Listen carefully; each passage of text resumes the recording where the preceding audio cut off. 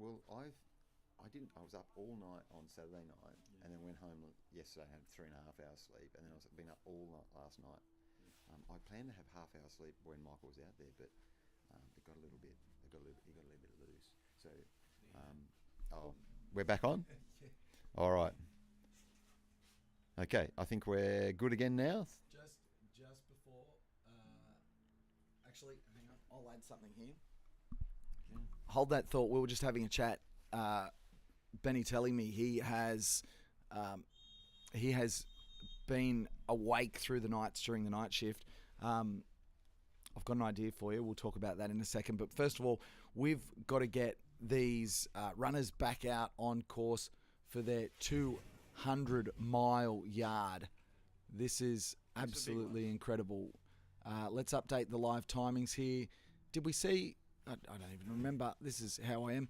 We did see Mitchie come in. He's... we'll check out how he's been looping throughout the night, but 7 minutes seems luxurious for Mitchie. Well, especially if he's getting naps out on course, which is something that he's absolutely famous for. We've got 1 minute and 20 seconds until we send 7 runners out on yard 48. If you're just joining us, there are 7 runners remaining. The last few to drop include female last woman standing, Sariel Kramer. Hopefully we'll get a chance to chat to her as the 1 minute whistle goes and the music builds once here again at St Ives Showground. I get goosebumps every time. So do I. I've got goosebumps right now. This is a big yard. Lap 48, 200 miles, as you said. That's a major milestone. We're about to go into our 3rd day after this loop, and look at these 7 machines lining up, ready to go again. All right, so this is where I stand up all the time, so you can jump up with me so that people don't cop PK crotch cam. I know it's a weird angle, you get to look up my nose, but it's better than looking at my crotch, as most of you have done. Looking across at Timmy Kaprizak. I've been fortunate enough, even over the last few days, to have some chats with Tim before the race, have some chats with his son Ollie. He's got his wife and his daughter here as well. As these 7 make their way to the start line, including Mitchie, and they are away. The crowd cheer. 200 miles. If they make it back at the end of this yard, which they will, 200 miles. 7 of them remain. We have at the front of the pack there, Tim Kaprizak. Then we have Jack Henley. Behind him, Daryl Tollett, Ryan Crawford. You saw James Blanton, Barry Keem, and here in front of us, we've got Mitchie-san, Mitchie Mizuno. Let's go, Mitchie. Go. Yeah, the thumbs up to the box. And off he goes as we'll return to our seat and try and catch up on things as the sun streams in to the kitchen here, the commentary position. My name's PK. You're watching Sydney's Backyard Ultra for 2026. I'm joined by Sheiky Crew and all-round backyard legend, Backyard Benny Russell. And as we catch up on what happened while I had a little bit of a nap overnight, we were just saying as we were refreshing the stream, as it does happen. Thankfully, I don't think it sounds like it did that overnight. We're going to talk to Benny as we go, but I just want to bring everyone up to speed. If you're just getting out of bed, if you're just on the way to work, if you've just got us on in the background, it is a huge hello and welcome. When you get a chance, drop in the comments. We'll catch up on everything that's going on. Trail Snarls have given you a shout out, mate. Was there in the chat. Chris Stobbs, morning, buddy. We've got Deborah in there, Bagman, and a great question. Did Sari drop? Yep, Sariel, last yard, she completed 46, and on the 47th, she has called it a glorious, glorious day with an incredible performance as the last female standing here at Sydney's Backyard Ultra. Congratulations, Sariel Kramer. The last one to drop here, which leaves us with 7. And as emotional as that might be, that's the nature of the game. It's the last one standing. We also had the last Sheiky standing overnight as elder statesman, 53-year-old Michael Sheiky. 54. 54-year-old Michael Sheiky has taken down the juniors, put them back in their place. Oliver Sheiky with an incredible 41 yards. I mean, these are huge numbers. This is an incredible performance. And congratulations, Ben Russell, on supporting and crewing the Sheikys. You've spoken to them. How were you? How were they?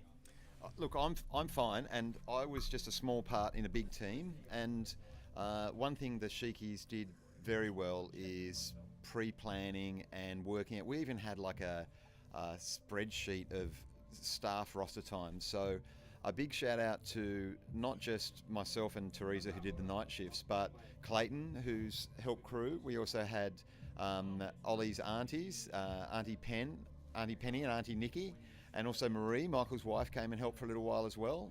We also had Liam there on the first night. He's a fourth year podiatrist, still studying, so it was excellent to have a podiatrist on crew. So yeah, it was a team effort. And when these guys and girls go multiple days, really, obviously it's ideal to have, a crew greater than one, because then the crew can go and get some sleep. By the way, as PK said a little while ago, I have had very little sleep, so I apologise if I'm rambling and not making much sense, but we've also got that sun in our eyes right now. Beautiful sunrise in Sydney today. It's probably, 15 degrees. Sun's coming up, and that will just absolutely be solar power to these remaining 7 runners, because, it is hard in those 3 a.m, 4 a.m, 5 a.m. hours when it is cold, it's dark, and the sun isn't anywhere near coming up. But, for this yard, their 200th mile yard, their 48th yard, this sun is just going to be an absolute blessing for the runners. It gives them, it plays in with the circadian rhythms, gives them a new lease on life, and a new day is here, a new accomplishment is here in the 200 miles, and it's going to be an awesome loop. So it's a good time to check in with PK and get his updates on the live feed from now on, basically. I forget what you asked me originally, PK. I was just prattling on. It answered it beautifully, because I have no clue what I said. Which is interesting, because when you said, you haven't had much sleep, you just might be rambling. That's what this is all about, because we're trying to bring the experience in, and mind you, that's all I've been doing for 2 days. But you ramble very well, PK. Actually, just before I forget, there's a few comments there about Bagman, and I actually thought maybe because he didn't go out with an initial pack of runners then. Now the rule is, when the whistle goes at the start of the yard, you have to cross the start line. As soon as the whistle goes, you have to start making your way across the start line. However, as soon as you get across the start line, you can then sit on the ground and type your shoelaces or go through your backpack and work out what's going on. And that's what Mishi did there. He just went through his little bag, whatever's in his bag, and just got himself sorted for a minute or so there, or 30 seconds there, before he went out on his yard. So that's quite common, because maybe they didn't feel they got everything organised, while they were in the chair between yards. So they go, well, instead of starting my run, I'm just going to cross the start line, and then I'm just going to spend a few seconds or a few minutes getting stuff organised. Now, one thing you didn't see, PK, but about 3 hours ago, Michael got back with only about a minute to spare. By the time we got a bit of nutrition into him and got him up back into the corral, there was no time for him to sleep. He literally walked 10 metres across the the start line, and lay down on the grass and had a 2-minute sleep, because he felt that he needed a bit of a sleep before he could tackle that yard. So that's what he did. I'm not sure if it was a smart move lying on the cold grass at that time, but that's what he felt like he needed to do. So he did it, and that's within the rules. It's so hard to describe how challenging this is. We saw that on day 1. We saw that on day 2. And now we're going to see it into day 3. This is a real test of human endurance, of mental toughness, it is a combination of all that. If it was a video game, you'd have to adjust your player character levels for the different areas, right? You can't just be a 10 out of 10 in every area of this event. I mean, even Phil Gore would argue that there's areas of his backyard game that he could improve. Everyone's looking to get better. But describe for the casual viewer right now, you just said that Michael Sheikey went out on one of the yards and he walked out of the corral. Once you're on course, you can do what you want as long as you don't take assistance from crew. You can't throw a blanket on him. You can't sing him a lullaby. What was it like watching as Michael Sheikey walked back out onto the course? And was it just in front of us here in front of the camera? It was right down under the, just literally a few metres after the start line. Actually, you're right, you can't give him anything once he's on the course. But what happened, he almost got disqualified because the medic thought that he collapsed. So the medic came running down beside the fencing there and tried to give him a drink. And we were saying, no, don't give him anything. Now, Michael didn't take it from him, so there was no rules broken. But that would have been a disaster because he would have missed out on a couple of loops. So, you've really got to know. And don't forget that these runners are sleep deprived, right? They've been going for 46 or 45 hours, whatever it was at that stage. So their brains are a bit fuzzy. So if a medic starts handing them and they take something, it's such an easy thing to do, but that can disqualify you from the event. And there's been lots of stories, at lots of events, even the big events like Big's Backyard, where a crew or a runner has made us just a bit of a brain snap for a second, and that brain snap has cost them, the race, cost them their race. So it is something, and I would imagine it would get harder the more hours that you're awake, or the more sleep deprived you get. That harder it is to make rational decisions. And that's something that we did see with Michael, and I'm sure he won't mind me saying this, that the last few hours he didn't get much sleep. And he was, his brain went to mush a little bit. He was saying some funny things, he was doing some funny things, and we tried our absolute best to bring him through to this yard, because this would have been his PB equaling yard, and also, but more importantly, bring him to the sunrise and this beautiful heat that we're getting from the sun, and I think that just would have kicked him on for a lot longer. We couldn't do it, but we absolutely tried our best. So back to you, PK. Something you all should be extremely proud of. These numbers are extraordinary. 41 yards for the junior Oliver Sheikey. 40. What did we end up with officially? 45 yards. 45 for Michael. For Michael. And I think 41 for. And 41 for Oliver Sheikey.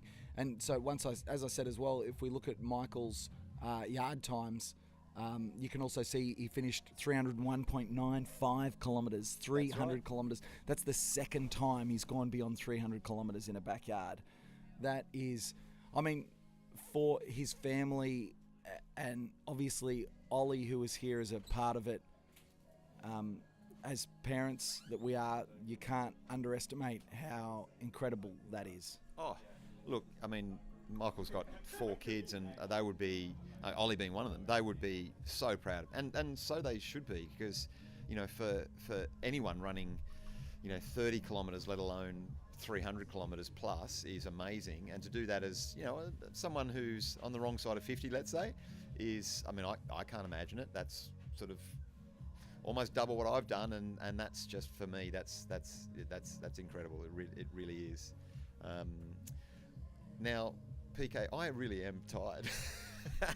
So I'm going to go and check on Michael Sheikey. He's going to have a hot shower, and then he's going to go and get in that big 4-poster bed he has in that gazebo. And hopefully he's going to get a few hours sleep, and then I am too, and then we're going to help him pack up his stuff and go back. So I might leave you with it, unless you want to read through some comments and have a bit of a chit-chat through some comments. Do you want to do that? I think you've deserved a rest. All right. But what I'll do is, before you leave the kitchen, I'll have a quick chat with you.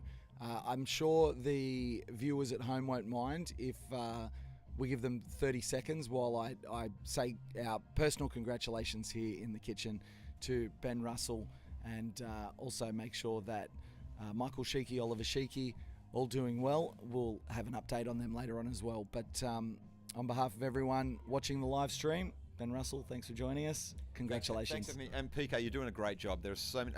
I went home yesterday. I was sleep deprived. I went home for a few hours sleep. What did I do? I parked myself in front of the live stream and started watching this bloke.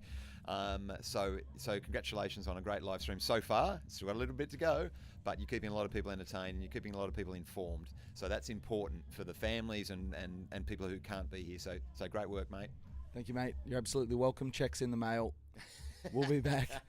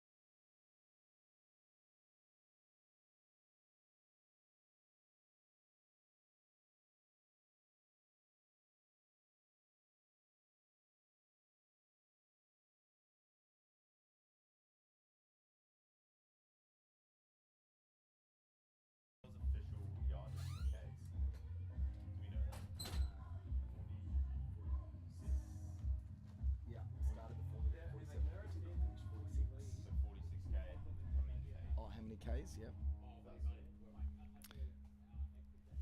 So we are just sitting inside the kitchen working out Sariel's final kilometres.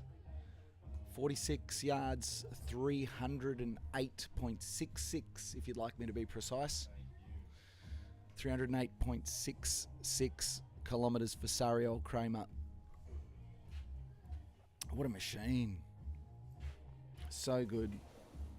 So many messages of support in her live timings. Oh, which I should do. I should, jump over to our live stream and I should put the pinned comment for the timing so you can see how we track the runners here. It's pretty easy. All I do is I don't have anything special. I've just got access to live timings the same as you have. And I think at some stage I might have to put my mic back on a stand. I've got so many things on the to-do list today. If you've been watching the live stream from Sydney's Backyard Ultra 2026, you'd know that I have a laundry list of things that I would like to get sorted. And I'm just ticking them off one by one. We are on the night course, so I might just pivot this camera around in front of me to see as the runners come around the halfway point on the night course. If you have been watching Sydney's Backyard Ultra, you would know now that there is a day course and a night course. The night course with a little less of the areas that cross different surfaces, a little bit easier. We're going to find out what the runners think of it later on. It's basically the first part of the day course looped back on itself, and then you do that twice.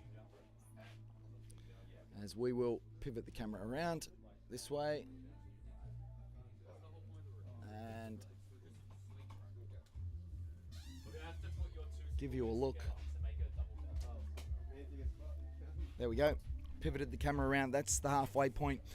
If you ran Sydney's Backyard Ultra and were part of this world record field, 645 starters, if you did that, you would remember the course. You come out of the corral towards the kitchen where the media team and commentary position was, and you turned right onto the outer ring of the showground. That is the turnaround point, which is located to our left, just from the commentary position, as I am looking at the boys cook just next to me here.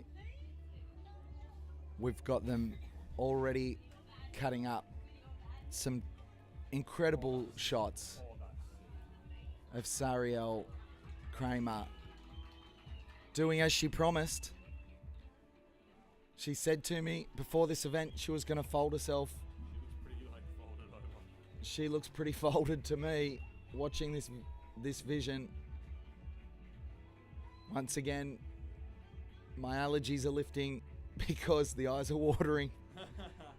You're going to get to see some of that footage on social media very, very soon. This is incredible water performance. Oh, the boys are turning this out. Where's this one going to go, boys? Instagram. This is going to go on Instagram. Yeah, who's cutting onions in the kitchen? It's dead right. That's a good one. Who's cutting onions in? There's a pile of onions out the back. They have been cut all weekend. Instagram PK. Instagram is where it's at. Facebook. And Facebook. Please go onto our Instagram and Facebook. Now, Not begging. we would love for everyone watching the live stream. So first of all, smash the like button here, jump in the comments, but also get onto the 180 Cadence and Sydney's Backyard Ultra, Instagram and Facebook. Get around it. Millions of views over the last couple of days. Millions of views. So we know there's so much interest from right around the world. I might even jump into some of that later on. I might see if I can show you some of that feed later on. Put it on PK's to-do list. Is anyone at home keeping a PK's to-do list? I apologise that I've got the hat on, but it's blocking out the sun from coming in the booth. My name is PK. I'm anchoring this broadcast of Sydney's Backyard Ultra for 2026. We're here at St Ives. It's Monday morning, just after 7 a.m. and 7 incredible runners have just headed out on yard number 48. And when they return, they will have run 200 miles. It is an incredible milestone, and we are oh so impressed. It's a wonderful performance. Make sure you jump into the comments, say hi. The 7 runners that remain include a lot of the big guns. As the field thins, I don't necessarily know that there's too many surprises there. Maybe Jack Handley increasing his new PB to 47. He's the surprise amongst these big titans. Tim Kaprizak, James Blanton, Ryan Crawford, Daryl Tollett, Barry Keem, and Michi San, Mizuno, Bagman. And we're going to get some stories from Bagman later. Apparently he's been micro-napping out on course. Michael Sheikey, who dropped just before Sariel, also had a nap on course. If you're wondering how they sleep, well, they do whatever they can. There's no rules against having a sleep on course. You've just got to make it back within the hour and then continue the loop. If you're not familiar with the backyard format, you run 6.71 kilometres on the hour, every hour, until you can no longer return in time or you do not meet the start of the hour. But as long as you move forward out of the corral, under that banner, and get on course, you can do whatever the heck you want as long as you have no assistance from your crew. Incredible stories. Overnight, let's kind of work backwards. Sariel Kramer started the 47th yard but did not finish. Michael Sheikey started the 46th yard but did not finish. Peter Kaldor, 64 years young, and we believe has set a new world age record for the over 60s. I don't know if that's been confirmed yet, but we're pretty confident. As I look to my left and you look in the camera, you can see a runner coming there towards us. That's Jack Handley. Let's go, Jack. Let's go, Jack. He's been flying. He is moving so well at this stage too. I think he might have just... Did he just duck off course? No, he's gone for a little walk there as well. But he's moving nicely. Yeah, his gait looks pretty good at this stage, as does this man, the human guinea pig, Timmy Kaprizak. Wow, he's moving well. Let's go, Tim. Yeah, there's the wave of the finger. The big smile across his face. Unmistakable. Tim Kaprizak. He has a PB in the 80s. He wants that to be over 100. That's what he's here to do. As you're viewing the live stream, maybe you're turning up to work on a Monday morning. Timmy Kaprizak has been in the office since 8 a.m. Saturday. How was your weekend? Hopefully good. These 7 Warriors have been running since 8 a.m. Saturday. Crazy. Questions in the live stream chat. Can you move your gazebo mid-race? Yes, absolutely you can. Crews can move their gazebos closer to the start-finish line as we watch Ryan Crawford and James Blanton come towards the halfway turnaround here. Ryan doing Ryan things. He looks good. A bit of shadow boxing. And Jimmy B, James Blanton. There's some shadow boxing out there with the boys. They love it. They're all together here. Here's Barry Keem. He's got a cape on by the looks of it. He's got the Mitchie clothesline wrapped around him. Daryl Tollett. Look at the big fella. Let's go, Daryl. He's having a chat with the people around here. They're still coherent enough to have conversations with people on the side. And I apologise if you're wondering why the heck are they putting a bloke in the commentary area whose voice is breaking. But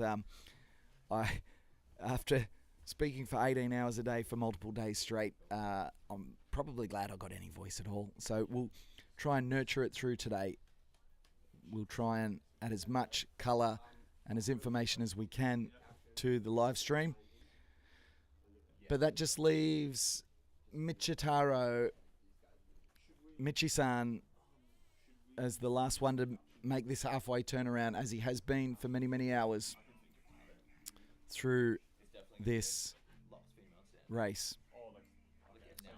As we look back at those comments, and yeah, to continue, the crew can move the gazebo wherever they want inside the area here. In fact, you'll even see crews moving chairs to the edge of the corral as the runners have less and less time to get out on course because they're cutting it fine when they get back. It's not uncommon, but definitely advantage to have your gazebo right by that starting corral. It's less distance you got to cover, and it doesn't really make a difference on yard 1, but it can make one heck of a difference when you add that up and you're running for 40, or in this case 48 yards. My first yawn of the day. Goodness me. Good morning. Welcome along to the live stream. Wow, we got so many comments. Make sure you get in those comments. Make sure you share this stream and you're on the socials. We want to see you there. We've just caught up on the fact that Sariel Kramer, last female standing, she did not return or did not finish in time on yard 47. So started 47. That was enough. 46 yards, a new PB for Sariel. Incredible, incredible performance. The comments still saying we need a reveal of what's in the bag, what's in Mitchie's bag. That is the game that we're playing. What is in Mitchie's bag? And I can tell you that we had a guest in here, Pia, whose family and friends were blowing up the comments on day 1. And Pia, who works with bears in Vietnam, that's not even a joke. She works with bears in Vietnam. She was out on course. She had a spill. She was running with the likes of Mitchie, She had a spill, went down. She looked like she'd wrestled a bear. Actually, did I say she had a spill? She went down. No, she was attacked by a drop bear out on course. Incredible scenes. Chipped her teeth. She broke it, but luckily she broke a fall with a face. And that's what you want to do if you have a spill. So you guys know that very new PB for Sariel. So 46. You know, if you have a spill out on course, we learnt from Pia the bear wrestler that you break the fall with your face. Yeah. It's very important. Don't use your hands. A friend's asked her, why aren't your hands damaged? She said, I don't know. But she was running with Michi-san, and she said, when he came in, I said, so the question is, what's in the bag? And she looks at me and she goes, I know what's in the bag, I can tell you. And I said, no, I don't want to know. So as it turns out, if you're out on course with Michi, he's happy to open the bag and show you what is in the bag. But I'm going to leave that for the runners. So if you want to know what's in Michi's bag, you're going to have to go and run a backyard with him. And he will be happy to share that. But right now, we are going to leave it a secret, and we are going to continue to speculate. As you can see in the shot here, that is Michi Mizuno from Japan, still doing his thing, still coming down towards that halfway turnaround. He's within time. Let's go, Michi-san. Yeah, you can see the head tilts back. The head tilts back. There's his little wave to the booth. It's hard. Michi's done 94 yards at one of these as he acknowledges the crowd. But that doesn't mean you're entitled to get back there. You've still got to work to get back there. Incredible. Oh my goodness, in the comments, Trail Snails are saying he showed what's in the bag earlier. Oh no. Bagman does not look fazed by anything. He doesn't, does he? Although that was the first sign just then of the tilting the head back, of realizing, what it takes in one of these events. And I can only speculate. It's superhuman. Beyond 300 kilometers, close to 200 miles. Incredible. I hope you're enjoying the stream at home, Sydney's Backyard Ultra. Thanks to 180 Cadence, where we set a world record, 645 runners took to a Backyard Ultra here at St Ives. And boy, oh boy, was it a tremendous atmosphere out here. They got through. They fought. Blood, sweat and tears, blisters, chafing. You name it. They had it. We got 108 to the mile yard and came home. Put their names on the sheet of milers. People that have run 100 miles in 24 hours. Wonderful stuff. But it's getting serious now. We're on yard 48. We've got 7 remaining. What else have we got here? Hello from the Netherlands. Good morning. Welcome from the Netherlands. Where are you watching from, everyone? Let us know. Can you please repin the timing link? Oh, did that not repin? Okay, let's repin the timing link. I can't see it there. That's a good question. Where is our timing link? You can always, if you lose it, you can always Google. I don't know. I'm sure I pinned that before. Am I losing my mind?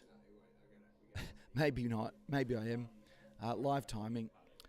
Let's put that link in. You can always just Google Sydney's Backyard Ultra, and you will be able to find the live timing link. Or maybe I didn't pin it last time. Let's have a look. There's the live timing. Let's pin that message. Beautiful. Message pinned. Wonderful. There's your live timing. Let's go back to the comments. Oh, yeah, I didn't pin it last time. That's why. I have been watching along. I did get some sleep last night, but we still got to make sure that I don't know. we're keeping you updated as best we can. Shout outs to Backyard Benny. We just had Ben Russell crew for the Sheikies in here earlier on, giving us a lowdown on what happened there.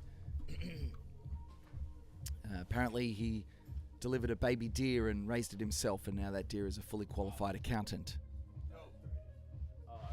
That's accurate. What else have we got? Backyard Ultra Jashi. Jashi, second. You realise as well there, Kyle, that you are in the middle of shot, holding on to a. So that was Kyle's belly cam. I hope you enjoyed Kyle's belly cam. What do we think about a live stream of the kitchen next? We also have, Backyard Ultra Jashi, so second ranked Australian with 100 yards under his belt. It's great to have you in the house, mate. Probably heading to work, I imagine. What else have we got here? Get the Sheikies on the live stream. I will try. We want to respect their recovery. So as soon as we get a chance, I will see if we can get them in here. Maybe if they have a bit of a nap first. Michael Sheikey has got a 4-post bed in his tent. I want to see if I can get my roving camera up again today and get that out so I can show you all that.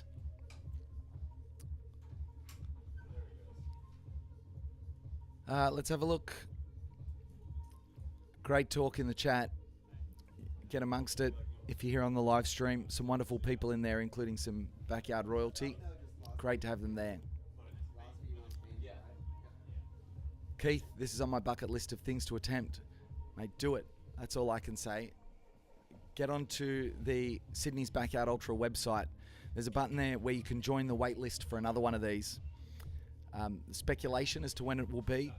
We can't announce anything official here today. Certainly I'm not allowed to announce anything at all here on the live stream.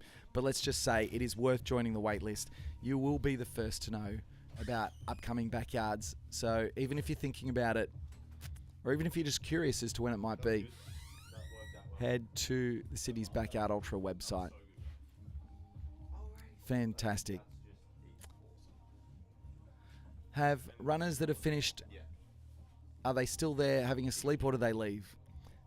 So here at Sydney's Backyard Ultra, if you finish, the officials immediately dismantle your marquee and put it into the car park, and you have to walk out into the car park and fend for yourself. No, that's not true.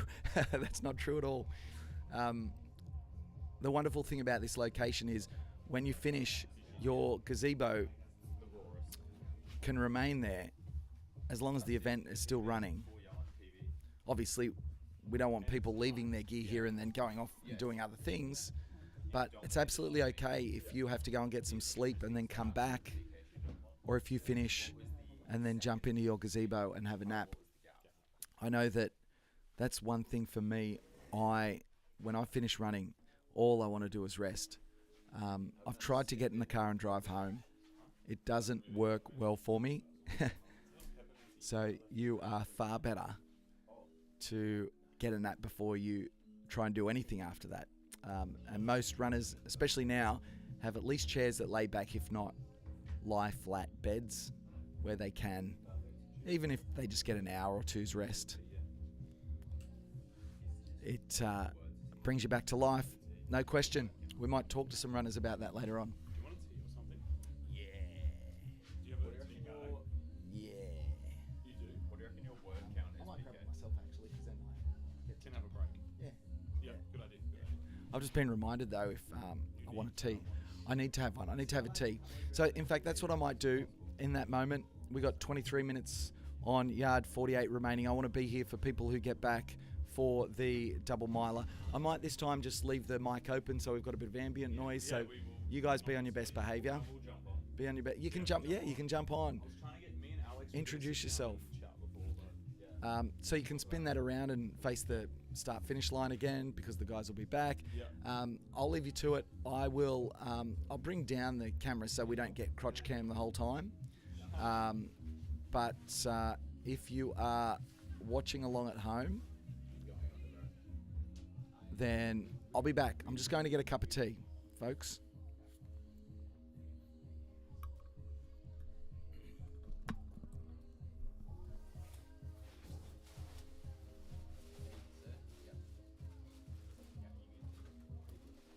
How are you, PK? Mate, I'm good. I'm really good. That sleep. He's. You have sleep. That 5 hours. Yeah, so did we. Did you? Yeah.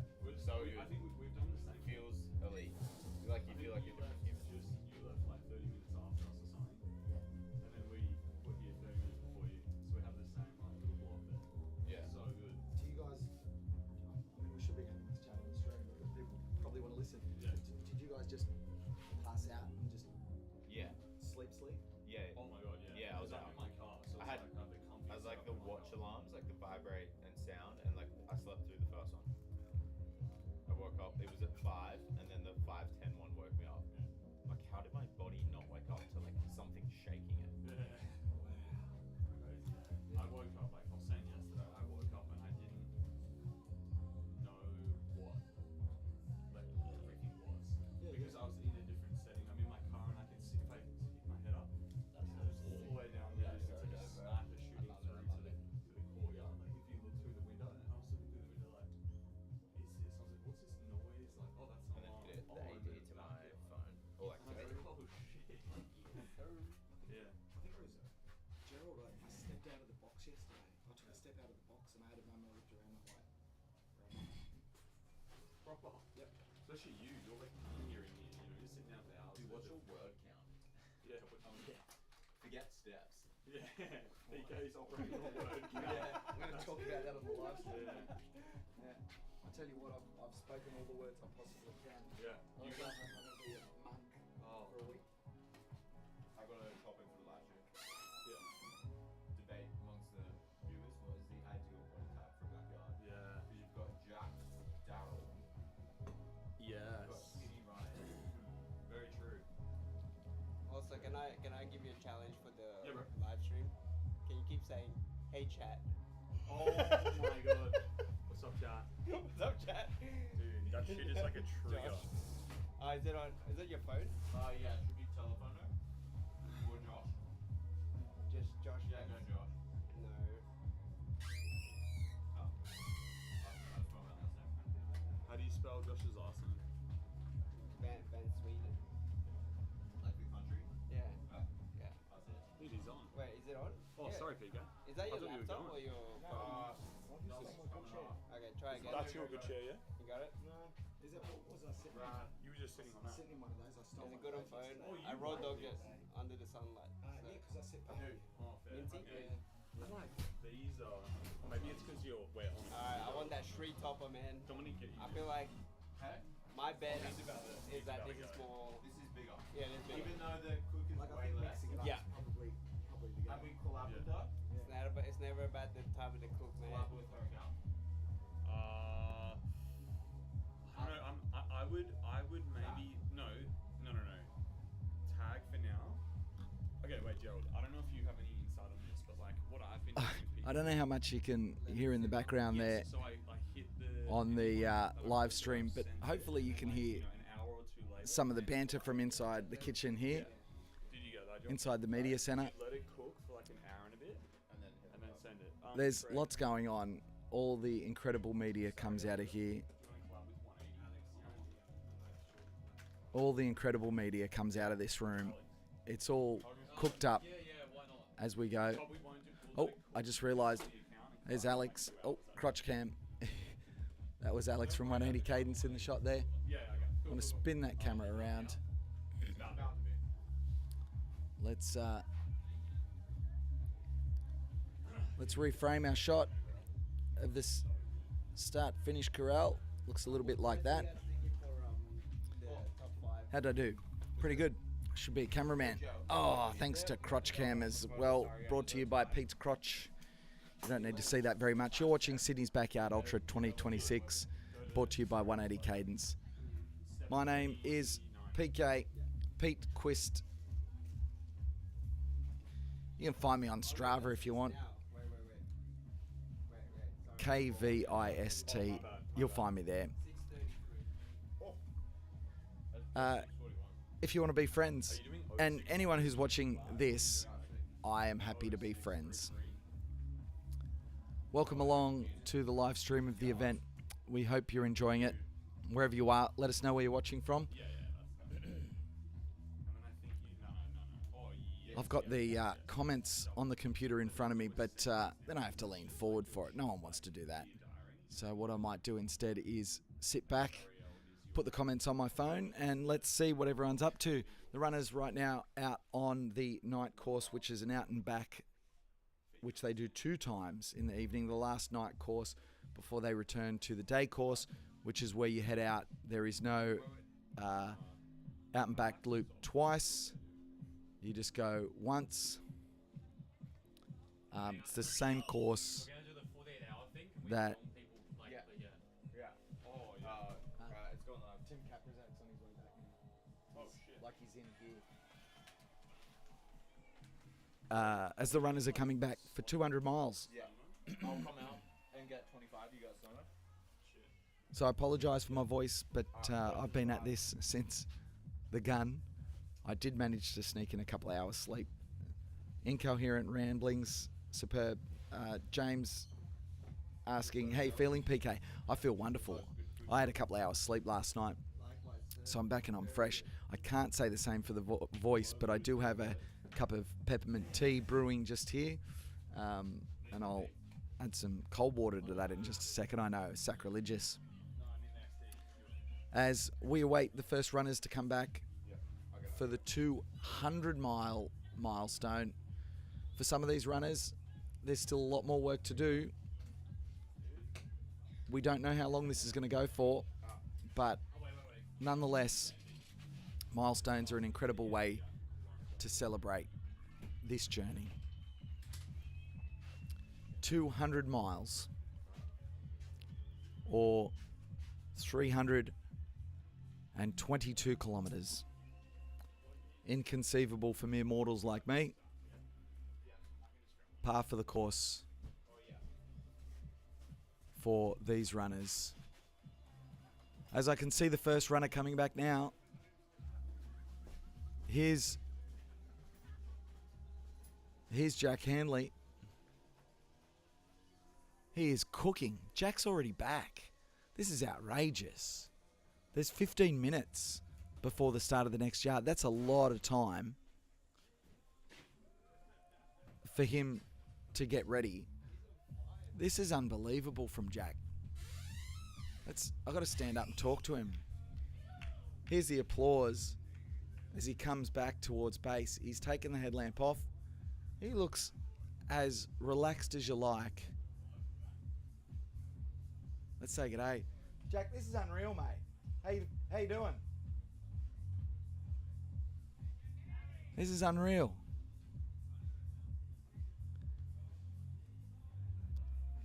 This is absolutely incredible. As Jack Handley comes back for 200 miles, he stretched his PB by a mile. He's just strolling in like he's been out for a Sunday walk. And there's still 14 minutes. Fist bump with his crew. Warm round of applause. And Jack Handley becomes our first runner to complete 200 miles.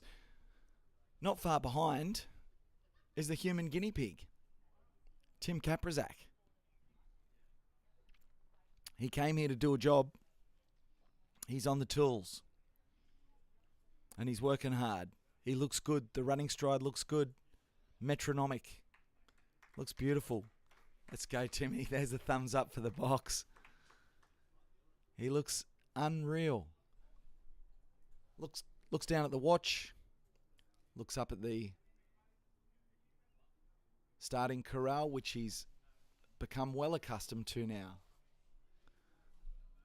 A warm reception as he comes into the corral. Thumbs up to those watching. A round of applause again. And his crew hand him the badge for his medal. And off he goes. I can hear across adjacent to me as well. There's some noise coming out of one of the tents. Sounds like Jack Hamley's crew's having a party. Here comes Ryan Crawford. 200 miles. He's doing his business. He's going to go for a quick comfort stop. Here's Jimmy B. Sun comes up. Jimmy B, like the bloke looks the same after yard 3 as he does after yard 48. He moves the same, he looks the same. It's all business. What a wonderful guy. We had the pleasure of chatting with his fiancée Kitty yesterday. We're going to try and drag her back into the kitchen later on. Another warm round of applause as he comes over the line. He's handed his medallion, hugs Kitty. Beautiful scenes. As Ryan comes back. Well done, Barry. As Barry Keane comes back. Now, just an observation there, but once you get in front of the kitchen here, there's a little mound. And I saw Barry have one of those moments. Warm round of applause where you kind of start a step. He puts his hands in the air though. Start a step after 200 miles. If that's the least I can give you, I'm trying to give you something because people keep saying how are they feeling. As the mood lifts, you can see the crowd getting into it. Those morning sun rays provide that little bit of extra. It's like plugging into a PowerPoint for these runners. You come back, your body realizes it's daytime, it's time to eat again. Or if you're Ryan Crawford, you are accustomed to the change of day and the change of night, and you just get the business done. I can see we've got 2 runners to come back. Daryl Tollett, Michi Mizuno. I can see Michi, Bagman, just behind our kitchen, the commentary position here. And if you've been out running the course, that's about 800 metres from getting back, and there's still 10 minutes, so there's still lots and lots of time for Bagman to get around. Daryl, I'm assuming, is somewhere in the middle. He has been seen at split 3, about 6 minutes ahead of Michi, so I'm assuming he will come in. No, here he is, coming in now. Daryl Tollett trundling down towards the start-finish corral. He's in view of us here. He'll come into view of the camera in just a moment. A huge performance, 200 miles. He is closing in on a PB. There's the fist bump. Gave me a little signal. Let's watch him. He runs up that little mound. He runs all the way back. You can see he's deep, but as the crowd applaud, he's not done. There's the little swing of the hand. Thank you very much. 200 miles. The crew come over with his tray. He pops his items into the tray that he's just come back with. Walks back to his marquee. Back to his gazebo. As the music plays here at St Ives Showground for Sydney's Backyard Ultra, 6 runners are already safe and sound back in their gazebos as Michi Mizuno makes his way onto the showground. We can see him here from the commentary position. He's got probably about 700 metres to make it back.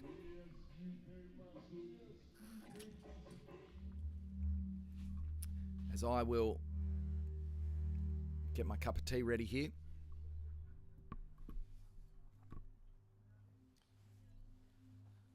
Great to have you along for the ride. Sorry for forward cam while I get my cup of tea ready. But we've got to get that sorted.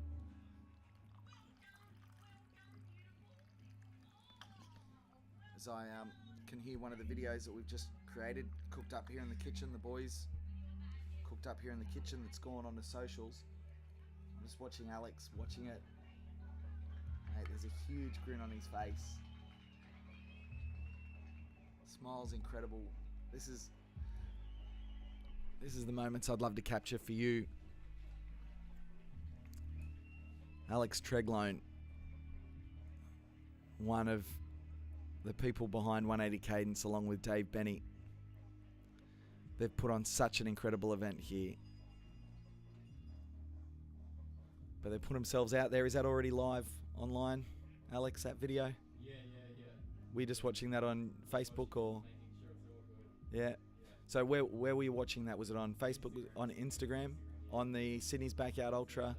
Sydney's Backyard Ultra on Instagram, the Sariel Kramer video, last female standing. If you haven't seen it, jump on, have a look. In fact, I've got to figure out a way, and I will in a little while. I might get one of the other guys to talk you through what's happening, and I might set up. Hopefully, today is the day that I set up a few little features here that you can watch. As I've just got to fix my tea bag. Important things. My name's PK. Welcome to Sydney's Backyard Ultra live stream. Hope you're enjoying it. Seems like we've had some pretty decent feedback, but it's kind of funny. It sounds like I'm not going to go as far as saying you miss me, but it sounds like overnight there's a lot of you that were tuning in and you missed having a bit of colour, a bit of commentary. I was getting my beauty sleep. As the music lifts, we've got 5 minutes 45 seconds before the runners go out on yard number 49. 6 already back in the gazebos. 1 to go, which is Mitchy Bagman, but I can tell you he will make it home safely, barring something extremely dramatic.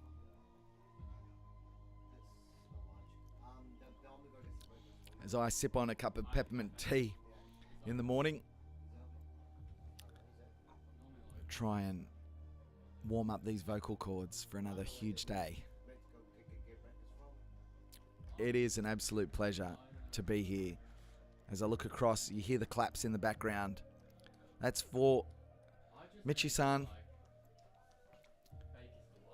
He's probably about 100 meters away, and all I heard out of the corner of my ear was cheese and bacon rolls. Mitchy Bagman on his way back. This is a wonderful performance.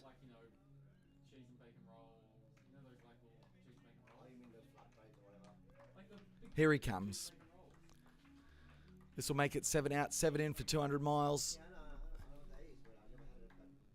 As we pump the fist in the air for Mitchy. There he goes. He comes around. Still running. I think I saw in the comment, someone said nothing phases him. Nothing phases him. Mitchy Bagman.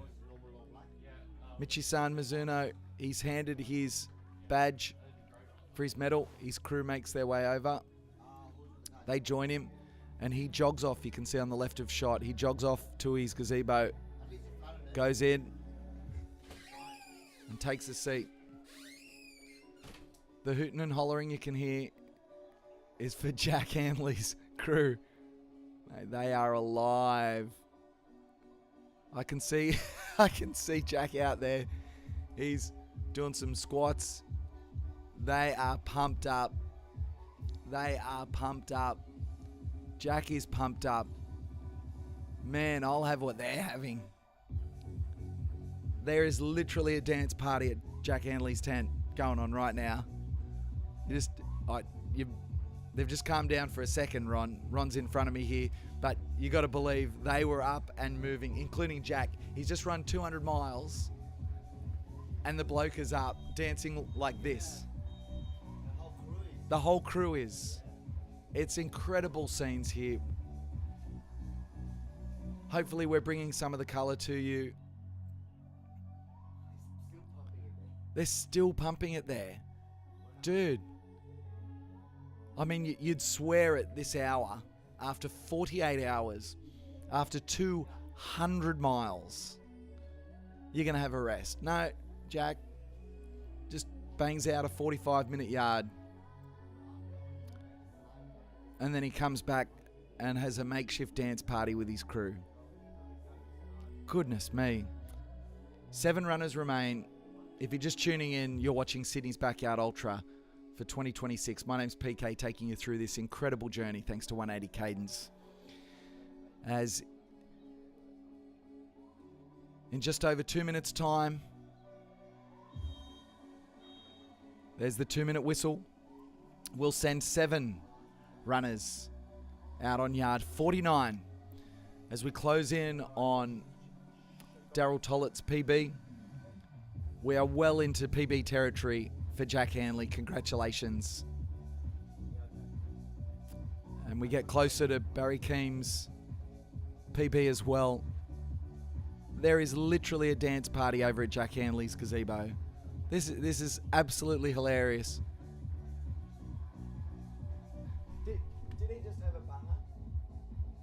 Is he having a dart? There's no way. There's no way. I'm not entirely sure what I just saw. With 1 minute to go. There's no way. Wow, that's loud. That's the 1 minute whistle. Can I say that? I've dead set just seen Jack Hanley have a puff on a durry. His crew's got a bunger and he's just grabbed it and he's had a puff on the smoke. I mean, this is unbelievable. That's crazy.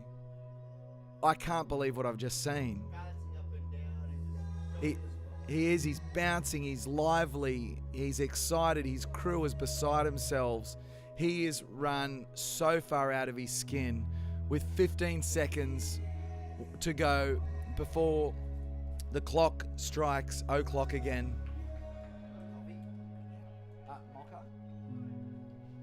As Ron takes my coffee order, I can't actually stand because we've got the lip down for the sun. So I'll sit here and cheer from inside the box. Yeah, let's go. Jack leads them out. Daryl Tollett, Barry Keem, Tim Kaprizak, Ryan Crawford, James Blanton, and just behind Kyle, it's okay. Michi Mizuno is not out. He's moved forward out of the corral and he's taken a seat. He's doing his sock change there, which you absolutely can do. He's moved forward out of the corral. You just can't get crew support. As I can see, Ezra Dingo there. Mitchie stands up. He's done his sock change, taken him under a minute. Signals to the crowd. Acknowledges this warm reception. And he turns right and heads out on another 6.71 kilometer loop. Wow. The intrigue lifts at Sydney's Backyard Ultra for 2026. My name's PK. Welcome to the kitchen or the commentary area where we are cooking. I don't know what we're cooking. We're cooking up some incredible content. If you are on the socials, go and check out Sydney's Backyard Ultra, 180 Cadence on Instagram, Facebook. When I left last night, Alex, we're over 2 million views. Do you know where we're up to now? Tell me in a day. We're going to find. We're a day behind. So we're going to find out, and I'll keep you updated watching at home with some of these metrics. Absolutely incredible footage, incredible scenes. We hope you're enjoying the ride here, just as I am. And it is confirmed that Jack Hanley was having a smoke. I mean, it's like the 1980s cricket athletes or something like that. I can't believe that. Can't believe that. Let's go into the comments. Say hello.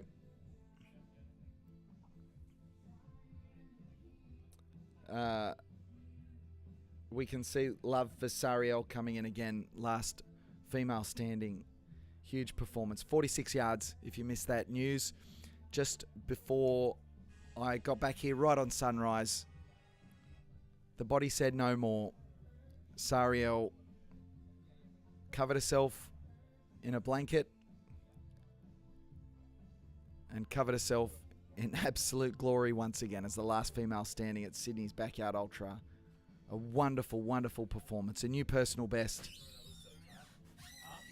It was incredible to watch. Well done. Mitchie just making it out into the corral for that yard. He's done well. The boys here are talking about how tight that was. He only made the corral with 2 seconds to spare. Well, 2 seconds, 2 minutes. Got 1 foot done, not the other foot. And he only got 1 foot on, 1 shoe on, 1 sock on. 1 foot dressed by the medic. So he had 1 foot dressed by, is it, who's the medic up there at the moment? Is it Medical Mel? It is Medical Mel. So she managed in his turnaround time to dress one of his feet, looking to do the next foot at the end of this yard. That's incredible. So what we have is a Backyard Ultra where you run 6.71 kilometres every hour on the hour.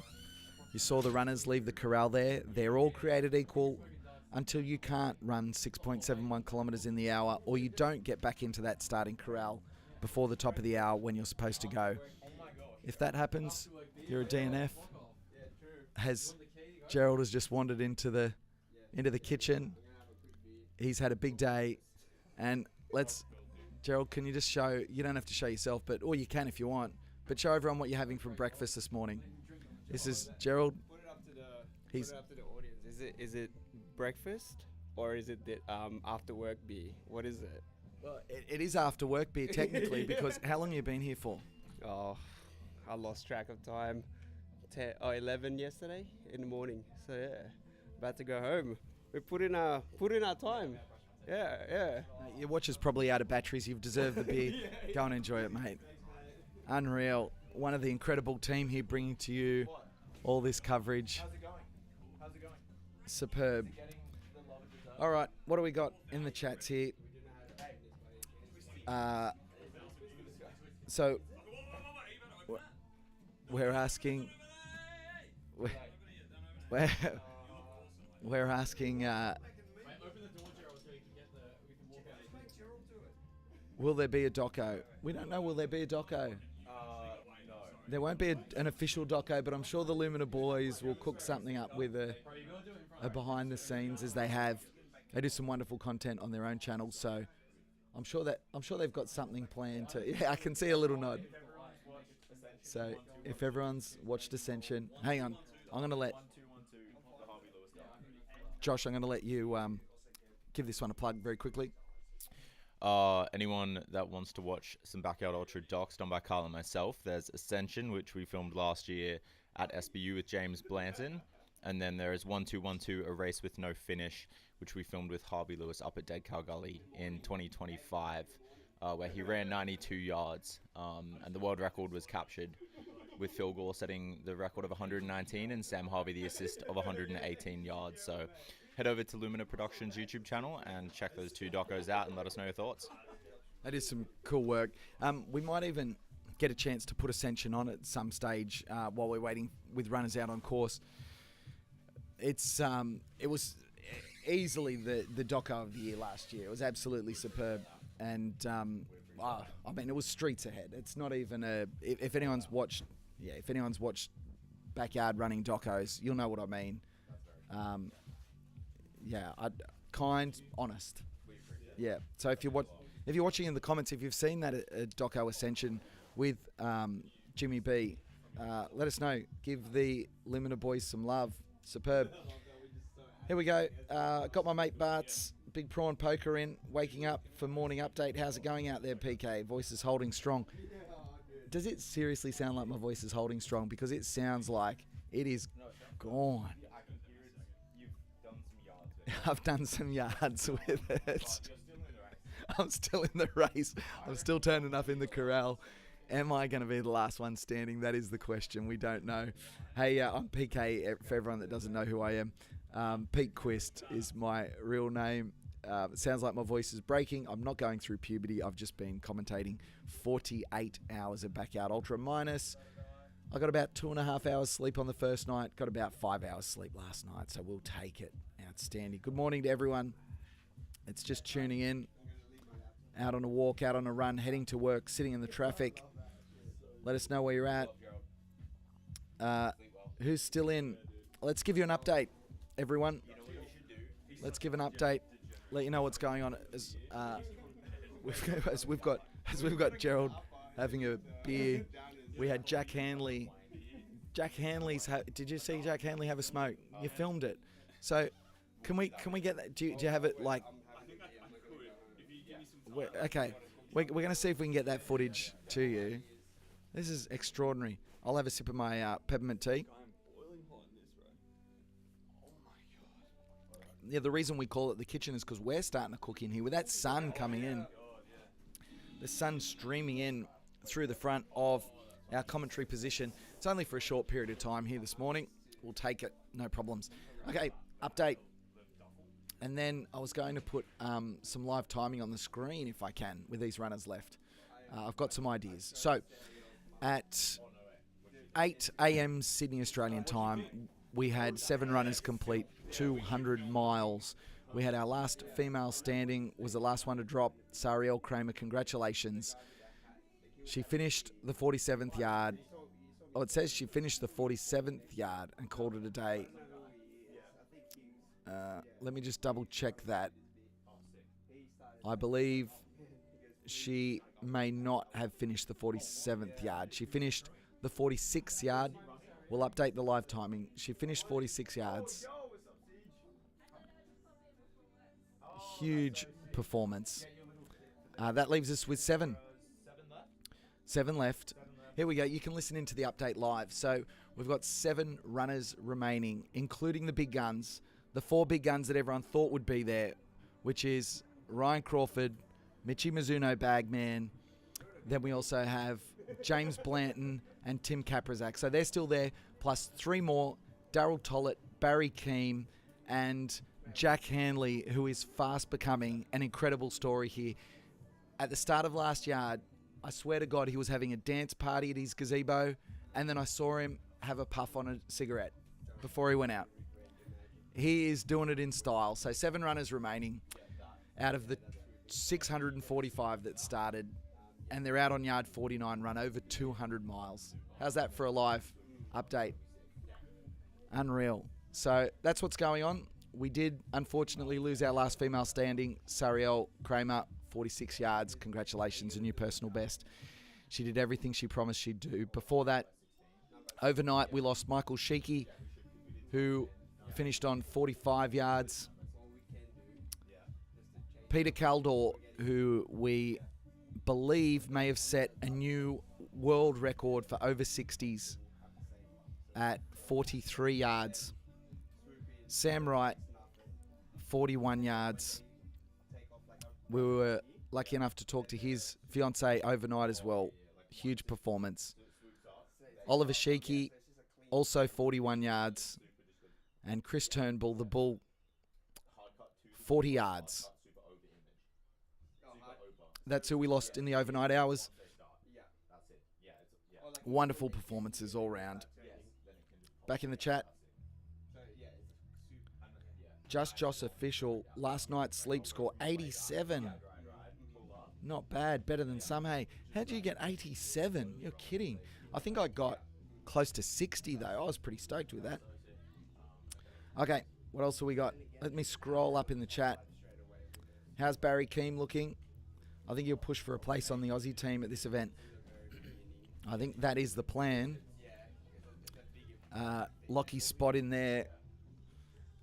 I did mention, you know, it's very hard to see chinks in the armour. It's so hard. to see what's going on with the runners.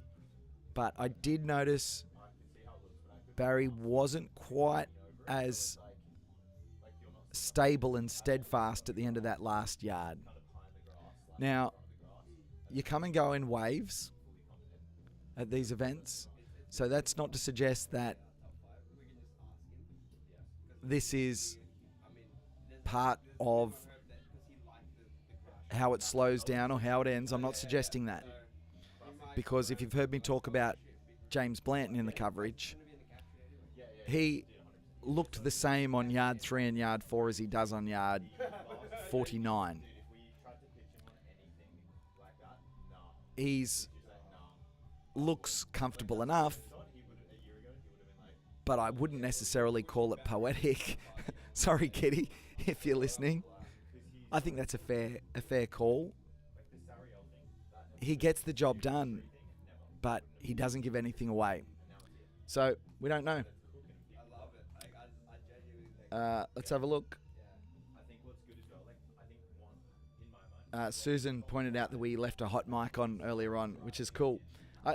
And you know what? I said to the team here in the kitchen, we're gonna leave a hot mic open. I might try and drag a guest in. I am gonna drag a guest in. Oh, this is superb.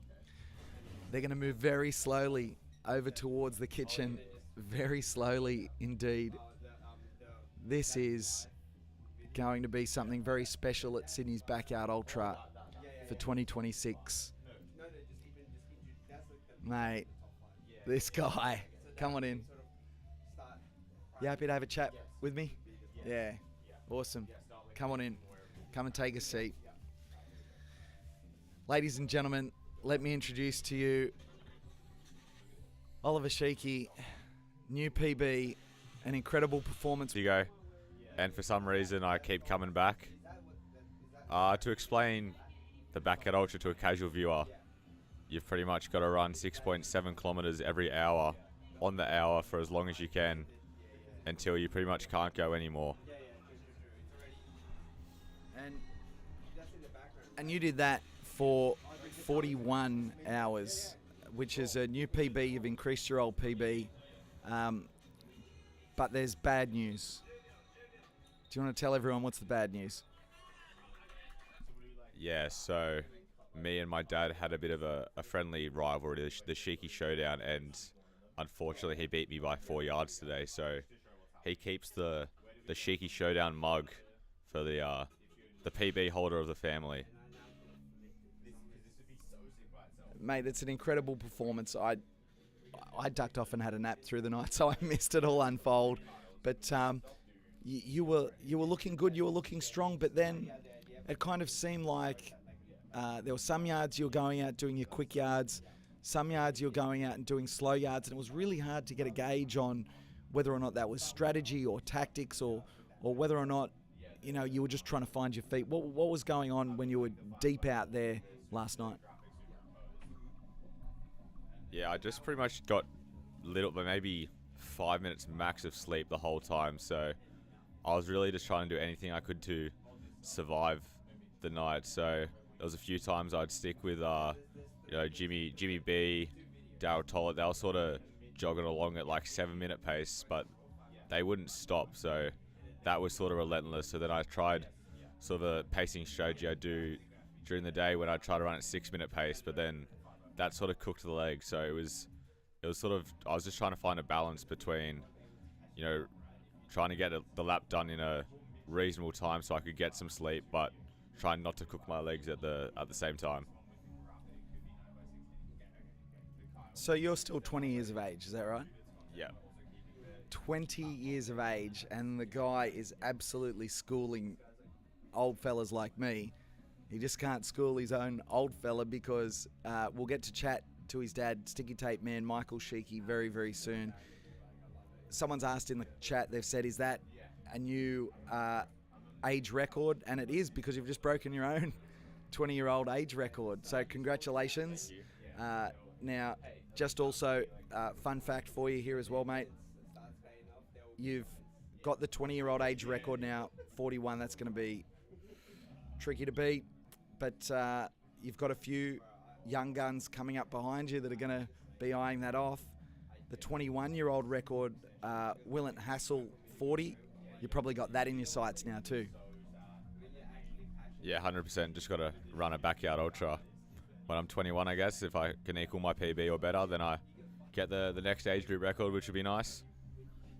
What are the chances, you reckon, of getting this bloke in with us as well? Do you want to come in and join us? We've got enough room. This is superb. This is absolutely superb. And I've got to do a little bit of setting up here. it's a big step up into the kitchen, as we call it. Let's move all these chairs back a little bit so we can fit everyone into shot. Or we just got to leave enough room behind so that the boys can walk behind us if they have to. There we go. We might just come forward just a fraz there. Sorry about crutch cam. See, this is what you're missing out on the broadcast. PK crutch cam. Well, Gerald's got his beer in the background as I tilt this around. You don't need to see me. Joining us as well, ladies and gentlemen, this is what the winners look like in the Sheeky household. This is Michael Sheeky. Hang on, let me pivot the camera around a little bit more. We've got to get you in shot there, mate. First of all, congratulations. That is an incredible run. You get to hold this yourself, by the way. Do I? Thank you very much, PK. I don't really know what to say at the moment. It's just all still very much a blur. But yeah, absolutely epic event. Hey. So I've got to start off by asking you, I heard that when I went off for a nap last night, you also decided that that was a good time to go and have a nap. And you had a nap here, just in front of the corral. Did you know about this? Well, the background was that I spent a number of yards running fairly close to Mitchie, and on at least 5 or 6 occasions, literally, I found him asleep on course. So Mitchie would just find strange places to sleep, and I'd be just jogging along, minding my own business, and I'd just find Mitchie laying there. And so I thought, that's a fantastic idea. If you don't get enough time to actually, have a sleep in between yards, just have one on course. But anyway, it was frowned upon. Apparently the grass was a bit cold. The medic got involved, almost handed me something, apparently. So yeah, I was only down there for about 60 seconds and got moved on. So yeah, just didn't find a good place to have a mid-yard kip. So Mitchie Bagman's still out there. He's known for having a little nap on course. So did you see him out having a sleep as well? So Ollie did as well. Did he have like favourite spots that he'd like curl up and have a nap? Did it look comfortable? Was he just kind of in the middle of the trail? What was he doing? The second last lap I did, I was behind him for quite a while, and just along the straight, past the corral, he would just like stand still for like 10 seconds and just like fall asleep, and then just wake up and sprint off for like another 100 meters or so, and just like I saw him repeat it like 3 times in maybe a minute and a half. It was just crazy. This is unbelievable for like us mere mortals watching along at home. So we're now into our 49th hour. 7 runners remain. So Michael, aka Sticky Tape Man, started the 46, didn't finish in time. So 45 is the official. That's the second time you've been over 300 kilometres. Can you describe, and you've only just finished a few hours ago. Yeah. First of all, describe how's the brain mush at the moment, and what's it like to run 300 kilometres over 2 days? Oh, I think PK's spot on there. It's just a lot of brain mush at the moment. So I think it's just going to take me a while to get it all clarified. It's very satisfying to do it twice. I think the difference this time was the body was actually not too bad. Just very, very sleep deprived. Got very mentally mushy, and it's just hard to describe. I think it's going to take a few days to sort of sink in and just be able to articulate what it's like and go through it. But it just gets away from you. The first X amount of yards, you're sort of thinking about them, and then stuff starts to get a bit blurry and merge into one, and you eventually tough it out for long enough that you end up finding out that you've just done a really big number. So I didn't even realise that that I got across the 300k mark. So yeah, so that's good. Good to hear. Raise the bat 3 times. Unbelievable, Ollie. I talked to your old man before the race, and we talked about this in commentary overnight. And I saw there was a yard, must have been in the mid to late 30s, where you two guys were running together. Now, we didn't see a huge amount of it, certainly from here. You don't see a lot of what's going out on course. And someone made the comment, they said, oh, they're running together. Are they, is that a bad thing? I said, no, that's a good thing. That's their superpower. Like, that's the advantage that you have, because Backyard Ultra is an individual sport. The only time you get to enjoy it as a team is at the Satellite World Championships. This is not the Satellite World Championships. This is a Sydney's Backyard Ultra, an individual event. And when I saw you two guys out there, you had the opportunity to lift each other up. Is that the idea, or was it you were starting to go into damage control? What was happening? I think definitely like that towards the last few hours I was running, I was sort of just trying to preserve myself the best I could, and so is Schmeichel. So, but at the same time, like, we're definitely both just trying to push each other as far as we can. Like, that's obviously the goal. The goal of the sport is to sort of find your limit. So if you could help someone else do that, then you'd definitely be happy to, which we both were. Yeah, plenty of love in the comments. Keep it coming. If you got any questions for these guys as well, just drop it in the comments right now. I'm going to go through some statistics in just a second. So one thing I noticed, Michael, if you're wondering why I call him Sticky Tape Man, and you've heard me refer to him as both in the coverage, and you haven't heard the story, I met Sticky Tape Man at the September edition of Sydney's Backyard Ultra last year, and at check-in, I was meeting all the different athletes come up, and I tell the story that it was hilarious. Some people are literally coming up there, they're effectively like crawling up the stairs on crutches, and they're collecting bibs and going, oh yeah, I'm hoping to run like 300 yards, and I'm just going, you deserve a nap and a mid-strength beer. And this bloke rocks up, and he had, not only did he have kinetic tape all over his knee, but I was like, is that sticky tape hanging? Like, it was literally held together. It looked like a hack job. And I said, how long are you looking to run? And, I can't remember the specific answer, but it was a number way bigger than I thought. And I literally looked at this bloke, looked down at his knee, I looked at him.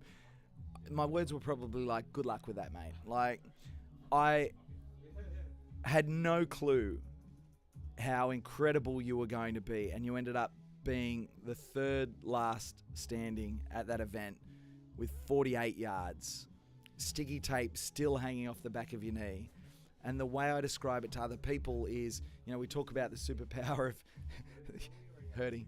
We talk about the superpower of you guys running together at night, but putting that sticky tape on the knee was almost like a superpower for you. It gave you the cape, and it gave you the eye mask, and off you went. I'm Sticky Tape Man, and I've talked to people about it. Watch this bloke run. It's just beyond belief. It's mind-boggling. I love asking long-winded questions that aren't even questions. For people watching though, can you let them know, first of all, how old are you, and also can you explain what happened with Sticky Tape Man, and why wasn't Sticky Tape Man here this time? There was no tape on the knee at all. That was a long question. So I'm 54. When I had the sticky tape on, I was a youthful 53. What was the rest of the question? Where's the sticky tape? Oh, where is it? I think, last September, it was really just a load issue. I got into running and sort of did put too much volume through it early, so the sticky tape was vital to actually hold me together.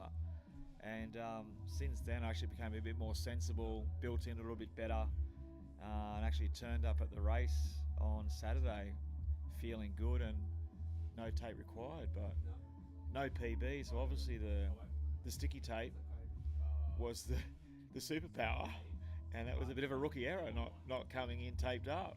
Had nothing. Bit of Fix-A-Mole on the feet. That was about all. I'm still blown away by what you blokes have done. It's tremendous, and comments are coming in, which is pretty cool. There's lots of love for you guys here. I love this comment though. Sheik's senior living every dad's dream of destroying their son in a physical challenge. both did so well. Congratulations on the new PB, Ollie. I'll come back to you, Ollie, in a second. I'll add one comment to that as well. Okay, let's add a comment here. Yeah, so for some random reason, when Ollie was first born, I was 33, and he's my eldest. And within a day of him coming out, I said to my missus, I just want to have this kid covered in every single sport until I'm 50. And I think by the time he was about 14, maybe 12, 13, 14, he was just better at me than almost every sport. I can't think what I was better than him at. So took an extra few years before I had him covered at something. So just trying to hang on to the childish dream. It's very satisfying. I tell you what else is satisfying, and I'm not going to make you move for it because I can see every movement that you make. It's a challenge, but I'm going to hold this up for everyone to see at home. This cup, it's got the Backyard Ultra Run Club logo on that side, but on the other side, let's have a look at this. We've got Family PB Holder, and it's got Ollie and Michael on there. Unfortunately, Ollie, there's only one person that can drink from this cup, and it goes over there. He's looking awkward. It's all right, because I'm not a coffee drinker anyway, so I don't know what I'd use it for. But, you know, we got another race in 7 weeks. Got Coffs Harbour, so I guess the attention draws to that to try to get another one over him. I thought you were going to ask, actually, I'm super surprised that Ollie didn't turn to me and just say, so how many Backyard Ultras have you won? And how much prize money have I won? Yeah, that is true. Obviously, yeah, he hasn't won a Backyard Ultra, that's all right. But, yeah, he likes to come third place, but that's all good. It's assist. Assist the assist. Can't finish the job. But, Choked. you know, obviously we've got Coffs Harbour Backyard in 7 weeks, so I guess he could have another chance there. Defending champion, that's true. Oliver Sheikey, winner last year. We actually had the Coffs Backyard people in the chat. We've got so much chat, I don't even know where it is. You'll have to go through it. And Jashi won the year before. That is royalty up there. So you'll have to scroll back through the comments and see some of this. But the Coffs Backyard people said we'll see you in 7 weeks for the next Cheeky Showdown. So it's on again. Questions coming in from the comments. Maddie's saying, can't wait to meet you lads in Coffs. Need to remake that cup out of granite. Here's another question.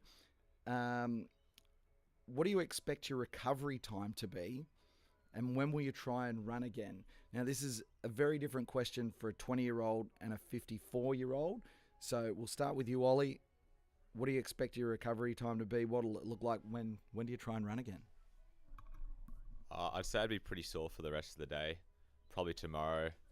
Be pretty sore, and then I reckon on Wednesday I'll probably get out again and do like a 6-minute a K shuffle, and then probably Thursday I'll probably be back to training. So I guess that's the beauty of being nice and young, and you know, I think this is the 4th time I've done over 200 Ks, so sort of every time I feel like I just recover a bit better, whereas the first time it was horrific. Like I couldn't run for a week, and had a cricket grand final the next week. So it was, yeah, that was terrible. For anybody that knows me, particularly close friends and family, I have officially retired. I retire after every Backyard Ultra. So I don't want to disappoint Coffs Harbour, but I have retired. I've had more comebacks than John Farnham though, so there is a chance. There's a chance I'll be up there. If I'm not running, I'll definitely be crewing the defending champ. So we'll see. We'll see if he gets a chance to win back the mug. All right, the next question that's come in. How many kilometres do you run throughout a week? I guess it varies for what I'm training for. Like, for this event, I sort of had a bit of a... I had a 100k race 7 weeks ago, so it was a real quick build-up. So I think the last 3 big weeks that I did leading up to this were like 160k, then 180, and then 210, which is the biggest I've ever done. And I was pretty cooked after that, to be fair. But I reckon if I'm just training normally, I'm trying to sort of hit around that 140k a week mark. Ollie's probably the best person to answer the question for me because he's been the run coach. I will say his motto at home has been overtrain until it's not overtraining anymore. I'm not sure that's actually, a good way to be. Now he might jump in and correct me here, but I think what did I peak at? Just briefly for 1 or 2 weeks. I might have edged up to 150. But no, my general training probably had a good block where I ended up doing a bunch of weeks between sort of 100 and 120k, and that was just absolutely plenty for me. The big thing I learned about the Backyard Ultra is you don't want to compare yourself to other people, particularly when you got Ollie at home who runs faster, further, recovers faster. But then you got the mental side of things and other aspects as well. So as we'll see in this event, it's not about who trains the most as to who's going to do the best. You do need plenty of Ks under the belt, but it's not just the Ks, it's the speed, it's the maybe the hills you're doing, the variety. There's a whole. It's not just about the Ks you're doing each week, but yeah, need to be out there a fair bit. So, yes or no question, did you know that we were doing the live stream, that it was cranking in here the whole time while you were running? Were you aware of it? They're shaking their head saying no. It's funny. Hang on. I was particularly unaware about the live stream when I reached my first milestone, which I think's been covered earlier. And anyway, so I was obviously unaware with some of the comments I was making. You're going to have to find that in the recording, mate. I can't comment on that. Hey, shout out my wonderful 10-year-old daughter, TK. She's watching and she said, tell the Sheikies hi from TK. So that's very cute. Next question, how's the toes and feet? To be fair, like I've got quite lucky with my toes and feet. Like I don't really get any blisters or anything like that. It's more just like general, I guess, standing on your feet for like 40 hours that it starts to hurt. But I don't think I have like a single blister or anything.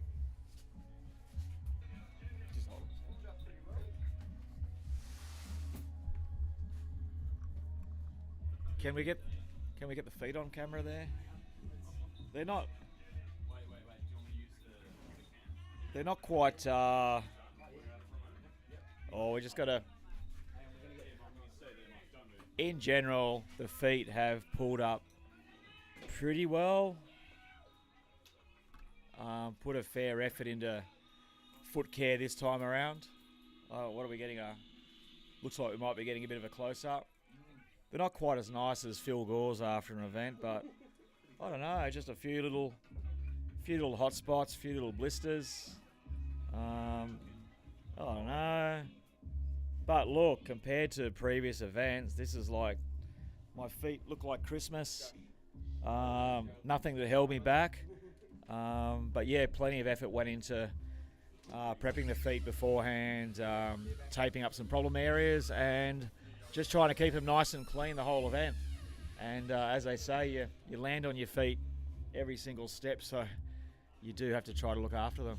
But all my nails are beautiful, no issues, so pretty happy.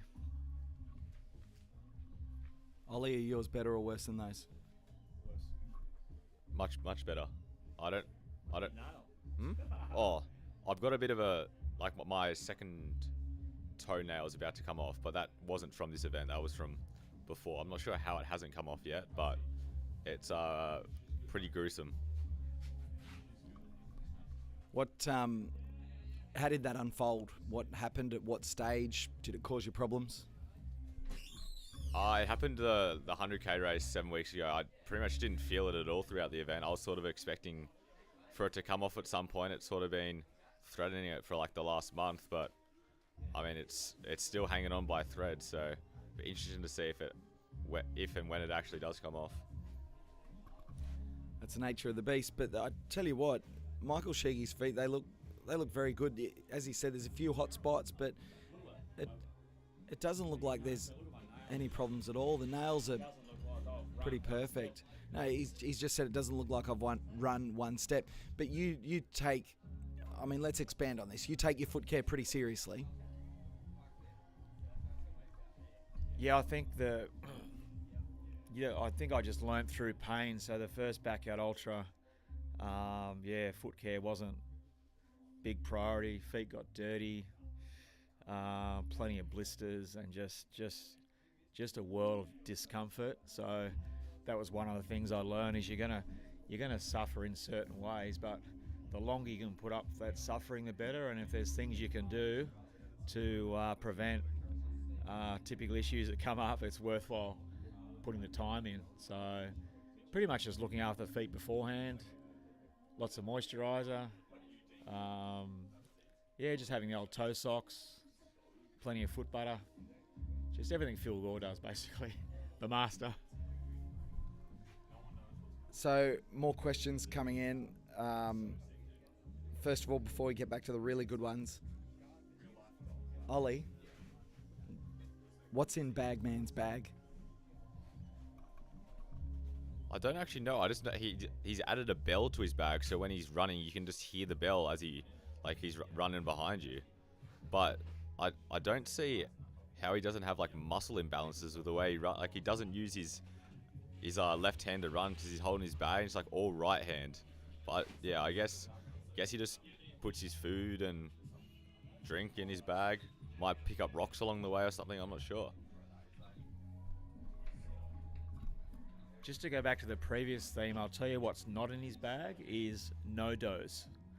Because, as I said, woke him up 5 or 6 times. One of the loops, he actually asked me if I could stand there for 20 seconds while he has a 20-second nap. If I could wake him in 20 seconds. So I just stood next to his body on the tarmac there and gave him a shake. So I don't think there's no dose, there's no Coca-Cola. There's no stimulants in there. So yeah, still a mystery to us Sheekies. So I've since found out that apparently if you run with him and you ask him, he will show you. But we've had one guest on so far that said she knew the answer, and I've told her, I'm sorry, you can't tell us.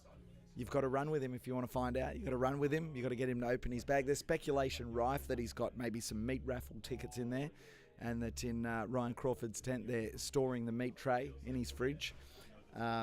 I suggested there might be golf balls in there, so he's going out and hitting some golf balls at the driving range on the way out on a yard. I don't know. Could be sushi balls. We don't know. Actually, before I ask the next question, there's also a rumour that we had Michael Sheeky Bagman 2.0. What happened there? That was an absolute stitch up from my crew. So if anyone has seen the footage, it looks like I'm actually trying to mimic the Bagman. But I had this strategy where I bought a blue emergency backpack just in case I thought I might come in for a yard where I finish maybe 59 minutes or 59:30, and the crew could just hand me an emergency backpack with different food supplies in there. So that did happen, but unfortunately I came back the following yard also at 59 minutes and 30, with the blue backpack, so they couldn't repack that pack in time. So Daryl Tollett had lent me a soil bag that was designed for having a foot bath without getting your feet wet, just to cool the feet down. So my crew thought it'd be a great idea to get that soil bag and just fill it with approximately 5 times the weight of Bagman's bag and send me out with it. And that was, I'll just throw them under the bus. That is the exact reason why I DNF today. I could not get that weight around inside the hour. There was a bottle of Coke, bottle of ginger beer, bottle of water. So there's already a couple of kilos. I think there might have been maybe a Milo squeezy. There was the head torch from someone I'd borrowed that we didn't get to offload in the changeover. And just an assortment of other stuff. I couldn't really tell you. I just know it was heavy. Maybe, I'd say 5 times the size of Bagman's bag. So I'm never using it again. Not a strategy we're going to replicate. Questions keep coming in. Hey fellas, what was your shoe rotation? Do you find it risky to switch shoes mid-race in case it stops momentum or activates a knee muscle, causes pain, etc.? I brought 6 different shoes, but 3 of them were the same type of shoes. So I had the Asics Super Blast 2s, the Adidas Evo SLs, and Asics Nova Blasts, and the Puma Deviate Nitro 3s, which I didn't use. But I think sort of just changing your shoe every now and then just helps your feet a bit, because I feel like if you run too much in the same shoe, it almost feels like the shoe sort of loses a bit of its bounce. It's almost like at one point, I think I ran in my Super Blast for maybe 70 kilometers and it felt like I was running barefoot, like it wasn't giving anything back to me. So I definitely do rate the shoe rotation just in terms of just changing it up. Just before you answer, just before I throw it over for Michael Sheeky's answer, I've just turned left. I don't know if you can see him from your vantage point. Jack Hanley's coming back. The one-man dance party is returning. Jack Hanley has been an absolute pleasure to watch. I don't know if you've caught him out on course. I don't know if you've seen him in the corral. But before yard 49, I just saw the bloke have a puff on a cigarette from his crew and literally have a rave party in front of his gazebo. It's a very different strategy to everyone else. Here he comes. He's still got 14 minutes to spare and he's walking back at a pace that he looks like he's just coming back from the kitchen because he's prepared himself a ham sandwich. Like, the bloke looks so relaxed. He's so far into PB territory. We're watching him just take on some little bit of liquid nutrition. There he is. Here he goes. He acknowledges the box, puts his hand in the air. He's got a huge grin on his face. The guy is absolutely on fire. There is no way he's slowing down. Look at him lifting the crowd, putting his hands in the air. Look at his crew. They're absolutely loving it. The only disappointment he's got is the music's not cranking loud enough at the moment because he wants to get back into the dance party. It's incredible. So first of all, Michael, there you go. Did you run with Jack at all? And then let's talk about your shoes as well. I think Ollie ran with Jack quite a lot, so I think it took maybe Jack a little while to work out I was the old man. So no, I didn't run much with Jack, just a few high fives along the way. That was about all. Yeah, a little bit of, I'm trying to work out who I did run with, but no, a couple of words with Timmy, and he was a professional, all pleasure out there. Shoe rotation. I went with a strategy in the event where I had a plan where I'd rotate my shoes every 6 hours, and a bit like what Ollie said, I had 3 different types of shoes. And they just had different characteristics, so I was really just trying to rotate those to put pressure on different parts of the ankles, calves, quads, that sort of thing. So, yeah. We're just sorting out a few logistic things in here, which is very cool. We've got a presentation coming up. I'll tell you more about that in a moment. You're watching Sydney's Backyard Ultra 2026, brought to you by 180 Cadence, coming to you from St Ives Showground in beautiful Sydney, Australia. The temperature is about 12 degrees. It is an absolutely perfect day. There is barely a breath of wind. My name's PK. I'm joined in the kitchen by two absolute superstars of the sport. We've got Oliver Sheeky and we've got Michael Sheeky. Yes, they are father and son. Ollie's 20. Michael is 133. No, he's not. He's 54 years old. He's got me covered in the Backyard Ultra. Amazing runners. 41 yards to Ollie, a new PB. 45 yards for Michael. 3 yards short of his PB, but still an incredible effort over 300 kilometres. As I look to the left in the box and I can see Jimmy B and the White Kenyan and Barry Keem about to come in. They'll come into view in just a few moments' time. They've got about 11 minutes to turn themselves around and get back out again. It's just incredible. Ollie, what do you think when you see these guys still out there running around? Yeah, it's just insane the amount of times they just go over and over again. Like, especially that second night, it was just so brutal. Like running with them, they were just shuffling along like 7-minute pace, just relentlessly, like barely any walk breaks, just getting it done. Like, they must be suffering so much, but they just find a way to keep pushing forward. I was saying in commentary earlier on that Jimmy B, he, like, even seeing him run there, people are asking how do they look, and it's like, if you're asking me how they look, Jimmy B looked done at yard 3. But he just keeps getting the job done. I mean, what is it about you guys that can go multi-day races like this? What is it that gives you that edge? Where's the breakthrough point for most people watching?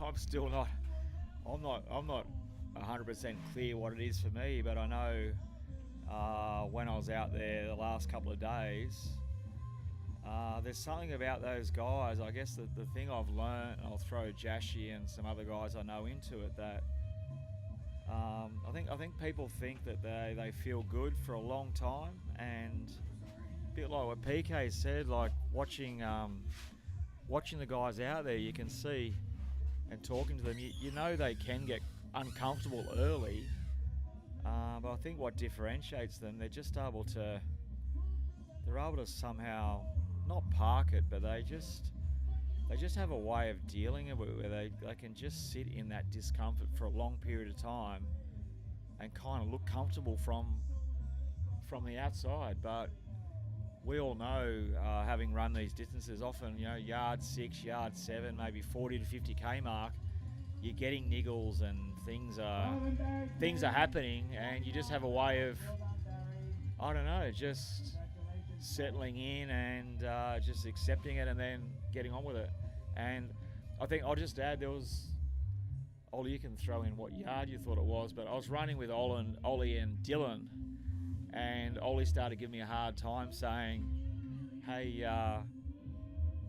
you haven't revealed what's bugging you today. You know, we've been out here for a long time. Surely something's hurting. Surely something's going on. And I just had the cone of silence because I didn't want to verbalise it. I think as soon as you start verbalising it, you make it real. And yeah, so I think anyway, I think that's the edge. They just it's a mental game, and they've got a way of dealing with the enormous physical stress that's on their body, and just keep going.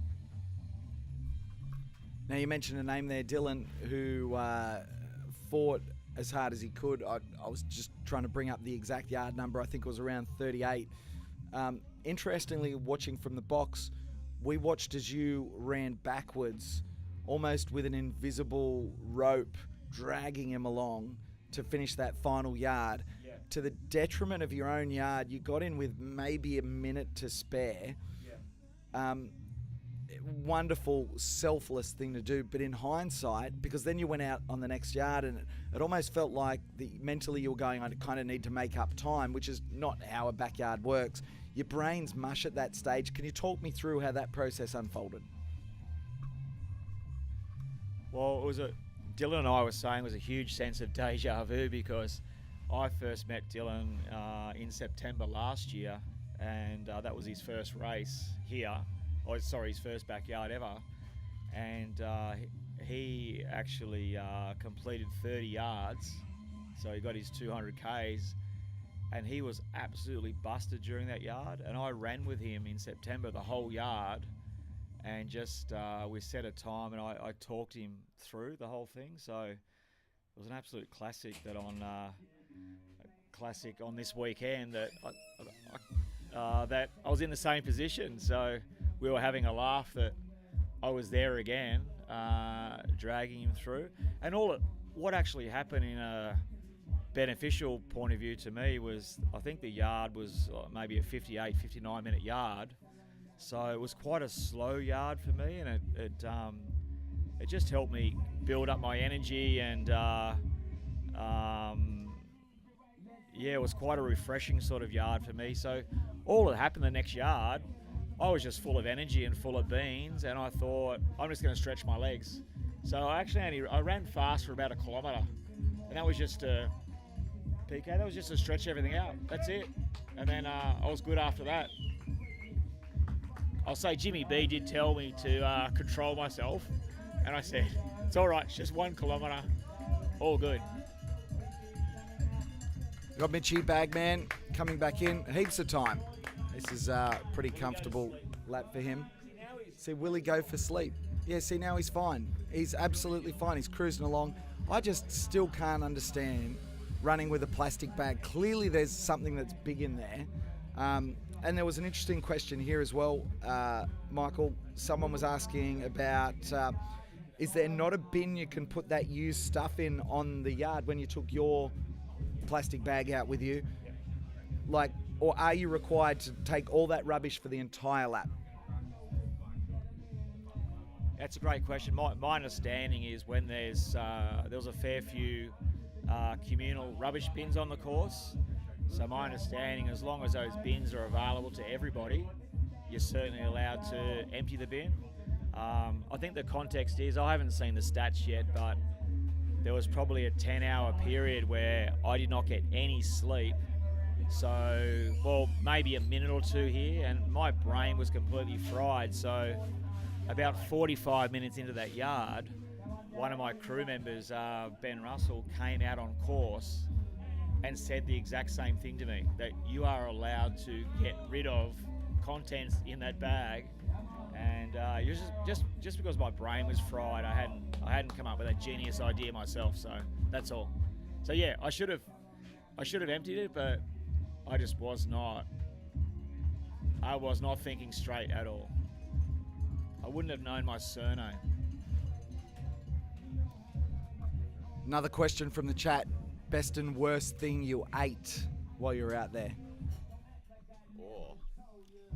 Best was probably all the Manuka honey gels I had throughout the race. I reckon I probably racked up 15 to 20 of them. They'd go down so well, nice and simple to get down. 20 odd grams of carbs. Worst thing? Well, I don't even know.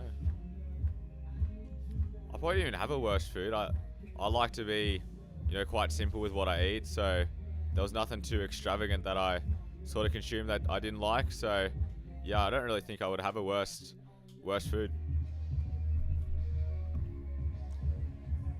Yeah, it's a quality question. I think the way Ollie's answered it spot on. We have a plan, and we just bring our favourite food. So neither of us experimented, so that's why there was no bad foods there. My best food was actually, I brought 4 cream caramels, and I was having all my carbs on course. So the crew sent me out with a little caramel, with a little container, a spoon, a plastic bag, and I just had this lovely cold sweet cream caramel, I think at about 2 o'clock in the afternoon. And I just said to them, I think I said to Clayton, go to Woolworths and buy about 30 of those.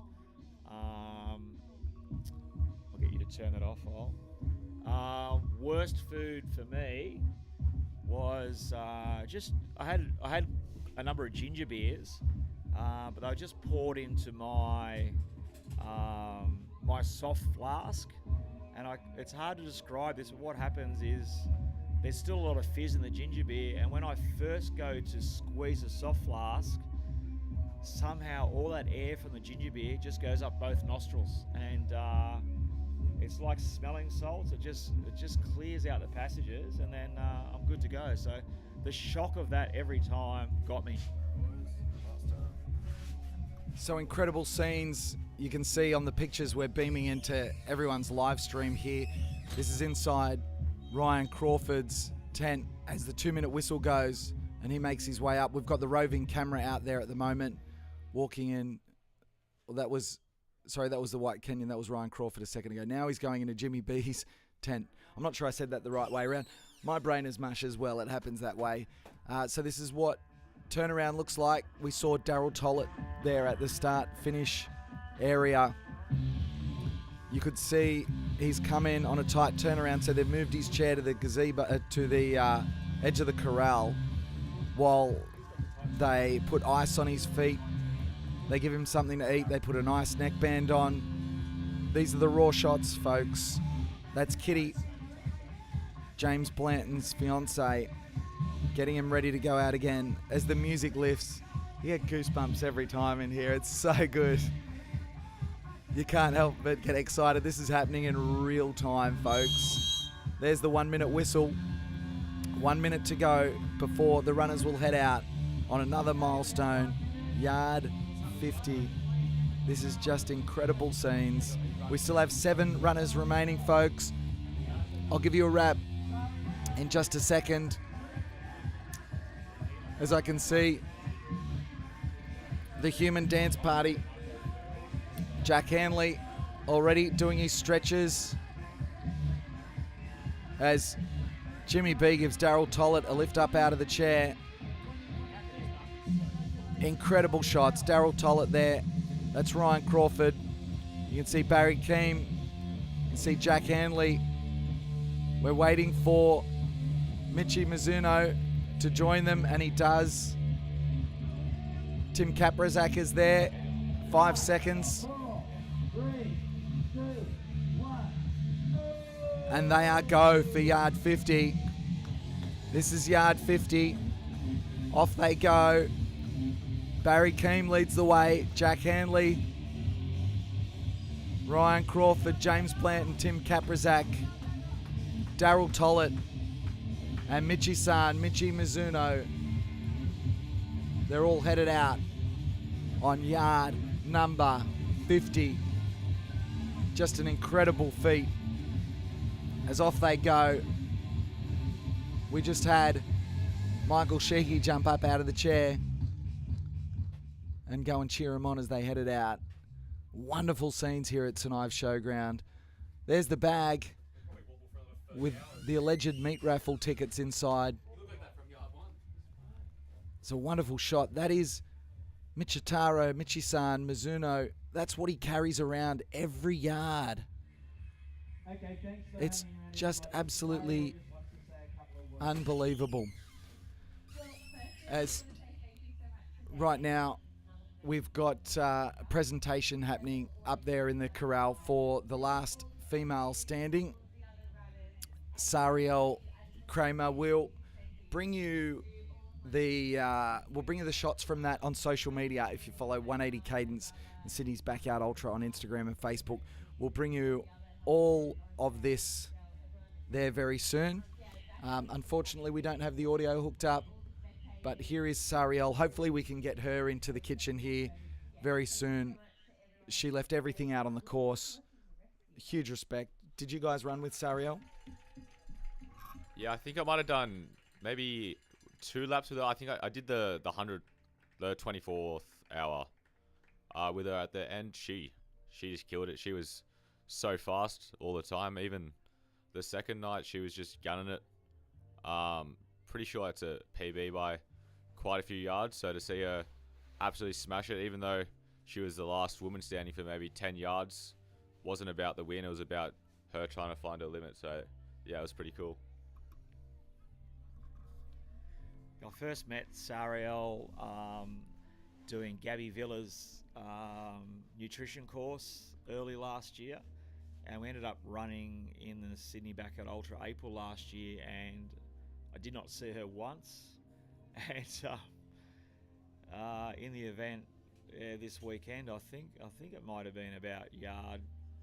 I'm going to say yard 20.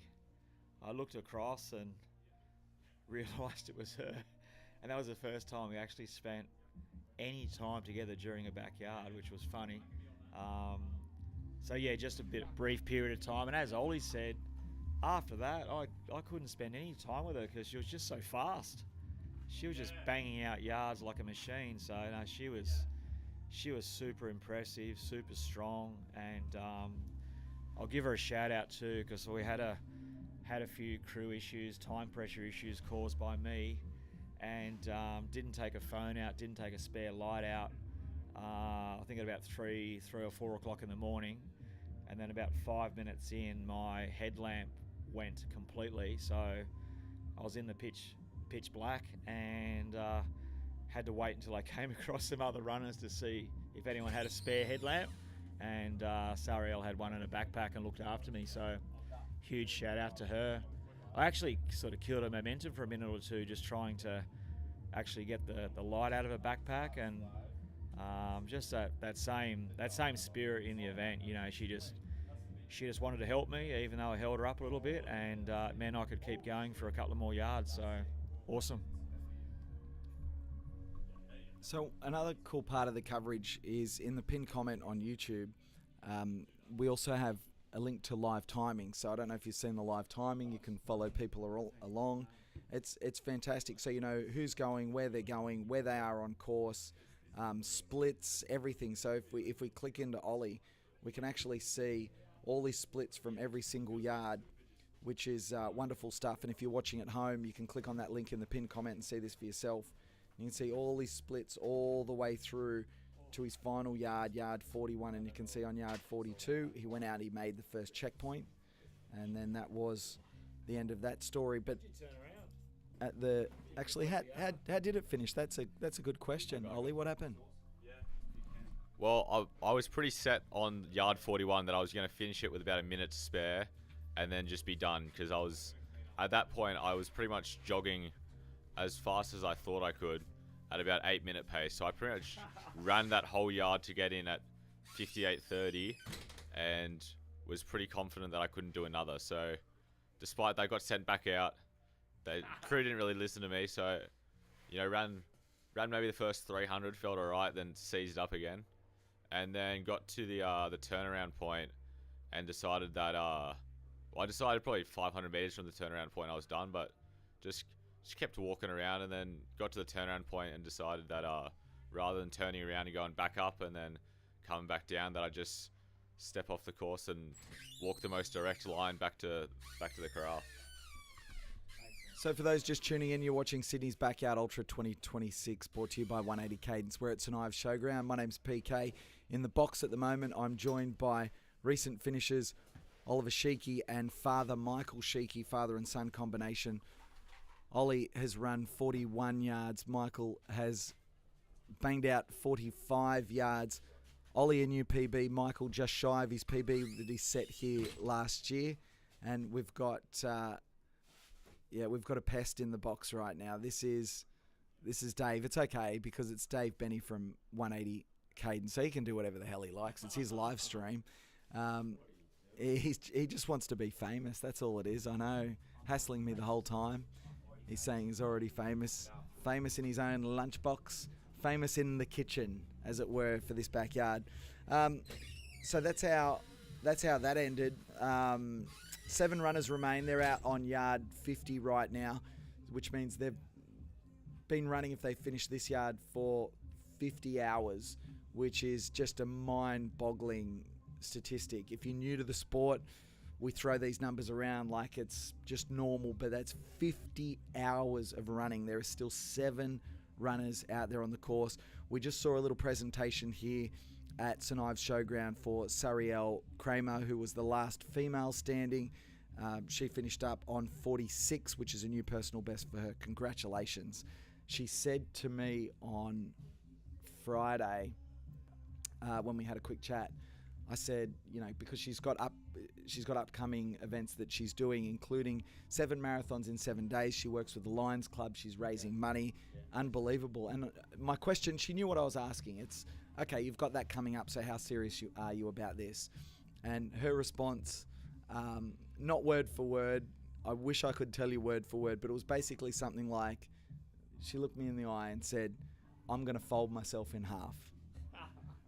That is the mentality of a champion. So, Michael, were you thinking going into this, I'm going to fold myself in half, or what was your mental state? Yeah, that's an absolute classic comment because Ollie and I were both saying exactly the same thing before the race, that this was the A race. We've got Coffs Harbour, as we said, maybe 6 weeks down the track, but I had a goal coming in that I blurted out to quite a few people that it was 72 plus, but that was more that was more to sort of set me up in the way I was preparing and what I wanted to sort of bring to the table to give me a best chance of going a long way. But the actual goal, once I got here, once the starting gun went off, it's just to fold myself, because that's all you can do is just go as hard as you can for as long as you can and love it. You gotta. I just think it's hard to come into this sort of event if it's not your A race, because you just don't know when to stop. Whereas it is your A race, you're pretty clear when to stop, and that's when you're absolutely busted. Yeah. Ollie, what about you? Yeah, same sort of thing. I feel like if you're going into it and you're just looking to sort of find your limit, and if you do find your limit, then really you can't sort of be, in this sort of race, can't be disappointed with yourself. Like, if you honestly leave it all out there, you do all the training, you try like your very hardest, and you know you get the result, then ultimately like you've got to be proud of that. So something else that you can do on this live timing as well is you can leave comments for runners. So a couple of comments left for you guys. So Ollie, on yours, you had Tony, mate, you're killing it, well done. So this is happening live through the race. Oh, wow. Yeah, so that was at 3:40 p.m. on the 19th, so that would be Sunday.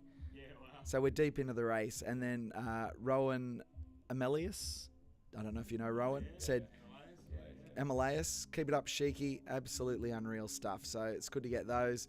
And then on Michael, on yours, mate, you've got a couple of comments down the bottom there as well. Addy said, way to go, Michael, supremely inspiring. That was again on Sunday at 10:54. Giannis, Oh, yes. is it Eliopoulos? Sounds fine. I've butchered. He's a great runner. I butchered every name. He said, keep pushing, mate. That was at 5:22 a.m. Unbelievable this morning. Watching this at 5:22 I a.m. know. mate. Come on. So good. Have a sleep in. I was lucky dinner. And then also, yeah, and we've got someone who we don't even know who they are has just jumped in and said, incredible effort, huge congratulations on such an achievement. There's people watching. This is the thing. There's people watching. I'm getting goosebumps again. There's people watching that have no idea who you guys are personally, but you know they bought into the whole Sheiky Showdown thing. I didn't quite manage to, because there was so many stories out there. 645 starters, a world record. There was so many stories out there. I really wanted to kind of get people to pick a side with, you know, father or son, but I think at the very least people knew that you were out there. People were cheering you both on, and it was just an absolute pleasure to be able to watch you guys not only go head to head, but let's say hand in hand, and you know, lift each other up. So if I could ask you, Ollie, first off, if you have to tell me the one thing that impresses you most about your old man, what is it? Probably just his work ethic in regards to his training. So obviously I'm his running coach. I've been entrusted with that. There you can see the Sheiky Showdown picture that PK created. Looks very flattering. very accurate. Very flattering. But yeah, just his ability to pretty much whatever I tell him to do, he'll just do. Like, don't think he pretty much never misses a session. Always looking to do extras. Always doing his stretches. Always just trying to pretty much put his 100% into his training, which shows in his results.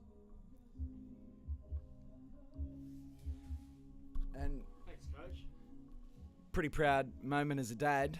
Yeah. Yeah. What impresses you most about this young fella? Oh, it's hard to know where to start, but yeah, I think just Ollie's ability to do what he's doing in a very, very difficult format at such a young age. You know, there's not many 20-year-olds that are out there, you know, this disciplined, this committed, this mature. There's a lot of mentality that comes into this event, and for someone so young to be on top of his mental game, and even the fact that Ollie, you know, actually acts as my run coach, it's just absolutely sensational. And there's been a few times when I've thought to myself, what was I getting up to when I was 20? And you know, really, I was a bit of a pork chop. I wasn't doing anything like this. So I sort of see Ollie as like a very well disciplined, like an elite athlete at a young age, and he's got a lot of swagger about him, and he's not afraid to set a big goal and then just go and work his ass off to have a crack at it. And he's achieved those goals already quite a few times, so much so that I hope he doesn't mind me saying, but we went for a yard, a little warm up run on Friday, and most of the gibber was about the celebration he was going to do when he wins this event. And normally I would say, look, just don't even go there. But the last time I did that was Coffs Harbour last year. We met the race director and then his dad. And his dad said to Ollie, "Oh, so young man, what are you hoping to do on the weekend?" And Ollie just deadpan looked at him and goes, "I'm here to win it." And I was like, oh my God. And then he turns around and wins it. So I'll leave it up to Ollie. I think it's quite funny whether he wants to share what his celebration was going to be. But he may not. It's a bit personal, but hysterical. Get into it. I'm definitely happy to share. I was pretty much planning if I was to win, which obviously very far away from. But just as I was walking up, I was just going to stand over just before the finish line, line up a putt, you know, do the whole putting action, and then... Who were you pretending to be? I was going to be pretending to be Tiger Woods and do the little... that as I was running forward, pretend to pick up the ball from the hole, and then take off my hat, shake the assist hands, and then celebrate like I've just won a golf tournament. So, yeah, might have to wait till Coffs Harbour. Yeah, this is brilliant. Oh, we've got more here. Apparently, he was. I think Michael's got to tell this story by the sounds of it. Oh, there's a chance I'll carve it up. But at Coffs Harbour, Ollie was. Oh, two things that stand out. One was the Saturday night we're running together. It's maybe 1 a.m., 2 a.m. in the morning. Yeah, And we were going pretty well. And Ollie's like, "Oh, I haven't done an Insta story yet." So we're actually, you know, during a yard where we're jogging together, he pulls out his phone and he starts doing an Insta story just about how great he's feeling and how he's got this event in the bag. I'm in the background going, "Excuse me, I'm feeling quite good here." And he's going, "Nah," and he's turning it, "No, I've got you covered." And I was just like, and I think that swagger actually had an impact on me. Disappointed to say. Yeah, so Coffs Harbour, Ollie's a Chelsea fan, and is it Cole Palmer? Yeah. So he decided for Coffs Harbour he'd actually take up his Chelsea jersey or kit, and he had this whole plan that he was going to do a victory lap in his Chelsea jersey, and then come across the line and can you show us the Palmer celebration? Cole Palmer celebration, but didn't get to do a victory lap, unfortunately. So. No, so what happened?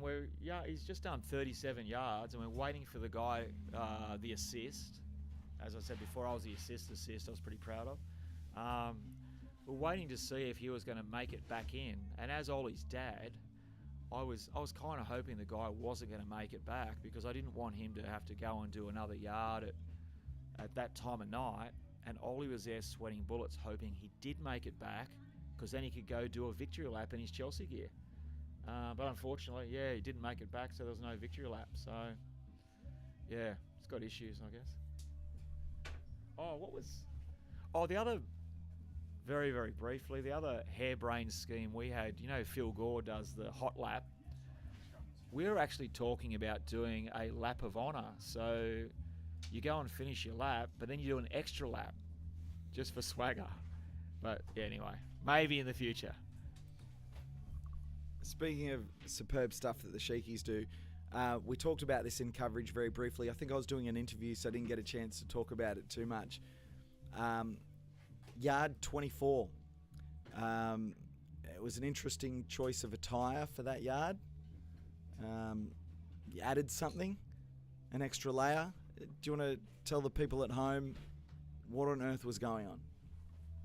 Yeah, so I think me and my dad were out doing some yards before Coffs Harbour, and we decided that we were going to try and make our own little lap trend, like the 2-2 lap or something like that, which hasn't worked out. But yeah, lap 25 is our bathrobe lap. So lap 24, you have your shower, you get changed and everything, and you get into your bathrobe and do the next lap. And I understand why it hasn't taken off. It's not very practical.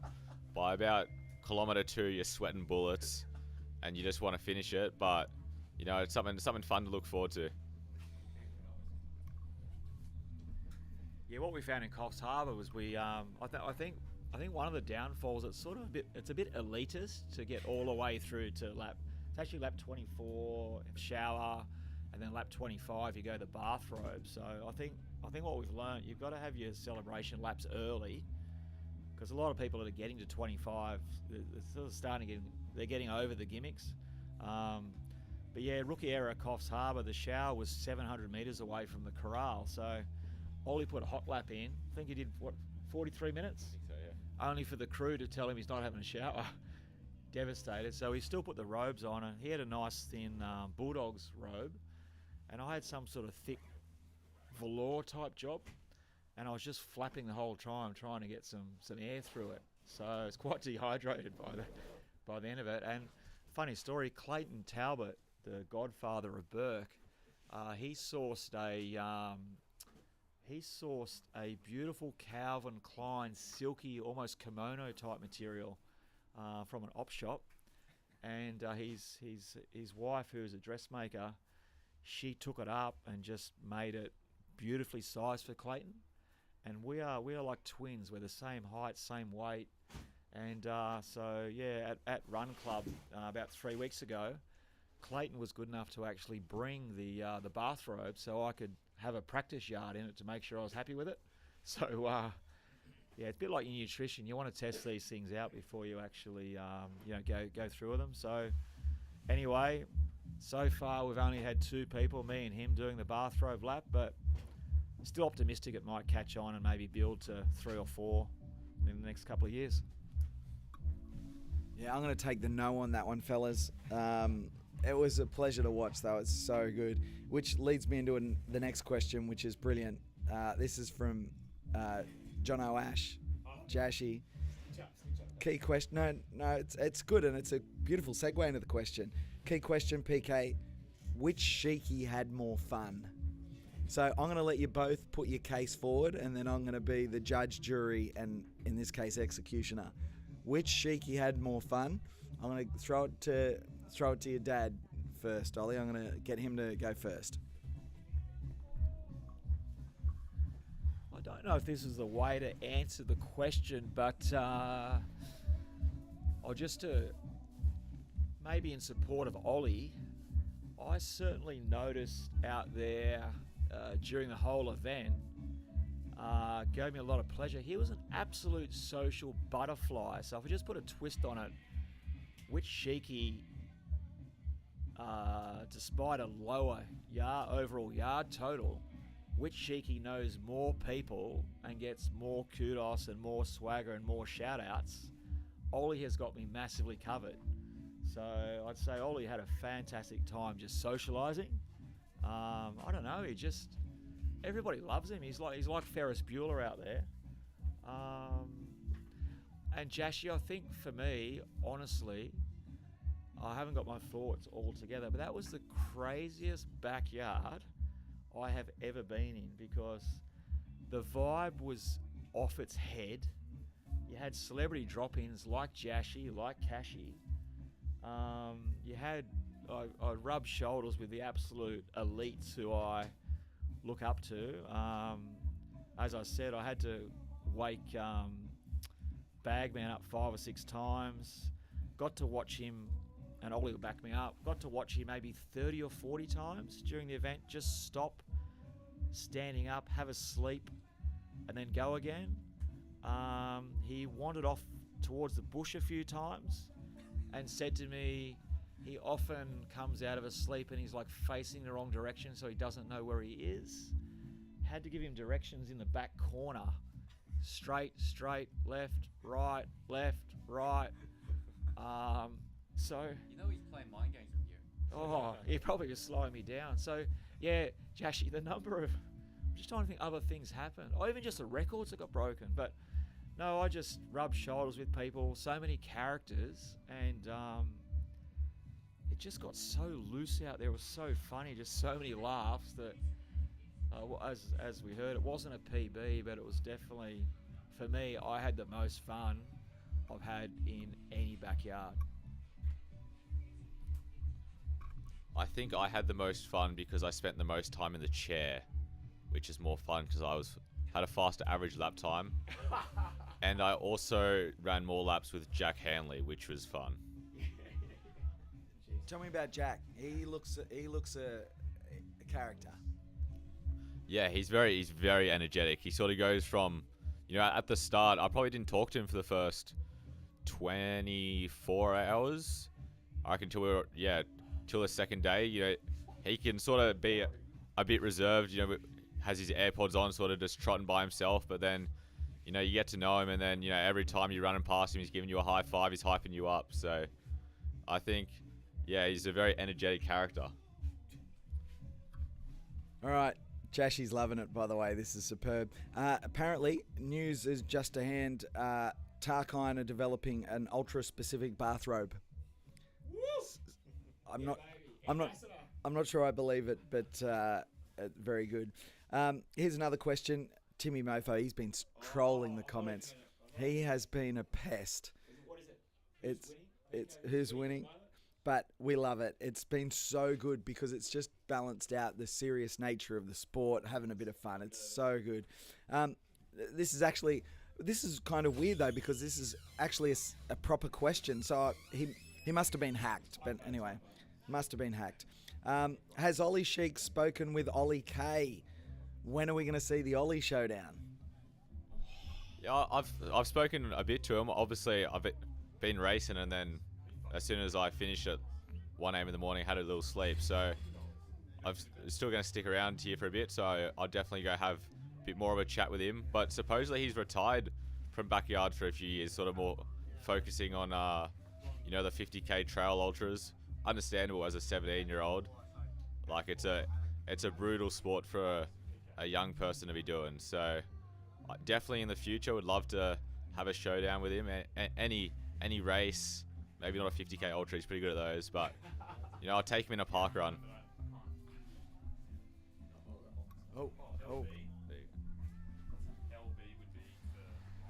Yeah, just to hear that news that Ollie K might not be doing many more backyards, I'm disappointed to hear that, because there's been a bit of banter in the household about age records, and I've told Ollie not to get attached, Ollie Sheiky, not to get attached to any backyard age record, because Ollie K will just come up and hoover them quite quickly. Yeah, but now, big shout out to Dylan, my surrogate son in backyard ultras, that I have to keep, trying to get him across the line for his last yard. Dylan's 19, so I reckon he's 19. He's only 1 year behind Ollie, so I reckon Ollie's only got 1 year of records, and we don't know what's going to happen. So, but I won't get too far ahead of myself. At 54, I'm not sure. Any gun 52-year-olds coming through? I might hang on to a record for a year or two. We'll see how we go. Jimmy B's my age, so he's 48. So. I've got a few years. Might be a few others I don't know about. So, and clearly I'm not going to go for the age 60 record in 6 years' time, because Peter Calder is just like winding back the clock. He was a unit. He was so impressive. He was unbelievable. So on that, Peter Caldor, we believe it's a world record for the over 60s. He's banged out 44. I'll double check that in a second. Talk to me about Peter Caldor. Did you run with him? Did you run with him this time? I know we've run with him before, but did you run with him this time? Talk to me about him. Yeah, Pete was just perpetual motion the whole time. I didn't run with him early, but I ran a lot with him. What's today? Monday. Sunday and Sunday night I ran. Hung around Pete a fair bit. He was running fairly slow yards, very mature yards. I think he was banking a lot of 55 and 56 minute yards. So not getting a lot of sleep, but he just kept turning up. And he was looking after Mitchie. I think he woke Mitchie up quite a few times, and I think maybe Pete started sort of hanging around me more so that I could manage Mitchie. But Pete was just solid the whole time. He looked really, really good. Such a mature runner, just very steady, knows his game, and he just looks good. Just solid the whole time. So massive shout out, super impressive. Did you run with PK? No, not really. Sort of towards the end, I was around him a bit, but I was very emotionally unstable towards the end, so I wouldn't run a consistent pace. I'd either be walking and sulking, or I'd just go run for like 2 kilometers straight and sort of go past. I kept getting passed by him, and then I'd pass him again. So no, I didn't run with him, but sort of saw him throughout the event, just absolutely grinding it out. Questions keep coming in. Do either of you train in the gym, cross train, 100% running? What do you do? I like to try to get into the gym to do legs once a week. Should probably try to go twice a week, but I don't really like the gym, to be honest, but definitely is something that's good for running. In terms of cross training, at the moment, not really doing anything cross training related. Have been on a bicycle quite a bit before, but I feel like running's just the superior form of movement. So if I was to choose cross training for an hour over an hour or if I was to choose between cross training for an hour or doing an hour of running, it's going to be running every single time. Yeah, I must have rubbed off on Ollie. Anyone see my quads, you'll know I'm not in the gym a lot. I've always loved exercising outdoors, so I'm not really into the gym. Do a little bit now and then, but yeah, the biggest thing that I did, the biggest change I made was around October last year. I was with my sticky tape man issues and a few abdominal issues. My physio suggested that I give Reformer Pilates a go, and I didn't know too much about Pilates. I knew it was a thing, and ended up doing it twice a week for quite a few months, and that was honestly the best thing I've ever done. So really strengthened up my glutes, my hammies, my abs, and I think it's helped my running enormously and enabled me to turn up to this event sticky tape free. So I don't know if it's a young person's game, but or young man's game I should say, but Pilates has been super beneficial for me. So, Ollie, where to from here training wise? What are you thinking Backyard Ultra? We'd love to see you back at Sydney's Backyard Ultra again. But if you're going to run another Backyard Ultra, what would you change in your training approach to that event? I feel like I'd sort of just like to progressively overload what I'm doing for training. So probably more of the same sort of stuff. I reckon maybe doing a bit more walking, just like purposefully rather than just, walking playing golf or something like that. Because if you have been watching for quite a while, you'll see the backyard actually is quite a bit of walking. So if you're no good at it, then you're going to struggle. So I'd say in terms of training, it wouldn't change too much. Probably just spend a bit more time walking. So then when you're walking in the backyard, it just feels a bit easier. You can walk a bit faster, pretty similar to running, really. Yeah, not sure at the moment. I feel like I had a really good physical prep, so I'll have to have a think about what went down out there. Yeah, I love what Ollie said about walking. He has witnessed me doing a lot of walking, and I know the last couple of days in the event, I really utilised power walking to my advantage, and particularly when I was feeling a bit done and dusted. So yeah, plenty of walking is really good for you. I just think to improve just a little bit more of everything, a little bit more speed, probably for me a bit more vertical as well in my training. Live in a bit of a flat area, so I've got to get out and about more. And I think the backyards for me, I don't do much trail running, and I sort of found today, feet really sore, ankles, ligaments, calves, just all the normal things. I would have really benefited from more trail running. Except for the night course, which was definitely more bitumen, but probably played to my strengths, even though it didn't look like that. But yeah, more variety for me, I reckon. I can't believe you blokes are still coherent enough to have this conversation. Like, when you think about it, it's just ridiculous. Like 41 hours and 45 hours, it's just ridiculous. So hopefully, did you get some sleep after you finished, Ollie? Yeah, so how much sleep did you get? I think I got maybe 4 hours, so probably like 2 to 6 this morning. Yeah. So similar to me, which is good. And what about you, Michael? You obviously haven't slept yet. Yeah, I went and had a shower, cleaned myself up a bit, and freshened up, and thought I'll go and have a nice lie down, because all I was begging for the last 12 hours was to get maybe 3 minutes sleep.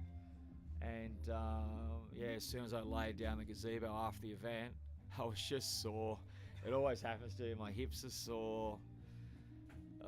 Just my knees are sore, and I just tried to go to sleep, and nothing was happening. So I think it won't happen until maybe later tonight when I get home. And my experience of sleeping after the backyards after a couple of nights out and about running around is I may not have a good sleep until seriously probably Thursday, possibly Friday. I know. September last year, I went and had a sports massage just to try to get some gunk out of the quads and all that. 2 days afterwards, and it's a lady that I've used a lot, who knows me well, and she actually said, she actually asked me when I got in there. She goes, "Have you been sleeping?" And I said, "No, why?" And she said, "Your body is still in flight or fight mode 48 hours after the event finished." And so I think September, when I did the 48 yards, I didn't actually have a good sleep until the Friday night. And I had, I think the Monday and the Tuesday night, I had a whole bunch of times where I literally woke up every hour, and it was driving me nuts. So I'm hoping, hoping I'll settle into it a bit quicker this week. So yeah, sometimes feel pretty low after the event, but this was so buzzy. Hopefully, I'm pretty good. You're watching Sydney's Backyard Ultra 2026, where we set a world record for a number of starters. 645 people were in the corral for that first yard. 108 was another world record that made 100 miles, which is just incredible. We've got 7 runners remaining now because they're out on their 50th yard. I'm joined in the kitchen by Oliver and Michael Sheeky, father and son, who've just finished out. Oliver, 41 yards, Michael, 45 yards. Pleasure to have you guys in here. Thank you so much for joining us. But I can't let you go without... There's been speculation in the comments. There's been chat. There's been chatter. By the way, Timmy Mofo's back to less serious questions in the chat, by the way, which is good. So he's asking how much skipping have you incorporated into your training, and does running along the Parramatta River in the dark help Sheeky Senior stay in that fight or flight mode? Thank you, Timmy Mofo. Well, he's got to answer this now. Tim, it's more when you go up to the shops at Ermington, just do your local shops, and can be a bit sketchy up there, but yeah, no dramas down Parramatta River. Have you had any issues down there? Yeah, more some of this. Not to throw too much shade on Ermington, but a couple of areas down there you want to. That's where you might do your speed training. So, anyway, that's a quality question, Timmy. Very good. So the speculation, we have to cover this. There's been speculation.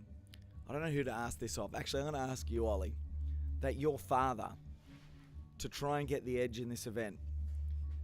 I mean, we've got some incredible gazebos set up there. We kind of joke about it in the comments, but someone suggested that your father has bought an entire bed.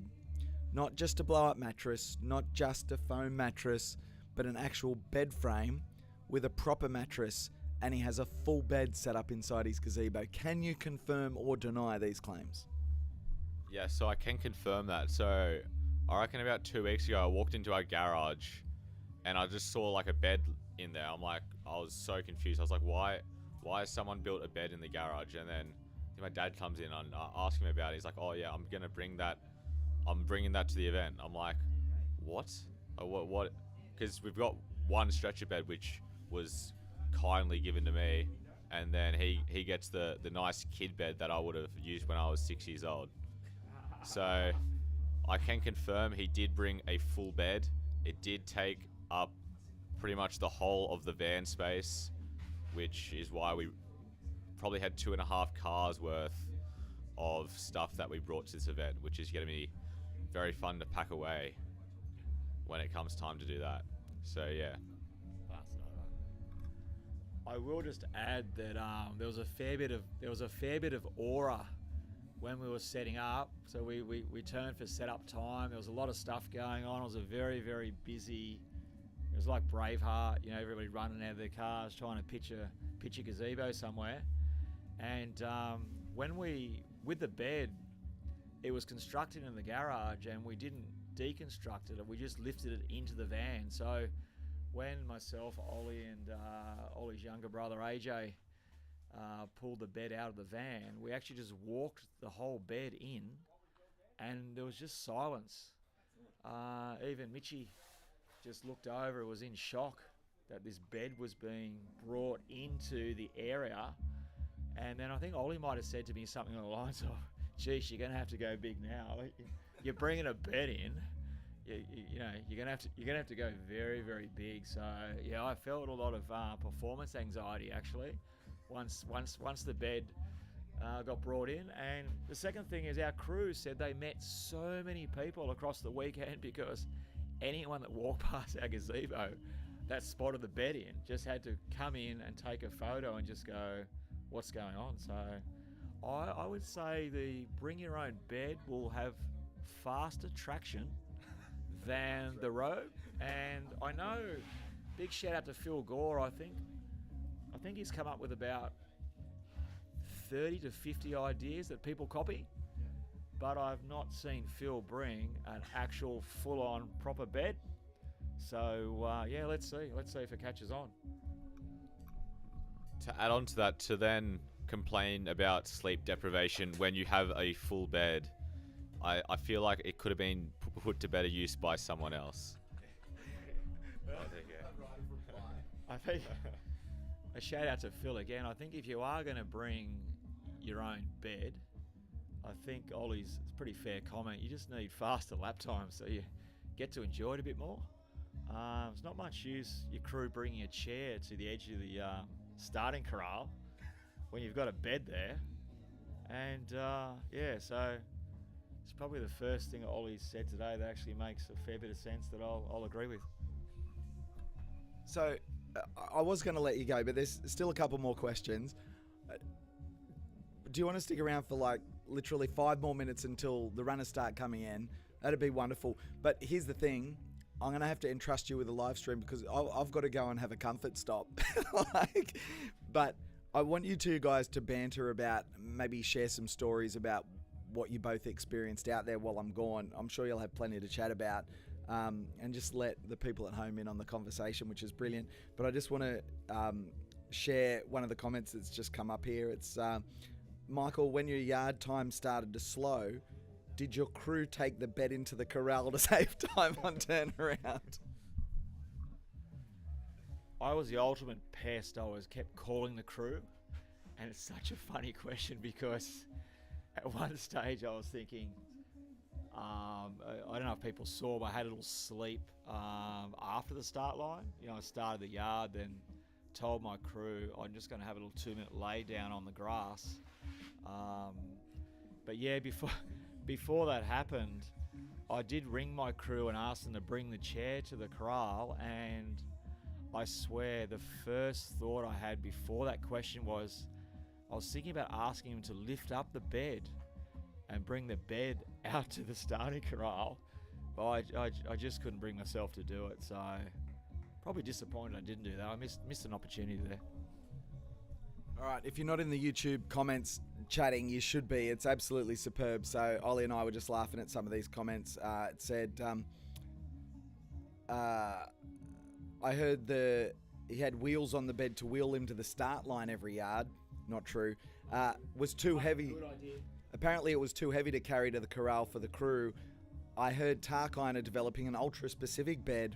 Phil doing some sleep studies soon with them. Should be interesting to see the final product. Timmy Mofo has suggested that the mattress has a carbon plate. And then we've got brings a king-size bed and then lays down in the grass. That's like buying a Ferrari and taking an e-scooter. So you two guys, share some stories. I want you to ask each other some questions, father and son. You know, you've got lots to talk about. It's been a pretty epic couple of days. I'm just going to go on a quick comfort stop and then be back. I'm going to entrust you to the live stream. I don't know if I'm going to live to regret this, but it's up to you guys to hold the fort down for about 2 or 3 minutes. Oh, jeez. Obviously, you admire me a lot. What was the most impressive thing about me out there in the across the weekend? Either the most impressive or just the most repulsive, or just, I don't know, like the dumbest thing you saw me do, or just, you know, anything a bit left field. Apart from the bed. That was going to be my answer. Most impressive. Well, I wasn't there to see it, but supposedly, what were your last few lap times at the 45, 44, 43? Were you coming in with a few minutes to spare? I can't remember. I didn't have too many minutes to spare. I think I was coming in 58s, 57s, 59s. So I guess you were impressed that I actually stuck it out rather than spitting my chewy once I went over 55. Yeah, I reckon, I don't think people understand how hard it is to get in with 1 or 2 minutes to spare, especially after running for over 40 hours, and then to go back out and do it all again, and then to go back out and do it all again. Like, getting 1 or 2 minutes rest, not getting to sleep in your precious bed, and having to sit on the chair and sleep on the floor is very impressive to stick it out like that. So that's what I'd say the most impressive thing is. I'm going to flip the question. You're welcome. I'm going to flip the question and ask what the most impressive thing I did throughout the weekend was. I think the most impressive thing I saw you do was absolutely, I mean, there's a saying with the backyards, they're fun until they're not.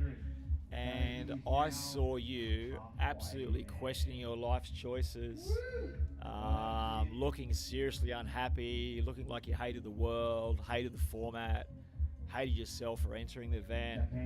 And despite all of that going on, you actually you toughed it out for a few more yards, and somehow, despite me thinking you were gone, you hung on there for a few more. So that was sensational. And I'm going to share with the viewers a strange thing that happened. At one stage, he decided that he just wasn't even going to walk anymore. And I was trying to coax him up the hill and trying to pull out all my motivational comments. And I can't think what he said to me, but none of them worked. And so what happened was the rest of the field, there was like 12 or 13 people left. They were coming past me up the hill a bit. And I said to each and every one of them, oh, Ollie's being stubborn, he won't move. Can you just give him a G up?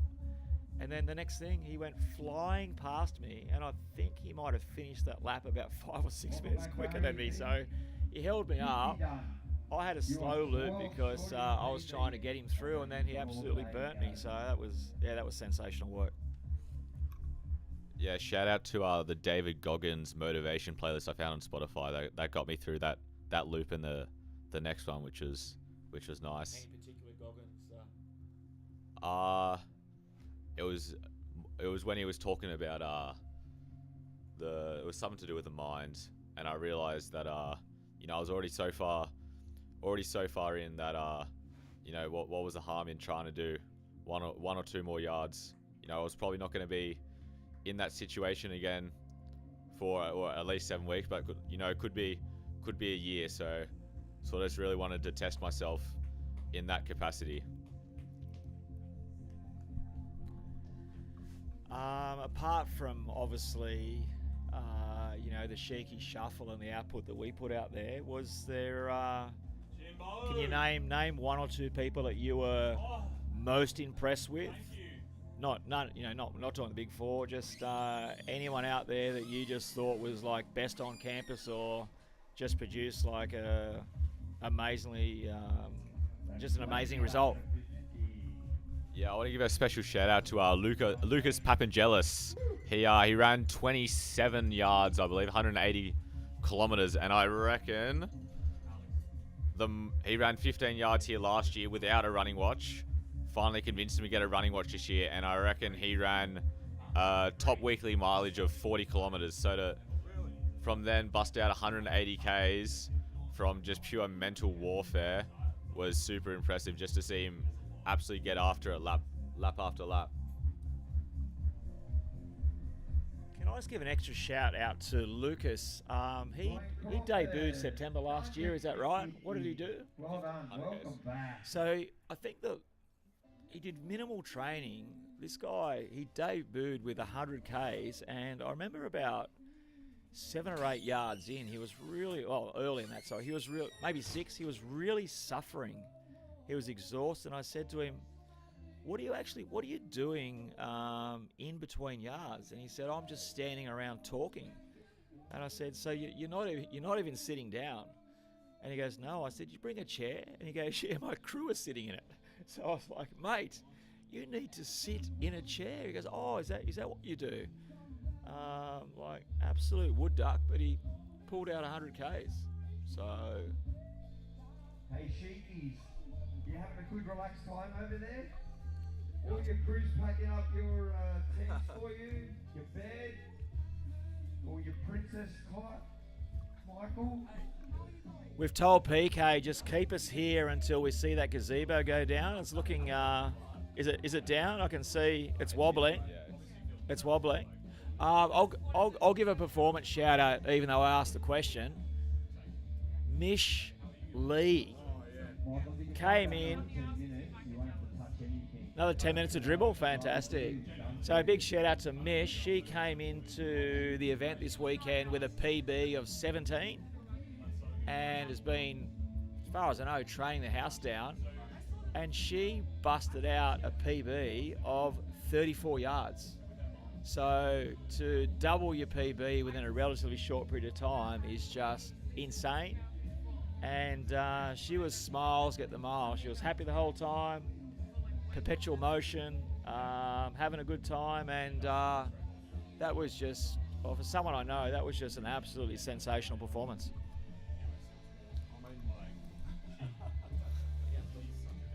Can I have a look? Is there any questions on the chat?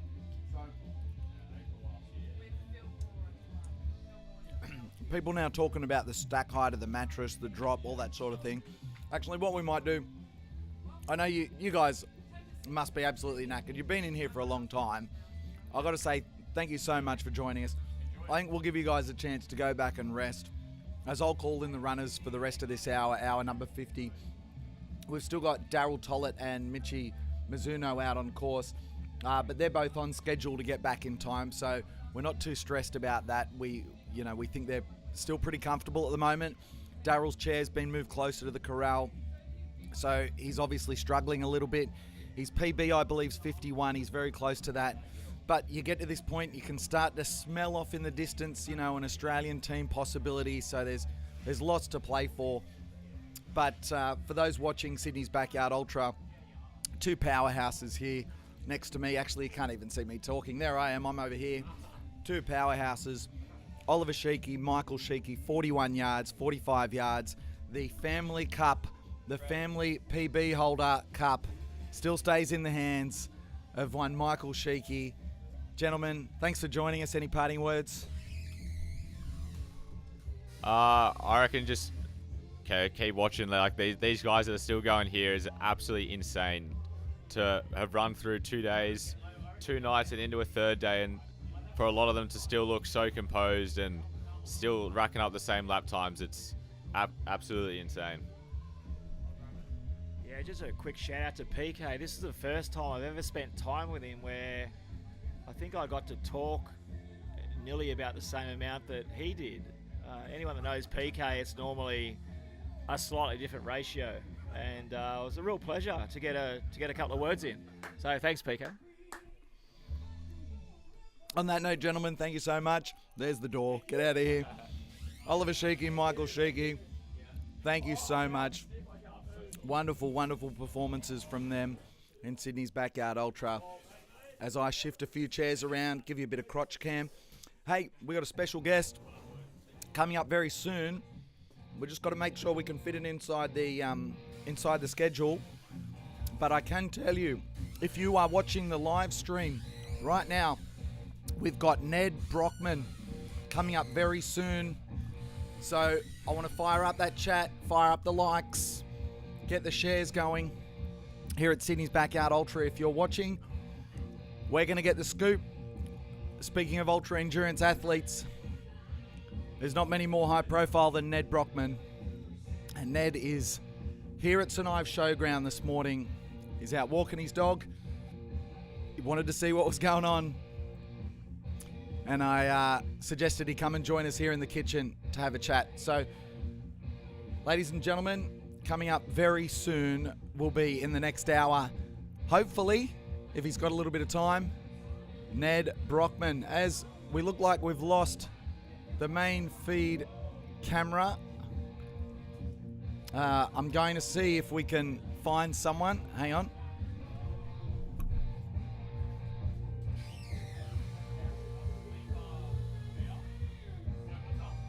It's gone down.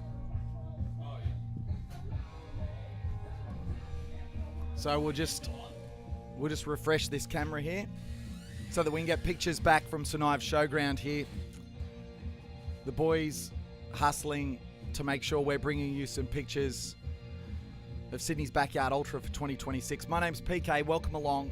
We are just about to finish yard 50. I can see Daryl Tollett making his way back with still 4 minutes to spare. Michi Mizuno Bagman, he's also out there, but also looks like he'll make the cutoff with time to turn around. There's no question Daryl is struggling a little bit out there. There's absolutely no question. He's been running for 50 hours. It's a superhuman performance. You'll see him come into shot in just a moment. Here he is, Daryl Tollett. Keep an eye on the camera. This is extraordinary. What a performance. 50 yards. He's got 3 minutes to turn it around. Yeah, we're going to go live with our roving cam in just a moment. Hopefully we get pictures from that and we can see what's going on up in the corral. 3 minutes to go. I can see Michi Mizuno Bagman. The crowd's lifting. There is excitement here at St Ives Showground.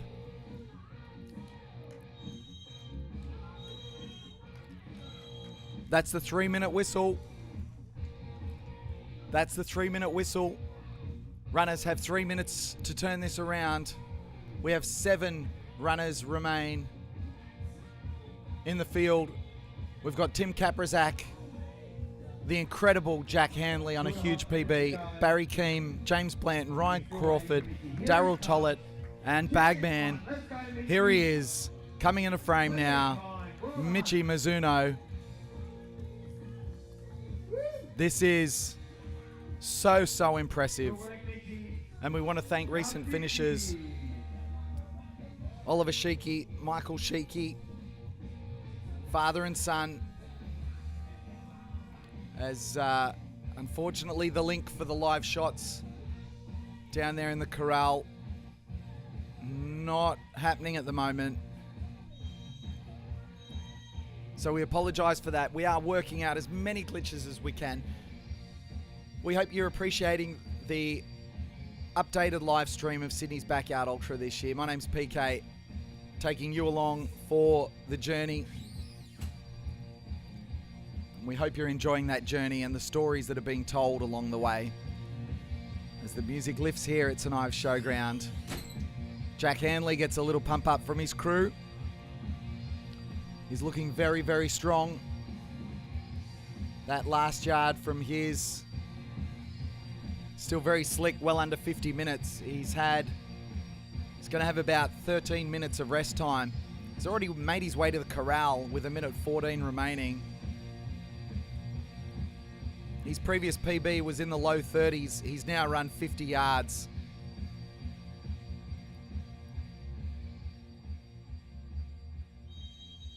As the 1 minute whistle blows, 1 minute for these warriors to turn themselves around and head out on another yard.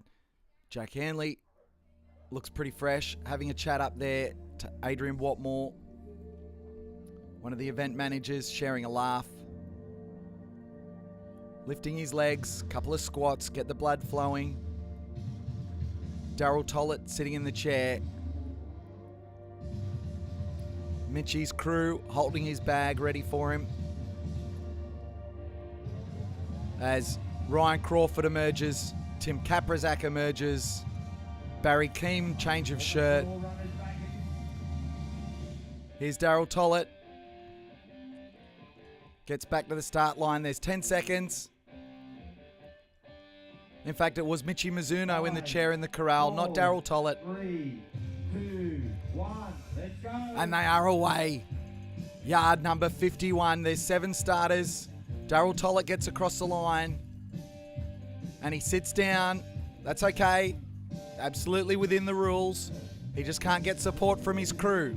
That's not his crew you can see next to him. That is one of our camera team from Lumina, capturing all the pictures. Daryl with a shoe change. He's just doing a little bit of running repairs, captured by the photographers. We'll have some video footage for the social media channels. Make sure you follow 180 Cadence, Sydney's Backyard Ultra, to get those pictures. As I turn to my left and I look at the runners going out, the other 6, Jack Hanley, he's waving at Timmy Kaprazak saying, "Come on, Timmy, let's go." Barry Keem just behind them. Ryan Crawford. Then there's a gap of about 20 metres back to James Blanton and another 10 back to Michi Mizuno, Bagman. They are all moving. They're all running. I can see Daryl still doing his shoes. There's a bit of a tilt of the head, but then there's a nod of the head. He's not done. Picks up his gear. Picks up himself. Wow. And immediately breaks into a trot. The crowd here is so appreciative of what he's doing. This is incredible stuff. He's in so much pain.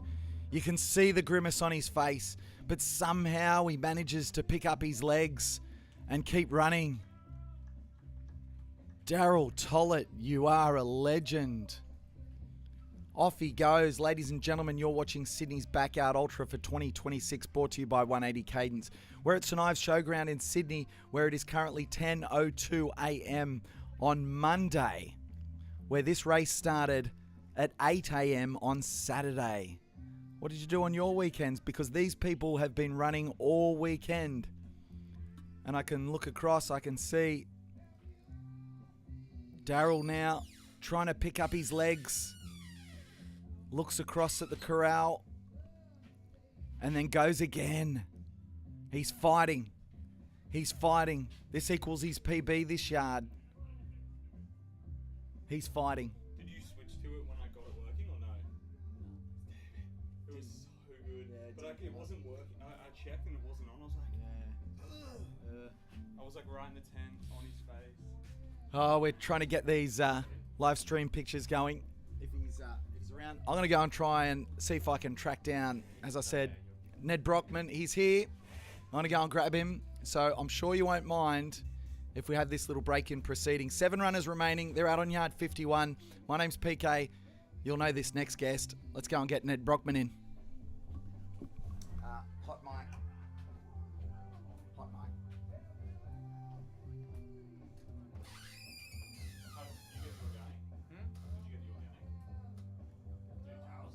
Daryl's a dog, bro. Daryl's a dog. He's a fucking killer, bro. Yeah, he's next level.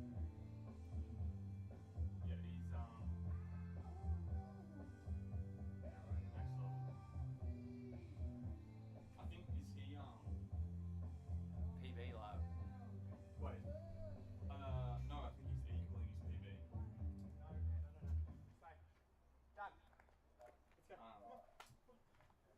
I think it's equal PB. Daryl Tollett, this yard equal PB, yeah. Equal, not new PB.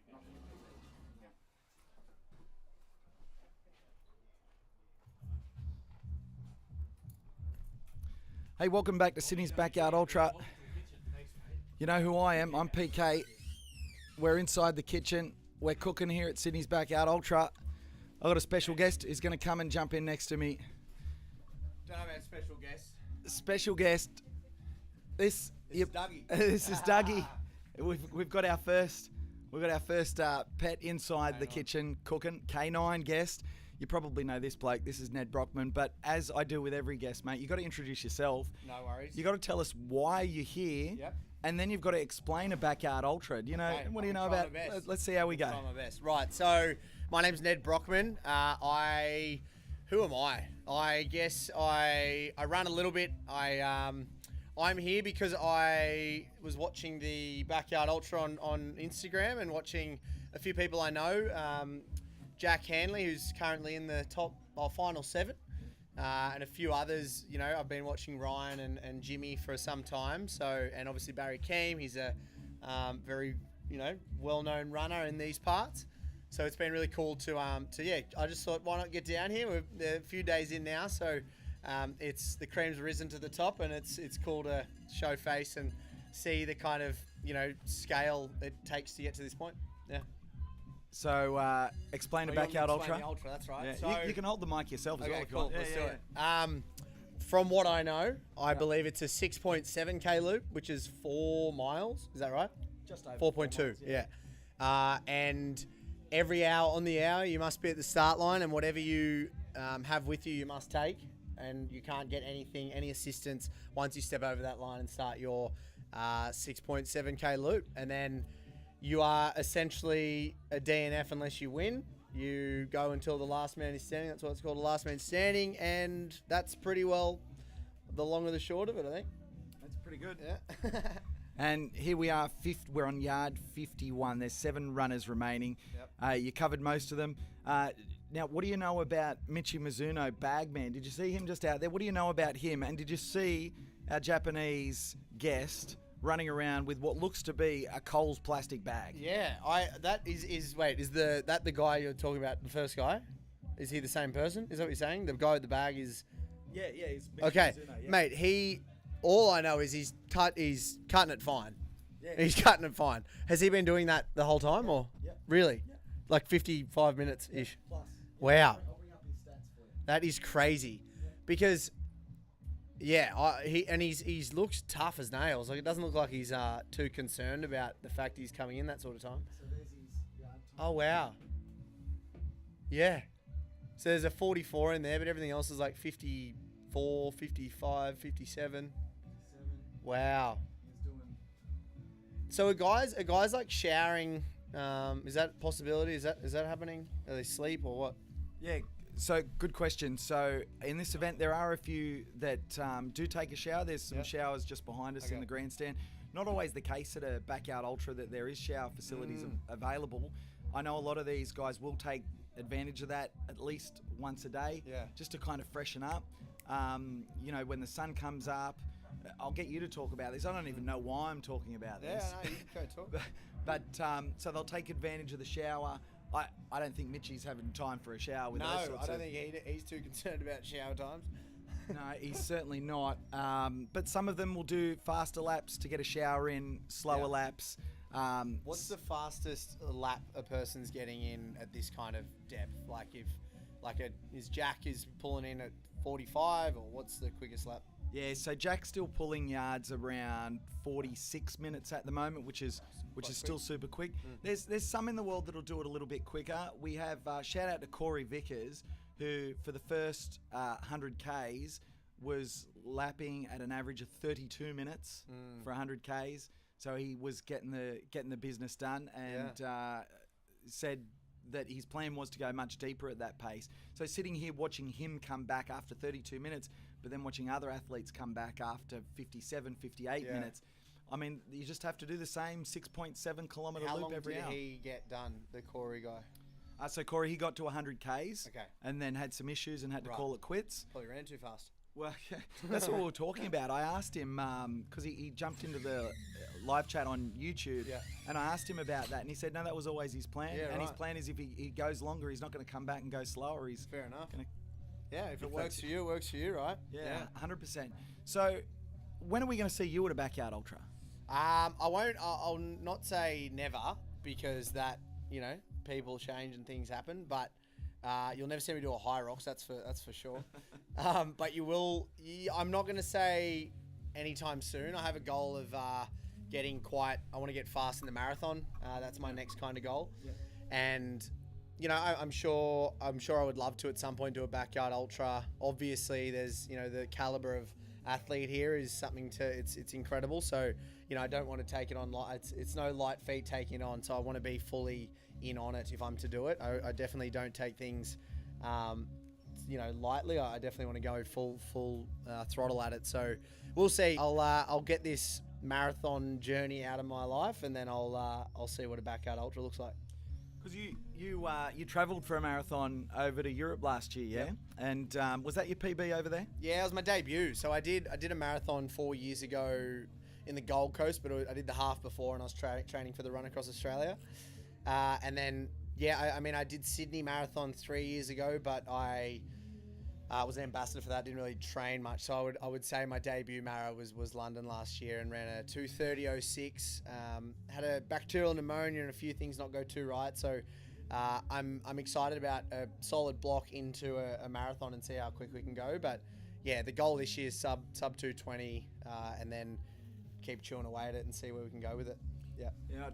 One of my mates who paced me at 100 miler last year, shout out Geordie if you're watching. Yeah. He's a pretty accomplished marathoner. He just got another sub 3 in Newcastle on the weekend, which is pretty cool. He said he was running Sydney last year, and he looking for his sub 3 time. It was tough conditions. It was fairly hot, and he said he was out there and he was running along and he was buried deep in the tank, and he was at that point mentally where he said, I was ready to break. And then he looked across and there was a bloke cheering and clapping, and in the park. And he looked around and he's gone, holy hell, that's Ned Brockman. And he said, I can't quit. I've got to keep digging deep here. That's so nice. Yeah, that was such a I went into Centennial at 32K and had so many people like that. I just felt like I almost had a duty, So many people have watched. I'm so fortunate that so many people have watched what I've done and got behind me so much and in the pursuits. And I think I almost owe it to everyone, and that's why I love being here right now, is to just, a show face. I'm sure very, very few of them give a rat's ass if I'm here or not, but to just show and acknowledge that, what they're doing is it's not easy. It's something, and as you can tell, there's only 7 of them left, so it's no, it's just something I'm very grateful to be here and watching, and same in Centennial. Hey, get off that. Dougie's on the bloody laptop. In Centennial, seeing thousands and thousands of people just burying themselves, and their eyes light up when you're there and going, you got it, mate. It's a really special thing. Yeah. What's it like to truly bury yourself? When have you felt in your career when you've been the deepest in that state? What's it like? Yeah, I can only the thing that comes to mind straight away is that 1,000 mile around the track. I don't think I'll ever have an experience like that, or take myself to a place where, that's the reality I'm living in. I was probably night 5. I was 800k into the 1,000 miles. I was night 5, so pretty actually similar, essentially distances and timings, but a bit differently done. I was just going until 100 mile was done each day, and yeah, I remember hitting the 800k mark and thinking about just how hard it was to get 800k done, and that I had to do that again in order to finish this thing. And the unfortunate part was the only way to finish was to get through it. I wasn't able to pull out. So when the only ultimatum is to get the 1,000 mile done, it's a very daunting prospect. And so yeah, I was in a very, very precarious situation that I hadn't found myself in ever before. Like the run across Australia was not even in the same league as that 1,000 miles. So yeah, I forever grateful I got through it, and proud of that. But yeah, I definitely claw on those moments, especially in marathons, right? Like, hey, get off. Especially in marathons, like, because I know I've been in situations where I've had 5 days to go, right? And I'm feeling this feeling. I'm like, I've only got 20 minutes to go. I've only got an hour to go. You know, you can draw on that in a marathon, and it's like easy to conceptualize. Yeah. Okay, so we've got the chat blowing up. We'll get to the chat in a second. If you've got questions for Ned, I'm going to see how long I can get him to stick around. But obviously, he's a busy man. No, we're good. But I want to ask, what's the difference between burying yourself in a marathon versus burying yourself in an ultra marathon? Yeah. Well, again, I've never actually raced an ultra marathon. I've obviously done them self-made, but kind of back on that is like the marathon. I can now break down quite. I feel like I've got a trick up my sleeve when it comes to them because of what I've endured in my events. So when it's like 30 minutes to go, I'm 2 hours in, I got 20 minutes to go. I know I've been in those situations before for days on end. It's like, it's only 20 minutes. The difference is the heart rate and the lactic. The last thing, you can't push through at a pace you want to hold if you pop, right? In this sort of stuff, it's kind of how long are you willing to fight against your body's innate desire to stop. And that to me is who's finishing here. The guys that are here now are the ones who are like, well, I'm turning that off. I'm dissociating from the pain, merely being just a construct, really. It's just a signal saying, hey, stop. Removing yourself from that and pushing on, that's kind of the situation these guys are in now. Okay, so I want to get something clear with everyone watching in the live chat. You're Ned Brockman today. You've got these stories to tell. Mm-hmm. You know what it's like to go through these deep, dark moments, running for days on end. But it wasn't always that way. You weren't born with this ability. No. So can you walk us through how that evolved over time from, the first time you kind of decided to do one of these crazy adventures, and what's changed? Yeah, I think the constant reassurance that I get through the thing I say I'm going to do. So by saying I'm going to do it and then completing it, and then saying I'm going to do something and then completing it, the resume of saying of completing the things you say you're going to do, that to me is like proof that when you start again, you get up to the start line of another event, you're like, well, I've always done this, so I'll always get through it.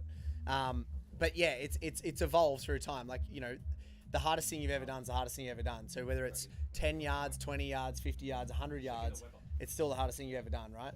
And you must be willing to go to that point where it's like, oh, am I able to do this? That the courage is in taking on something, even though you may not get through it, and still taking on. That's where the courage is found. And I think when you've got courage, that's when you can do these things. So yeah. So people watching have kind of heard a bit of my story because I only kind of got back into running about 18 months ago, and I was never really a runner before that. Yeah. For me, it was about, I've got a then 9, now 10-year-old daughter. For me, it was about setting a goal that was unrealistic. Mm-hmm. And going from parkrun to 100 miles in 12 months seemed like a pretty unrealistic. I didn't know who Ned Brockman was. I didn't know what a backyard ultra was. Mm-hmm. I didn't know any of this stuff. Mm-hmm. But I just wanted her to see her father go through the journey. I didn't know if I was even going to get there. That's what it's all about. So you're a very different athlete to what I am, but how does that relate to you and what you do back then and today? Yeah, we're all the same. It's all relative and all situational. I would absolutely say that in the same boat, you are only as good as the thing. It's not, words are words. You can say what you want to do and say who you are, but what it comes down to is, do you do the things you say you do? And leading by example, what you've done, it's the exact same relative as what I've done. It's like you've just proven that you can do the thing you said you were going to do, and exactly that. It is the journey. As much as we want to hang our hat on the things we've done and say we can. The cool thing is about this podcast studio is it's fucking loud.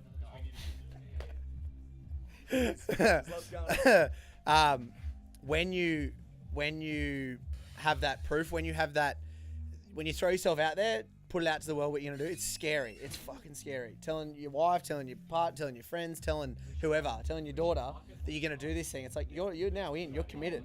And so the journey, as you said, the journey, yes, the goal, yes, the thing, yes, the hanging your hat on getting the event done is notable and an awesome thing to pursue. But anything I've ever done, the 1,000 mile, the journey, the enormity of it, the scale of me to get through it was way more profound than actually finishing it.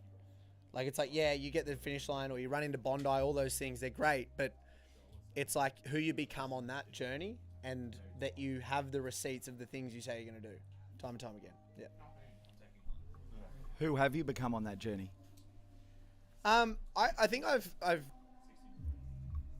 personally feel like I've got a lot less to prove. For some reason, I think at a 20-year-old man, I had a very on-show ego death. I think I tried to prove to myself that I was worthy and I could do these things. And if I even look back on stories I put on Instagram or podcasts I've done or things I've said, I'm like, shut up, dude. But I'm also really proud of that kid because I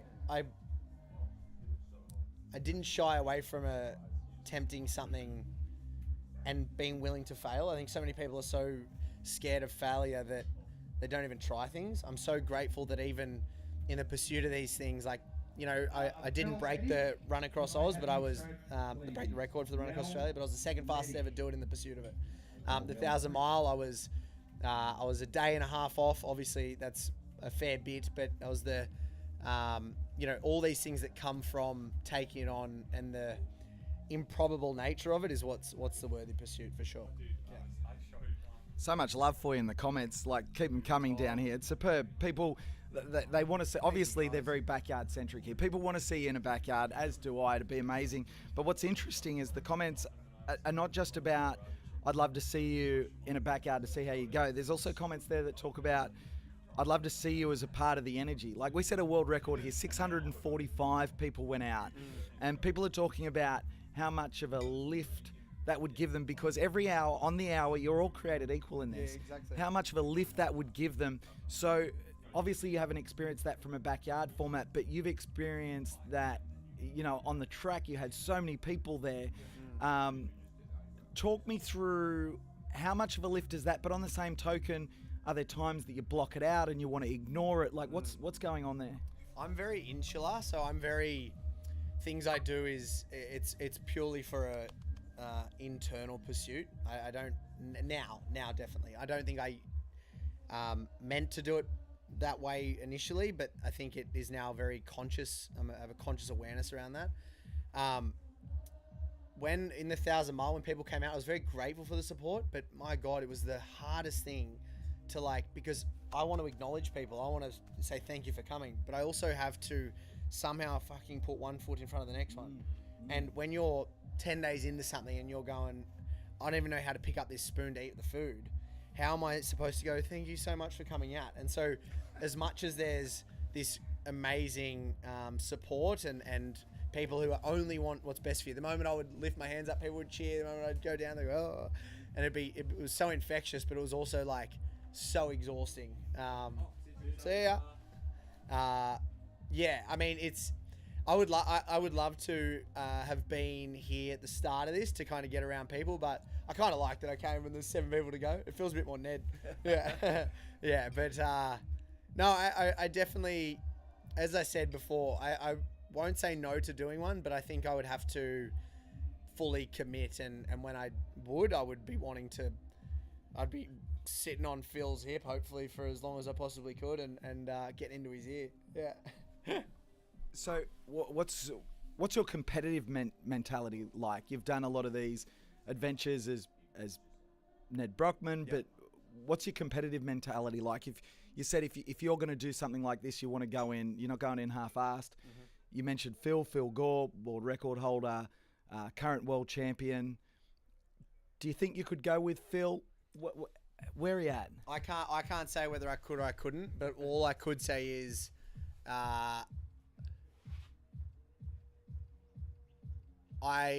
one thing I have really in my brain, and I would say that's why I'm pursuing this marathon thing, is the improbability of becoming an elite marathoner is so highly unlikely. But what I do have is an inability to quit.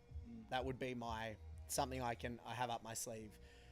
To say I could hang with Phil is just obnoxious at this point, because I've never done one.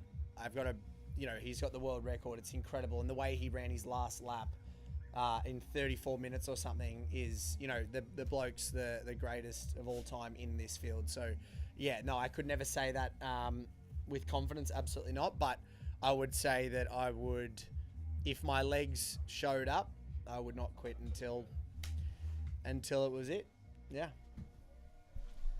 Another great question here, because a lot of people think that your longest event is your hardest, but that's not necessarily always the case.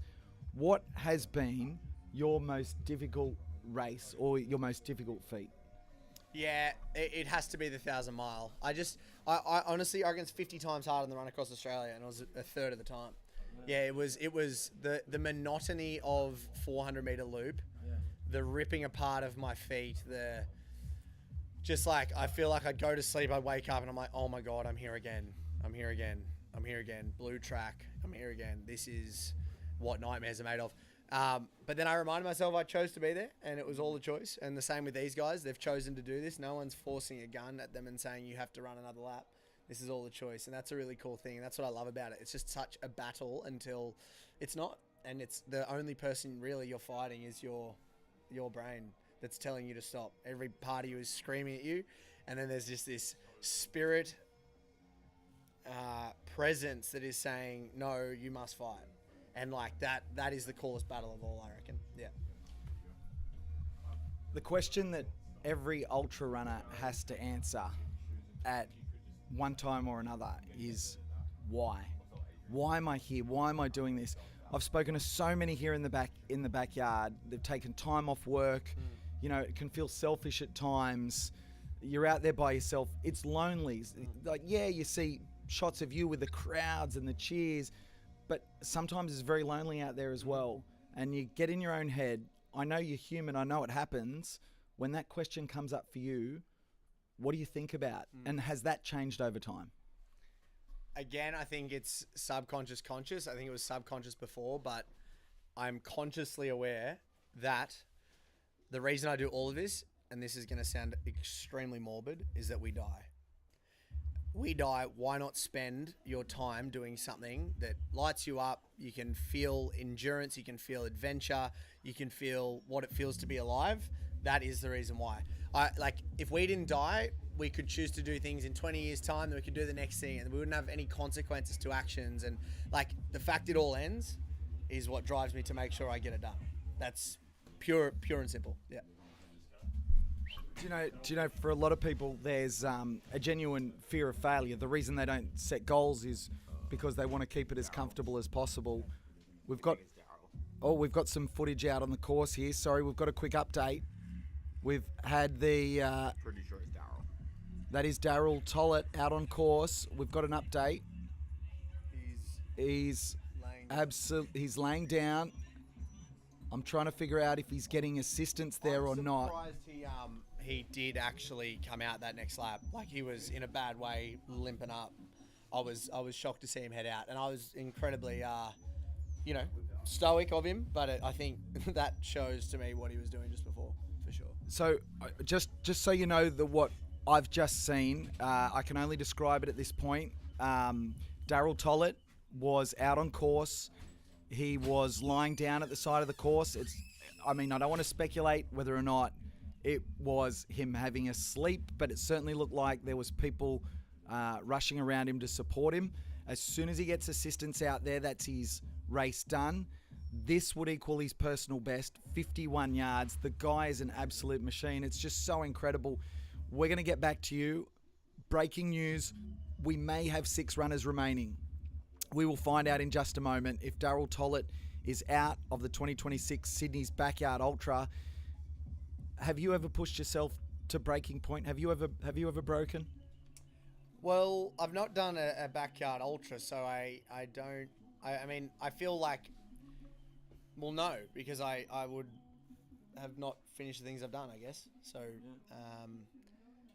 I've been close. That 1,000 mile was close. I don't need to keep bringing up the 1,000 mile. I feel like I'm talking about myself too much. No, that's what you're here for. Everyone wants to see it, man. It's awesome to have you in the booth. And I've been told by people that have met you before, the thing about Ned is everyone that meets you says the same thing. It's like, oh my God, he's just a normal bloke. Yeah.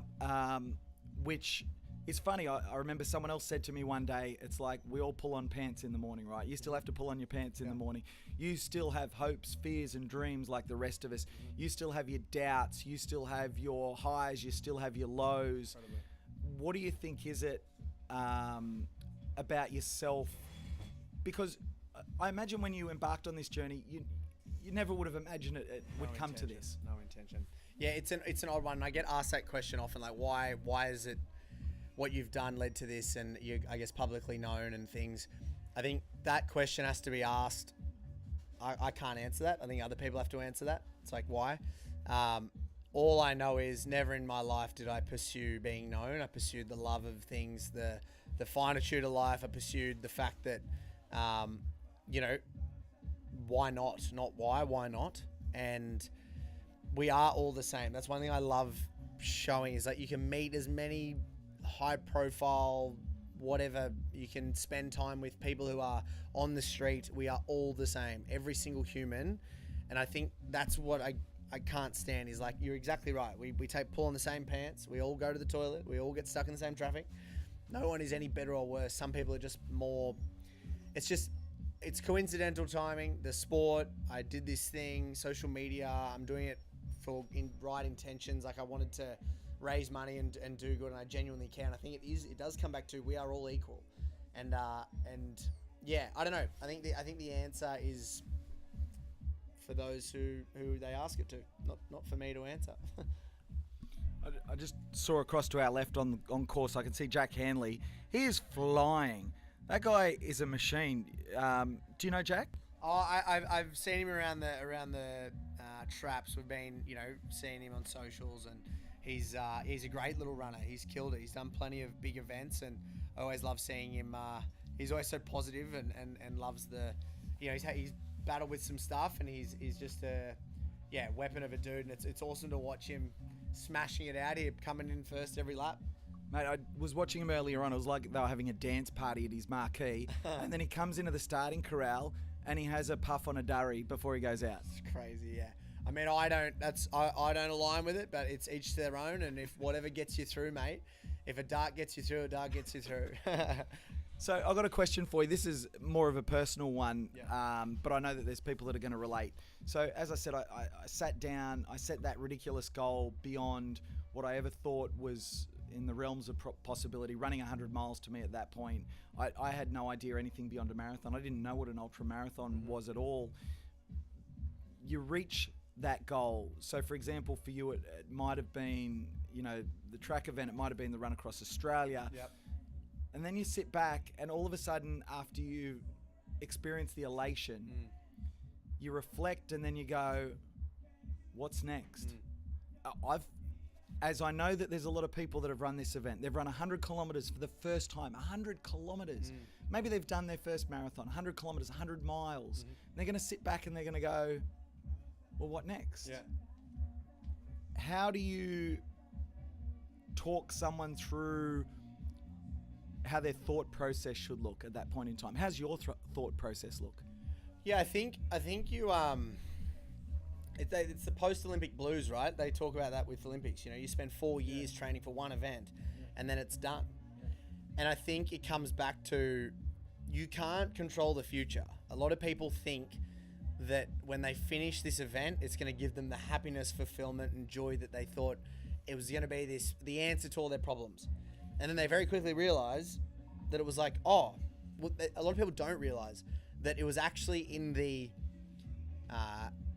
constant waking up going, hey, I've got this goal, I've got this goal, I've got this goal. I'm going to work towards it. I've got to sacrifice. I've got to compromise. I've got to make sure I do this. I've got to make sure I do that. And then they get to this event and it doesn't give them the thing they want. They might have won it and it still doesn't give them the joy they thought they were going to get, or the fulfillment. And then, so they go, oh, I've got to find it again. And so they'll go bigger, thinking the bigger thing is going to get them the answer. It's never in that. It's actually the fact that you're present by chasing a goal. And when you finally get the goal, it's like, you've got to remember it was all about the joy you got in putting your shoes on every morning, getting fitter, embracing the people around you, enjoying the community of which you build in pursuit of it, the person you become, the leader you become. All of these things are actually what it's all about. And I think when you can reshape your mind to see it for that rather than, I'm gonna be the man or woman when I get this 100 yards, or when I get 60 yards. It's like, it's not. It's never about that. It's always, always, always about the pursuit and the person you become. And as present as you can possibly be aware of it. Sit, be with it, be where your feet are. That's my biggest piece of advice I can give someone, is just be where your freaking feet are and enjoy it. And the same as these things is like, yes, you're in so much pain. Yes, you are dying. All you want to do is stop. But the moment you stop, all you want to be is back in it, because what you're feeling right now is the ultimate form of presence. Yeah. Oh, Siri, she's yapping to me. Yeah, it's the ultimate form of presence. Nothing gets you more present than going, how am I going to get this through this next step? That's all we want as humans, I think, is to be present, is to be like, how beautiful is this? Not thinking about the next thing. It's like, that's all we are here to do, is to fuck around and find out. Yeah. I love that graph where you've got the X and Y axis of F around, find out. Well, it's literally, we're here to frolic, do things, find, experience, joy, like feel, cry, emotions, all of them. That's what we're here to do. We're not here. There's no, like, I'm very like, yeah, as you can tell, I'm quite morbid, and I'm like, I think about death a lot, and that liberates me greatly, because I've got through everything that's always been a struggle in my life, and I'm still here. So why are we sitting there thinking, oh, this is going to give us the thing we want? All we have is now. Enjoy it. And that's what I've got from these things. Unreal answers. This is absolutely superb. How far into the future do you think, though? Yeah. Or probably a better question, not how far in the future do you think, because you're living for the now, but you still have to plan. How far in the future do you plan? Yeah, I don't mean that in like, you know, whatever, don't worry about filling up your car. It's like, you obviously have to have contingency plans when it comes to life, right? Like, you have to book a flight because you know you're going here. You have to do these things. I also set goals, right? And setting a goal of, let's say it's in a year's time, you want to do a backyard ultra and you want to get 24 yards. And it's like, right, that's set now. That's the goal. How do we get there? And it's like day by day, right? How do I break my day by day down? Well, I break it down by meal. How do I break that down? Oh, well, moment by moment. And it's like, that's what it comes back to. Yes, I used to try and do it by like a milk bottle at a time. So every 2 weeks, a week and a half, depends on if it's unhomogenized or homogenized. But you try and do that. But I was like, oh no, I need to plan. You need to plan more things. And so when I have a massive goal, like let's say it's, a year out, I'm just setting it, and I'm then, right, how am I getting to that point? And then it's just chewing the elephant one bite at a time. People watch you and they're inspired, which is amazing. You're inspiring people that you'll never meet, you'll never know, you'll never have a conversation with them. I mean, that must be liberating in itself, and you can talk about that if you like. But the question I'm leading into is, for someone who sees Ned Brockman as Ned Brockman out there somewhere, and they're back here and they're just like me. I'm just Pete Quist. And how do you think they should feel when they hear your story? Obviously, you can't explain to someone this is how you should feel when you hear my story. But what is your hope that people get when they read your book or they see your exploits or they listen to interviews like this? I would just hope that the words I'm speaking resonate in a way that they grab their life by the plums and go. It doesn't have to be in sport. It doesn't have to be in endurance. It doesn't have to be in. It can be in. It's just like, take this opportunity. Take it as a light bulb moment to go. Fuck, I've got to go do the thing I've always wanted to do. There's people weigh up always the fear of failure and then the enjoyment that comes from it actually going off, right? And I feel like the fear of failure will stop way more people than the doing something. Then the joy of winning will make people do it. So all I hope is that if they are to listen and someone is to hear me say something, it's them going, hey, all we have is now, let's go do it. Make the most of it. What motivates you? What externally motivates you? Better question. Death. That's simple. Outside Ned Brockman, outside what's going to happen to you in the future, when you look out there, what do you take from out there? Or is it all internal? Truly, I think it's like, I really struggle with social media as much as people probably think, because it is my job. I struggle putting things out there, but then I know it's the game I have to play in order to continue the thing I want to do. And it's got nothing to do with, how do I build my brand? Fuck that. I hate it. I hate the idea of like, how do I make a conscious effort to build my brand? It's like, be you purely, authentically, do what feels right, and then share it because it's the game we must play. Like I have amazing partners like Puma and Pillar and RT, Mitre 10, all these amazing partners that support me in what I do. But I think it comes back to doing it because I want to do it and help others. That's it. It's that simple. And so that pure thing inside of me that drives me, which is very much internal. It's a desire to make the most of this very small amount of time we have on this floating rock. It's a desire to help people who can't see it for that. And it's, it's to just smile because it ends very quickly. Do you feel like you got any responsibility on your shoulders now? How's that shifted? Because when you started, no one knew Ned Brockman. No one knew who you were. Now all of a sudden you've got sponsors, you've got expectations, you've got people that are hanging off your every word. Do you feel like you're carrying any sort of burden? Is it an honour? How do you feel about all of that? It's a weird thing that comes with the territory of it. And you don't understand that until you're dealing with it. I did initially go, and then you feel like you can speak from a place of authority, and that is just bullshit. And you have to learn. Like all these things are trial by error. Like I don't know. The more I've found out, the less I know. Like you think you know things, and then you're like, I know nothing. And the more you try, the more you throw yourself into things, the more first-hand experiences you have, the quicker you'll realize that it's very obnoxious to think that you can speak with authority on anything, because it's all just magic, the fact that we're even here. And so yes, as like I do have a responsibility to act in accordance with the way I know I am, and not push as if I'm anything but that. Yeah.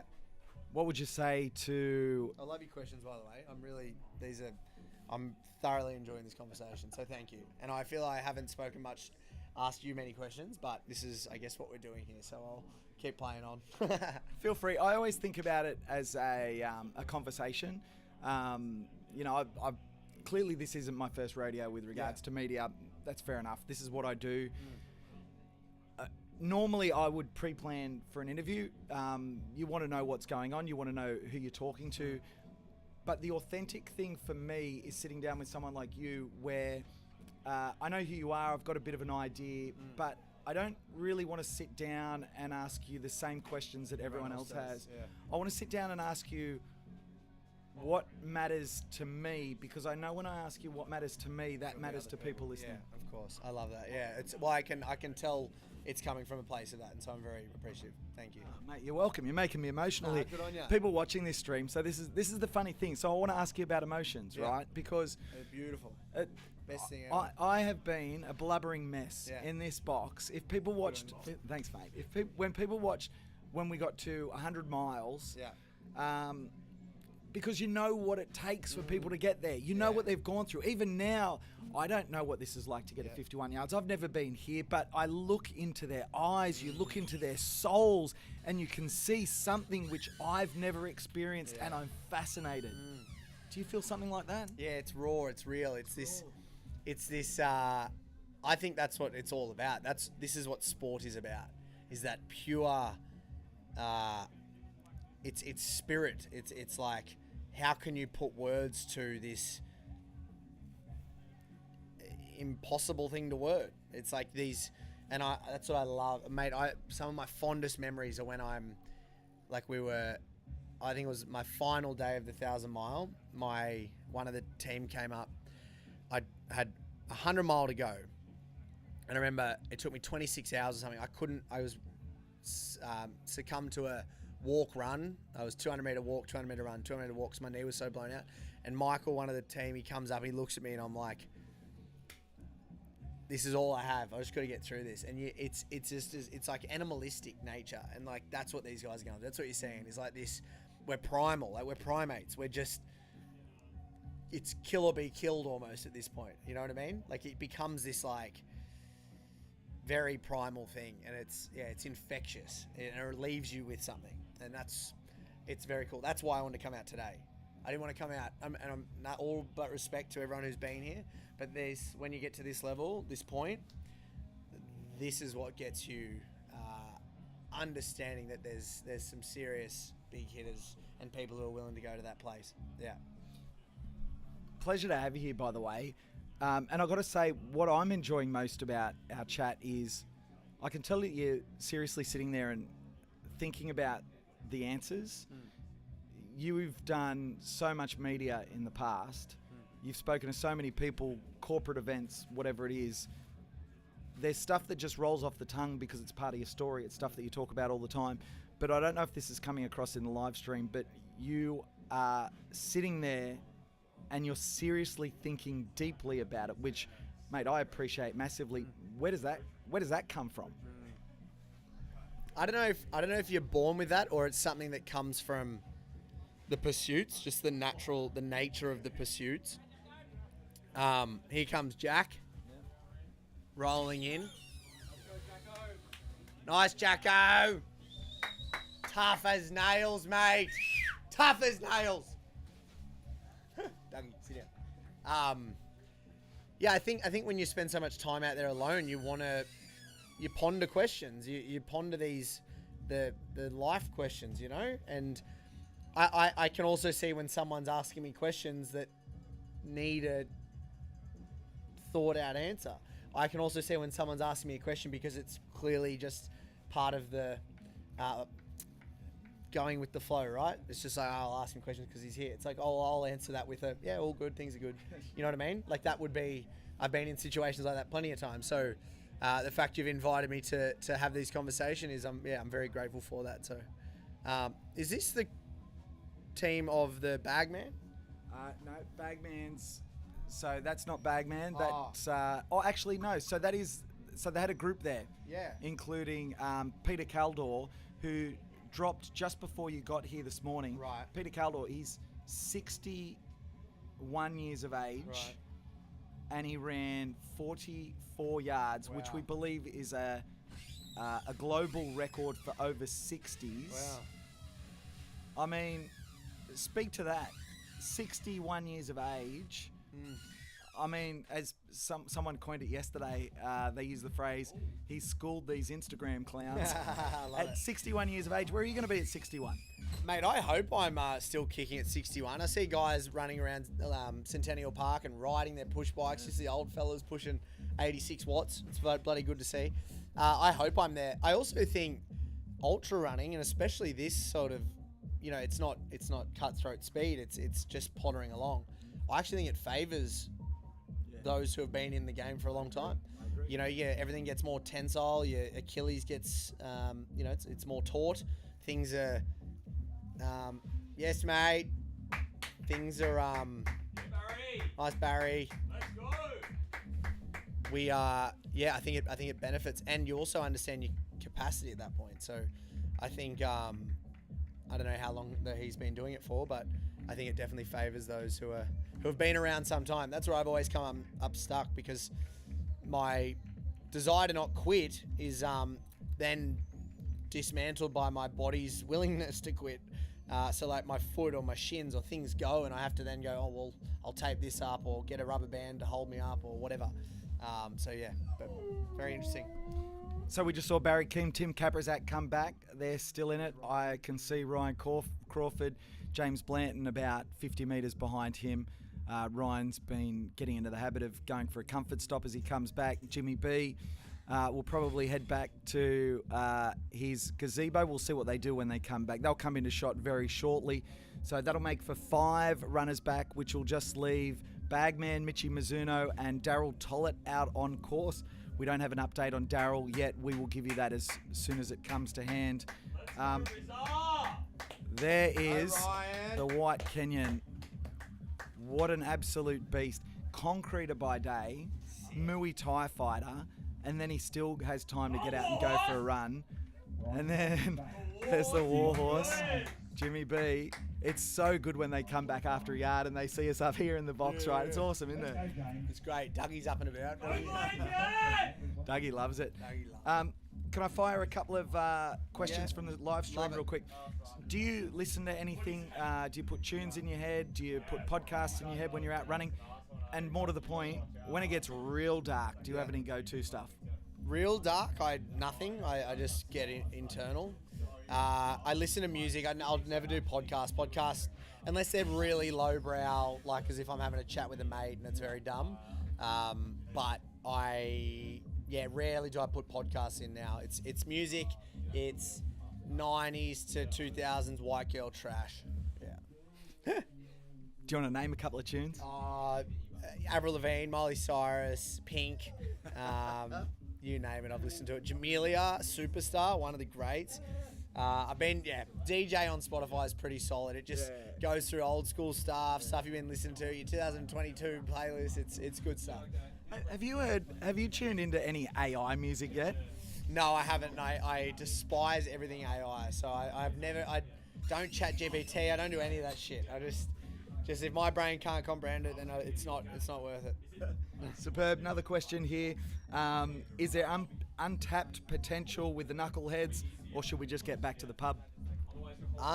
Is there untapped potential with the Knuckleheads? Oh, that's Bill Ryan and Sam Johnson. They were actually here. They both got 100K done. It might have been 100 mile. I don't want to shortchange your boys, but they're legends. They're from Forbes. They're from where I'm from. So they did great. They did a massive 100K run last year for my Ned's Uncomfortable Challenge, which has been really, really epic to see the last few years. But yeah, mate, I reckon you probably could have done a few more there, Bill and Sammy, but see how we go.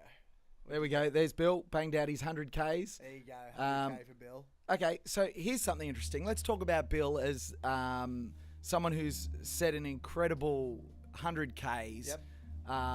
Wonderful performance. And Forbes was in there saying, keep up a Bill. So you can put comments. Cool. So for people that are watching the live stream, I'll put a great. pinned comment where you can do the live tracking. So everyone has access to this, not just me. Sick. And you can fire in comments. You can see their stats, which is awesome. But you can see his fastest yard was yard 11, where he ran a 37-minute yard. And then his last yard 15, which was to 100 Ks, was 51 minutes, 22 seconds. We've talked a lot about this. I want to get your perspective on this. People often set milestones as their goals, and when they get there, they stop. Mm-hmm. What are your thoughts on that? If you were going to do a backyard ultra, how would you approach it? Would you kind of say, my goal is 2 and then we'll see, or would you just keep an open mind? What do you suggest to Joe Average? My view, based off of absolutely no idea on what I'm doing with the backyard ultra, I just want to caveat that. would be, for me personally, I wouldn't be setting any distance, but I understand that concept for people and how that would make sense. That's why you see so many drop off after the 24 yard, because it's like, oh, 100 mile, great, done it. And it's like, you don't understand your capability. You just go, oh, well, that's it. I finally got there, broken it. I'm sweet. I think like you'll always struggle if you set a deadline. You're very rarely is your brain going to be like, awesome, we got to 24, now I'll just get 25. Your brain is going to tell you to stop every fucking time. So I would, for me personally, try and just beat everyone. That would be the goal. I don't think it would be like I've got to get 100, or it'd be like I got to win. So I'd start playing mind games, to be honest. I'd just start fucking with people. Yeah. Just be like, I would honestly start. I reckon at some point I'm 100% going to do one, and I would just start fucking with people, I reckon. How? I just get in their ears and act like you're in terrible pain, and then keep going, and then act like you're not and keep going. I just think it would be fun as hell for that. But yeah, maybe I'll get completely humbled and it wouldn't even make 100 miles. So we just never know until they do it, right? It's all just words. There was a bloke at the World Championships, Rodolfo from Mexico, and I watched him hours and hours on end. We're talking over 80 hours into the event. And for hours and hours on end, he didn't come back any quicker than 58 and a half minutes. Now you think, well, he's got a minute to turn himself around. What do you think he would have done in that? Let's say he's got 1 minute, and then I'll tell you what he actually did. I reckon he just stood there. No, he'd come back, he'd brush his teeth, have a shave. In a minute and a half. No way. Really? That's incredible. Good on you, and it works. How would you structure it, do you think? What's important? What are the building blocks, the ABCs? If you're in transition, you've got a short time, what are the types of things that you want to be thinking about? Well, your biggest one's calories. Like, I can just only imagine how many you're burning, right? I mean, to be fair, it's 6.7. It's like I would love to know what kind of daily expenditure there's, like, calories wise, right?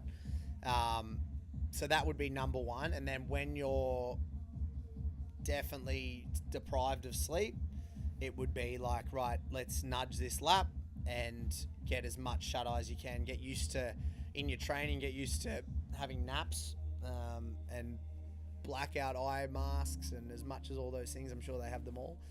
And just not stressing. I think one thing I've found is every time I'm in these situations, I always stress about not sleeping, and then it gets worse. So it's like, reshape your mind and say it's also your feet are up versus I'm not sleeping, but yeah, at least your feet are up. So having that shift in mindset. But yeah, food, naps when you can, and not getting your feet too like wet, because obviously you need your feet. You don't want sweaty feet. You want sweat wicking socks. Yeah. Hey, I've got a question for you. I remember many years ago, I worked at Bridge Climb in Sydney. This is like 25 years ago, mate. So this is a long time ago. Yeah. And I remember meeting Mike Whitney, former Australian left arm fast bowler, absolute legend of the sport. He was also hosting Sydney Weekender back then. It was after he'd done Who Dares Wins. And I spent a lot of time with Mike Whitney, and we got talking, shout out Mike Whitney, we got talking about how members of the public engaged with him. Because he said he'd get everything from people across the road yelling out, "Dare me, Mike," to, and he's like, I'm a normal human, treat me like a normal human. And he loved it when people would come up and say hi. But he's like, also, hey, respect my space. Here we go, here comes Mitchie Bagman. Yes, mate. Let's go, Mitchie. He looks good. He's got 3.5 minutes. He's been doing that for hours, so that's plenty of time to turn him around. So Mitchie comes back. Be uncomfortable holding that bag. You know what I mean? He's just holding it one arm. Think about the imbalance. Oh, mate, crazy. But think about the 92 yarder. He's done 94 yards with that. 94. 9-4. Wow. No way. Yeah. Oh, he's tough as nails, this fuck. Yeah. That's incredible. I'll tell you another Mitchie story before I get back to the question, which I'll never remember what the question was. So the boys, the Sheeky boys, Oliver and Michael Sheeky, who were in here before, ran 41 and 45 yards. Incredible for a father-son. They were talking about Mitchie out on course, having stand-up micro sleeps, lying down, having a nap, and then often seeing him like looking around, being lost because he'd wake up from a micro sleep and he wouldn't know which direction was which. No way, you're just losing your marbles. That makes sense. Yeah. I've been in a few times where you wake up and you're like going, this isn't real, is it? And then you oh yeah, hold up, I signed up for this. Okay, yep. On we go. I'm gonna ask you a favour. Do you remember what my last question was starting to be? Yeah, it was about Mike Whitney and the way people engaged with him. Where some were lovely, some were quite a bit. He was hoping they would be a different way. Yeah. So, for you, obviously, because people they just go weird when they see someone that they know. What would you like people to do if you see them out and you're going for a run, you're going for a ride? I know I've got mates that have seen you out and about, which is cool. How would you like people to kind of treat Ned Brockman when you're just being Ned Brockman? I would never begrudge anyone for acting a certain way because we're all relative to our livelihood and the way we've been brought up. That is the reaction. However, it's like assuming someone is going to be a certain way back to you when you react that way is blasphemy. It's wild. I've had instances, and full transparency, 99.9% of interactions are just so wholesome and great. But I've had times where people have like, I haven't smiled. I'm mid-session on a run. I haven't smiled back, and then it's like, Ned's a fucking. And it's like, mate, I'm just doing my run. If you just say hello, it's very simple for me to say hello back. It's all good. But yeah, mate, I would never like. I just also think we're all the same. So it's like I try and be as normal as possible, try and be myself, and it eventually breaks people down pretty quick, and they go, "Oh, you're just a normal human," and that then becomes it's a two-way street. It's a conversation. But when someone just wants that social hierarchy of like, "Oh, I got my photo, I'm now important" to their friends, that's an odd one. So they're like, "Hey, can I get a photo?" And you're like, "Sure. My name's Ned. What's your name?" Yeah. It's like we're human beings. Yeah. You can ask how I'm going. I'm always up for a chat. So yeah, those things are always funny. Love it. We've got 45 seconds until the runners head out. I can tell you, it appears as though Daryl Tollett will be our 7th placed finisher. Daryl Tollett is not going to make it back. Ladies and gentlemen, we do have now 6 runners remain. We're going to see if we get all 6 out on course. We got Jack Hanley. I can see Jimmy B. I can see Tim Kaprizak. We've got Ryan Crawford, the White Kenyan. Mitchie, the Bagman. There they are. And Barry Keem at the back. How good's this? It's so good. I love this song too. It's perfect. All right. Commentate us in for this yard, mate. 2, 1. Here we go. Let's go. The boys are off. Ryan's out. He's leading the pack. It just looks good. You can see their hips. Just go boys. Get it, fellas. Mate, amazing. It's incredible. Is it always in the left arm? Yes. Oh my God. He must have just such a strong left shoulder. Yeah, you can see the boys. One thing I think people don't understand is the rest. When you rest, when you come to a halt and your body's trying to shut down, get back to homeostasis. It's trying to go, hey, stop fighting against me. So when they sit down, the longer I feel like Mitchie's probably got an advantage in a way that he pulls in so late and it works for him, so he doesn't actually cool down. Where like sometimes guys who get in 15 minutes early, they cool down properly. So then you're starting there, and then as you see when they take off again, their hips, like just to get moving, it is like that is some of the worst things you can do is stopping. And so yeah, it might even be the trick. That's the beautiful thing about this sport. No one knows. You get Phil Gore will come in and bang out 40-minute yards. And he's all good. And he'll go awesome. And then you've got other people like Mitchie that'll, just keep looping. They just keep going. They just keep getting the job done. Rodolfo got over 80 hours doing his 58.5-minute yards. Crazy. Harvey Lewis, former world record holder, former world to the champion. BPN one just before. Yeah. They there's some crazy weather there. Yeah. Incredible. Tell us. Because again, you're a bit of a fan as well. Like you're out here, you're checking this out. You watched that event. What do you take when you watch these? Yeah, I mean, I just love human beings chasing potential. I think I got asked this question the other day by a mate. He goes, "What are you chasing?" And I was like, "I'm not chasing anything, but I am. What are you searching for?" And I think I'm just not wasting my time finding out my potential. Like, where is that? Where does that lie? And I think that's what's cool here is we're seeing human beings find their potential or not and fight tooth and nail to try and get a glimpse of it. Like it's the battle between brain and body it's one of the coolest things ever, and I think that's what I am always drawn to is like the BPN, like whatever it is, it always comes across your desk because it's impossible with social media and the people who I follow or follow me. It is impossible with the algorithms to not get hit by it, right? And so you're obviously inquisitive, and human beings are curious. And yeah, I see these guys and I go, well, that's why I'm here at this time, because I do want to see these guys who are searching for their potential. And yeah, it's always infectious. Yeah. I know there's a lot of people watching at home. I'm PK, this is Ned Brockman. How cool is this? This is unreal. You're watching Sydney's Backyard Ultra 2026, brought to you by 180 Cadence, coming to you from St Ives Showground. The cloud cover is starting to come across as was expected, with the weather expected to get up to about 20 degrees today. There is a bit of a breeze picking up. We have 6 runners remaining out on course on yard 52. Those 6 runners are James Blanton, Ryan Crawford, Barry Keem, Jack Hanley, who have I missed? Mitchie, Bagman, Mizuno, and Tim Kaprizak. Unreal, absolute weapons.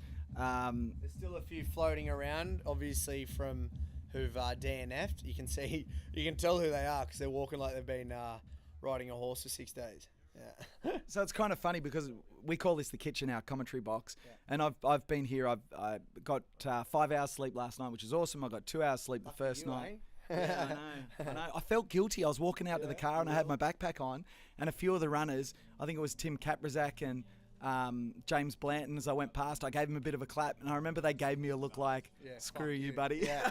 It's so funny. My mum, when I was doing my 1,000 miles, she'd put me to bed essentially. Yeah. And I'd sleep for 2 hours and she'd come back, and then, she was getting an hour. So she'd put me to sleep, and then 30 minutes she'd have to go back to the hotel and she'd pass out, come back.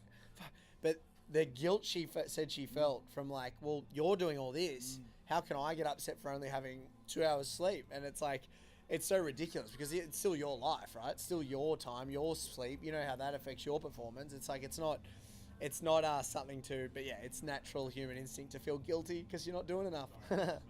How funny is this though? Again, appreciate your time, man. But literally, I just strolled out of the booth. You're over there with a doggo, playing with a stick, and I'm like, oh, hey, do you want to come into the booth and have a chat on the live stream? And you're like, oh, yeah, okay. I know you're busy, man. And here we are like an hour later. If you've got to get out of here. That's all right. We can get going. Is that you kicking me out? No, I'm not kicking you out. I just want to give you an opportunity. I know you've got places to go, people to see. All good. I will head out shortly, but I've appreciated the chat, and I've appreciated just, getting around it. And I definitely, for those of you watching, I will do one at some point. He's got me over the last hour, but it won't be for the next 6 years. We'll get about 6 years to go, and then we'll do it. So I'm talking to everyone on the live stream, not to you at the moment, but have you noticed as this conversation's gone on, and if someone plays it back, yeah, how I went from I won't do one to now, yeah, I'll definitely do one. Oh, fuck. you can see it just rising, just lifting as we go through the hour. You could just see the conversation at the start. It's like, I've got other things on. And then the feet, you could see them, they just start to get a little bit itchy now. Mate, it's always obviously for me been something I've thought about, obviously, since the inception of them, and since they've become more popular. But then I weigh up what it is I really want to do. And it's like, for me right now, it would be purely it wouldn't be my goal. And so then it would be, well, why are you doing it? Are you doing it to publicly show you can do it, or are you doing it because you want to do it? And I've always done stuff from in here, so until it becomes that, I will hold off. We will be here. Do you know Phil Gore personally? I don't. We've had conversations just on social media. I know Sam Harvey quite well, and yeah, obviously they're all in that same world. So, but yeah, I watched Phil, in awe of Phil, and his, he just did that 100-mile in Taiwan, just killed it, won it 18 hours or something. Yeah, hang on, do you know that wasn't even his A race? Nah, no, it's in 5 weeks or something. Yeah. The 24-hour. Yeah. Yeah, he's got the 24-hour Oz record on the track. He's a weapon. He's a weapon. He's very what I've noticed about Phil is he's very, very meticulous and very like seeing all his numbers of carbs and things, and it's all like, I've got stuff for the last 9 days or whatever it is that he's got. He clearly knows it's just a formula, and he knows that as long as he hits all those things, he's all good for a week plus. Yeah. So I'm actually going to get a chance, with a bit of luck, to have a chat to Phil. Try to coordinate it with Gemma, his wife, after his run in Taiwan. They're obviously in transit. There's crazy stuff going on. But the beautiful thing is, I said to Gemma, no problems. Like, you guys sort yourselves out. I'm going to be here for a little while, yeah? Yeah, exactly. You'll be. What's your prediction on how long you reckon we're going to go? Can I ask you yours first? Sure. I was going to base it off yours. Nah. I reckon. What is Jimmy and Ryan's PBs? So 95 for Ryan, 94 for Mitchie the Bagman, Timmy Kaprizak and James Blanton in the 80s. I think 82 for Tim Kaprizak. Is James is 82 as well? Has Jack done one?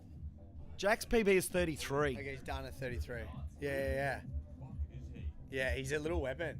Yeah, he's a killer. You know what? I reckon it'll be just under 100. I reckon it'll be. Oh, it's good conditions. Like it's not like hot. It's like cloud cover. I don't know. It's hard to say, and it's like you can't put a number to the will of a human being. I think like the inconquerable human spirit is one that you can't put a number to. So I'll say for playing along, I'll say 102. Incredible number. First of all, I want to give a range, because this could go 75. This could theoretically, I think, go 125. I think the answer lies somewhere inside there. My first impression before I came to the event, before I spoke to the men and women that were taking part, I actually said to a mate, it's like, I'm probably not going to say this on the live stream, but I think 80 might get the job done. And then I turned up and I spoke to a couple of them. Yeah. I spoke to Tim Kaprizak. I had a brief conversation with Ryan, brief conversation with James. I've spoken to James' partner, Kitty, wonderful woman. Hopefully I'm going to drag her back in here as well to give us a bit of insight as to how he's going. James Blanton looks like he's running exactly the same as he was on yard 3. Yeah. So now that I've spoken to them, I'm in the believing camp. They're talking 100 plus. There's several of them that are talking 100 plus. And what's Barry's record? So Barry's record, we're getting close to it. It's 62, maybe 61. We're probably someone in the comments. He's like a great marathon runner, isn't he? He's a good little. He's an incredible all-round runner. He's been on the Australian team for Backyard Ultras as well. Yeah, right. Yeah. I don't know. I feel like the 100 number would be huge, and like I reckon there's probably one or two that will probably potentially drop over the next 24 hours. So then there's 3 of you or 4 of you, and then that, like, you got to work together to get those big numbers. Like I feel like you can't just, like, you're just over 50 now. You got to be pepping each other up, and it's not a matter of like, that's what's cool about these is you're only as good as the person who can come second, right? You can't just keep going as much as you'd like to, and that's where it gets a bit scary with Phil, right?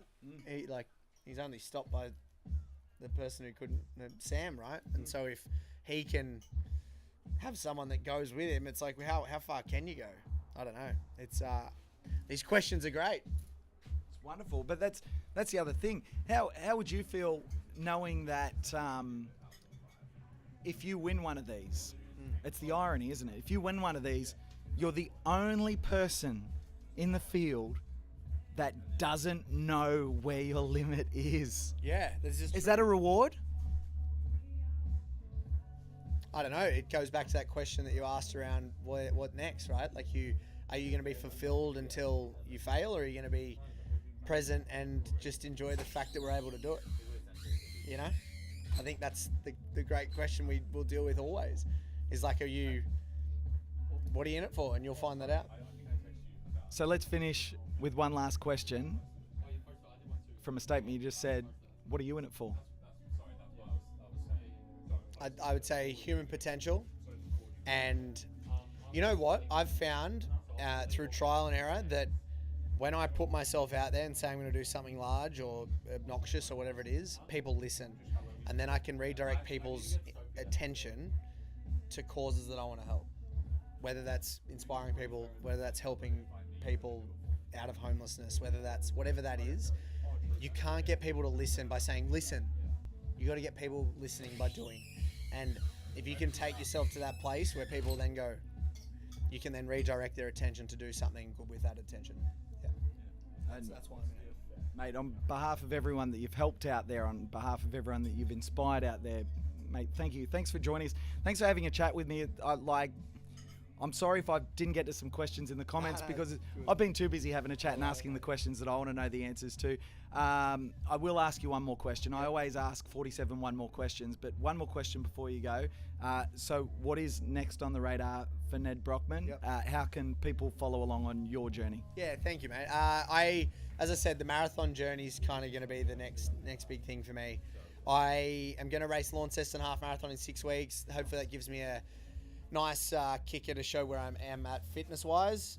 Hopefully sub 70 there, and then we'll be racing Sydney Mara. I haven't announced that to anyone yet, so there you go, everyone.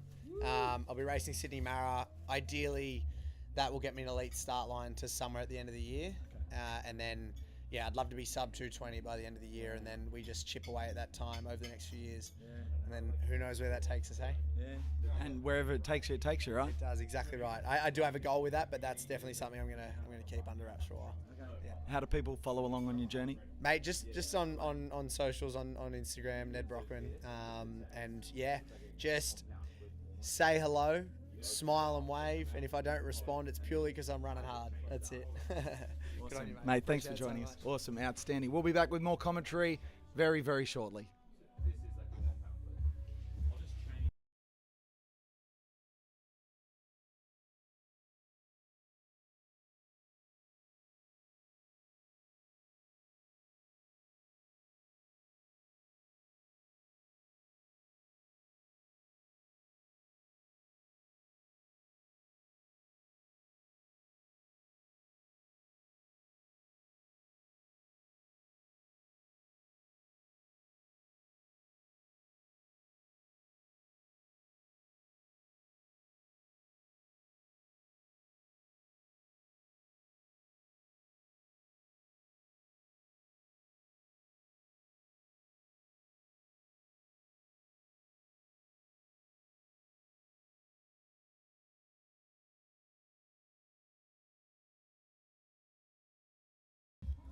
How good was that? How good was that? Ned Brockman, what a legend. You're watching Sydney's Backyard Ultra 2026. My name's PK. We're cooking in the kitchen here at St Ives Showground, where we are on yard 52. 6 runners remain out on course. We've just lost Daryl Tollett. Daryl Tollett completed 50 yards, was going after an equal of his PB of 51, and was out on course. And from all reports, he has collapsed of exhaustion. We are awaiting a report on how he's doing. We will find out very, very shortly. We'll get back to you with Daryl's condition. If you saw him going out then, absolutely fighting it till the very last step. That is showing human potential. And then out of nowhere, just wandering around, I went out for a comfort stop and Ned Brockman's outside. I just say, hey, do you want to join us for a chat? And then he comes, and the next thing you know, I'm sitting here having a 1 hour chat with Ned Brockman, just shooting the breeze. I think I said it to him, but just the honesty, the depth of thought. I've got the Lumina guys next to me. They're cooking in the kitchen, but I imagine you guys listened along to some of that as well. Yes. Yeah, it was super interesting. Yeah, very interesting, I think, just to see someone like Ned who has done some crazy feats, like beyond my imagination, speak to how crazy like this event is, and how even for him, he doesn't know if he would want to do one of these. I think it just speaks to how wild these things are. And then I reckon if we see Ned at a backyard, I'm going to take part of the credit for getting him here just quietly because he was just a flat no, right? And then by the end of the conversation, we moved him across that line to going, I'm curious. Oh, you love to see it. You love to see it. Okay.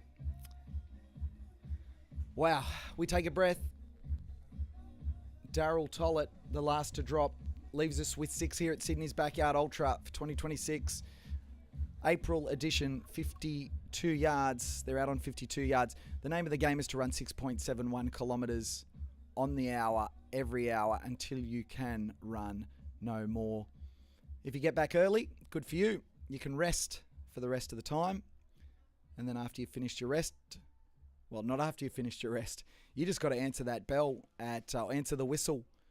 And at the o'clock, you have to go again. You have to move forward out of the corral.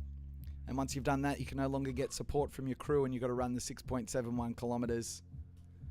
And we keep doing that until there is one person that finishes a yard by themselves. And they are the last one standing and will become the winner of Sydney's Backyard Ultra. So Arielle Kramer was the female last one standing here with a very impressive PB of 46 yards. She finished just on sunrise this morning, and you can see those clips on social media on 180 Cadence and Sydney's Backyard Ultra on Facebook and Instagram. Please get there. Wow. Did you enjoy the chat with Ned Brockman? That was pretty cool. That was pretty cool. I'm going to have to catch up with all these comments in just a second. But I also think I might have to take a breather for a minute.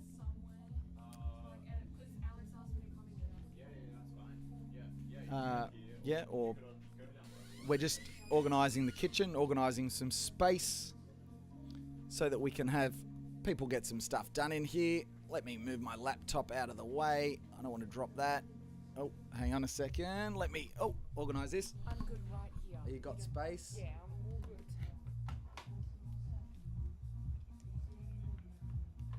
Is that yours? No, we found that. Oh, that could be the Caprazaks. Oh, did they lose one? I don't know, but I know that they use those. So I'll ask. Yo, awesome. Thank you very much. Thank you. Thank you. I've just given another crotch cam for the viewers just there. So I've just given another crotch cam for the viewers. Oh, okay, right. Yeah, just standing up. Sorry, what's your name? Yanni. Yanni? Yeah. How'd you go, Yanni? Good. I ran a 31-yard PB. 31-yard PB. That's unbelievable, dude. Did you get some sleep last night? Yeah, I did. Yeah, I had some magnesium tablets. That helped. But it wasn't good sleep, but it was sleep nonetheless. Yeah. And so that was a PB. What was your PB coming into this? It was I'm Still Standing last month. I ran 25. Oh, so you ran. So I ran last month at I'm Still Standing as well. Yeah, so I ended up banging out 27. So if you ran 31 here, you're saying I should have run 33 here yesterday. I think that makes sense. Yeah. No, that makes no sense to me. I'm still on the full recovery. How the hell are you backing up a month later and running 31? I don't get it. Yeah, look, I definitely don't think I started as fresh here as I did then. But yeah, I mean, this is definitely, for me, more mental than physical anyway. So it was a quick turnaround. I don't think I'll do that again. But yeah, I got out there and I'm so stoked I still managed to pull off a PB. Yeah. What was different 4 weeks later? I think I'm Still Standing was only my second backyard. So I still had so much to learn and gain. And I just took those lessons into this one. And those little things just helped me push on even more. And I also had an extra incentive here to go for the age record, which I also broke. So I was really stoked with that. National age record. How old are you? 22. 22. So national age record. Incredible. Very impressive. Well done. Congratulations. You're going to do another one of Sydney's Backyard Ultras? 100%. Maybe not in September, but I will definitely be back. Yeah. It hasn't been announced if there's one in September yet, so we're still waiting. You can join the wait list on the website, by the way, if you're keen, and you'll be the first to know. What was it like, very quickly? World record field, 645. What was it like running with that many people? There's a lot of people saying, oh, is that too congested? Is it too much? What did it feel like for you? Honestly, the vibe is just bigger and better. Yeah. It was more people just means there's more noise, there's more fun, there's a lot more going on, and just having lots more people out there with you, supporting you, it really adds to the whole event, and I think, bigger's better. Yanni, congratulations on behalf of everyone at 180 Cadence, Sydney's Backyard Ultra, mate. Go and rest up. You're moving pretty well.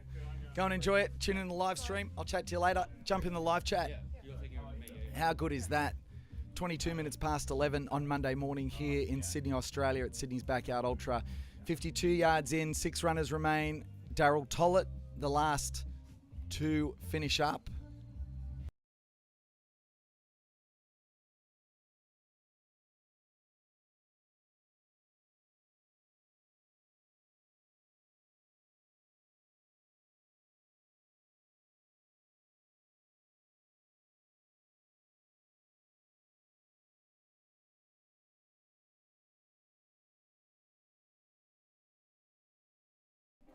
So I can let you know, I've just had word that Daryl is fine. We've got confirmation he's okay. He is going in for some observation. He has run himself literally to complete exhaustion. He is okay. He has been taken for observation.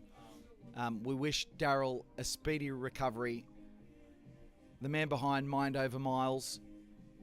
If you want to send Daryl well wishes, Daryl Tollett, you can find him on social media, Mind Over Miles.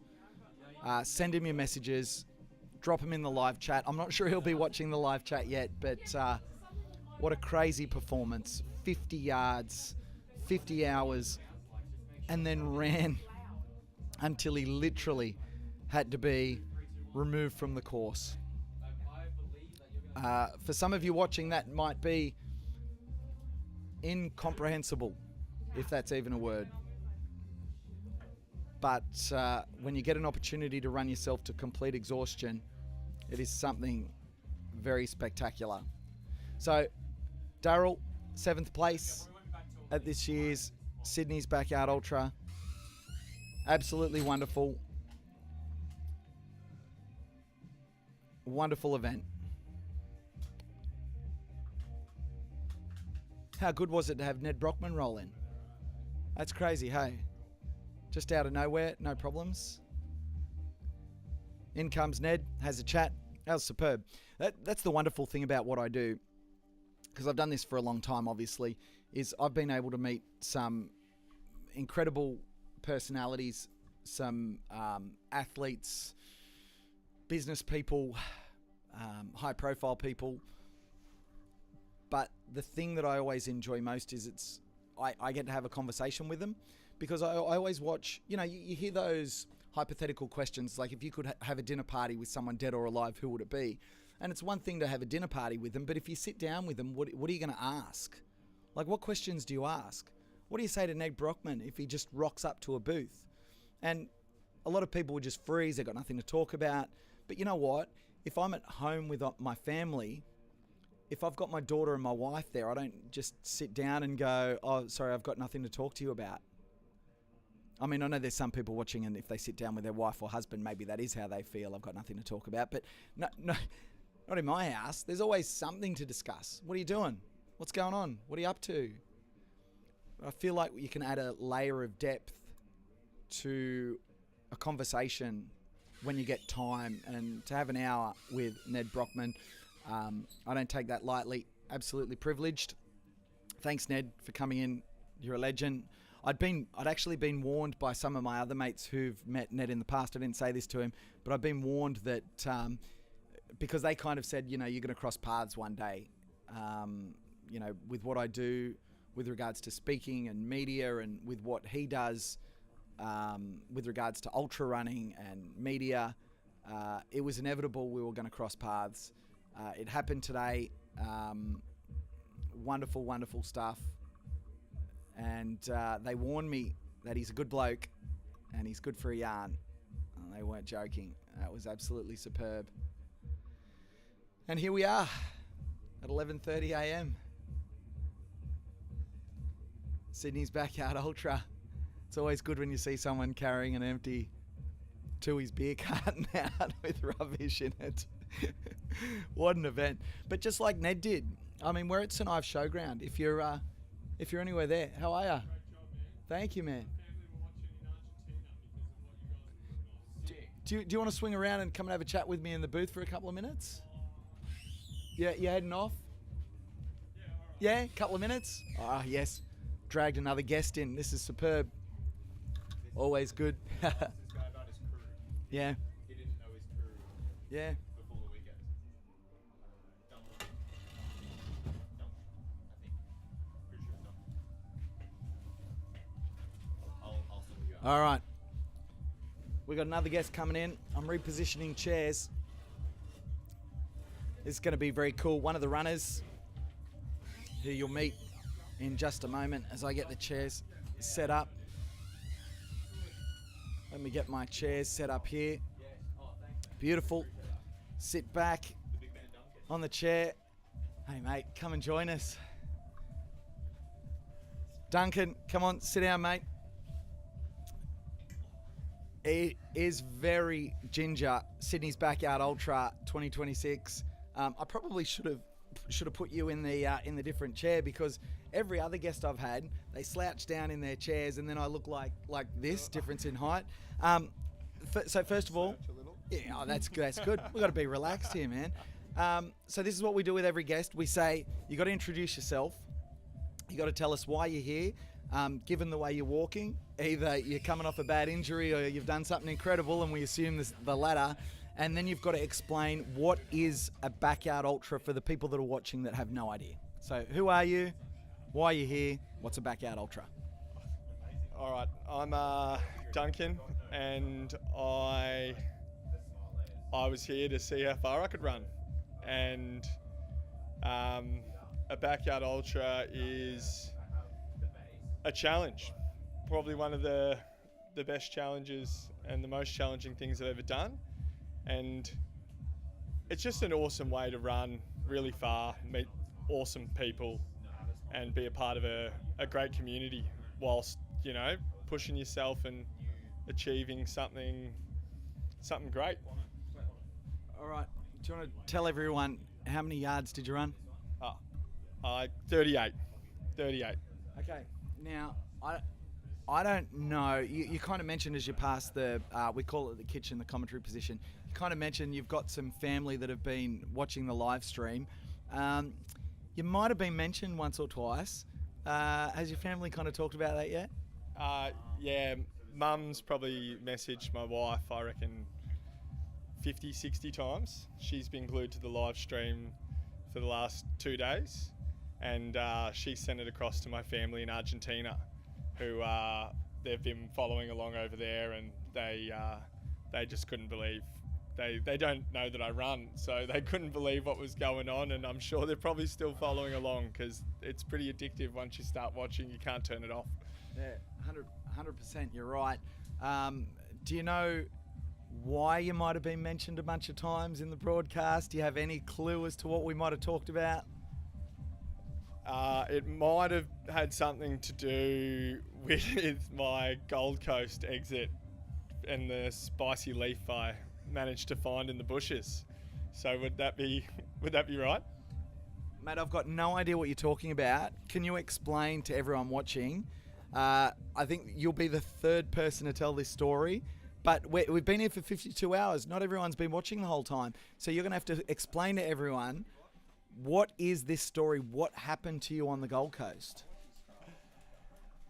All right. I got to loop 31 and had to go to the bathroom and wasn't going to make it to a toilet. And I know that anyone who runs, especially long distance, has probably got knows the feeling. So I ducked into the dunes, into the bushes, into a nice little secluded place, relieved myself, and grabbed a nice thick handful of ground covering vine with a pretty leaf, which turns out you shouldn't touch, let alone wipe on yourself. So it was a flaming end to what was otherwise a good race. An unrelated segue, I remember when my daughter was young, she used to watch a show called The Octonauts, and there was a great episode, The Octonauts and the Ring of Fire, about a volcano. Sorry, I don't know how that's related. Mate, what happened afterwards? Like, was it immediate? Was it slow? Like, what happened? It was immediate. It was immediate. It was like a blowtorch. I managed to push through the last K&a-half and thought, problem solve. Like, these events, it's problem solving. So we went back. Someone from outside my gazebo must have heard the commotion inside and brought a tube of Stingos, which I don't recommend. I don't recommend applying. And some numbing gel to chuck on. And that lasted for about 5 minutes. And I started the next loop, got about a K&a-half in, and had a look at the situation, and it was like blisters, like being burnt. So it was game over. I made the decision that I had to probably do a genuine job of cleaning myself up, and it wasn't worth it to, keep going with that scenario. So you talk then about you put the numbing gel on and all that. So how far out was it on the course? How far did you have to get back to the corral and to your gazebo? How did that all unfold? It was a K&a-half. It was a K&a-half, and it probably took me about 15 minutes to run the last K&a-half because it was really, really painful. Up until that point, actually, it felt great. So it was a real slap in the face. So yeah, K&a-half, real slow K&a-half into some really quick problem solving. And I mean, I really thank the person who came through with the Stingos and numbing gel. Although it didn't do the job, there was someone out there on my side. And then it was, again, about a K&a-half into the loop before I pulled the pin. So, and then I had a beautiful shower on the beach staring at the Gold Coast skyline, which is not something I had on my bucket list. And, I don't know what time it was. Extraordinary. That's the nature of the Backyard Ultra. This is what it's about. It's about stories and things that happen. It's just bizarre. So that was then. This is now. You've come back here, 38 yards. What people don't realise, and someone else mentioned this to me in passing, possibly even in commentary, is you've got a bit of a unique story about your crew here for this event. Do you want to tell us about that? Well, I bought a ticket to the event when they came out, and before Gold Coast had announced their event. When Gold Coast announced their event, I actually put Sydney on the back burner, and I thought I'll just go to Gold Coast. It's much closer logistically. I've got a 5-month-old baby. So my key crew is my wife and my mother-in-law, but obviously having a baby, my wife can't be here at night, and then my mother-in-law is looking after the baby during the day, so she can't be here at night either. And so I reached out to a fella, Tom Runs from the Trail Snails, on Instagram, who I'd never met. Our relationship revolved around liking each other's stories on on Instagram, and I just said, "Hey mate, I'm running in Sydney in 5 weeks. Would you crew me?" And to his credit, it probably took him about 3 minutes to say yes. He would come and crew me on the Saturday night. And Tim Moffat, he sent me a message and said, "Hey mate, heard you coming to Sydney. Would you like me to see if any of the Backyard Ultra Run Club guys would like to, help out if one of them's keen?" And I said, "Look, if anyone's keen to crew, I don't want to put anyone out, but if anyone's keen, it'd be much appreciated." And that's when Daniel sent me a message and said, "Hey mate, I'm in, whatever we need to do." And they were both just great great. You know, like the first time I ever met Daniel was 36 hours into the race, and you know, I was probably a bit early. It might have been lap 33, but I was already hurting. I was already, you know, not the best version of myself, and he just took it upon him to give me everything I needed. And you know, he was a real voice of calm, and that's the community aspect of it. Is, you know, these people do these things and they know what it takes, and you know, it is a real team sport, I think. So the whole community's great, and those two boys, you know, what a way to meet people. You know, it's quite unreal. Is this Daniel Rojas? Yes, yeah. So, man, I haven't caught up with him yet. I wanted to have a chat with him in the booth because I ran with him 4 weeks ago. The bloke is an absolute inspiration. He's much older than I am. Not much older than I am. I'm old. But I'm not going to give away his age. But what was so wonderful when I ran with him 4 weeks ago is, you know, we'd pass each other and just, you know, a thumbs up every now and then, you know, a bit of support. We weren't really running at each other's pace for most of the event.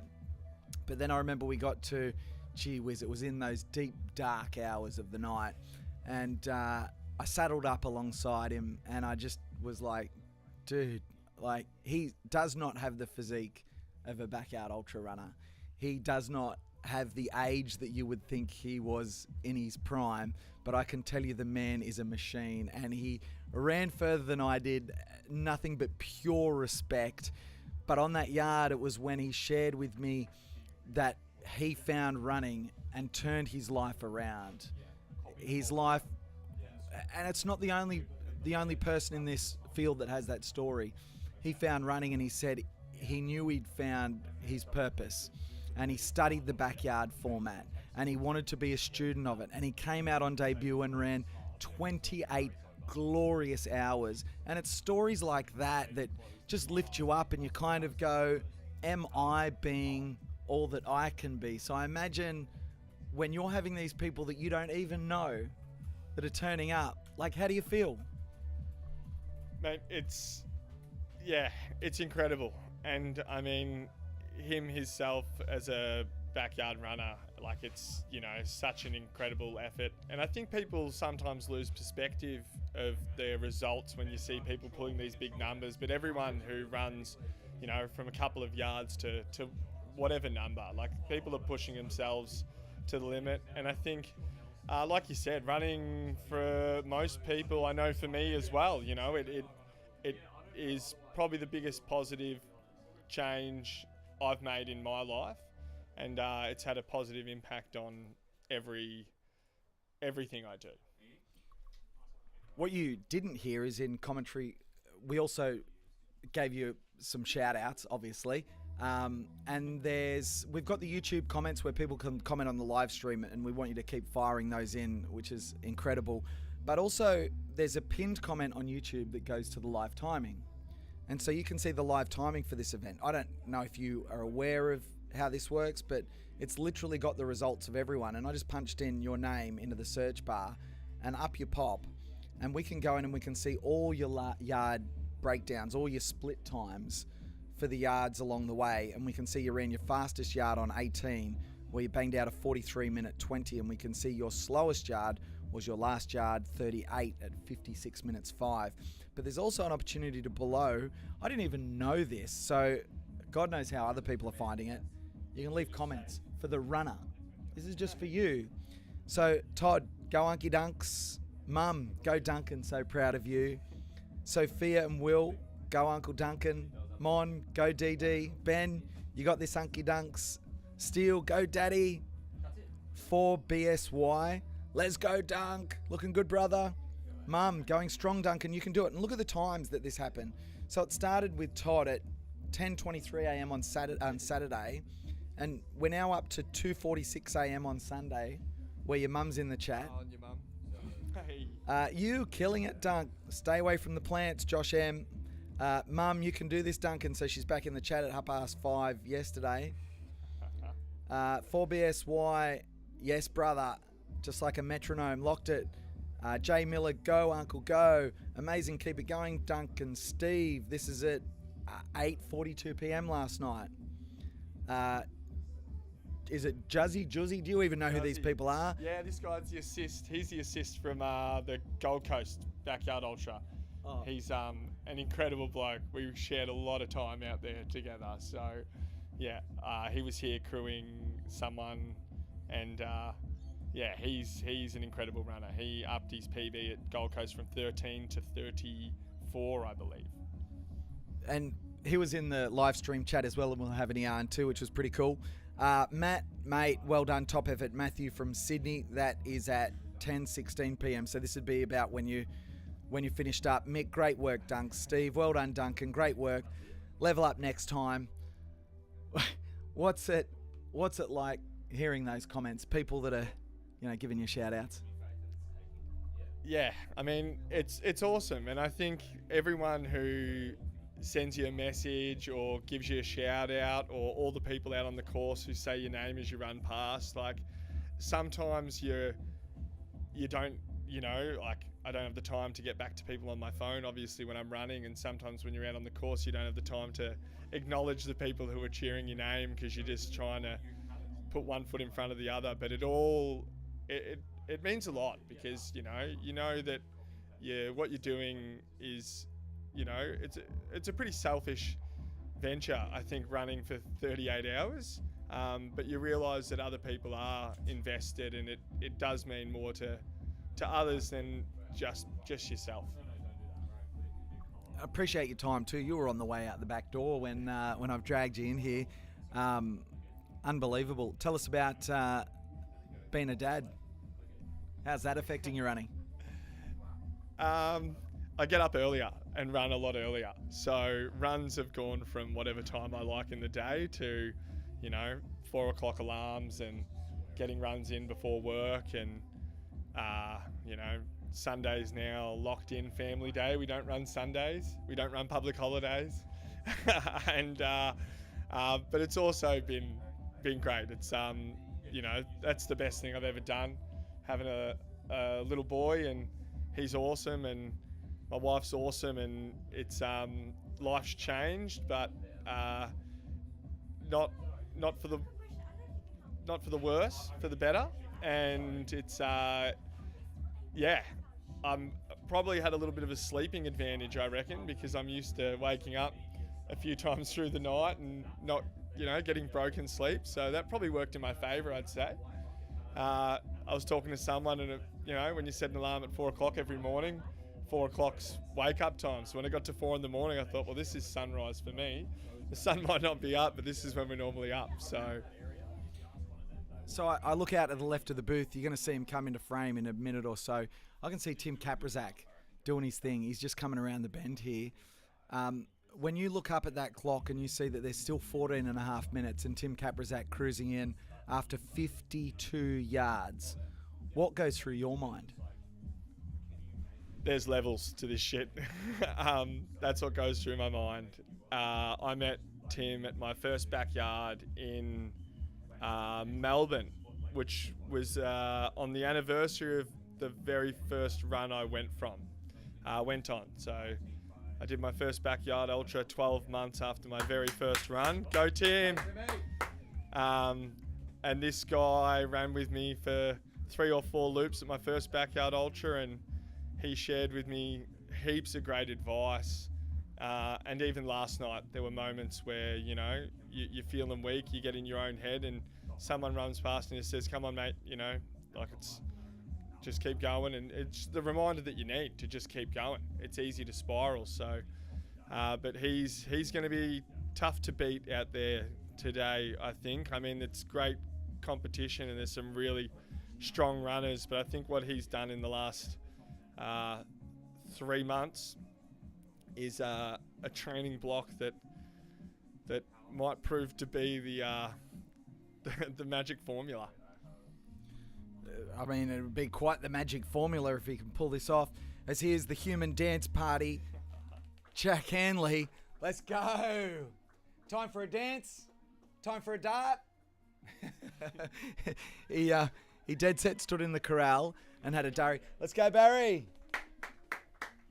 We've also got Barry Keem coming back. Yeah, Jack Handley, earlier on this morning, dead set at a dance party in his gazebo, comes out and he has a blow on a dart in the corral before he heads out for another yard. What goes through your head when you see that sort of thing? Yeah, I mean, there's plenty of ways to skin a cat, right?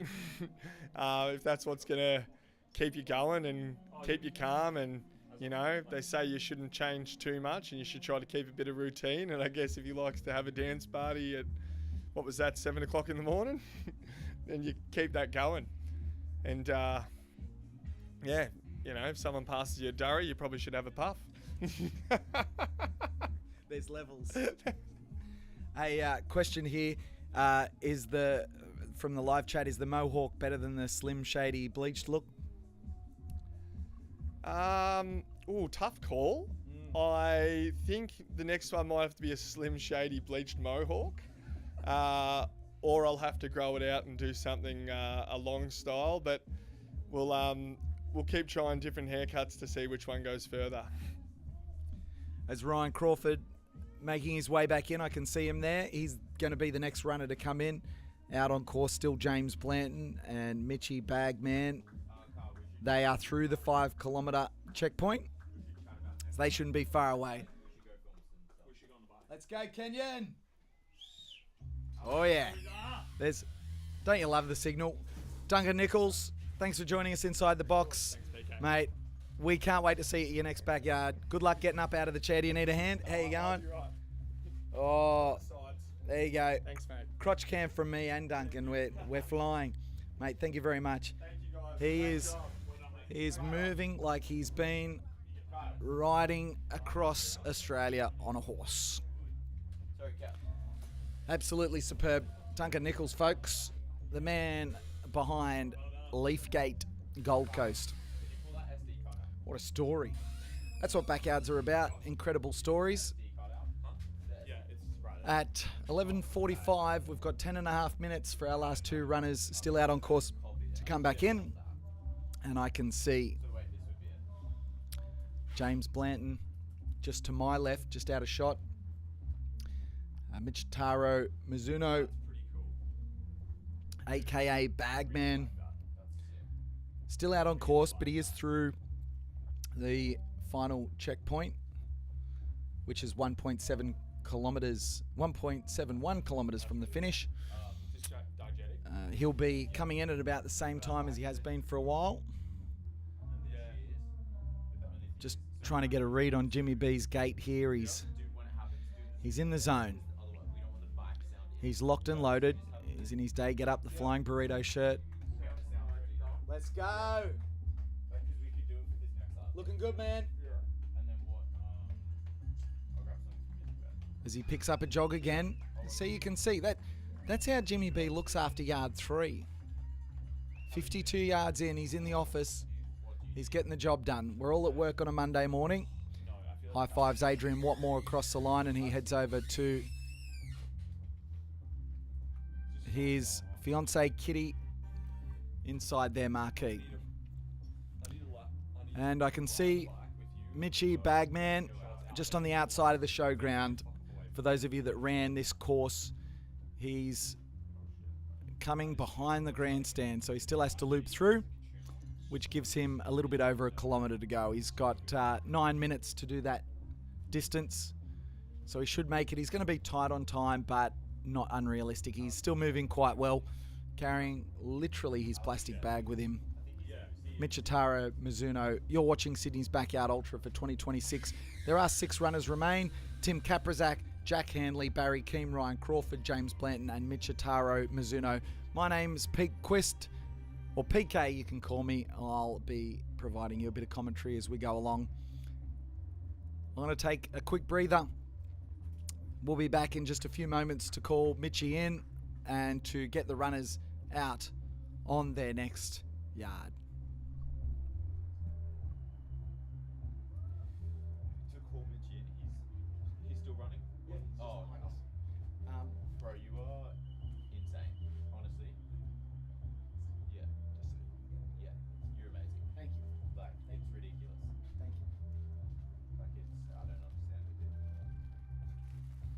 sometimes neither do I. Like, you get in the zone. You're so good. I could listen to you for hours.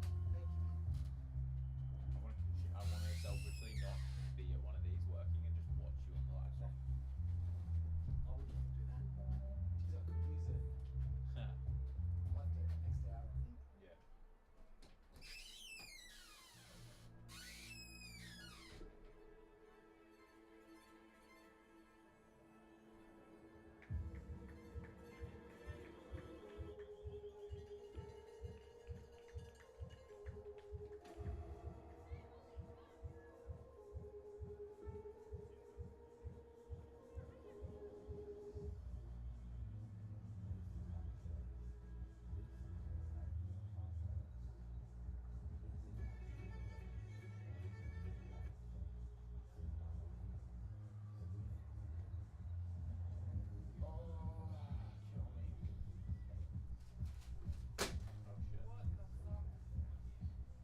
What was that? Just a whole bunch of shit. How are you going? Probably much better than you guys. I feel bad. You got like 7 hours sleep the last 2 days or something. That is exactly the amount, and you're right. I feel horrible. Yeah. Well, I won't say it's coming to an end soon because it's not. I know. That's the worst part. That's the best part. The best.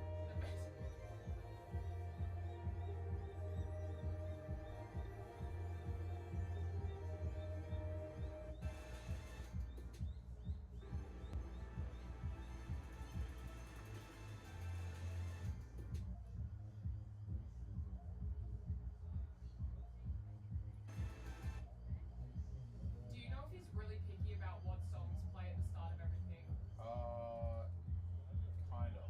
I think not like the specific song at this point. I think it's more just the vibe.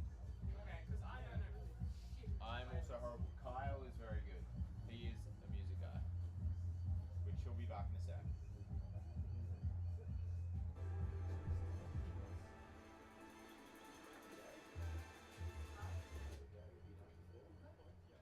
Yeah, well, I assume so. No, I know. Yeah, I've got a timer set. Okay. So, I know. It's about to go off actually.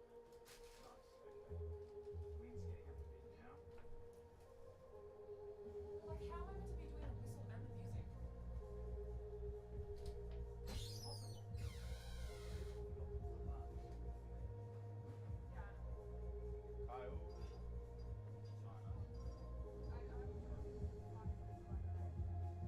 Yo. Sorry. Shoot. Yeah. Do you want a song suggestion from him Please. for the start of the next lap? Yeah, For me? Yeah, from you, because you're the music guy. because I don't know like the timing of it and everything. Oh, I don't think that matters. Okay. Yeah, Who this cares one's fine. anymore? Yeah. Just I don't know. What's the vibe? Is it a lock in or It's like just like how's everyone feeling?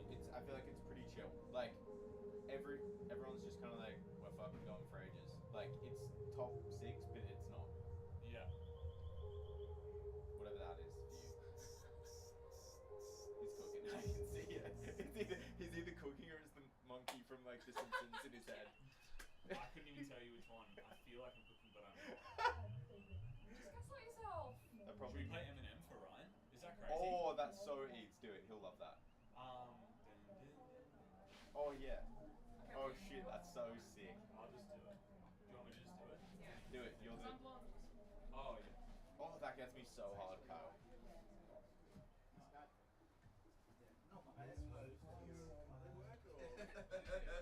I got in there first, thankfully. All right, how'd you go with the hot mic, everyone? Everyone's listening in to your Oh my conversations. gosh. I hope you didn't talk about your bowel movements or anything. Oh. My name is Kyle Eplet. Mitchie, I'm gonna call Mitchie. A muffin. Wait, have you not seen what we posted? All right. Hello, welcome back. PK here, Sydney's Backyard Ultra 2026 April. Here comes Mitchie. Bagman, he's just about to come into shot. 3-minute whistle, about to go. There it is. Very warm applause for Mitchie as he comes across the line.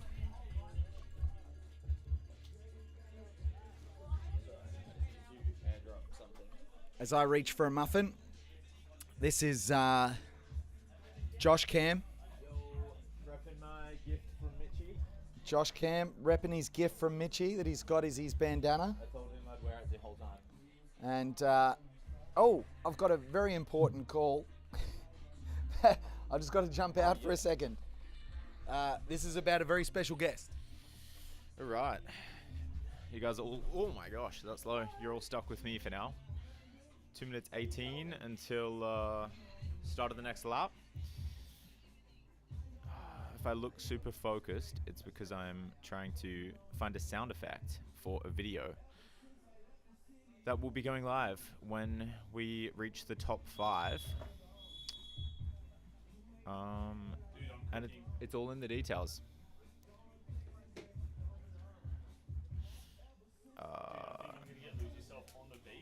Oh, really?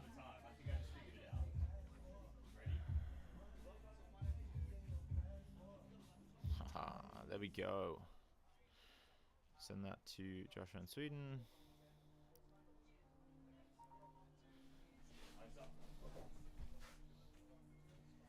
Okay, 6 runners next. All right. We have, we're about to start yard 53. PK will be back in.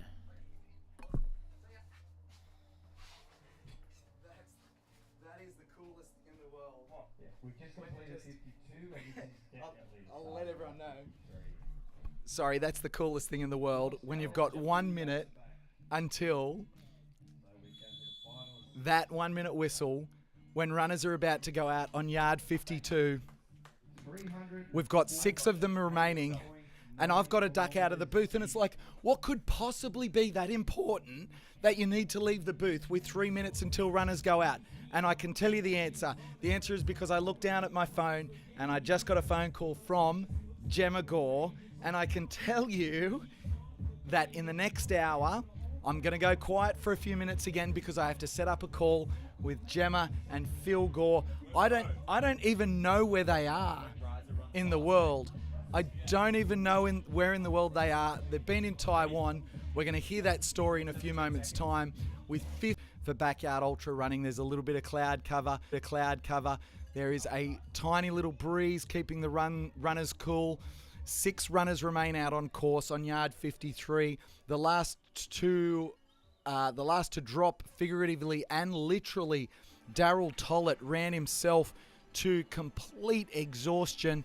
He is okay, we can tell you, but he's also just being monitored as well. We'll get back to you with more information about that. 50 yards, what an effort. Prior to him, Seriel Kramer, the last female standing, 46 yards. These 6 have been running together for a couple of hours and hopefully for many, many more hours to come. If you're in the live chat, please keep the live chat cooking just like we are here in the kitchen. I have to take a little break now, but not so I can go on another world famous comfort stop. I have to take a little break so I can go and set up our next guest, as we will welcome either or both of Phil and Gemma Gore to the live stream. So you probably should start firing in some questions into the live chat. Make sure you share it. If you know people that want to listen into our chat, make sure you're sharing the live stream with them. My name's PK, Pete Quist. I'll see you back in a minute as soon as hopefully I can set up this video link from somewhere in the world.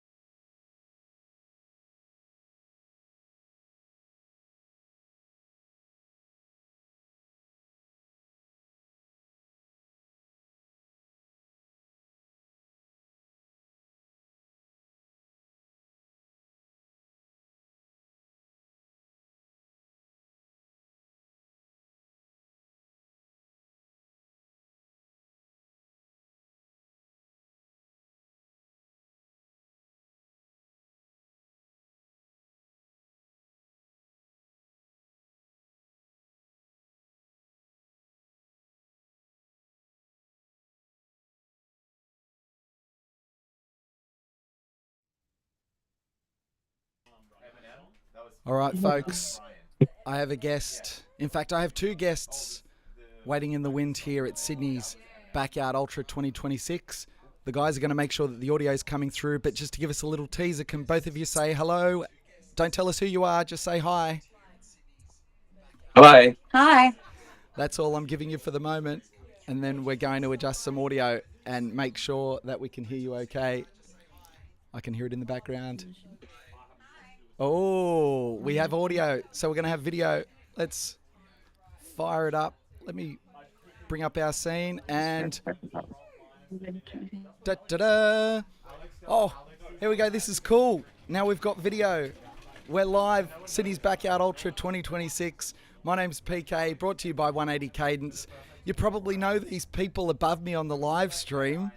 This is Phil and Gemma Gore, but I'm not allowed to introduce you. The rule that we have here, it doesn't matter that you're backyard royalty. The rule that we have here is you have to introduce yourself, tell us why you're here, why you're on the live stream, and then you have to explain to me, well, really explain to my mum, because my mum watches. You have to explain to my mum what is a Backyard Ultra.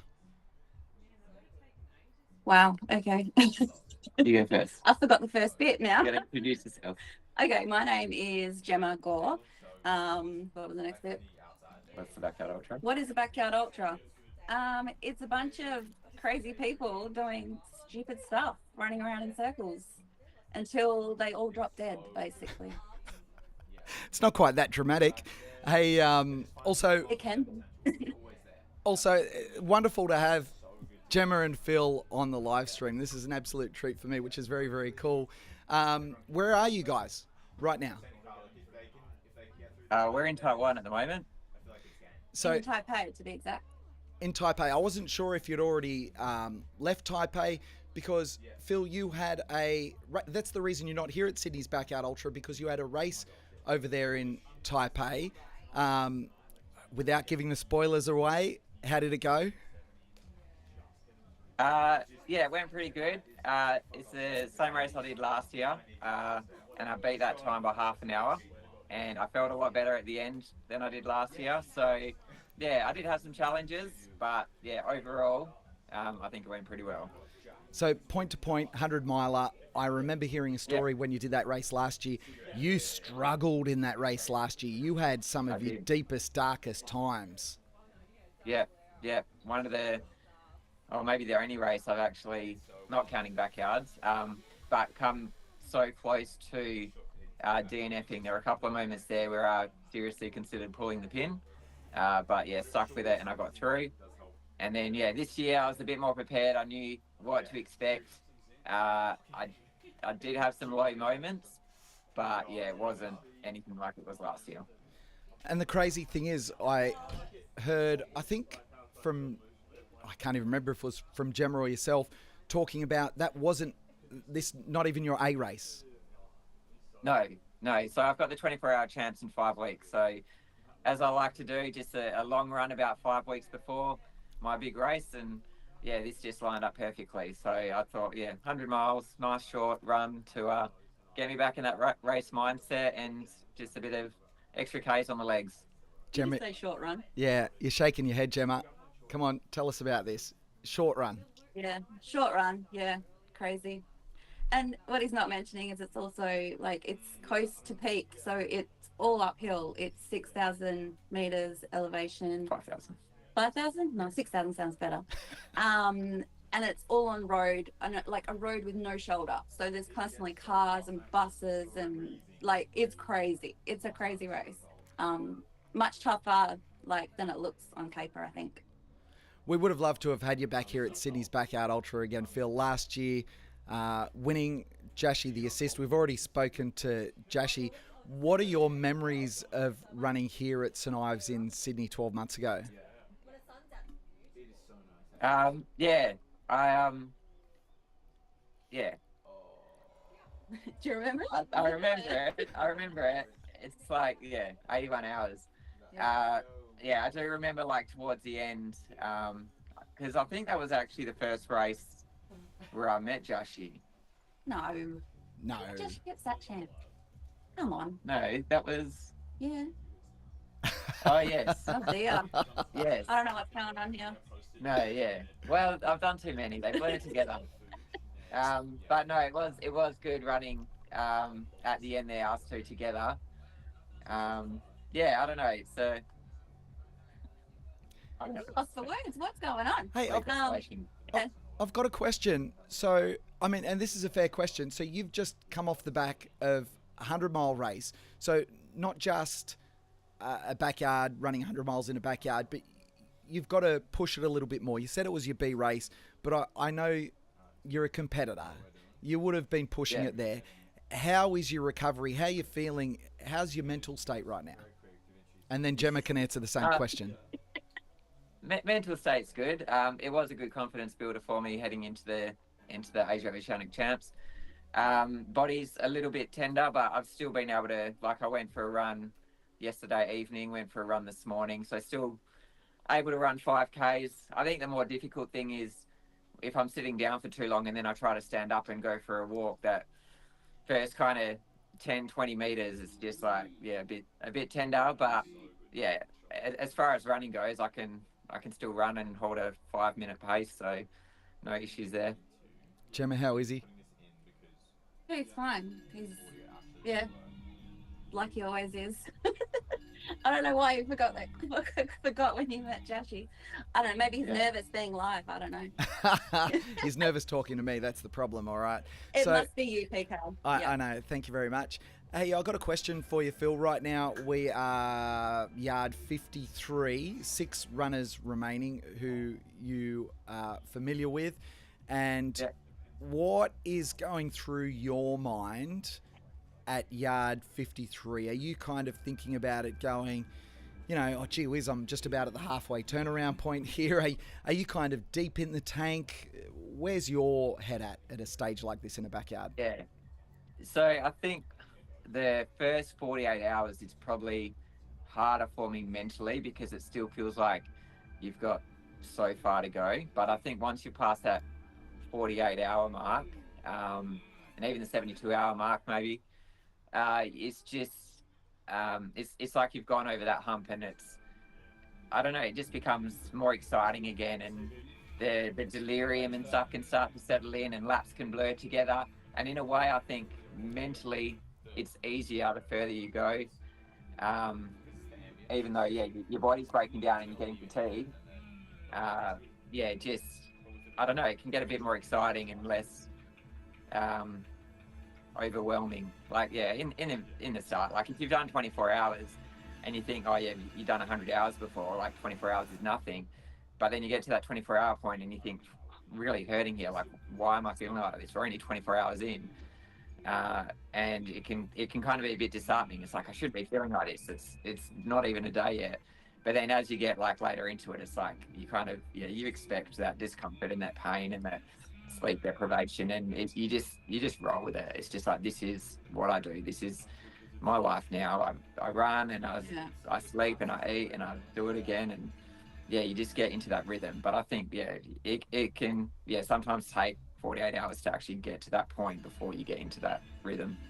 And Gemma, what's the state like as a crew at this stage? You know, 2 days in, 48 hours plus, 53 hours in this case. What's going on crew-wise? Are you settling into a rhythm? Do you find a rhythm from the get-go? Talk me through that. Yeah, I think it's similar as crew. Like the first 24 hours, you're sort of still getting back into that rhythm and back into, like, this is my life now. This is my home. This is where I live. this is how it is. I think 53 hours. It's sort of like, well, you're a little bit tired, but you're in that routine, and you like a lot of the work's been done, but you also know that there's a long way to go probably. So, it's kind of that funny middle stage, I would say, where. It also depends. I mean, as crew, depending on whether you've got support, whether you're changing in and out. If you're solo crewing at 53, you're going to be a lot more tired than, for example, when I was at Biggs and we were doing 12 hours each, at 53 hours, I was, fully rested and felt great. So that all plays into it as well. But I'd say at 53, you're not really looking at what yard we're on at that point. It's more like we're just in the middle of it. So I've got to let you guys both know we've got the live chat kind of popping off here on the YouTube video. So hopefully people can get involved in that. There's also a link to the live timing for this event too that you can click on and follow athletes, which is cool, which I remember after I'd finished up last year when I ran with you, Phil, and I met you, Gemma, which was awesome. I was able to follow you along with your journey through the next couple of days, which my mum did as well, which was so superb. She's going to be pretty stoked that we're having a yarn, which is cool. But in the live stream chat right now, we have a couple of people that you know, including Tim Moffat. He has been... Is that the guy that won Hurdies? Yeah, I'm sure it is. So, funnily enough, we've also got a BYU Jashi in the comments. And let's start with BYU Jashi. He said, Phil, what's it like to win Hurdies more than once? Well, just ask Tim what it feels like to win it once and then times that by 3. He's a pest, Timmy Mofo, in these comments, because his comment was, Phil, why does it take you so many yards to win a race? If you asserted dominance earlier, you could wrap it up in under 40 hours.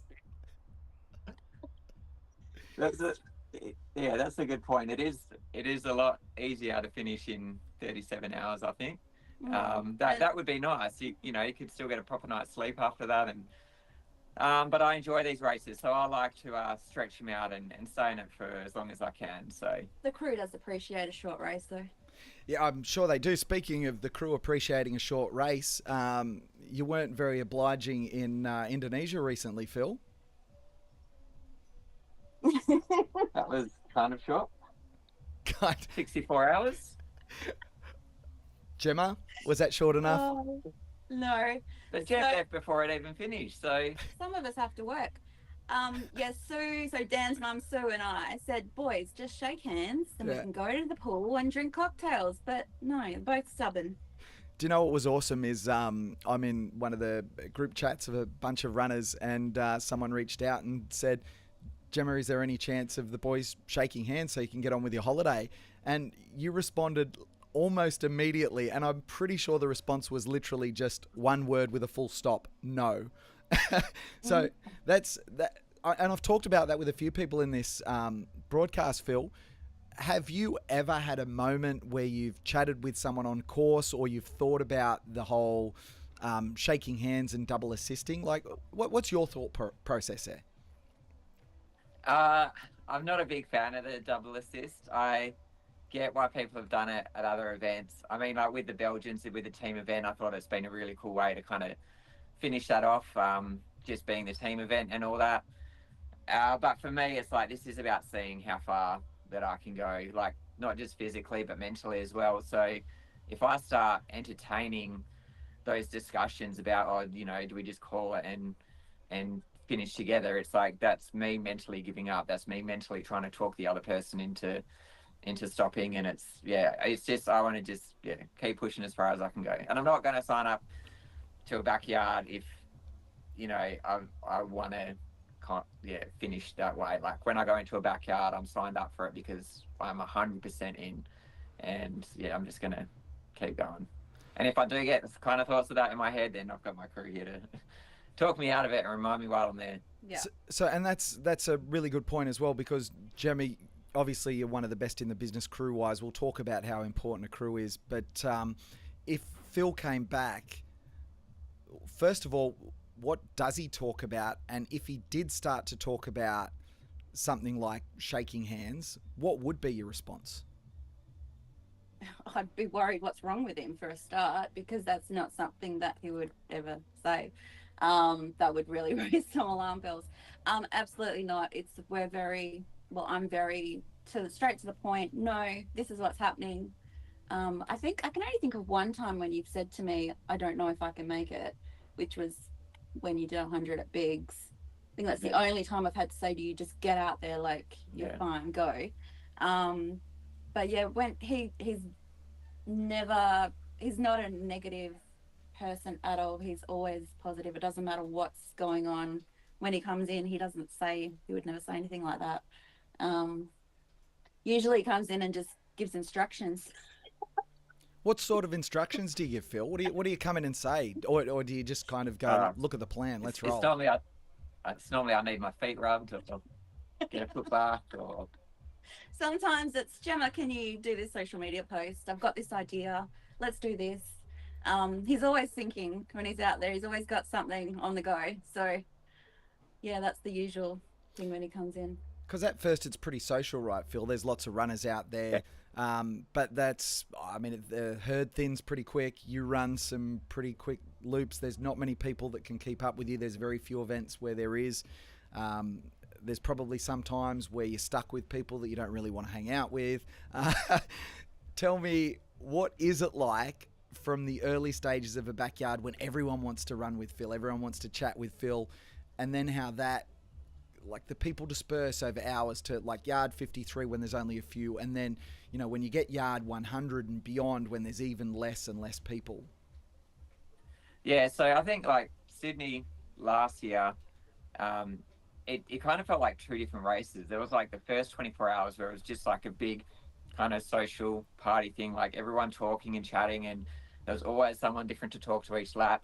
But then, yeah, after the numbers died down after that 24 hours, it was like it was a different race. It's like, okay, these are the serious people that are left. I think for me, like, I do like the social side of it, but I also like to have my alone time. So I think the way that I do my laps of having the slower day loops where I can be more social and chatty, and then at night when I go fast and I don't have people running at my pace, I can just zone out. I can just be in my own headspace, come back in and have my naps. I think that balance kind of works really well for me. And then, yeah, as you get towards the end of the event and the numbers are dwindling down and there's not as many people to talk to, that works in my favor as well, because I'm happy to have a chat, but I just don't want to be chatting all the time. So if there's less people around to talk to, I've still got people to talk to, but then I've also got lots of time on my own to just, process things in my own head. What's he like at home, Gemma? Is he the same person with regards to his social media and his instructions and how he's organised, or is he different? It's pretty similar. What you see is what you get, pretty much, on social media. I'd say he's probably not as organised at home. You're pretty organised, but yeah, not as strict. Yeah. I'd say pretty much the same. Yeah. How do you think, Phil? How do you think your work colleagues would describe you? Oh. Yeah, I think I'm a very different person. There's like running Phil, and then there's other Phil, and it's like there's two different people. So I think like running and like backyard ultras and stuff like that, like that's my comfort zone, and that's where I can come out of my shell a bit more. Whereas outside of that, I'm probably a bit more reserved and Yeah, true. And so tell everyone, there's a lot of people watching this live stream that are new to backyard ultras. World record holder, world champion. The wonderful thing about this sport is when you win, you don't get to find your limit. And I actually had Ned Brockman just in here a moment ago, and I was chatting with Ned about that question. And he said, I don't know how I feel about that, because really as the winner, you're the only one that doesn't get to achieve that feeling of, I absolutely emptied the tank. You haven't experienced that. Even at Biggs, when you DNF'd, that was because of an incident out on the yard. And so the last time that you DNF'd a backyard was your debut. Is that correct? And then talk to me about how that feeling is. Is it a reward, or do you think maybe there is a part of Phil Gore that wants to see how far he can go? Yeah, like when I first started getting into the backyards, and it was, I wanted to find what that limit was, and put myself in these events where I can chase that limit. And then you keep winning them, and it's like the limit just kind of, or the result just keeps going higher and higher. It's like you're trying to find that limit, but then you also get the question of like, oh, do I have a limit? And I think that's kind of cool in a way. Like, surely there's a limit there. Like, there has to be a theoretical limit, right? There's only so far that everybody can go. Yeah. So it's kind of cool not knowing what it is, or if there is one, but I'll just keep doing, well, not just backyard, I'll just keep doing ultras and keep pushing myself and, yeah, see how far I can go. And if, yeah, I'm in a situation where I can beat my PB and find a limit, that's going to be really cool to, yeah, find out where that is. Gemma, where do you want to see this journey take Phil? Because Phil Gore wasn't always the Phil Gore that people watching this live stream know. Let's rewind back to 5K a day, Phil. Where does this journey, we'll talk about how it started, but where does this journey go for Phil Gore and Gemma Gore? Yeah, I mean, same thing. I think we just want to see how far he can go. And that's the frustrating thing I find about this format. Yeah, look, it's an awesome thing about the format, but it's also on the other side, it can be a little bit frustrating when he's, you know, there at the end as the last one standing and he's got heaps in the tank, and it's like, you just want to see, you know, I think a lot of people just want to see how far he can go. So I think we'll just keep pushing that, just keep pushing his boundaries, keep pushing the limit, keep working hard as he does. And yeah, that's maybe keep traveling the world. That's pretty cool at the moment. Yeah, I just really like running, and like running has got me, so we're in Taiwan, it's got me around to so many different places in the world. Doing different races, different events. I'm just really enjoying the journey. Like, the races are cool and all, but it's all about, it's not just the race, it's the whole training leading into it, seeing that training pay off, the experiences that you get to have. So this race that I've just done, 100 mile, it's not my typical sort of race, but just, when I'm running up there and I'm looking at the views and looking at what part of the world I'm in, I'm like, how cool is this that I get to be here, seeing these views, running this race, and just doing something that I love. So and I don't think we take that for granted. Like, we realize we are pretty privileged. Not a lot of people, you know, get to travel around and do these things. So I think we feel really lucky, and I mean, you've worked hard, but also I feel quite privileged for what we are given, and you know, where we are invited to. So really just enjoying the journey at the moment. So you should. Phil, you posted on social media the other day something that was very raw and real, and it was your comparison when you said, I look back to when I was trying to improve my 5K time. Now, obviously not everyone saw that post. It was from many years ago, how you were improving your 5K time. Do you remember the post? Can you explain what it was and why it was so damn cool? Yeah, I think it was a 6K time, and the one that had the screenshot of my iPhone stopwatch. So before I even had a Garmin, and I just remember I had my iPhone on an arm sleeve, and just pressed lap on that, and over a predetermined course of 1 kilometer. And at the time when I posted that, what was it, 13, 14 years ago, like, the improvement that I had in my 6K time back then, like, I just, thought that was amazing. And I look at it now, and it just shows me I'm just continually growing. And what I thought was, my best back then, like, just look at it now and on how much more I've even improved on that. And back then, like, I wasn't ever thinking I'd be running anything longer than a marathon. It's not, I did enjoy running, but I never looked to go at it to say, look, I want to be able to run an ultra marathon one day. I was like, one day I might run a marathon just to say that I've done a marathon.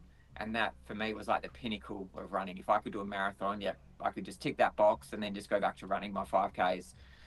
But and now it's just something that's happened organically over time, like just being invited to, like, my first ever ultra was a 12-hour, and that's because I had a free entry. I wouldn't have done it otherwise. But it's like, well, it's free. I'll just do the longest version, which, the 12 hours. And so I've just had opportunities like that come up, and like, just as we talked about before, just enjoying that process and following that process and just seeing where that journey takes us. And it's brought us to here today, and it's really cool to look back on where I started, like where I came from. Like, I don't forget that. Like, I don't see where I am now and think that I just it's been a process. It's been a journey and a lot of hard work over the years. So there's a lot of questions in the chat about tips and general advice for a newbie ultra runner. So I want both of you to give your insight on that with regards to a newbie ultra runner from Newfield. And Gemma, if there's someone who's new to the sport that's looking to do a backyard ultra, why is crew important and how should they go about organising their crew for the event? But before you answer that, Phil, do you remember what your per kilometre pace was in that post?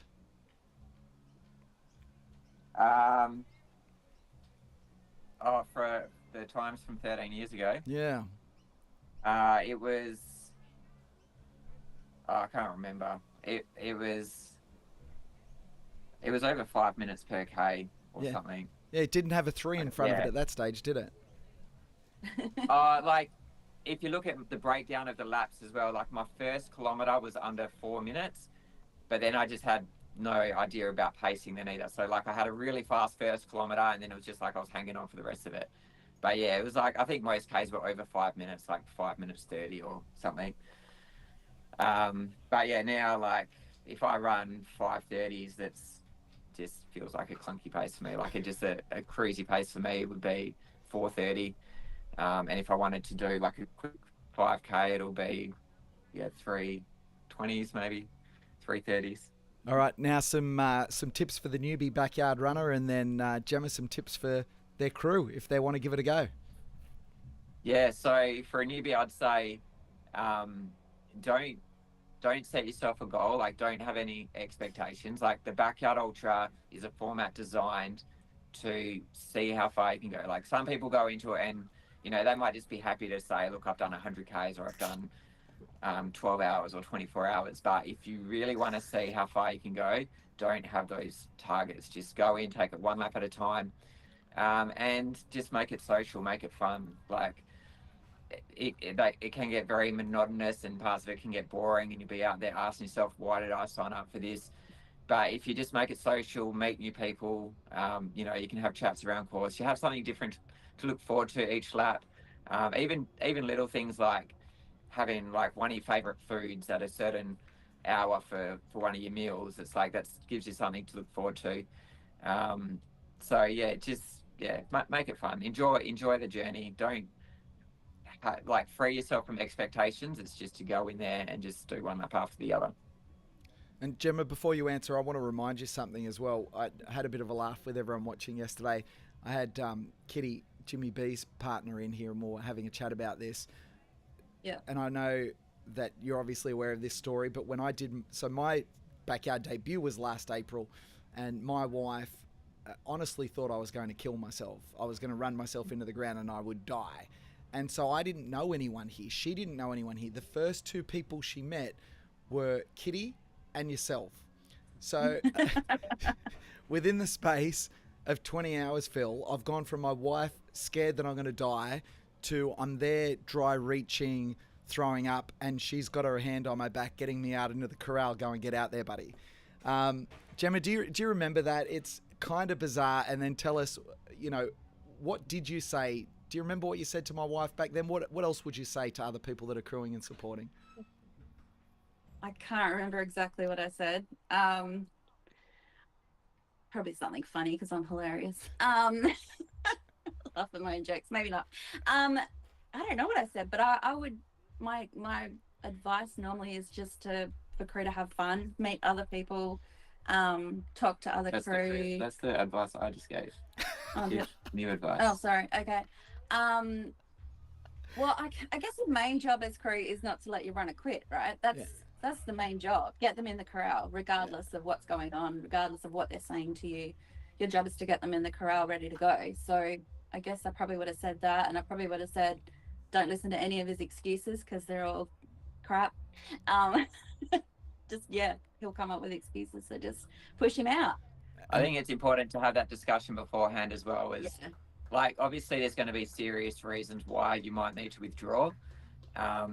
And if you have that discussion before, so that, if a runner comes up to their crew and is like, you know, I'm not having fun anymore, you know, I just want to quit. It's like, well, not having fun, that wasn't one of your reasons on here that you're going to quit. So you're going to go out for another lap.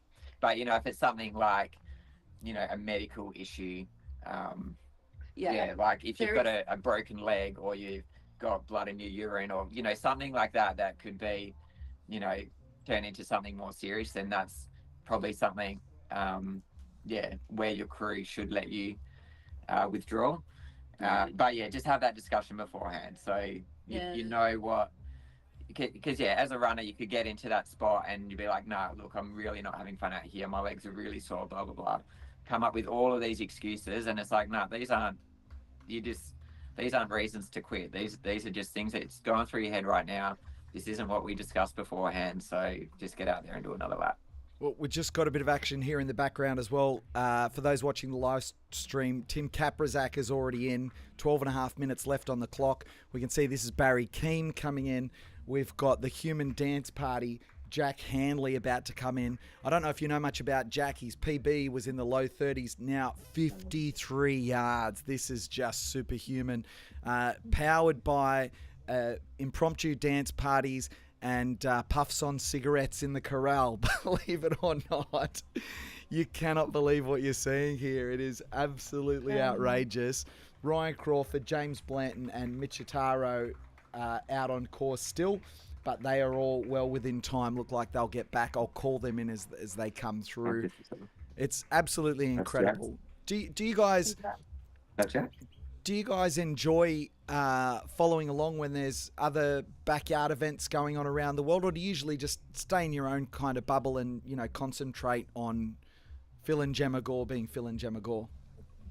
No, I definitely enjoy following along. I don't have it on 24/7, but definitely like tuning in every hour to, you know, get the updates, and probably more so towards the end, like the first kind of 24, 48 hours, it's like I'm not going to bother tuning in too much. But it definitely gets exciting towards the end. And when you get down to the fewer numbers, and it's really exciting following along. Yeah, we like to watch our friends and we'll message them during races and, you know, encourage them and just see how they're going. So what are you thinking as I can see the White Kenyan Ryan Crawford come into view here at Tenaive Showground? He's not far away. So when you're watching a race is going deep, do you kind of psychoanalyze it? Do you kind of think what's going through someone's head? Do you get emotionally attached? Because for me, I haven't gone that distance. So when I saw people achieve 100 miles, it's something that I can relate to. I've been there. I know what it takes. And I was an emotional mess. I was a wreck. I was an absolute wreck. How do you feel when you see people at 53 yards and beyond? What goes through your minds? I don't really get emotional. I just relate back to how I think I feel at that point. And I think like with backyards as well, like you can look at people and try and make judgments on how they might be heaps of times before. Kind of got a better idea about them. But at the end of the day, you never really know exactly what's going on in their head. They might be putting on a really strong face for the camera, for the social media, but then inside their tent behind closed doors, they might be a bit different. So, and you guys will be on a slight delay, but James Blanton just came in front of us too. He's run straight back into his tent, and you'll see Ryan Crawford come past. He's just gone for a little comfort stop in the grandstand behind us. Jimmy B, mate, he looks on yard 3. He looks exactly the same as he does on yard 53. And to be fair, I'd say the same, obviously, about all the elites, including yourself, Phil. But the difference is, like Jimmy B, I would suggest, doesn't have the most aesthetically wonderful gait. I don't know how to put it. I'm not an expert in running form, but he looks like it's hard work on yard 3, to be fair. You make it look effortless the whole time. Can you explain the difference in that to me? Is it something that you notice when you're out there, or you've analysed in watching other people? Well, everyone's got their own running style. Everyone's bodies are different, and that's what cool works thing for about him. the backyard, though. There's just going to be so many different variations in the way that people run, and like that. The way that Jimmy's running might look a bit awkward to you, but for him, if he was to try and change that or run a different way, it might affect him negatively. So his run was his best 82 or Yep. more. Yeah. Put me on the spot, but yeah. So that running style's got him to that before, and I'm sure it can take him a lot further. So I don't think, unless it's like, during the race you get an injury and then that changes your gait, and then you're running different because of that. It's that's different. So like if that's the way that you normally always run, and that's the way that works for you. But PK, that's what's cool about the backyard. Like you look at all the runners, and there's no typical backyard ultra runner body or style. Do you know what I mean? Whereas like in a marathon, you watch the Olympics, watch a marathon, they all look exactly the same, right? Yeah. But with the backyard, there is such a variety, I find. Yeah, we had 55-year-old Scott Groves here do 37 yards last night, and his mates were here in the commentary box next to me, and they were getting stuck into him, saying, and imagine if he dropped 15 kilos, imagine, they were giving him a serve, and this bloke just not in a good way, like, friendly banter, but not your typical body shape at all, and he was getting the job done, deep into night two. Does that sort of thing inspire you, Phil? Do you see that? And Gemma, do you often look around at what's going on around you, or are you kind of like in your own world? When I'm in the race, I'm in my own world. Like I just focus on myself, try not to worry about how the other people look and all that. But yeah, watching races from the outside, it's not just about those people that are the last one starting.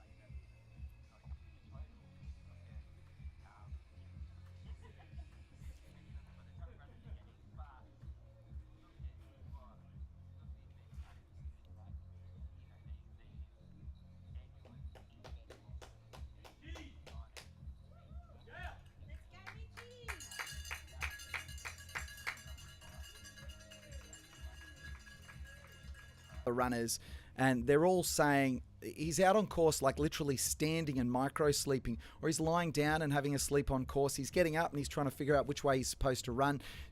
You've run with Mitchie before. Have you seen this happen?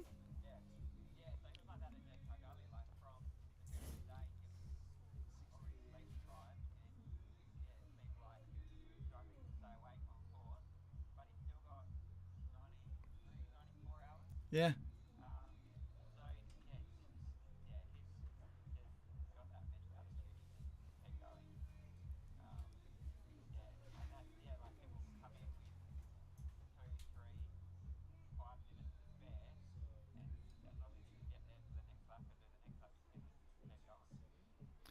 Now, Gemma, what is Phil like, honestly, on race day, race morning in particular?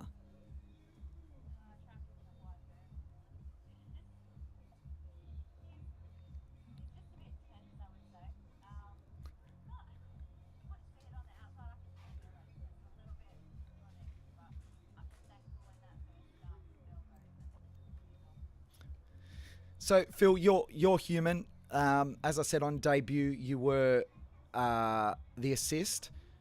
I've got I don't know. This works for me. I can't speak for other people out there, but it resonated with me in that documentary where you fell to your knees across the line. I think that was 41 yards by memory. You can correct me if I'm wrong. And I've kind of got that burnt into my mind, not because it's a point of failure, but it's the reminder that even Phil Gore is human. Even Phil Gore can find his limits. And even though your limit has completely moved today, it's something that you have been able to find in the past. Do you ever draw on that sort of thing, or have you kind of put it out of your mind? How do you approach it? Yeah,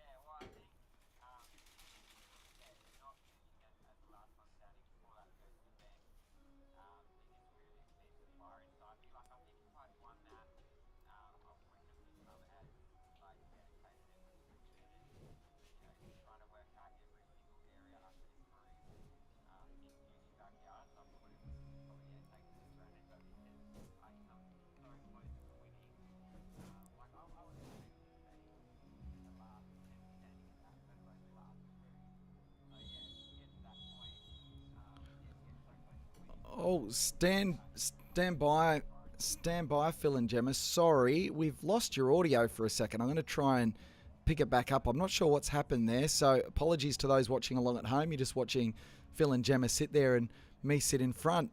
We've got, just a very quick update, we've got 2 minutes until the runners will head out on yard 54 here at Sydney's Backyard Ultra. 6 runners remain, including Jack Hanley.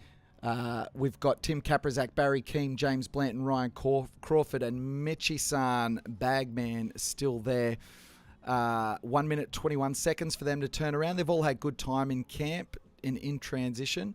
I'm absolutely unsure as to why your audio has stopped, so that would be something on my end. I can certainly hear you, but it's just not coming through the broadcast feed, so I might reboot that broadcast in just a moment, the broadcast stream, but we've got 1 minute countdown on as I grab the audio capture. I'm just going to reload your audio feed. So I can hear Phil and Gemma, but I know that everyone watching along at home cannot. Now, this is the wonderful thing, Gemma. I know you're going to laugh at me with this, but I'm trying to do 2 things at once here, and as a guy, absolutely impossible. I tell you what, I've just got the gift of crapping on, because that's what I'm doing right now while I try and reload anything. 27 seconds until we go out again. Oh, I'm a they're singing my praises and you can't hear it at home.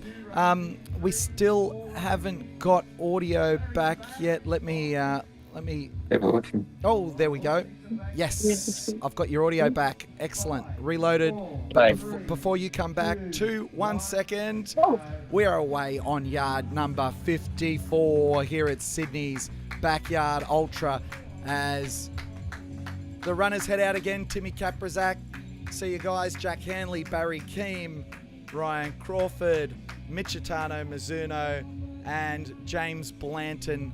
6 remain on yard number 54. They've got an hour to run 6.7 kilometres. Be back here. If they're back here early, they can take all that time to rest before they have to go out and do it all again in 1 hour's time.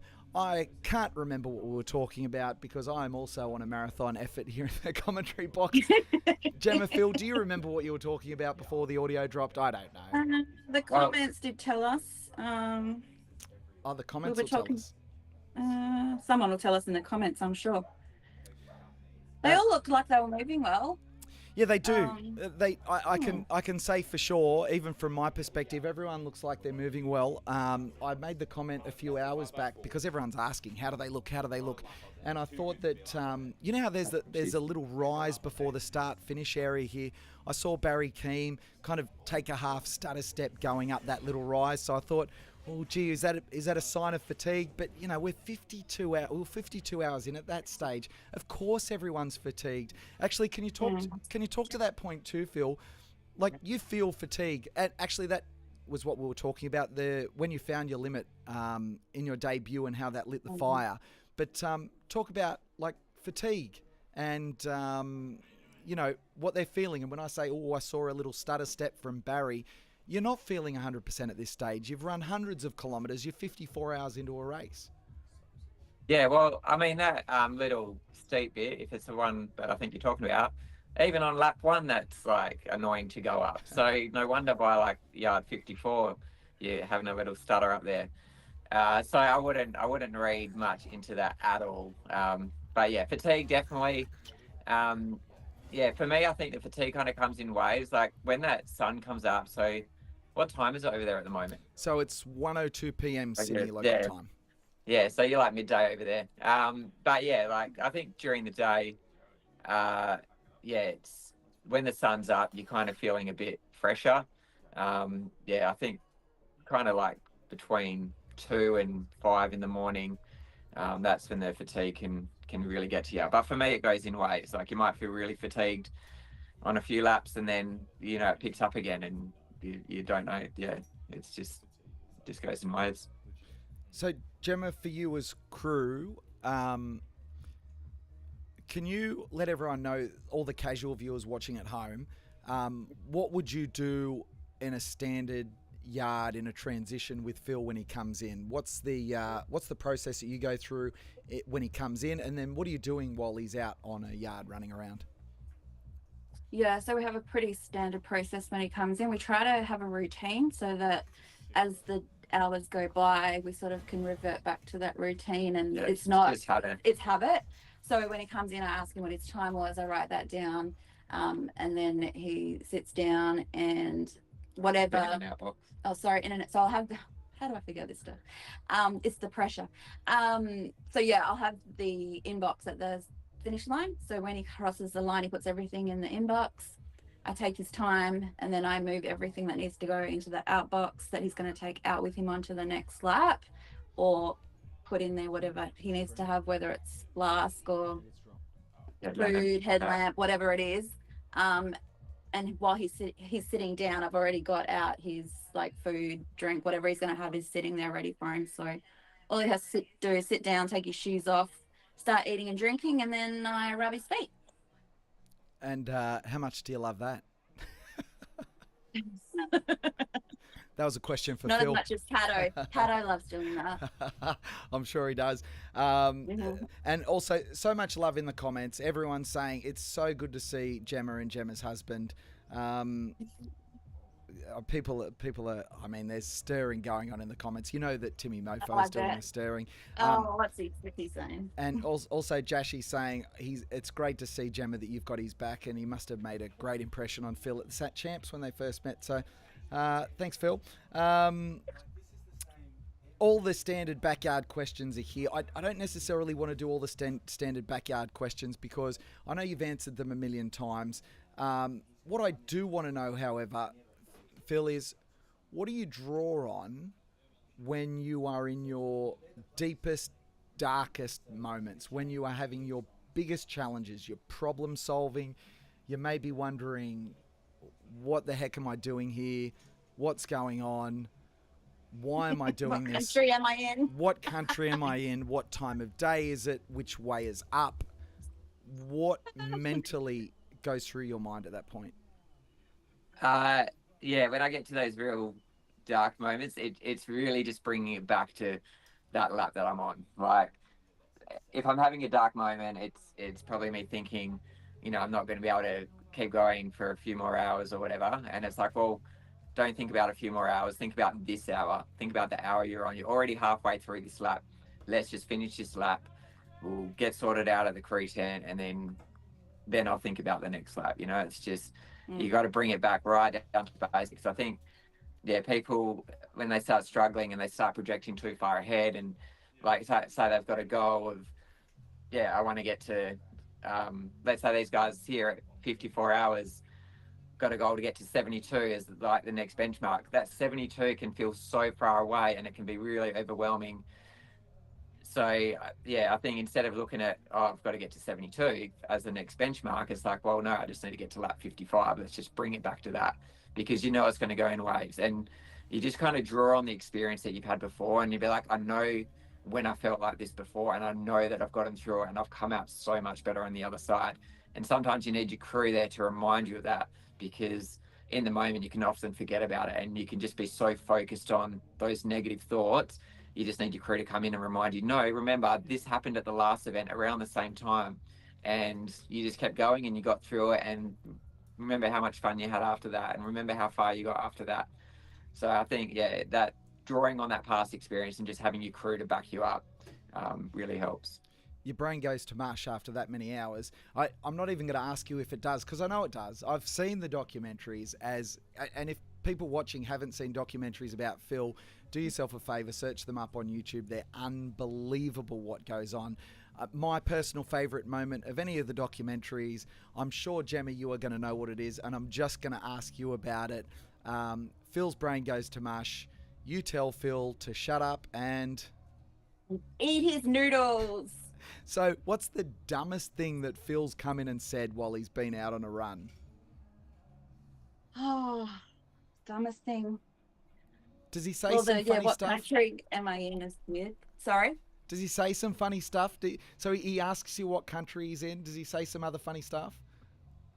Yeah, I remembered that before I had to ask you. yeah, true. But I think Biggs 3 years ago, I was like, what's the point? Like, I would have to carry Yeah. this tracker out to the checkpoint and bring it back. But, like, why? what's the point? Why am I doing this? And she's just like, this is what you like to do. This is Go out for your next lap. Yeah. And I think last time you came in and what did you say to me? Oh, that's right. I said, you need to go and sleep, lay down. And he just said to me, no, first, I need you to tell me what's happened in the last 4 days. So that was fun. And Phil, what's the craziest thoughts that go through your head? Because obviously your mind wanders off. You're spending so much time there. Or do you just put something in your ears and that takes the mental load away? No, I don't. I rarely listen to anything during an event. I'll take the headphones and maybe take them out for 1 or 2 laps. But yeah, normally I'm just like in my own head or talking to other people. I think probably the weirdest one was, Biggs last year. It's on the 4th night or 5th night. The last Anyway, night. The last night. 4th or 5th night, and I was out there, and then suddenly it was like I'd just woken up whilst I was running on this road, and I'm like looking around like, where am I? What am I doing?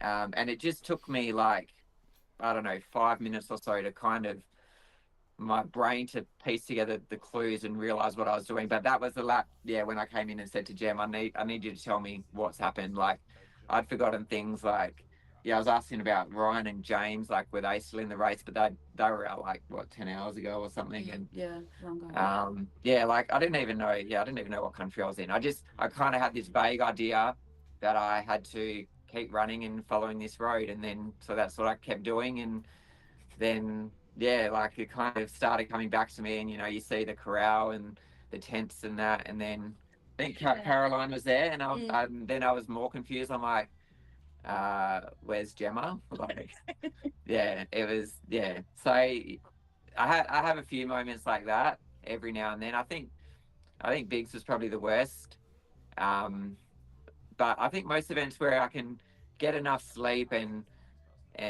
just maintain all the right levels with nutrition and sodium and all of that, I generally am quite coherent. But every now and then I'll have moments like that, and it's just like, well, where am I and what am I doing? Gemma, what's the best pep talk line that you've got up your sleeve to tell Phil if he ever gets to a point when he's not getting up to get to the corral or he's struggling to get to the corral? Have you got something in your back pocket that you're ready to say to Phil? Maybe, but I'm going to keep it to myself because I haven't had to use it yet. No, I'll I have want to to wait find for out. that one. What's the best one you've had to use so far to motivate him at any point, or hasn't he really got to that point yet? He doesn't really need to be motivated. He does that himself. Occasionally, if he does start talking a bit negatively, I'll throw something at him that he's said himself on a podcast, because my reasoning is he can argue with me, but he can't argue with himself. What do you think about that, Phil? Yeah, like it's easy to you say all this stuff before when you're all fresh and not in a race, but when you get into the race, it is very different, and you've said these things before, but you forget about it because you just get focused on that negative.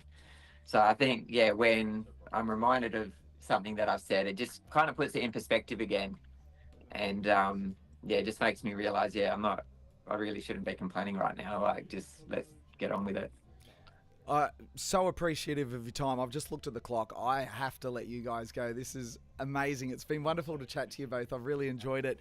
I do have a closing question for both of you, and safe travels as well from this point too. But there's been so much speculation at this event as to what's in Mitchie's bag, Bagman's bag. What is in that bag? Now, we had a guest on yesterday who claims that she knows because she ran with Mitchie and he showed her what's in the bag. So you don't have to tell us, but just yes or no. Do either of you know what's in Mitchie's bag? I don't know exactly, but I feel like his bag has gotten bigger.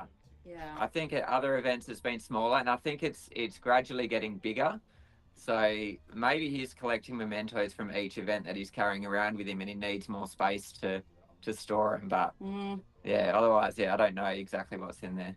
Gemma, do you know? Speculation?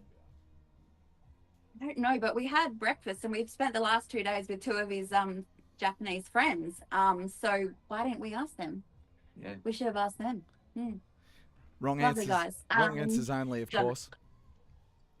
And so Timmy Mofo was saying that it was confirmed he's got meat raffle tickets in there, and there's a meat tray inside Ryan Crawford's tent in the fridge.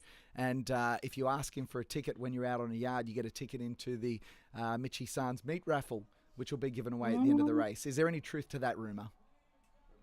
Wow, that's coming from Timmy, so I'd say it's 100% true. That's perfect. All right. That's not where I was going. Phil Gore, Gemma Gore, having backyard royalty here is an absolute treat. Thank you so much for joining us. I'm going to let you get on with it. Are you heading back to Australia next? Do you have another stop in the middle? What's the plan? Yeah, so we fly home tomorrow via Hong Kong, but we're only there just for the layover, a couple of hours. But then, we come back up towards this way next month for the Japan 24-hour champ. So, and I can't wait to see what you can get up to there. Everyone wants to wish you all the best. The comments are going nuts. You can flick back through some of those if you want to have a look at the YouTube live stream, which is awesome. But I'm so grateful for your time. Thank you so much, guys. Travel safe.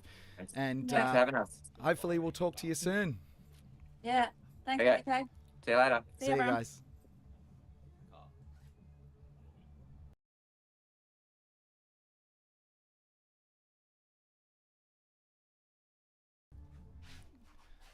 We'll take a quick break here at Sydney's Backyard Ultra. My name's PK. We hope you're enjoying the live stream. We have 6 runners remaining out on yard 54. We've got plenty more action to come here from the St Ives Showground. We hope you're having a wonderful Monday. We are going to take a short break and be right back.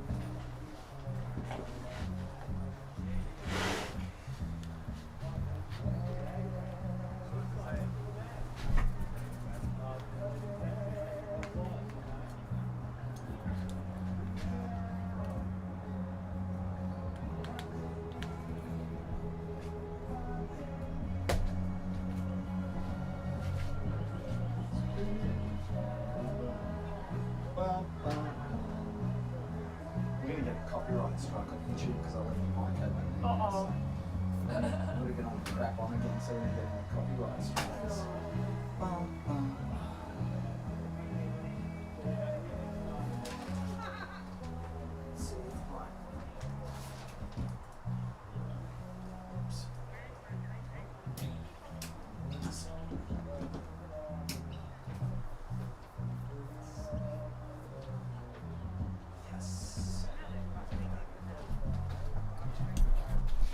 Yes. Welcome back. Oh. Now my microphone is spiking. I might have to reset the microphone here.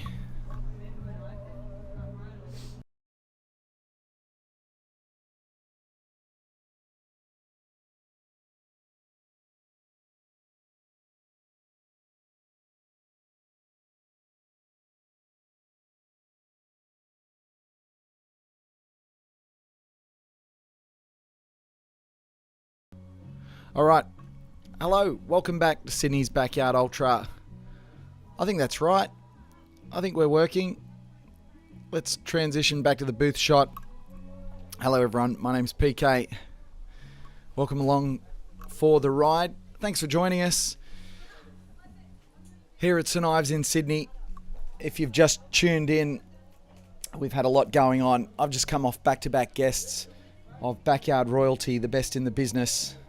Phil and Gemma Gore coming to us live from Taiwan after Phil just picked up a little 100-mile win as what he would describe a B race as a warm-up for his 24-hour effort in Japan in a few weeks' time. What an incredible athlete that bloke is. Absolutely extraordinary. And to get the insight from Gemma Gore as well. Wonderful to hear from both of them. And prior to that, we had a little drop-in guest.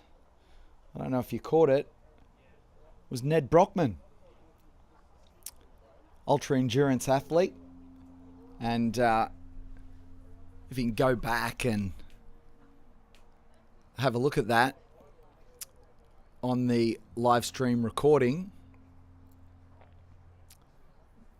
it is well worth it because we had a great conversation, talked about a whole bunch of things, but the wonderful thing is if your question is the same as mine, which is, Ned, when are you going to do a backyard? Seems like an obvious question. And at the start of the conversation, his answer was pretty blunt. He said, no, not on the cards. I've got other things on. You know, very polite about it. By the end of the conversation, you could see he was just starting to get itchy feet a little bit. And yeah, maybe we'll see Ned Brockman in a Backyard Ultra sometime soon. Hopefully here at Sydney's Backyard Ultra, brought to you by 180 Cadence. We'd love to have him here. Ned, if you're tuning into the live stream, mate, legendary chat. Thank you so much, man. Yeah, we'll see you back here one day. We had a world record starting crowd, 645 runners, set off on 8 a.m. Saturday morning. A world record of 108 made, 100 miles. And now, here we are after 53 yards. We're on yard 54. 6 runners remain. The last one out, Daryl Tollett, who absolutely cashed in every petrol ticket he had. And he was picked up on course after he physically collapsed. He'd given absolutely everything. He was taken for observation. I can tell you Daryl is okay. He's fine. He might even be tuned into this live stream because I saw some people getting into him a little bit about being on the the live stream and people talking about him. So, g'day Daryl. I hope you're resting up. As I'm going to have another guest join me here in the booth. Another one of our incredible athletes, as I'll wave her in. And this will be special. 54 yards in, 6 runners remain. Jack Hanley, we've got Ryan Crawford, we've got Jimmy B, we've got Barry Keem, we've got Michitano Mizuno, and who did I miss? I don't know. I've missed someone, haven't I? Tim Kaprizak. Oh, I can't miss Tim Kaprizak. But this next to me, this is Mish, and hey Mish, this is how guests work here, right? You have to introduce yourself. You have to tell me why you're here. I mean, it's pretty obvious if people have been watching the broadcast because I gave you heaps of shout outs, just saying. And then you have to explain for the casual viewer what is a backyard ultra. Yeah. You get to hold the mic too. Yay! Yeah, so yesterday I finished at 34 yards, which is PB, like a big PB. So my previous two, I did both the events last year, and I did 16 yards in April and then 17 in September. And then going into this one, I had a DNF 2 months ago in Tarawera. So that was like just devastating. I was like, I'm quitting running. I'm not running. I'm quitting. I was really down. And then, yeah, I thought about this race and I just thought like, no, well, I had a goal of just beating where I stopped at in the Tarawera race, which was 118 Ks. And when I reached that was your goal? Yeah, I reached that. I was like, I'm happy, and that's the longest I've ran. But I just felt so fresh the past 2 days. Like my body was just working. Like I had no issues. Like my stomach, which I always worry about, was like so good. My legs just didn't feel heavy. But going into it, I was like much more calm because I'd done it 2 times before. So I was like, I'm just going to be calm and like trust myself. And if something comes up, like if a stomach issue comes up, just be calm and like go to the toilet. Like just, you know how to fix it. So yeah, like just be calm and like you'll pass. So I just kept listening to that. And like luckily I had no issues, like big issues. And then yeah, by the end 34, I was on yard 34 and I was going really slow. I was just slowing down. My legs weren't going as fast and they weren't feeling that fresh anymore. So I passed Michael Sheikey and Ollie. I didn't pass them, they were passing me, and they said, come on, you got to double your PB, which is 17. So I was like, oh, and Michael was like, you just got to work for 30 minutes, that's it. And so that was like, all right, I've got to go. And then so I finished on the 34 and then happy with that. I'm like really content with that, yeah. Because usually with these, it's like you think you could have done more, but you're just like, oh no, that was good enough, yeah. So, yeah, that's the annoying thing with this race. It's like, oh, could I have done more? But yeah, no, pretty content, yeah. It's an incredible performance, 34 yards. Like, I can't imagine you're beyond me now. Yeah. You're still running for a work day. Yeah. After You did 27. I've finished. And look, again, It's amazing, yeah. we've spoken about this in commentary. People know that I've done 27 yards, which for me, I'm ecstatic about. Like, it's an incredible achievement. Yeah. But I watch people here that ran 1 yard, Yeah. 3 yards, Yeah. 5 yards. Yeah. It's an incredible achievement for them as well. You know, watching people that have never run. I spoke to people yesterday or on Saturday that had never run 15 Ks and they were doing 100 Ks. Like unbelievable stories from people out there. And I know that your PB was 17. I knew you were targeting a bigger number than that here. But then when you said, if I get 100 Ks, it's like, or 118 Ks, so what's that, like 18 yards, give or take. I didn't know that that's what you were actually targeting. I thought you were thinking well beyond 100 miles. Yeah, well, I had a few goals. I had the 118, and when I hit that, I was like emotional, like, oh, like it was just justice for Tarawera. Like, yes, I knew I could make it past this. And then my friend and I, we wanted the singlet. Like, I know it's so small, but it was such a big goal. Like 30 is so far. And then when we made it, we were on the start line, like, what are we doing here with all these elites? We were like, I was laughing at myself, just like, and I looked at Michael Sheikey, like we're pretty good friends, and we were like, yeah, it was just funny to just see, like, wow. So who's your friend, first of all? Shout out to your friend. So Yanni, he ran 31 yards, yeah. Nice. So yeah, he had like knee pain, and yeah, he held on to that for a long time, and yeah, he knew he was going to stop at 31 because we wanted the singlet, and then +1 because he wanted the age championship. I spoke to Yanni this morning. Yeah, he said he did come in. Yeah, so yeah, he got that champion title. Yeah, so yeah. I mean, incredible. So let's go back to your story. PB of 17, you're targeting maybe 18.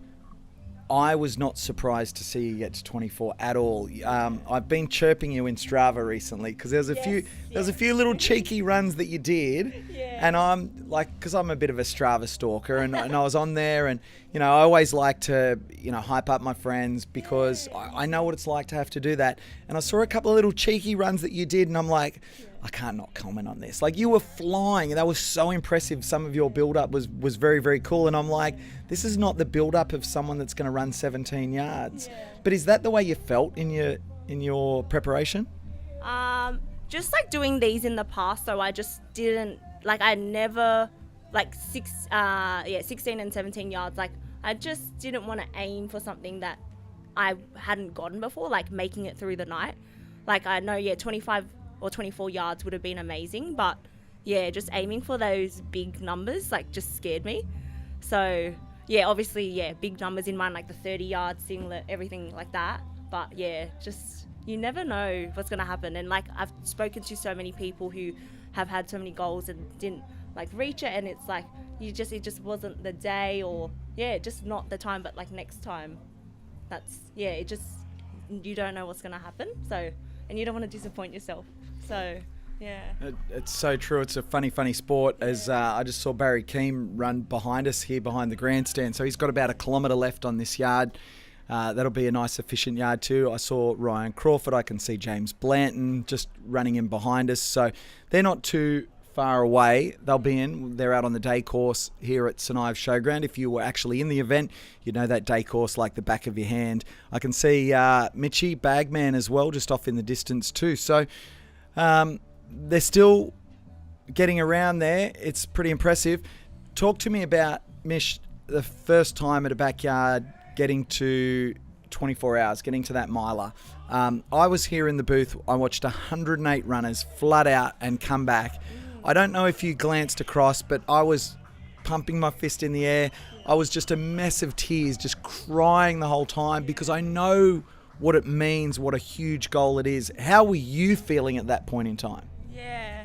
Yeah, I was just so happy to make it through the night. I didn't get sleepy. I was very lucky, just made it through.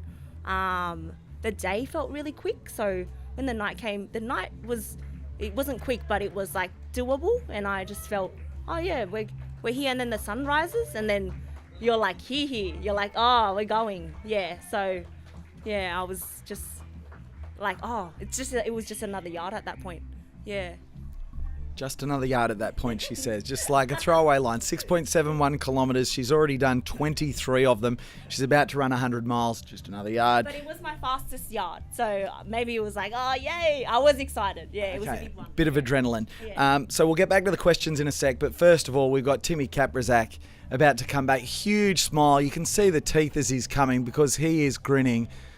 Let's go, Timmy. Wow. He is looking so comfortable, the human guinea pig. You can see he's got some pretty tight calf muscles there, but he's still got 14 and a half minutes. If I was lapping with 14 and a half minutes to spare, I think I'd be outrageous. Anyway, so 24 hours. Tell me, how were you going at that point? Still fresh. Still fresh. Keep chatting. Sorry, we can't because the power can short out. So sorry. Yeah, still fresh. Just the energy was just amazing. The crowd. It was a bit quieter at the 24-hour point, but the runners, there was still 100 plus. Keep chatting. I'm not going far. 100 plus of us. So just the energy never really died down, and there was quite a few people out on course when during the night. So we were all very lucky to have all that energy. And throughout the whole race, like the crowds were crazy, like just crazy. Yeah, as I see Jack Hanley coming in, the Human Dance Party. You know, I don't know if you saw early on this morning at like a sunrise, he was having a dance party with his crew. Let's go, mate. This is outrageous. This is absolutely outrageous. Jack Hanley's PB before this, I think, was like 33. I'll double check that, and he's back for 54. This is outrageous. And he looks so good. He does. Like, he's strolling over the line and you think, oh, geez, he doesn't look good, he's walking it in. And it's like, no, he's walking it in with 13 minutes left on the clock. Like, that's just crazy. So, okay, you've touched on the crowds. 645 starters. People were going, oh, what's it going to be like with that many runners? Is that going to be a problem? As I see Barry Keane come into sight here as well near the start-finish corral. What was it like being amongst that many runners? What was it like with the support out on course from the start through to that 24-hour point? The course was pretty wide. Like, there was lots of room. So, yeah, no issues with the amount of runners. Yeah. And then once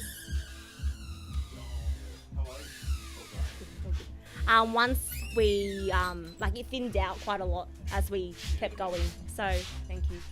So, yeah, there was no issues with the number of runners. That was fine for me. And then, yeah, and then as Barry Keane comes in, he's once as well, just like strolling over the line, no problems, lowering the heart rate. Still 12 odd minutes to rest. I can see Ryan Crawford, the White Kenyan, cruising along, doing his thing as well. And he's trademarked Jimmy B in the White Kenyan shirt and those mustard yellow shorts that he wears. Has a sip of his last of his nutrition, takes his hat off. He's ready for transition at this point. I mean, they just are tradesmen, aren't they? They're just metronomic, going about their business. Here he is. So routine. Let's go.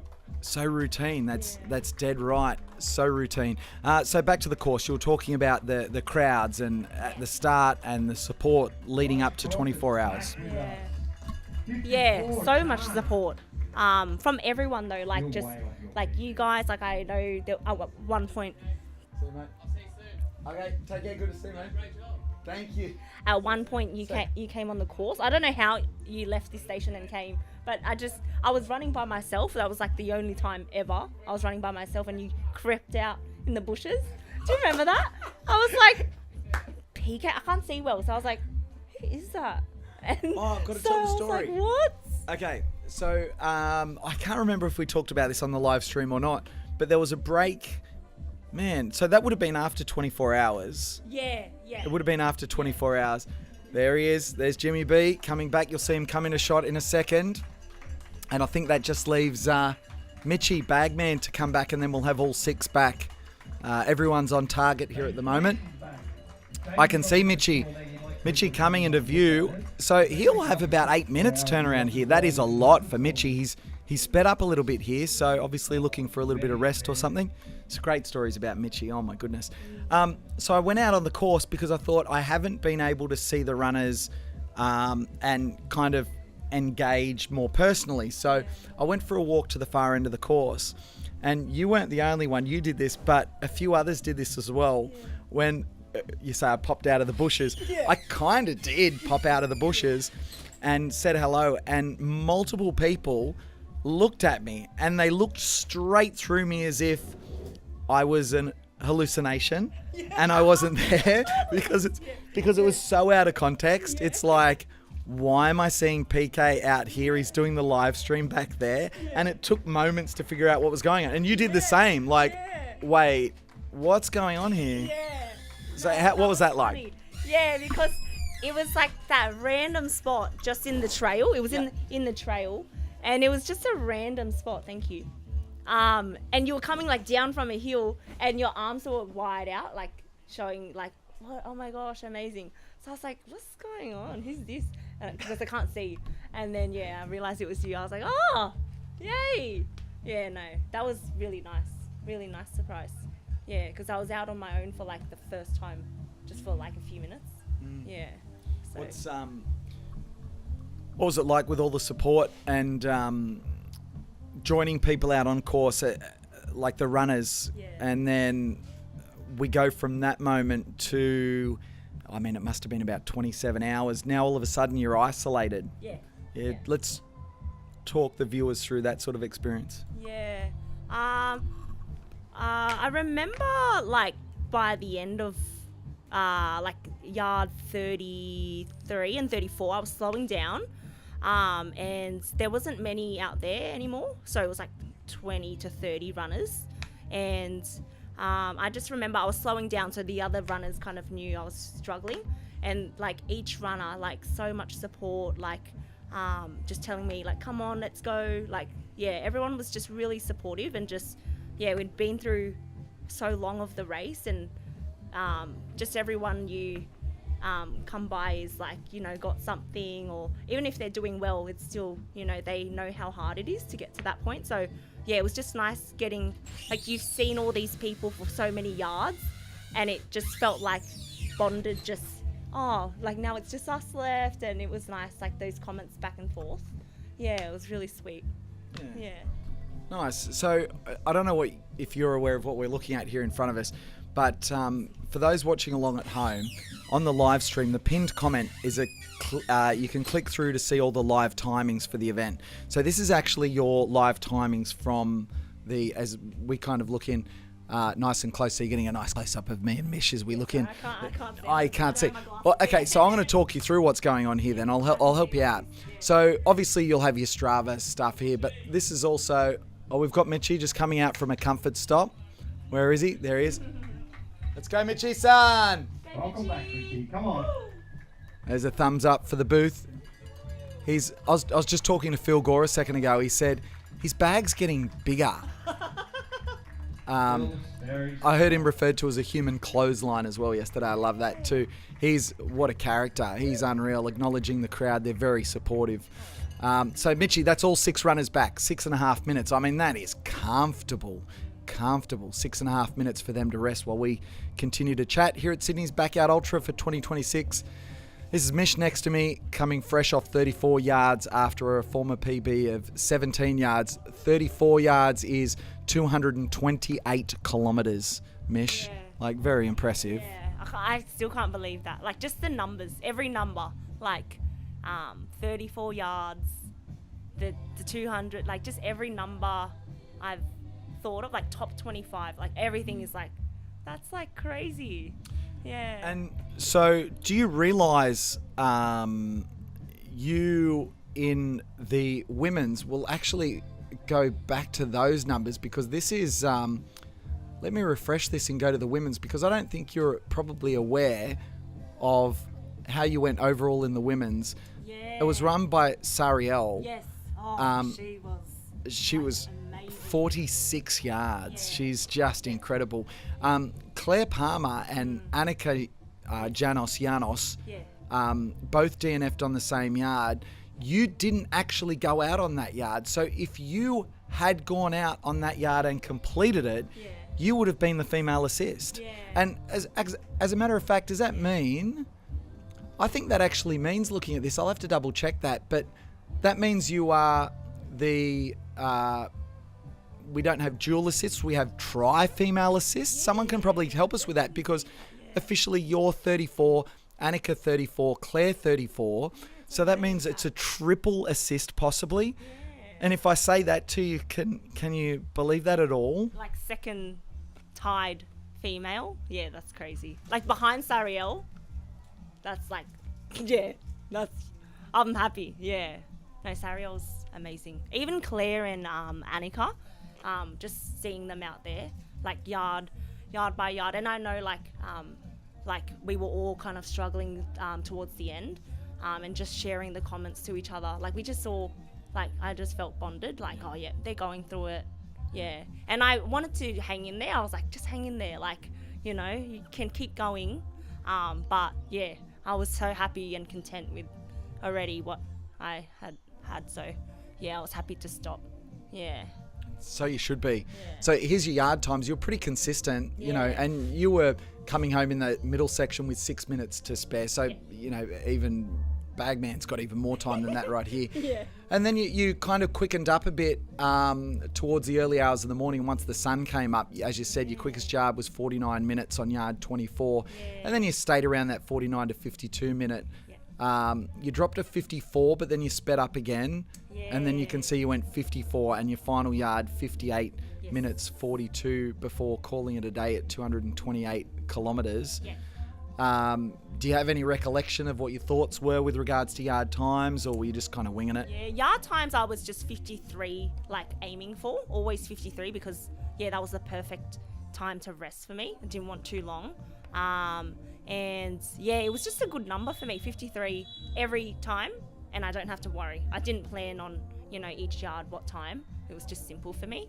Yeah, because I didn't know how far I'd go, so just do 53. Yeah. I've got to tell you something else. So, and again, this is a link, the pinned comment in YouTube. If you click on that, you've got all the live timings, and you can track everyone like Mish in there. But also down the bottom of the page, you've got the ability to add comments. Like these are individual comments for you. So, so have you seen these before? My friend showed me. I didn't realise. Yeah, it's cool. So Ethan said, "Go Mish, you got this. I ran with you last September, closing in on 24 yards and a massive PB. That was at 7:12 a.m. on Sunday morning." And then ATG said, "I'm so proud of you." That was at 7:37. She was my crew. Yeah. That was your crew. Yeah, and we wanted to get Charcoal Charlie's because we don't live near one, so that was our celebration meal. But I finished quite late, so we didn't get it, but we will. So that's our celebration. Yeah. As the whistle blows for 2 minutes, we'll get back to that action in a second, because then goes on to say, Chargrill Charlie's soon, my love, let's do it. 30 yards. So now we're talking about 2:53 in the afternoon. Serap says, "I don't know you, but just wanted to say a huge congrats reaching this far. Amazing." That was lovely, just from strangers, and when they were cheering you on, they really want you to do well. You can just see it. So that was amazing. And it helps having a plant in the comm box cheering you on every time you go past and me pointing you out, which is pretty cool. And then you had Ethan, wow, congrats Mish, an amazing, incredible PB of 34 yards. Rachel, amazing work. And then Fiona, congratulations, what a fantastic achievement.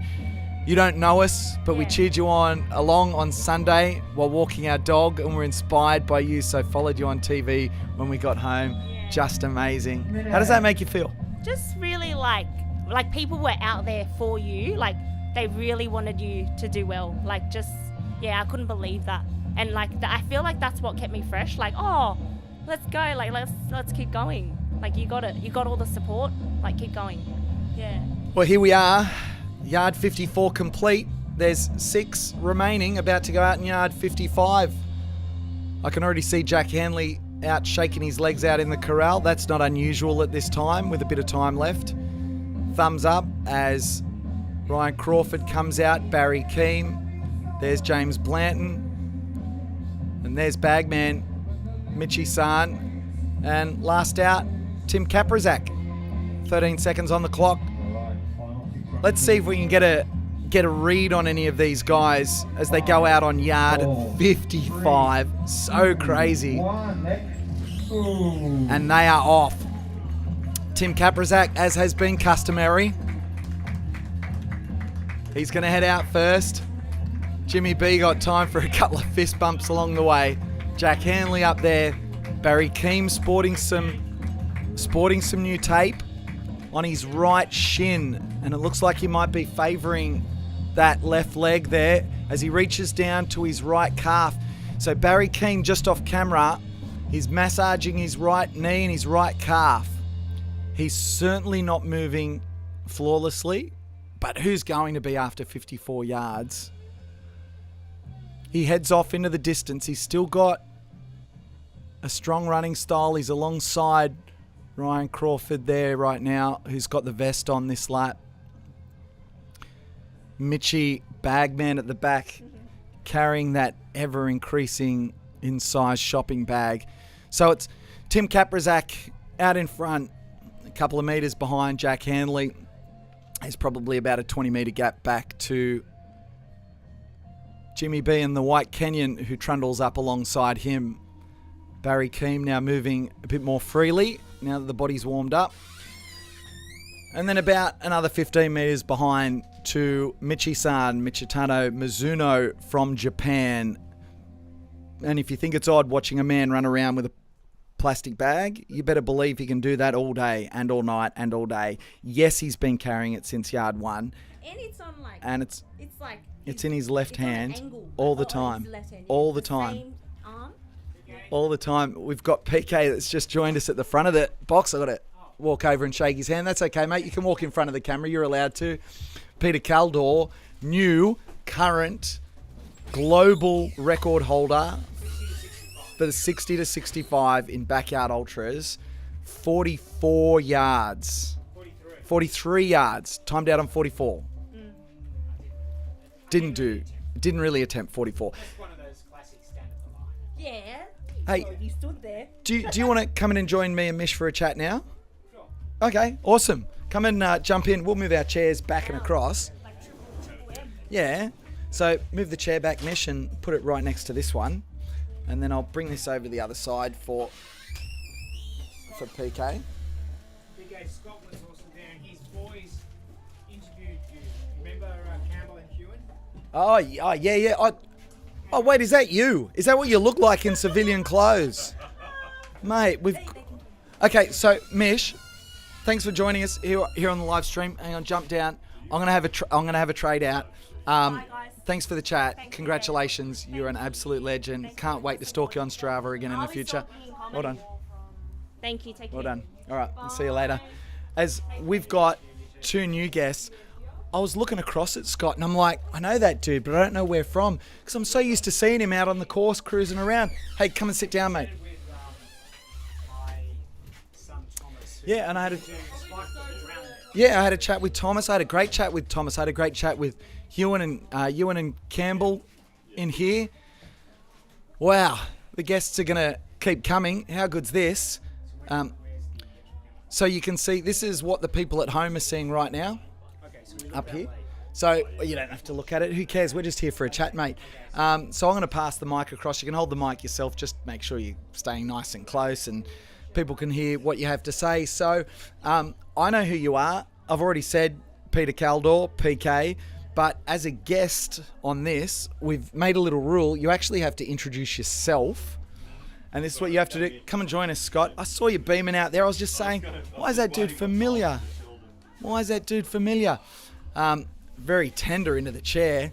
Let's have a bit of a yarn. 3 blokes shooting the breeze. Bring your chair in a bit closer there, PK. That's it, as close as you can. Lovely stuff. Just the boys having a chat. So here's what you got to do, Scott. You got to introduce yourself. Okay. You got to say why you're here. I think everyone's pretty aware you've run, so you kind of have to give a bit of context about that. Yeah. And then third of all, one of you, not both of you, but one of you has to explain the Backyard Ultra format because there's people watching this that have no idea what this crazy circus is, so you have to explain that as well. All right. So I'll try to remember the 3 questions. Right, hold the mic up nice and why, close. Why we were here, Like is that right? That, there you go. First of all, why we're here. Who are you? Oh, who I am? Scott Groves. Come from Randwick, over in the eastern suburbs of Sydney. Have a family over there. My wife Sharon and 2 boys who've also been part of this great event. Why I'm here, I guess all of us have probably got some level of craziness about us doing these things. And So I roped you into it. well, yes, Peter did actually rope me into it. Yeah. You did the first one, didn't you? And I declined your offer to do that first one, and then a year later I took up the offer and we did one together. I think the challenge, just mental challenge and physical challenge, obviously, to get around for so long. There's something about that, just knowing how far you can push yourself. And then what was the third question? I've forgotten. Explain how a backyard. Well, that's good. My simple explanation to people is like a beep test on steroids, essentially. So you need to commence a 6.7 kilometre loop on the hour every hour for as long as you can. And if you come in slightly earlier than the hour, you get to rest for a while, but you need to recommence that lap every hour. And essentially, it's the last person who can keep doing that. there we go. So pass over to Peter. You Okay. can introduce yourself. So I'm the older PK. By a few years, you've got quite a bit of grey hair there, PK. But 48. oh, 48. Yep. Prematurely grey. So yes, the older PK. Obviously here for the same reason, doing the backyard. This was Scott's third and my fourth. I've come out to St Ives and watched it many times. And the one that we've done before together was at Heffron.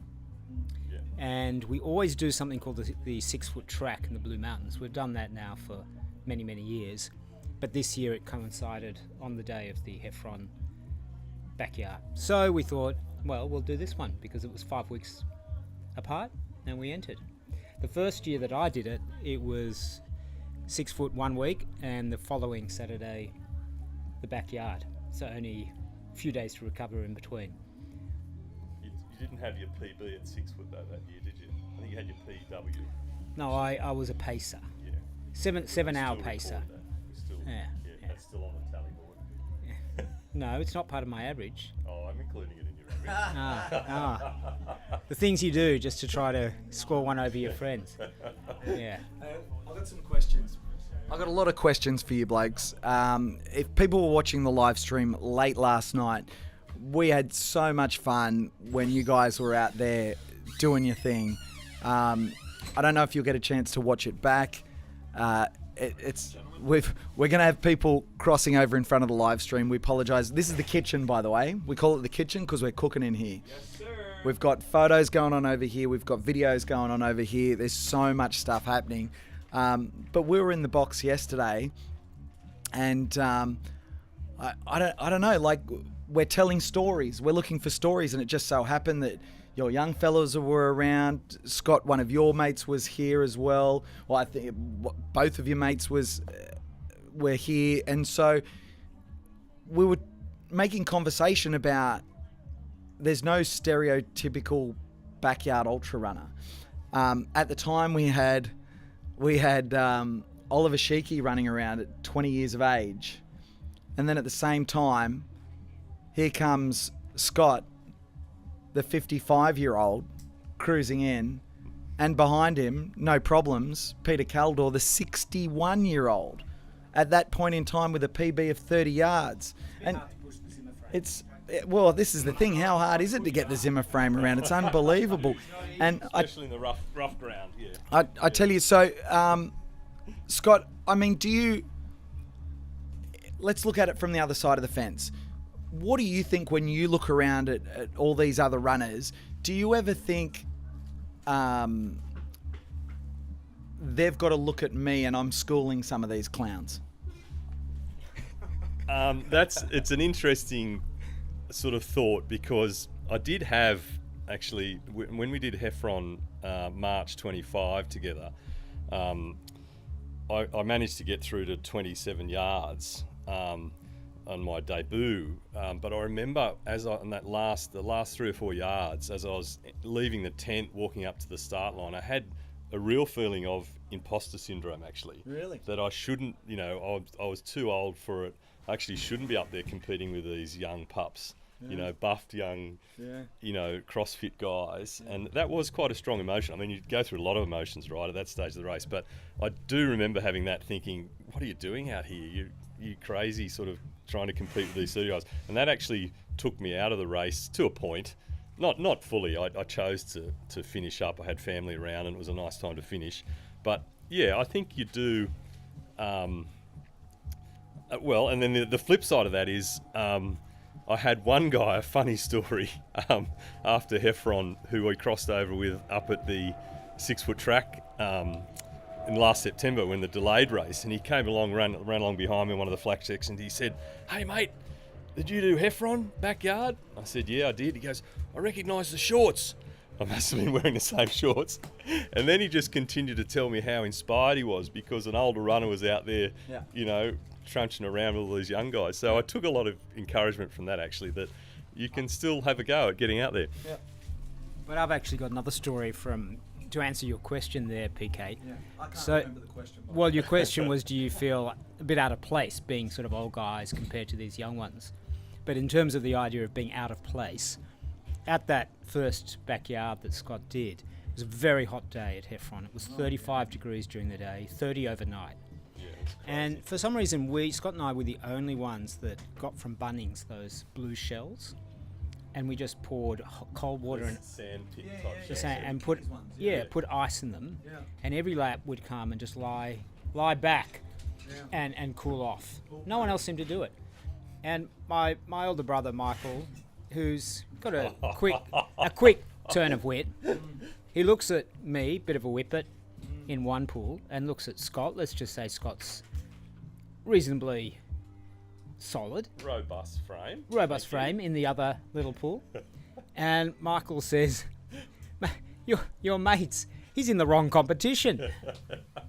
Implying that I should have been in the Biggest Loser, I think. Yeah. So, yeah, sometimes people are a bit out of place, but still do pretty well. But this is why it's so incredible, because here we are at an event. Like, there's a lot of casual viewers watching. There's a lot of people that started. There's 645 that started. A world record backyard ultra field. There's a lot of people that ran 1 yard, 3 yards, 5 yards. Amazing results. Amazing results. And they go home to tune in and they go, we're going to put on the live stream. We're going to watch the elites. And they turn on, and here's 55-year-old Scott Groves cruising around. What do you think goes through their mind at that point? And do you realise, I'm kind of preempting the answer, but do you realise the butterfly effect that you've had on people? I know, because we talked about you so much last night, and people, there's no way they can't watch you and be inspired and go, if, like, let's say there's a younger person watching, they're going, if that bloke can do it, I can do it. Like, do you realise that sort of effect is happening at the time?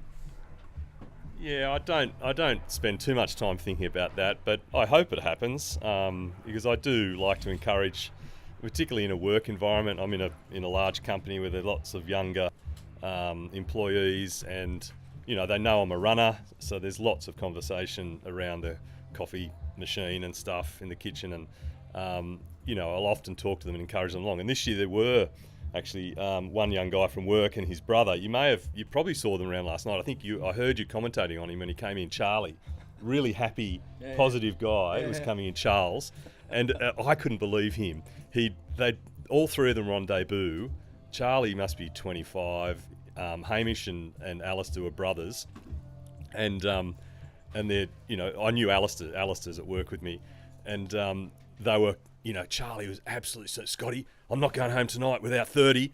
And I was just sort of trying to tell him, just be patient, just tick them off. No, I'm not doing anything but 30. And then as we got through, the other boys were less sort of confident. But Peter and I shepherded Alistair around laps 18, 19, and got him through 20. And he was absolutely wrapped with that. We almost carried him over the line for 20. He was chuffed. His brother Hamish, I think, I'm not sure if Hamish got 24 or not. And then Charlie, he powered on, got his 30 without a trouble. It was like amazing. And he was positive the whole time. He'd see us on the course and chirp us up. He probably could have gone a lot further, but maybe 30 was his thing and that's it. So coming back to your point, I don't positively go out and do it, but I think I do it just a bit naturally by conversation and trying to encourage people. So, and the other obvious benefits with it, sort of physical and mental benefits of good exercise, I think is a great thing. So, yeah. Question for PK. So, here's the funny thing: if you go back and watch the broadcast, because we've had so much time here, right? Like, we're 55 hours in. I've been broadcasting for 48 of those. So I've had a bit of time to chat, and so I've told a lot of stories. And I told the story about when we met and I got to run with you. And first of all, he's got to be one of the youngest looking 61-year-olds I've ever seen. He's in incredible shape. And I started chatting to you and, found out that I think I already knew that you'd run 40 yards before. And at that stage, I'd only ever run 20, and I was looking at you thinking, you're superhuman. And we started having a conversation. And for me, it almost felt like the advice you were giving me, it was like, no, you don't understand. Like, I can't comprehend how you can be 61 years old, be in the shape that you're in, and run 40 yards. And it took me a long time. And, eventually I kind of twigged and, we kind of broke down those layers and I was able to take some of that stuff on board. But at first, it's because it's hard to comprehend for the average person that a 61-year-old can run 250 plus kilometers in one of these events. So that's a lot of talking with absolutely no question. But I mean, can you just kind of talk about that for me? Because I'm not the only younger person that comes up to you and has a chat to you about backyards, right? So let's just get our definition of young straight first off. So in 40s, we're talking that's young, are we? Yeah. Anything under 50. Yeah. Well, I don't know if it's true, if you've observed this, but we were actually talking about this on the run. Do you think the average age is coming down? Do you think there are a lot of young people here this weekend? So we can probably get the stats on that. Interesting question, because I remember someone pointed out to me, it might have even been David Patterson, who you'll get to meet at some stage. He's going to come on and be a guest. He's been too busy for me so far. It might have been Pato and I were talking about it, and it's like, oh, you're 48, you're coming into your prime. Because when there was, and I can't remember the number, but I think it was about 14 left at Biggs last year, the average age was, I believe at that point, older, or the median age, I should say, was older than me. And my whole life, I've always searched for where I'm at in life, trying to find someone that was the same age or older than me that's doing something beyond what I could ever imagine.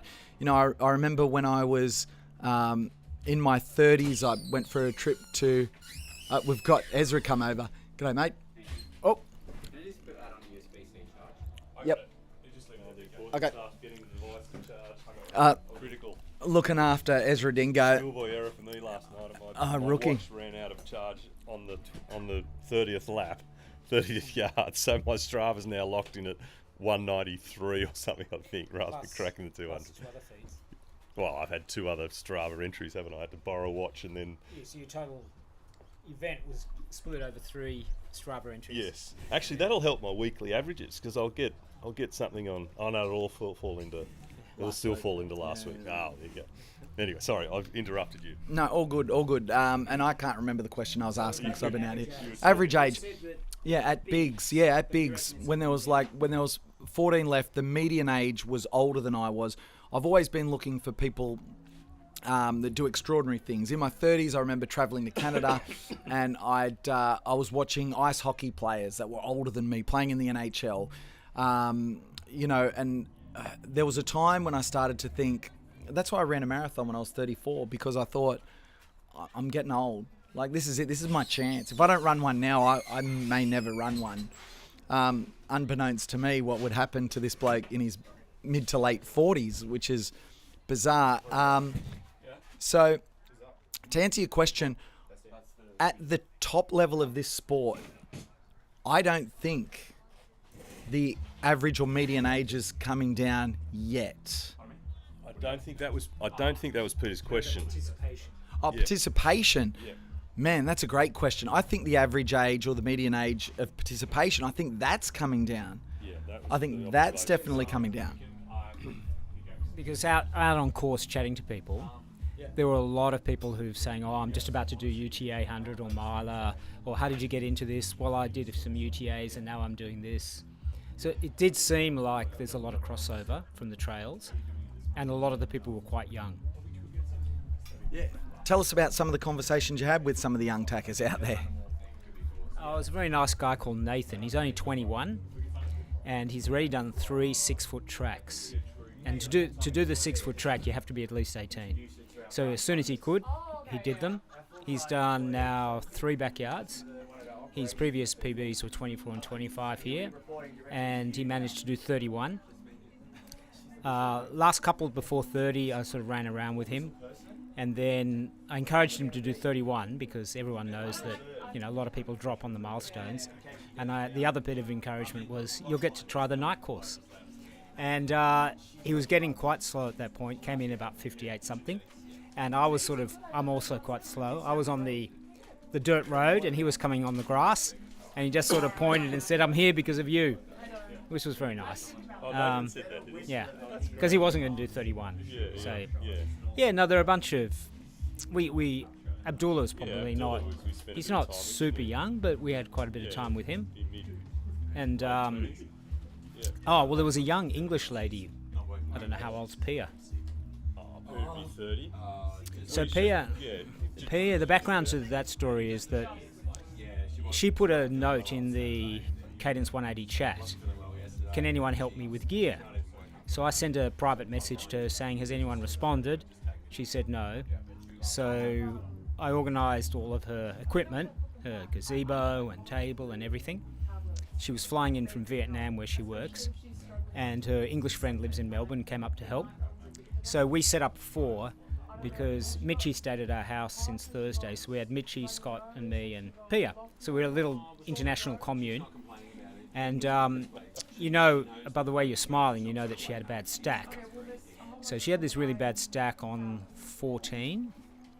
And I heard about it on course, waited for her to come catch up to me. And, chipped 2 teeth, really smashed sort of the lower. Thankfully, no crack to the cheekbone. I was very bloodied. And in the end, I ran around with her for 3 more yards.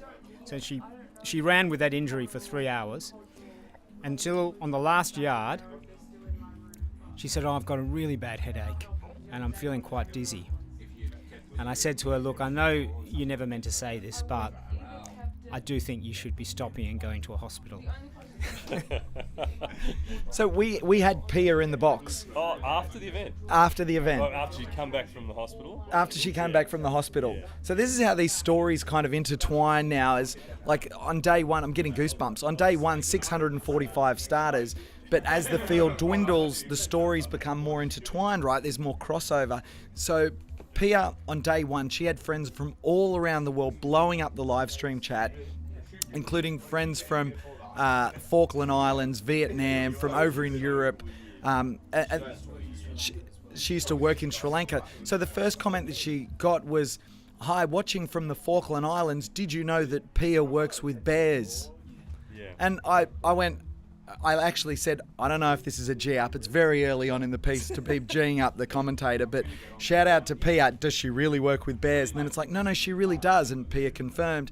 So when she came in with those injuries and we talked about them yesterday afternoon, I told her that when she goes back to Vietnam, when she talks to her family and friends, to explain that, no, this was actually a drop bear when I was out on the course.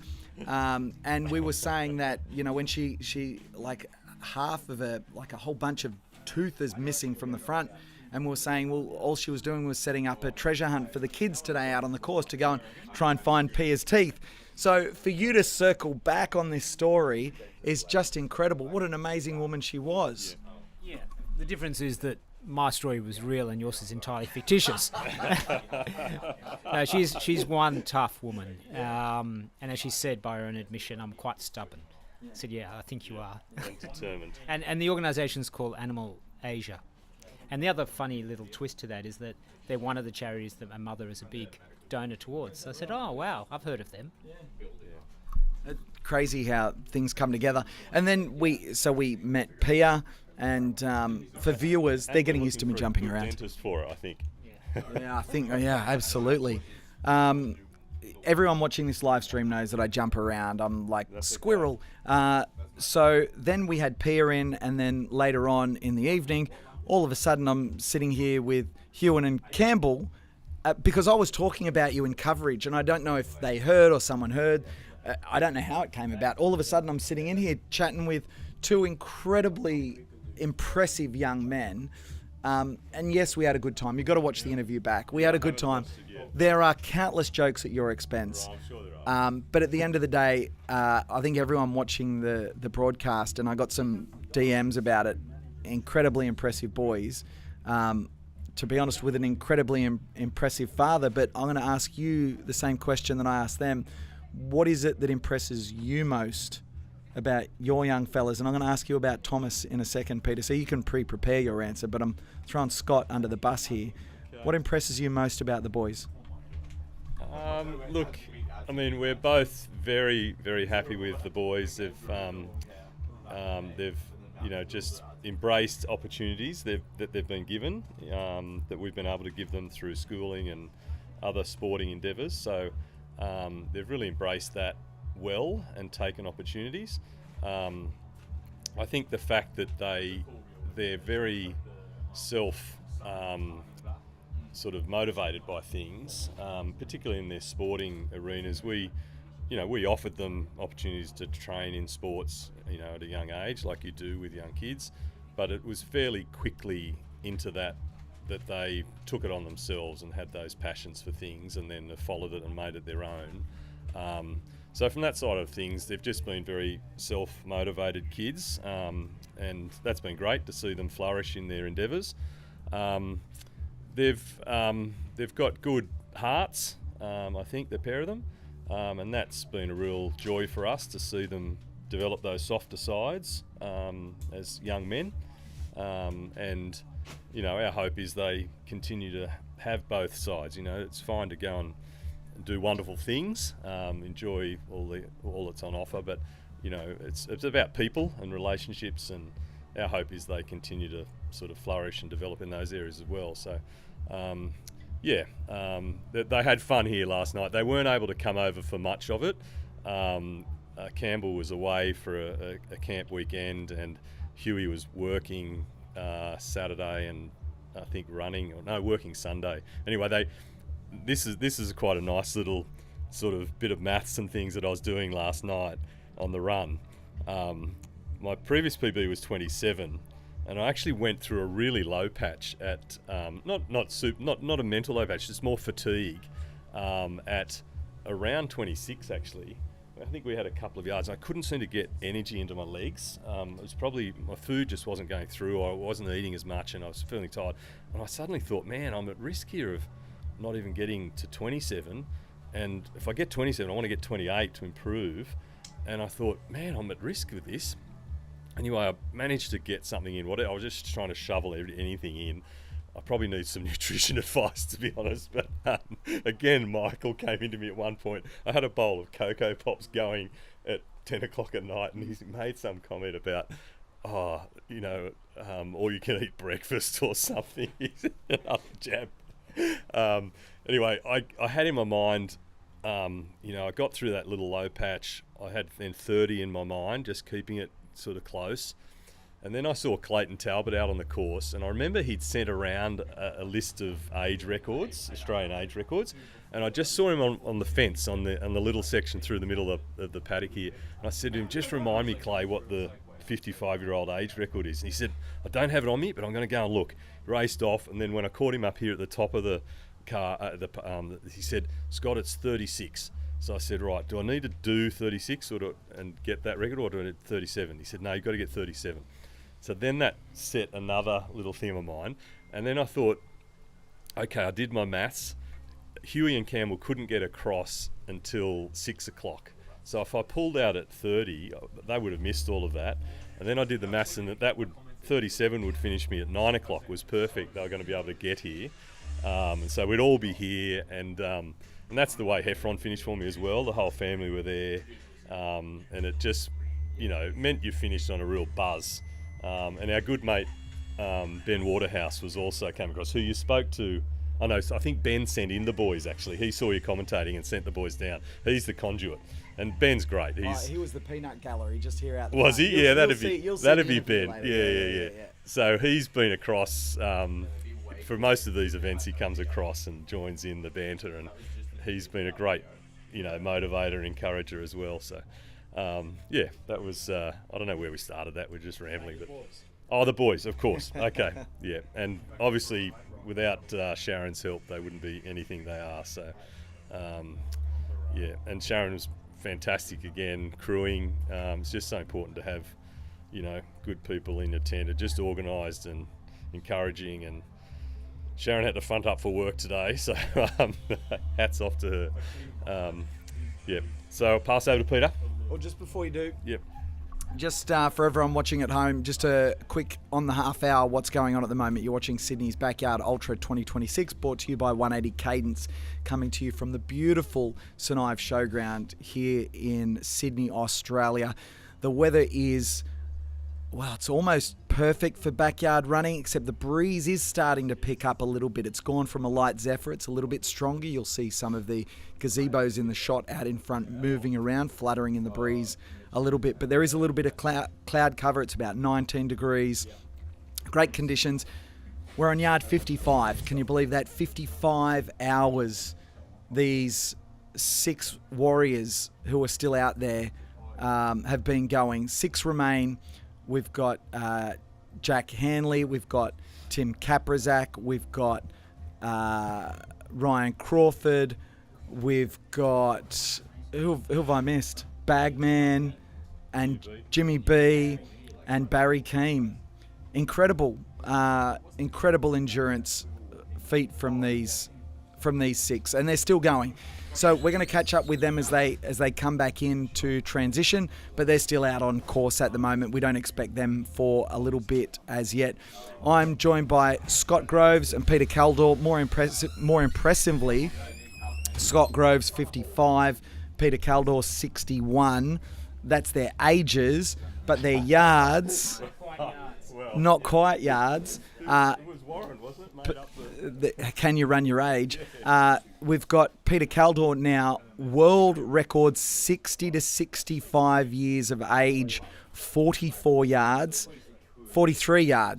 And Scott, how many did you end up with? 37 yards, which is a national age record for 55s. It's just absolutely incredible. And I was just asking Scott about his boys, Hewan and Campbell, that came in here and had a chat with me last night. If you watched the broadcast, you'd know who they were. If you didn't, that's great. You can flick back and watch it. I was also joined by Peter's young fella, Thomas, also an impressive young man. He's a very talented spike ball player. If you're not sure what that is, you've got to go and look it up online. We were talking about it last night. There's some very cool clips. There's some very talented men and women playing that sport. It's on the rise. I think it's going to catch on because it's just so easy to play anywhere. You don't need much. You can play of all standards, but already at the elite level, there's some very skilled players, of which Thomas is one of those in Australia. But I asked the boys when they came in about their dads and what impressed them about their fathers, and I'm not going to go into that right now. You're going to have to go back and watch that later on. But now for you, Peter, talking about Thomas, what is it that impresses you most about him? And as a father, what's your hope for him with regards to looking at you and seeing some of these impressive feats? It's impressive, these feats that his father is doing. Thanks, PK. I would say I'm impressed by Thomas being very calm. So he's the sort of guy you'd want on your team, whether it's at work or whether it's on the sporting field, when things are under pressure. By nature, he's sort of a peacemaking person, so that's probably why he's so calm. Secondly, he's very focused when he wants to be. And that can mean learning how to flick bottle caps around the room, but he'll do it till he's got it down to a fine art. Or handstands. He'll be obsessed by how many handstands he can do and how long he can stand. Or unicycling. He'll pick that up and just focus on his unicycling. So as a kid, he always went through little, often quite obscure passions. At school, they voted him the most likely boy to join the circus because of all his variety of kind of skills. And I guess the third thing, probably more important, although being calm is a good thing, is his humility, because you'll never hear from Thomas anything about kind of, the fact that he was, ranked number 1 in Australia in spike ball or anything like that. And often, he used to play very competitive football, and he'd never mention that if he was in conversation with someone. Now I would find myself wanting to say, Thomas, you should tell him about, but he would never would. Well, it wasn't him. It was a Ben that was like, ask him about. Yes. Okay. Yeah, it would be. Yeah, free plug for Spikeball. So how did you know about Spikeball? So, I was telling him the story last night. I was I like my golf. I watch some golf content on YouTube, and there's a bunch of young fellas called Good, and I'm just as fascinated about their business model as about these young fellas playing golf. It's evolved from just watching kids hit around a golf ball to now a business where they capital raised like $60 million for this YouTube channel. They've played golf with, you name it, they've played golf with them. Everyone wants to be on the channel. Everyone wants to associate with Good. And I think it was GM Golf, Garrett's cameraman. I think his name's Ryder, and I couldn't think of it last night when I was speaking with Thomas. I think it's Ryder. I could be wrong, so apologies in advance if this somehow gets back to them and it circles around, because it's a small world. But I remember them talking once upon a time about, he's a pretty good spikeball player, and they cut to a clip of spikeball, because I think he was one of the top ranked players at the time, either in America or in the world. Again, I don't remember the context. And they showed a clip of spikeball, and so I went online and I went and kind of looked it up. It's like, oh, that looks pretty fun. Sometimes it's officially called round net. If people do search it, it's officially called round net. Spikeball is the brand, one of the brands. So that's how it got the name Spikeball. Okay, so Spikeball, one of the brands, round net, the official name. Obviously, I found a whole bunch of content on YouTube, and I was like, how awesome is this? So we just were bantering about, finding clips online, because some of the clips of some of the incredible rallies are just ridiculous. And I'm there going, how can you know, like, it's almost like you're reading the mind of your opposition, because it happens so fast. How do you know to be in that position? And we were having this discussion, and that turned into a discussion about boxing and moving around and ducking and weaving, all sporting stuff. Yeah, no, they spend quite a bit of time analysing their competitors, and they know the most likely way they're going to do what's called the put away. So there are 3 shots you would have seen. There's the return of the serve, and then your partner does what's called the set, a bit like in volleyball. Yeah. And then the third person does the put away. So they will analyse how their competitors do those 3 things, so they can anticipate to some degree how to respond. Oh, but you asked one other question about what would I hope my son. When it comes to something like this, I guess I hope that he, sets stretch targets for himself. I read a book recently called The Comfort Crisis by a guy with an interesting name, Michael Easter. It's from America. And his thesis is that, and it's addressed mainly to men, but I guess applicable to all people, but his thesis is that everyone should take on an adventure which only has a 50% chance of success. And they get it from this Japanese term, I should check with Michi, called actually we did talk about it at dinner. He had heard of the term. So what's the book called? The Comfort Crisis. The Comfort Crisis. I can put it in the chat on Yeah. YouTube. So Okay. if anyone wants to look it up. And so it traces the origins of this idea of a 50-50 chance. So, a backyard, what's the chance that, I guess, as you say, 61-year-old is going to do 43 yards. So hopefully that rubs off on Thomas and he sets some stretch targets for himself. Because I think when you do that, not only do you surprise yourself, but you actually push out the boundaries of what you think's possible. And that helps with other endeavours in life as well. I can add to Thomas's potential to do a backyard, Peter, because I asked him last night whether he'd contemplated, and he said he'd had discussions with. I'm just having a mind blank now. His wife. Yes, Ella. Sorry, yeah. Had discussions with Ella and had endorsement for a 24-yarder. Only capped at 24. Capped at 24 at this stage, and I thought, well, you're confident you could get through 24? Was my question to him. Oh, he definitely would. Because I have no doubt, because he's got those attributes you need. Focus, yeah, discipline, good at math, statistics, knowing how to break things down, the apple doesn't fall very far from the tree. Yeah. So I think, and he's fit. I mean, Thomas has done 5 6-foot tracks, so he's off the back of no training the last one. Yes. So yeah, no, I'm sure he could do 24 hours. Yeah.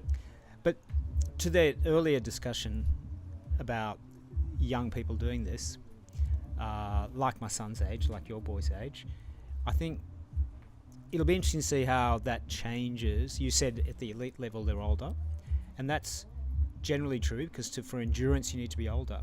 But in the road marathons, we're seeing a lot of young, particularly African runners come through who are now the elites in their 20s. So it'll be interesting to see whether that eventually translates into backyards. What do you think the peak age is for a backyard ultra runner right now? How old's Phil Gore? 39. I actually had Phil on the stream just before you guys. So no real big act to follow at all. Phil and Gemma Gore. So Phil just ran in Taiwan 100-mile race as a B race, won it, no problems. 6,000 meters of elevation gain uphill. The guy's a machine. He's an incredible human being. It was humbling to chat to Phil. But so Phil's 39, but are you saying he's already reached his peak? That's the question, right? Because what age would be his peak? Or not his peak, but for anyone running backyards. Well, that's the whole thing of backyards, isn't it? That you don't necessarily know what someone's peak is because you need that second person with you. I think the guy who came second at Biggs, the Belgian guy, I think he's mid-50s. Might even be 55. Need to fact check that with Warren. Yeah. But even then, you can't let someone keep going beyond the finish of the race, so you don't actually know.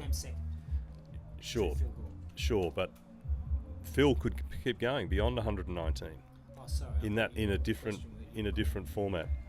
So, we were talking about age. Yeah, sure. Okay. You guys are like me, and that's see. This is the funny thing. I've been cracking up laughing because I think there's a part of me that kind of expects us to have a coherent conversation, but combined with probably that's harsh. PK said but Scott's in the group, mate. You're going to watch back that last night, and I tell you it was actually Josh over here that fed me the line that said this bloke looks like he's just jumped on the course and he's running to go and get a bucket of KFC. That was not my line. I swear that was not my line. So Michael's on the chat line. I tell you what, there was some good banter. It was good fun. So back to... Oh, mate, we had so many laughs with the boys. My brother had another line for us because our legs are off camera, but we both have rather hairy legs.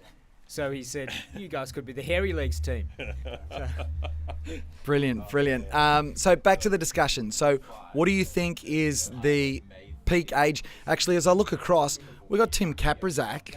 We've still got 15 minutes left. It's a 45-minute yard on yard. Where are we again? Let's have a look. This is how 54. This is yard 54. Just absolutely incredible. He's got 15 minutes to come in and rest and recharge. Unbelievable. I don't think we ever had I don't think we ever had 15 minutes. No. Did we last night? No. What is 15 minutes? So back to peak age. What do you think, if you had to give one peak age, each of you, what would you say it is for a backyard? Let's go, Tim. Yeah, I would say Phil is probably in that sweet spot, that late 30s, early 40s. I think the mental toughness that you probably need some life experience and, sort of discipline and just determination, which you may not have as a younger guy. So I think late 30s, early 40s, probably I would have thought maybe from 45 onwards. I mean, I've noticed it in my own health. I still feel like I can do things that I did when I was 45, but I know it's changing.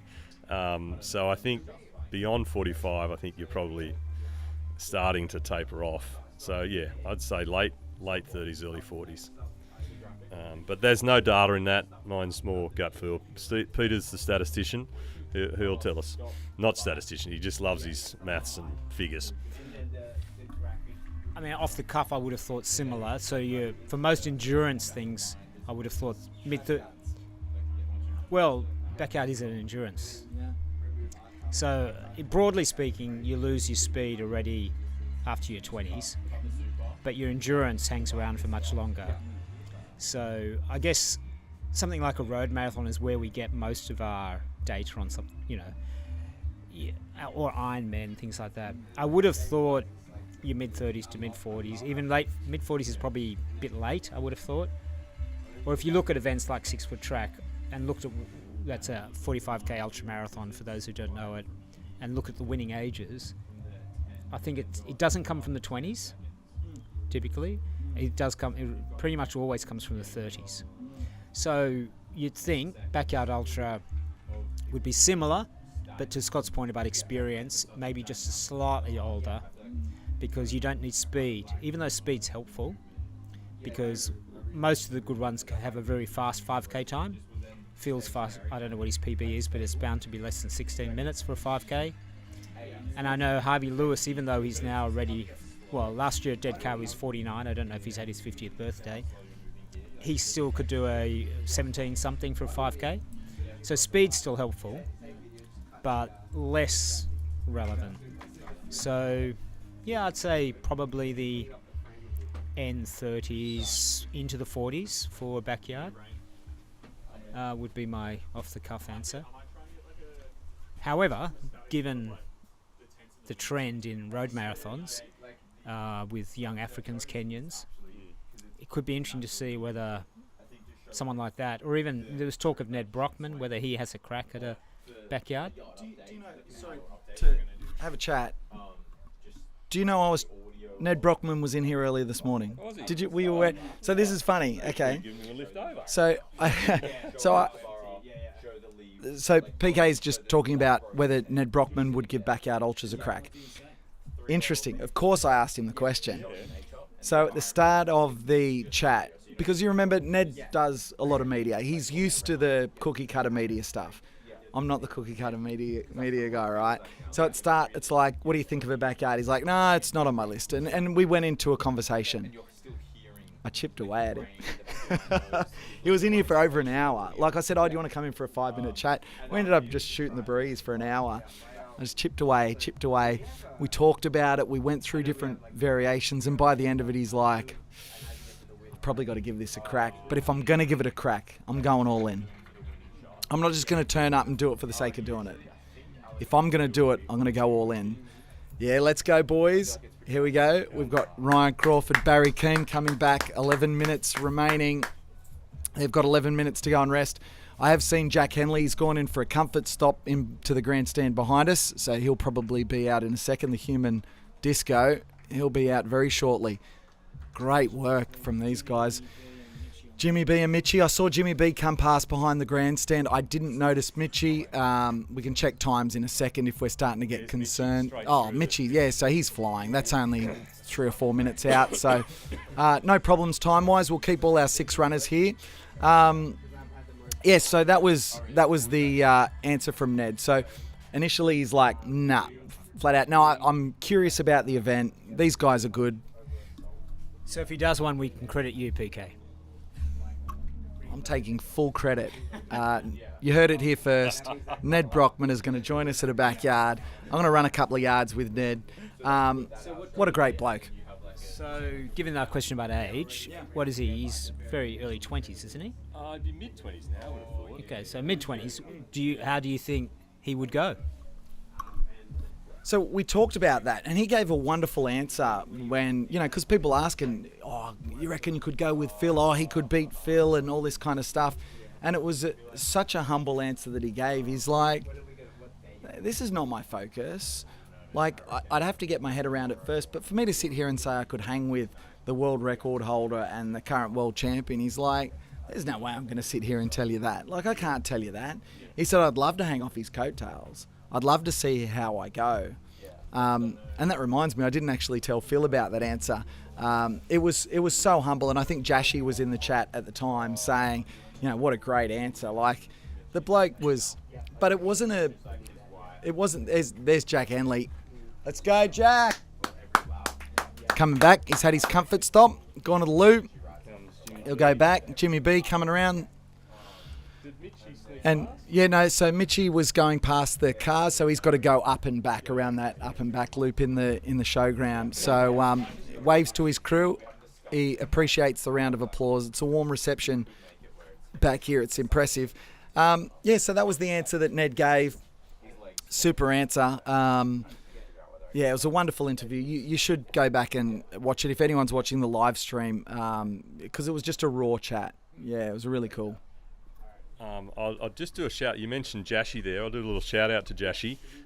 We first met Jashi at Heffron and through, there's James, through Clayton Talbot's group. We did a simulation backyard as well, you had already done a backyard, Peter, I think, didn't you? But I joined for a simulation in Centennial Park. And Jashi was very encouraging and happy to talk with you as you're doing the yards around Centennial Park. So I took a lot out of that, to be able to do 9 yards in a simulation with, one of Australia's best backyard ultra runners. And when in our setup for this, I don't have one of those reclining chairs. I just have my camp chair. But I was chatting with Clayton, and Clayton said, "Oh no." Well, I asked you, and you gave yours away to Pia, I think. You went through Clayton. Mitchie has my chair. Mitchie's using my chair that I got as my birthday present, and I've never used. Right. So I thought, well, I'm not going to use it since I should give it to Mitchie. Oh, so you might and get then I back said, a chair that's done 100 yards. Well, that's right. And then I said to Clayton, we need another chair for Scott.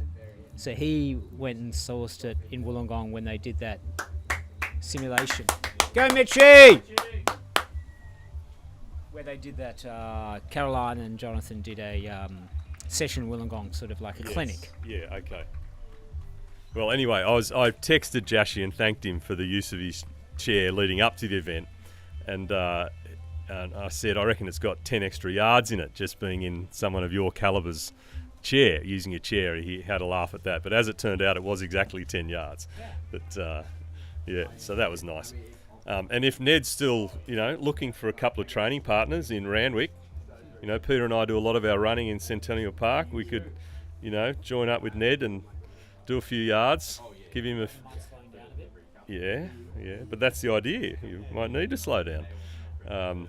Anyway, we do see Ned out a little bit in the park. He's very friendly, and I did almost run him over, actually. We were down in Centennial Park on a Sunday morning where it's jammed, right, with lots of runners and cyclists. I'm sort of pootling around, and people now starting, I don't know if you're from the east or in that way? Okay, well, people are now running, because it's so busy with runners in Centennial Park. They're running on the actual road just behind the parked cars. So you've got a lane for the cyclists, a lane for the cars, and then you've got this sort of non-defined lane for runners who don't want to get interrupted by all the people running on the actual running track. Anyway, Ned was running around there one morning, contra flow to the traffic, and I'm, a little bit bleary-eyed one Sunday morning taking the boys down to training, and I went to pull in, obviously wasn't paying attention, and nearly ran Ned over with his... I thought that wouldn't be very good. Yes, Australian icon to be run over.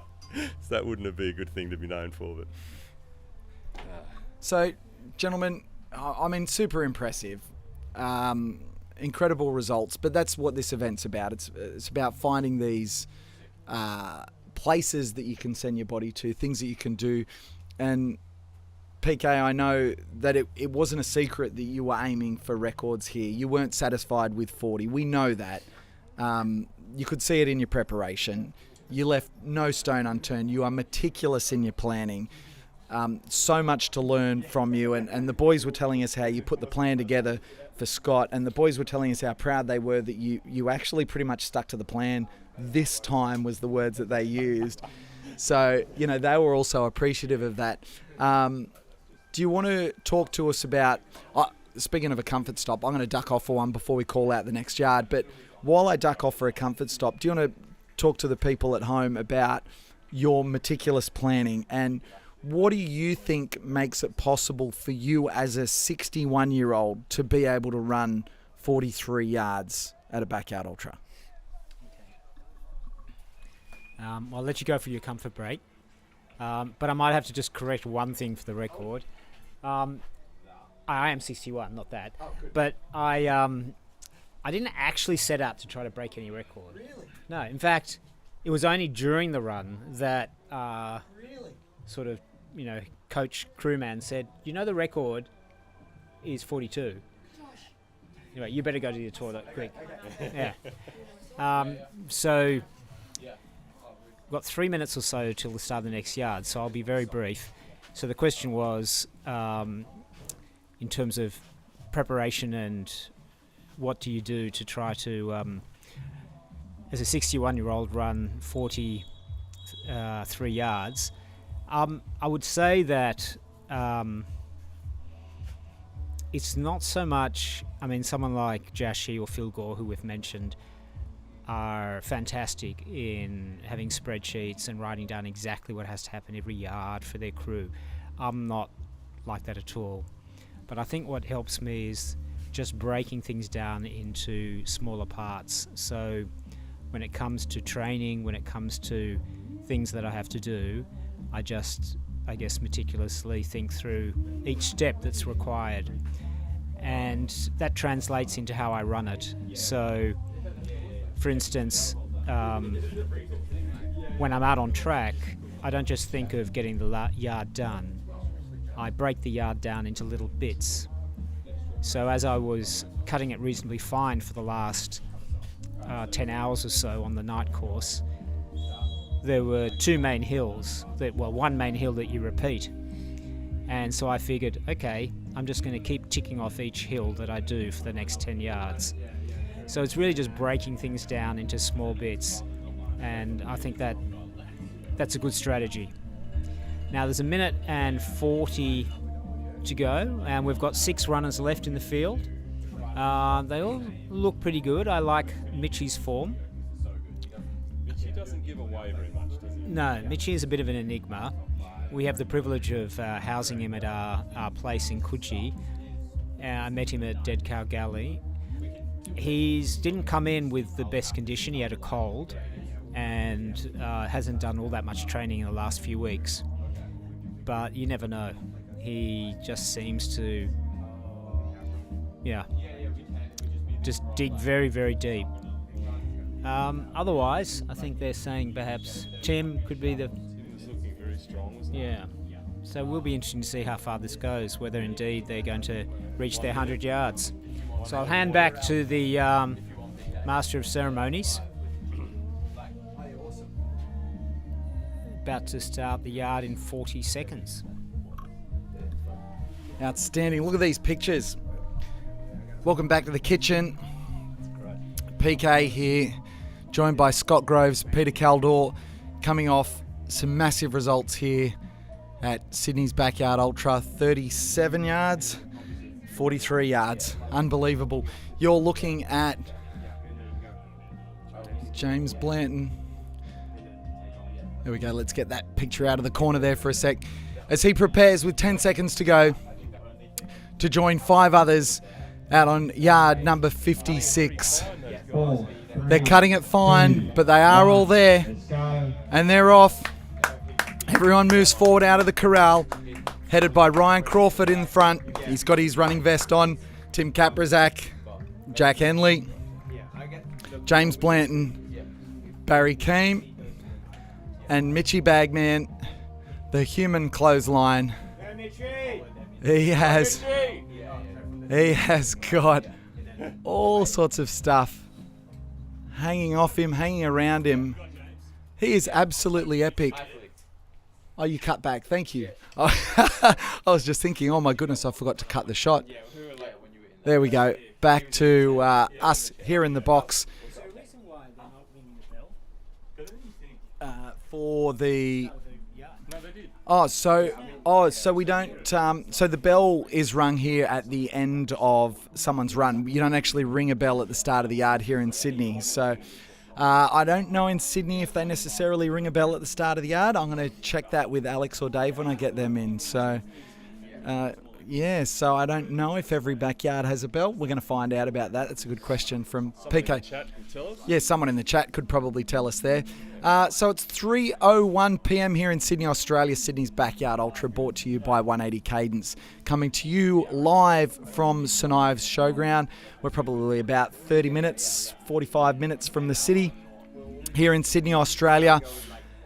The weather is pretty good. It's about 19, 20 degrees, a little bit of cloud cover. The breeze has died off somewhat from when it picked up earlier on, but it's just about perfect running conditions as we've got 6 runners left out on yard 56, which is just extraordinary. 2 hours of daylight, with about 2 hours of daylight left.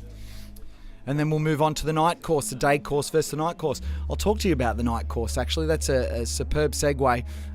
If you're watching online on YouTube, I'll just double check that we've still got the pinned comment on YouTube. And if you go to the pinned comment, it is still there.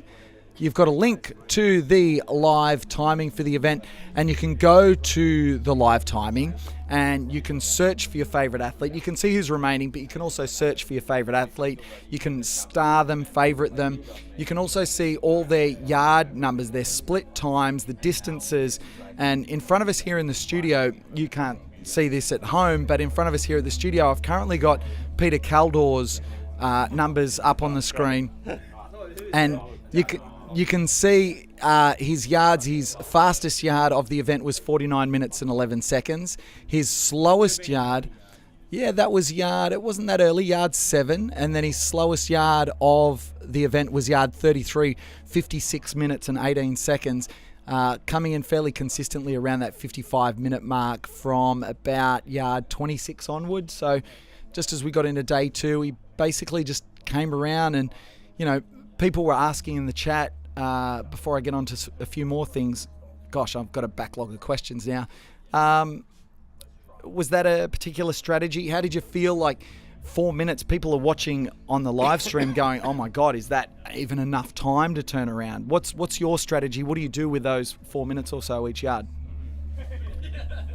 Well, there are a few questions there. In terms of the plan, the very first Heffron I did, I averaged 53 minutes and I think 36 seconds for my 30 yards, with a range of probably 52 to 54 and a half minutes.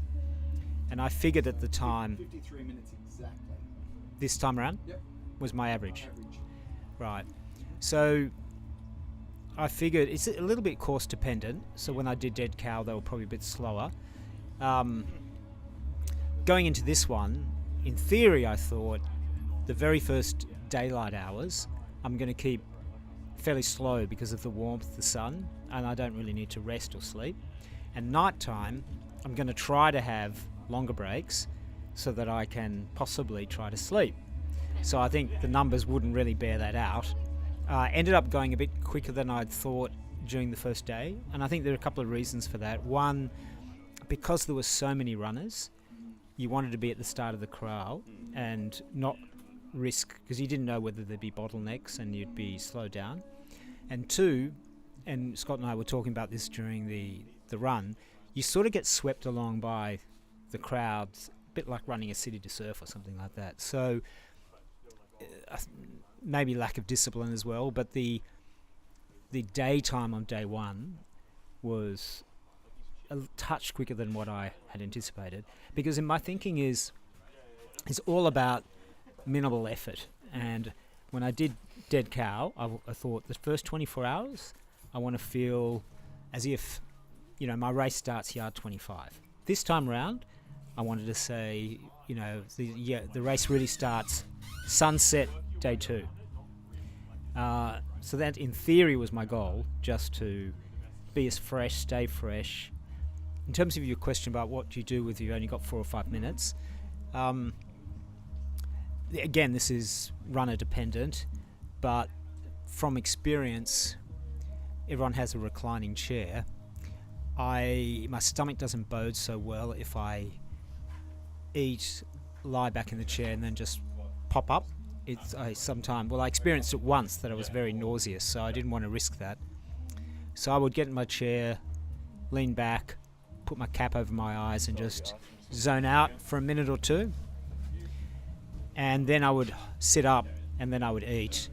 And my crew would get my drink and packet of food ready for the next yard. So, and we were so close to the corral that you really only needed like 15 seconds to get in the corral.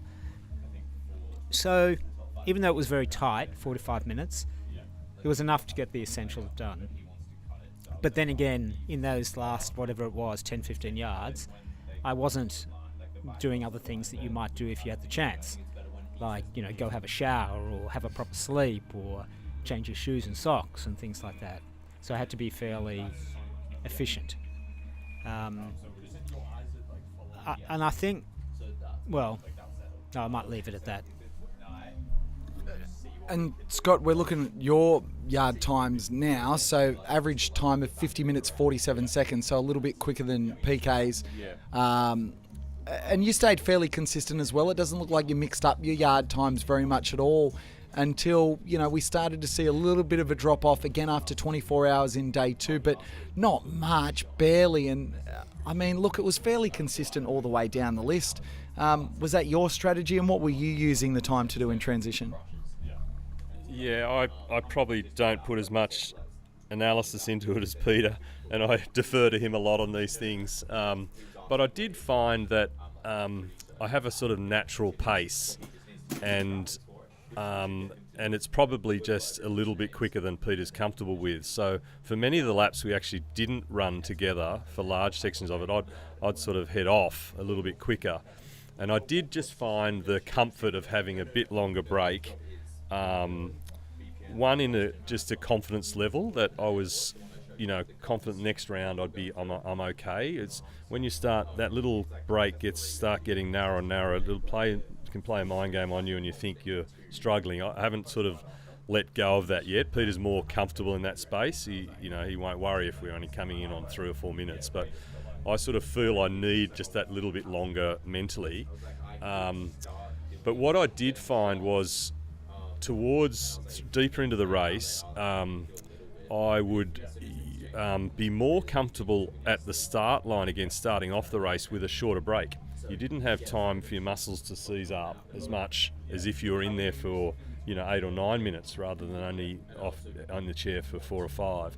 So just sort of depends where you're at in the race, which of those I might try out. And also a couple of them will be outliers because we did plan to come in and we had a bucket, and the team set that up for us with warm water, and we stripped right down and had a full shower, and that was so refreshing. Certainly recommend that.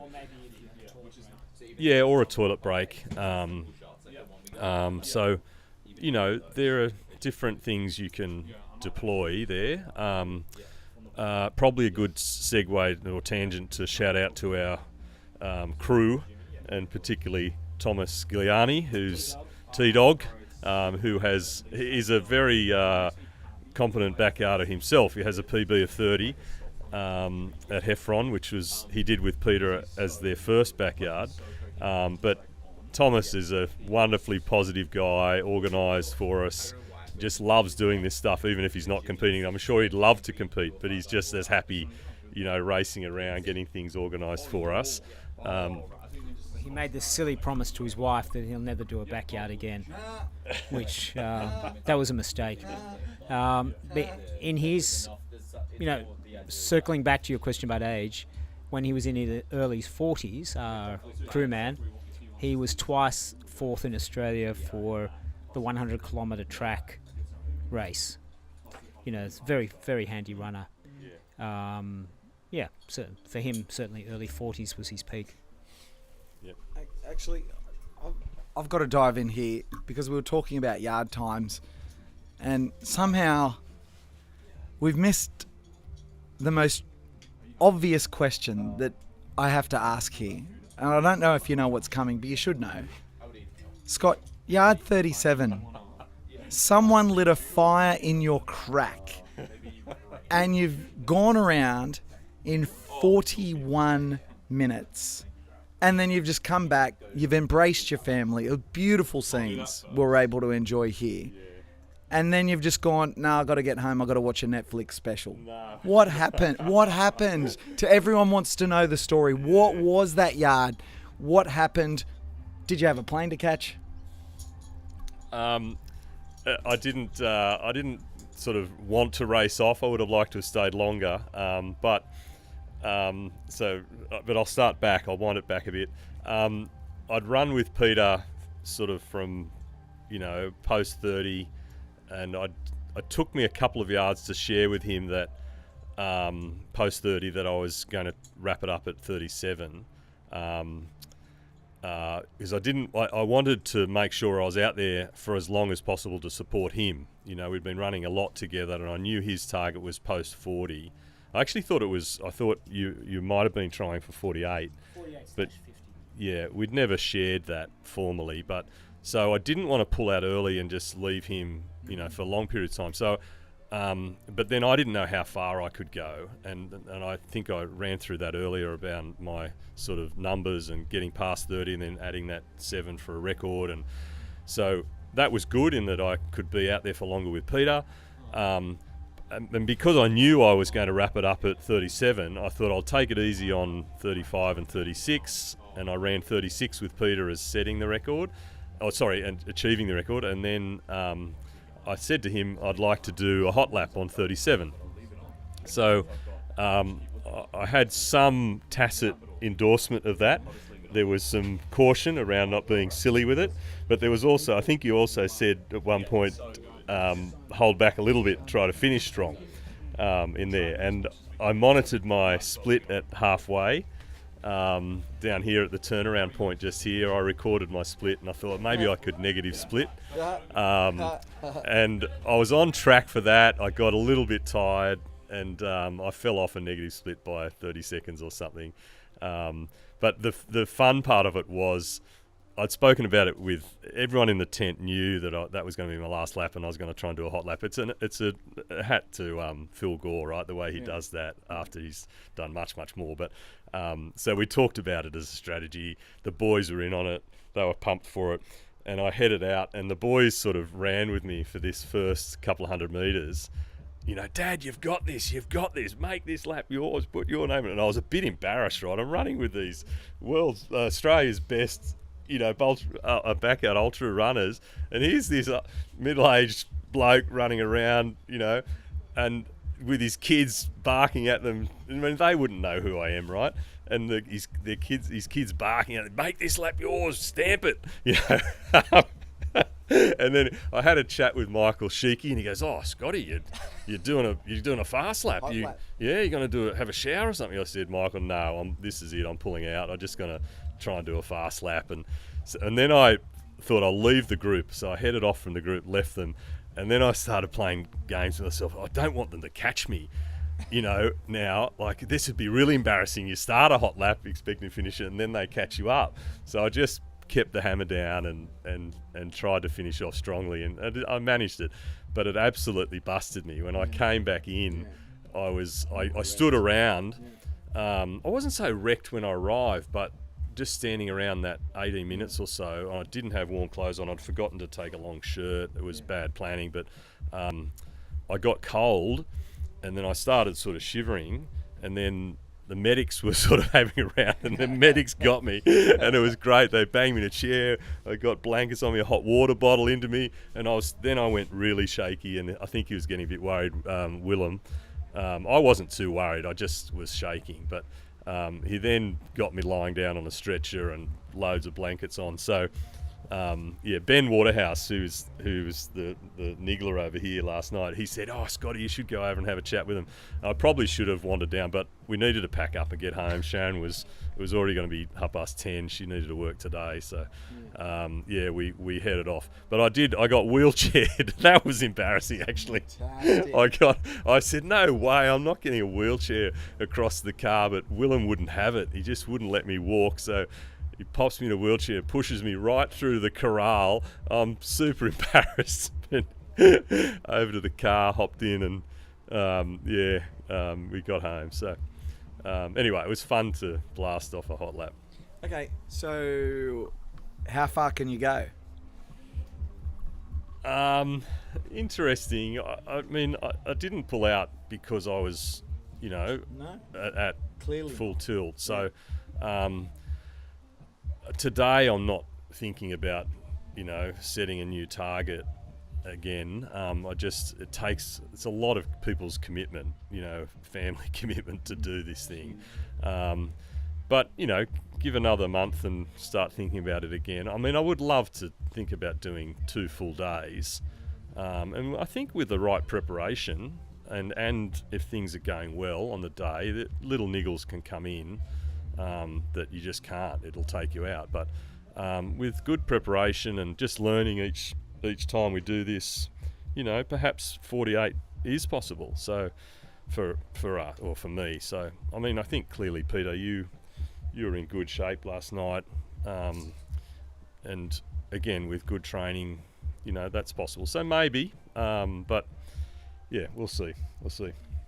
You just got to come in and school these Instagram bros, mate. Like that's what we're talking about. Again, we're having a laugh with the boys. Like there was a lot of very, very, very fit people here of that starting 645. But what was amazing is there was young, there was old, there was short, there was tall, there was overweight, there was underweight, there was every single body shape and type you can possibly imagine out there. And even when you gentlemen were still there last night, Oliver Sheikey at 20, PK 61, you know, there was no set shape or type of person that was left. It wasn't cookie cutter. It's still not cookie cutter now. Yeah, well, you look at James Blanton's not a small framed guy. He's a heavy set guy. So I think, you know, I think mine, I carry a little bit of weight. I'm not, you know, probably could lose another 5 kilos and be more healthy, and that may improve my running. Ben wasn't saying it was 5, he was saying it was 15.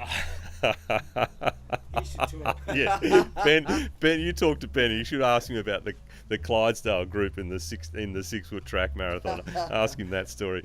But where was I going with that one? Shapes. Yeah. I think where mine, I probably have, and I was chatting with my brother this morning. He rang up just to see how I was faring, and I'd just gotten out of bed, and he said, I said, I think probably it's just I have quite a low gait. Like I don't raise my feet very much. I sort of shuffle along. So I'm probably quite efficient in that way. It's probably not a classic running style, but it just works, and I can keep ticking it over. So, you know, yeah, it's possible to have a heavier frame and still. I mean, I'm never going to be a fast runner, but the medium and longer distance stuff, it's probably you can get away with it. Yeah. PK, do you reckon there's some advantages with regards to different ages, different sizes, different shapes? Men, women, what do you think? Oh, well, I think women are very good at endurance. So whether we one day could see a woman have the world record, I don't know. I could stand to be corrected, but I'm not sure if there's any sport in which men and women go head to head that women are actually come out on top. Is there? Can I make a comment on this? So, not anymore, but I do know several decades back, marathon swimming was men and women. Shelley Taylor-Smith was Susie Moroney. Shout out Shelley Taylor-Smith.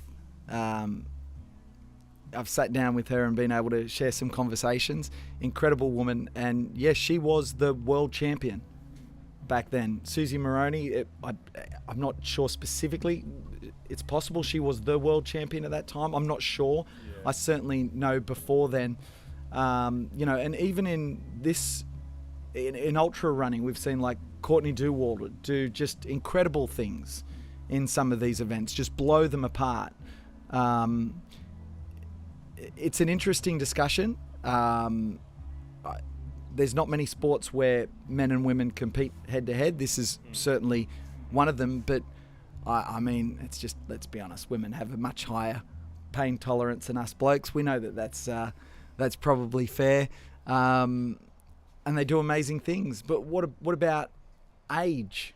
What about different body shapes and body types? Well, age I think we've covered. We landed on the sort of mid-30 to mid-40. What about 20 versus 61, like Ollie Sheeky versus yourself? 20 versus 61. For backyards particularly, you're saying? I'd say for most people, 60-61 probably has the advantage over 20, because I've had 20 years of doing ultra marathons, so you know your legs have a certain, I guess, muscle memory that you've built up. Someone like Ollie, you know, maybe he's had 2 or 3 years of doing ultras, so there's a difference there. Obviously at speed he'll always be quicker because you don't have speed anymore in your 60s. Yeah, notwithstanding what I said earlier about the question I had about whether young people in their 20s will potentially one day win backyards, I think on average, if I take again 6 foot track as an example, no one Ollie's age would win the 6 foot track, because you do need a certain amount of strength in the legs and experience to be able to do that. So yeah, in terms of body size, well, it's pretty clearly established that if you carry around extra weight, then that's not going to improve your performance. So if we look at the 6 people who are still running, notwithstanding that you said Jimmy's sort of quite solid body shape, the other 5 certainly aren't. I mean, even though Ryan is very tall, he's very lean. Yeah. And but I think of this sport, that, you know, we might not see the heavier body sets competing at the peak end of this competition, but this format actually supports runners at the lower end who, you know, might not be keen, they might be keen, but they might find it difficult in a point-to-point race where they're thinking, oh, I'm sort of, you know, placed or timed in this sort of, you know, normal fashion for a race. Whereas in this one, it's just yourself. You're improving your own PBs, and the fact that you can have a break every hour if you can get in, it just allows you that whole personal distance PB to keep growing. So even people who might be, you know, carrying a little bit more weight can certainly do the thing and get themselves around. And we saw that out there. There's some, you know, quite heavier set guys and ladies, you know, who are still punching out 5 or 10 yards, which I think is great. I mean, not all of us will naturally have light, lean frames, so, you know, it doesn't preclude us from getting involved and participating. So I think that's the great thing about it. Yeah, one of the many great things. Yeah. I forgot to ask when you blokes jumped in here. I hope you haven't got anywhere to be, because I've kept you in here for how long. But time flies, right? This is what it's like out on. Someone said in the chat earlier on today, it's like they're back at work today and they said 15 minutes feels like it goes on forever. And I forget how quick 15 minutes passed when I was out running on the weekend. I managed to sneak an extra day off today. I put a sort of tentative in the diary just in case how we went. I actually got called up for jury duty this morning, and I've already postponed one earlier in the year, and the letter came through, and I saw the date and went, "There's no way." I mean, I had thought if we did do 48 hours, I'd still be on course when I was due to turn up at jury selections, and I quickly wrote them a note, attached a copy of the entrance and confirmation, and said, look, I'm participating in this open-ended race. I didn't go into full details of the description, but there's a small possibility I could still be competing, and even if I'm not, then I don't think I'm going to be in any shape to be fronting for a juror panel. It's surprising when you explain that they didn't strike you off the list. Well, we don't want these nutters on the jury panel. Well, there's a selection process even once you get past step one, so that could have been the case. But I'm very thankful. My work said I took Friday off, and this morning I just signed in and said, look, I need to go up and collect some gear, and I need another day He's off. collecting gear. So, and one of the directors at work, actually, he loves his cycling, his running. He was out here at 5 a.m. on Sunday morning. Came around, I saw his face over. Oh, come on, Gravesy, you're looking good. And he hung around for a couple of yards, watched the sun come up. So good. So that was really encouraging. He's similar age to me, and he's still doing great things, cycling and running, and his wife actually. They're so yeah, I don't think it's a barrier. And if you keep doing it, keep enjoying it, then that's great thing. PK, what do you love most about this sport? Without doubt, the ability to test your limits. You know, harking back to that book that I mentioned. One little sideline hobby is to launch actually a 50-50 club. This would be pitched mainly to men or only to men. Some women have asked, can we have a version for ourselves? Maybe eventually, but I'm more familiar with taking guys away on retreats and weekends. So the 50-50 club would be to take men away to test themselves on an adventure that only has a 50% chance of success. And it would be a mental and physical challenge.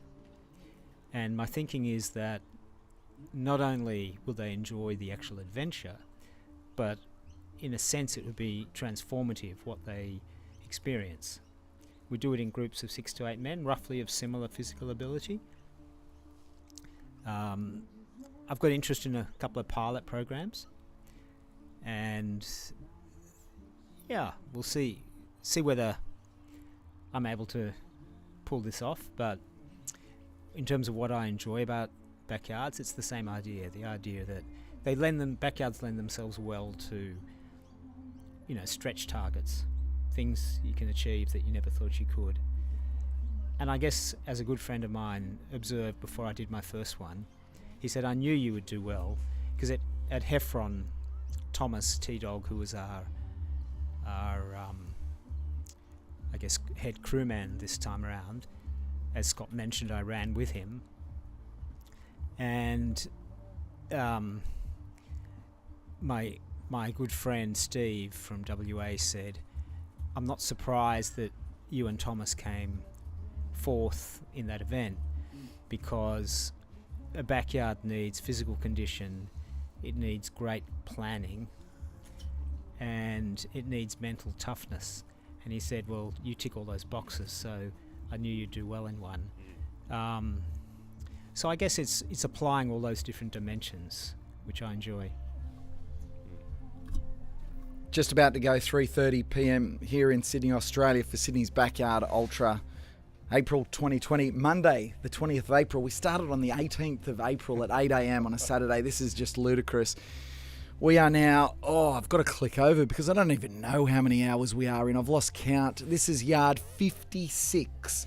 So when the runners come back from this, they would have run 56 times on this course, which is 6.71 kilometres. There are 6 runners remaining, and you guys are going to have to help me go through these again because the brain's mush. But we've got Jack Hanley, we've got Tim Kaprizak, we've got the white Kenyan Ryan Crawford, we've got James Blanton, Jimmy B, we've got Barry Keem, and we've got Michi-san Mizuno from Japan.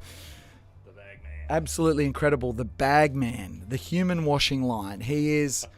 We've got so many questions about this, but you just need to give me a nod or a shake of the head.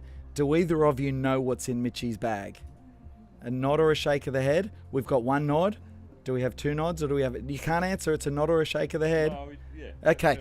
So now I'm going to ask the question again, because we spoke to Pia yesterday, and I asked Pia, do you know what's in Mitchie's bag? And she said, oh yeah, I know. He showed me. And wait a second, what? Because no one knows what's in Mitchie's bag. So we decided when I spoke to Pia, unless you are going to run a yard with Mitchie and get Mitchie to show you what is in his bag, you don't get to know. It's a privilege. So now, wrong answers only. What is in Mitchie's bag? Wrong answers only.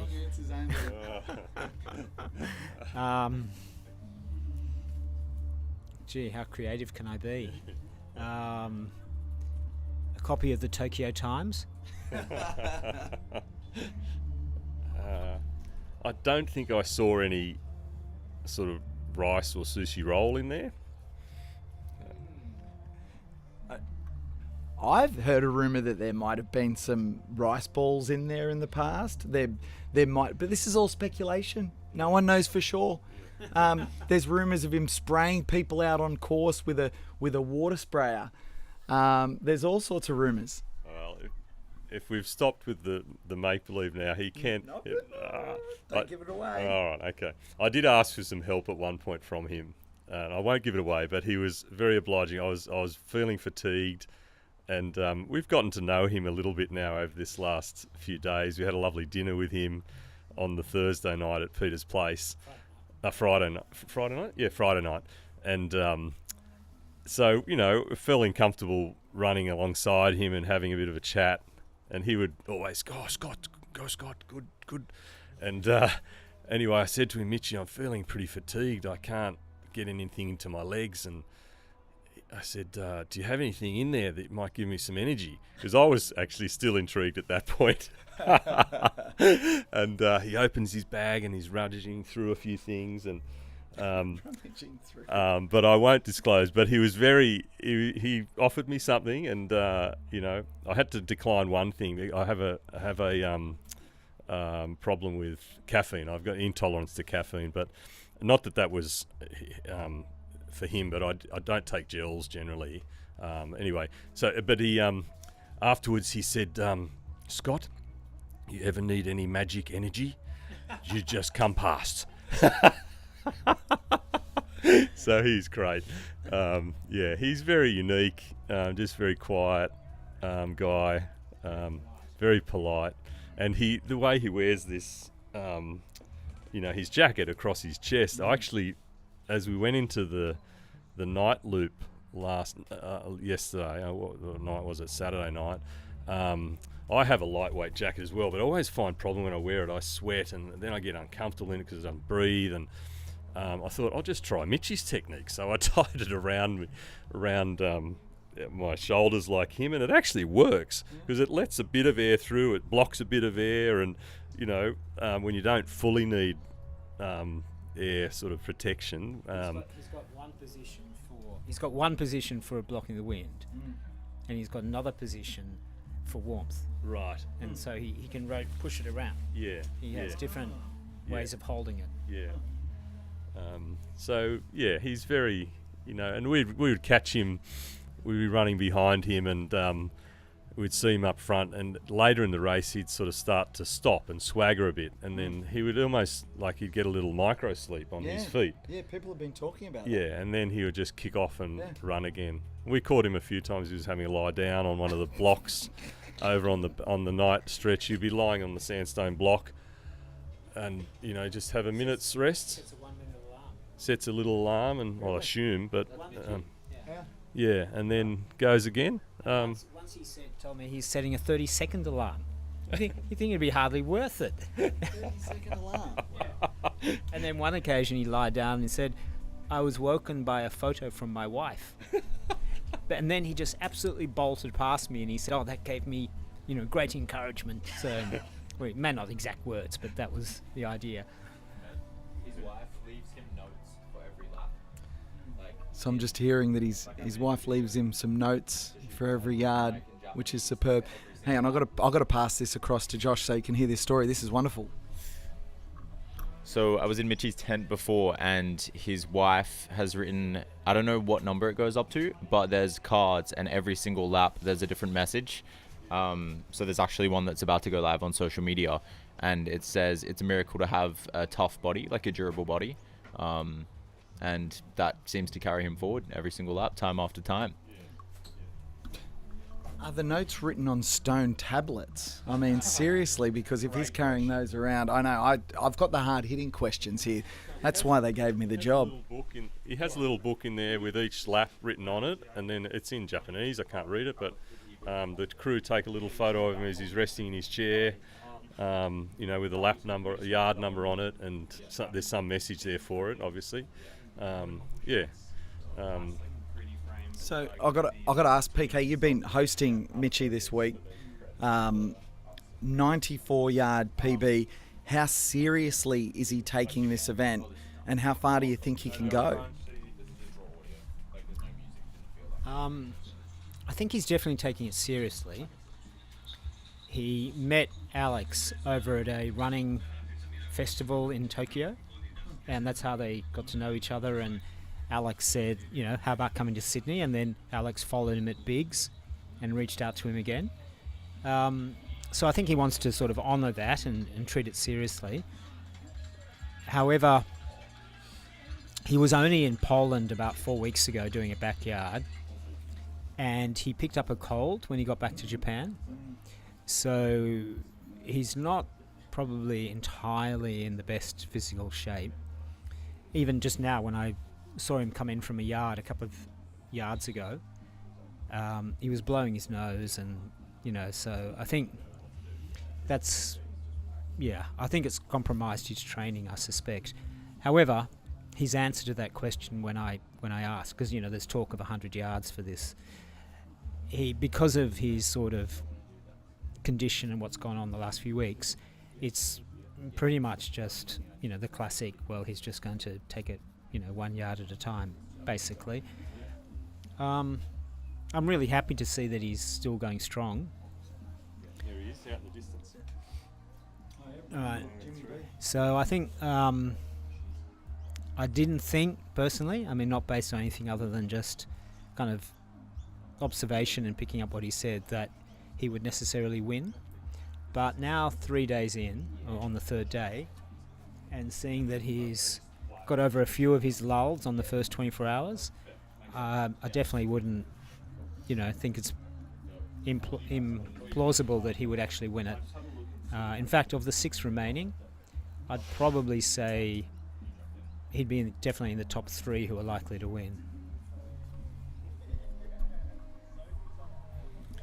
Yeah, just one little thing to add on Mitchie, not around placings, but he's very responsive to the crowd as well.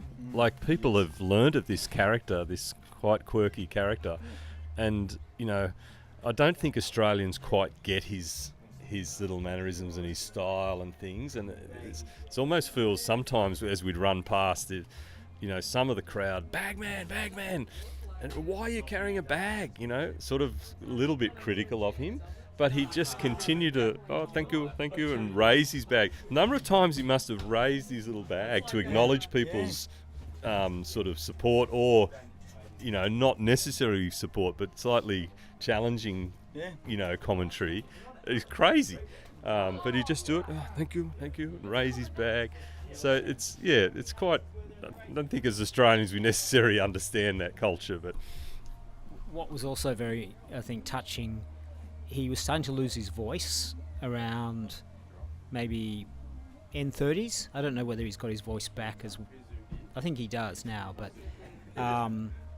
and because he wanted to acknowledge the crowd, he attached to his bag a little, or to one, I think on his side, a little squeaky ball, so that whenever someone called out bagman, he just pressed the ball because he couldn't speak. Wonderful stuff. Superb insight. While we're speaking about the chances for this race, you went deep with a few of them. Who wins and why? No sitting on the fence. I don't want splinters in your backside, boys. Who wins and why? And how many yards? Wow.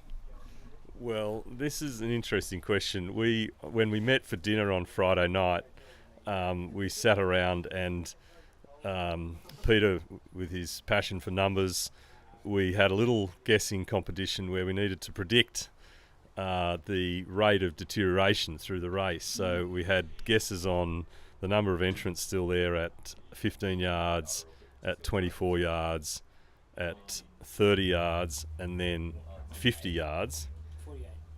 48 we did, yeah. At 72. And then we had the winning that we should look up what Mitchie predicted. So we all sort of sat around and thought about it for a while, then verbalised it. We recorded them, wrote them down. I can't remember. I think Mitchie was sub 100. Mitchie guessed 98. Yeah, so 98 was Mitchie's guess. I don't know. I feel Ryan Crawford looks strong out there. Tim looks very strong. Given what Peter's shared around Mitchie, maybe down the order. If I was sort of forced to put a name on it, I think I'd probably go with Ryan. Given Tim has recently done his the Hurdies. Hardcore Harry's. So he's not had a long break from that. So I think my money would be on Ryan. And sorry to Alex for the event, but I'm not sure we'll get to 100. So I'd say. What was your guess the night before? Well, I've changed. I think it was 102. Yeah, because there were I know there was talk from James and Ryan around trying to crack the 100, and Tim, but it's still a long way off. So I think I'd settle on Ryan and settle on 94. Well, at that dinner the night before, my prediction was 84. Partly thinking probably Mitchie doesn't have his best form going into it. And even though the three guys were talking 100, I don't really know Tim's form.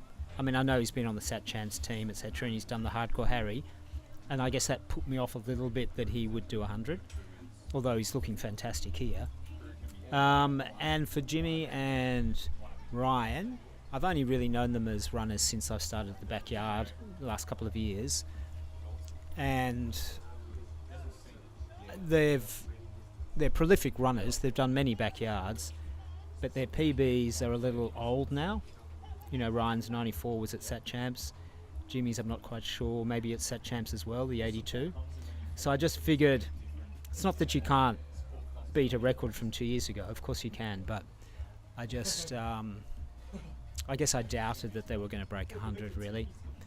And, obviously in a backyard you need two people to do that. You can't just have one. So the chance of going over 100 with, particularly if we sit here now, we've got 6 left, which I guess is no surprise who the 6 are, or maybe Jack's a surprise, but the rest aren't a surprise. I think you'd have to say it's unlikely Jack or Barry.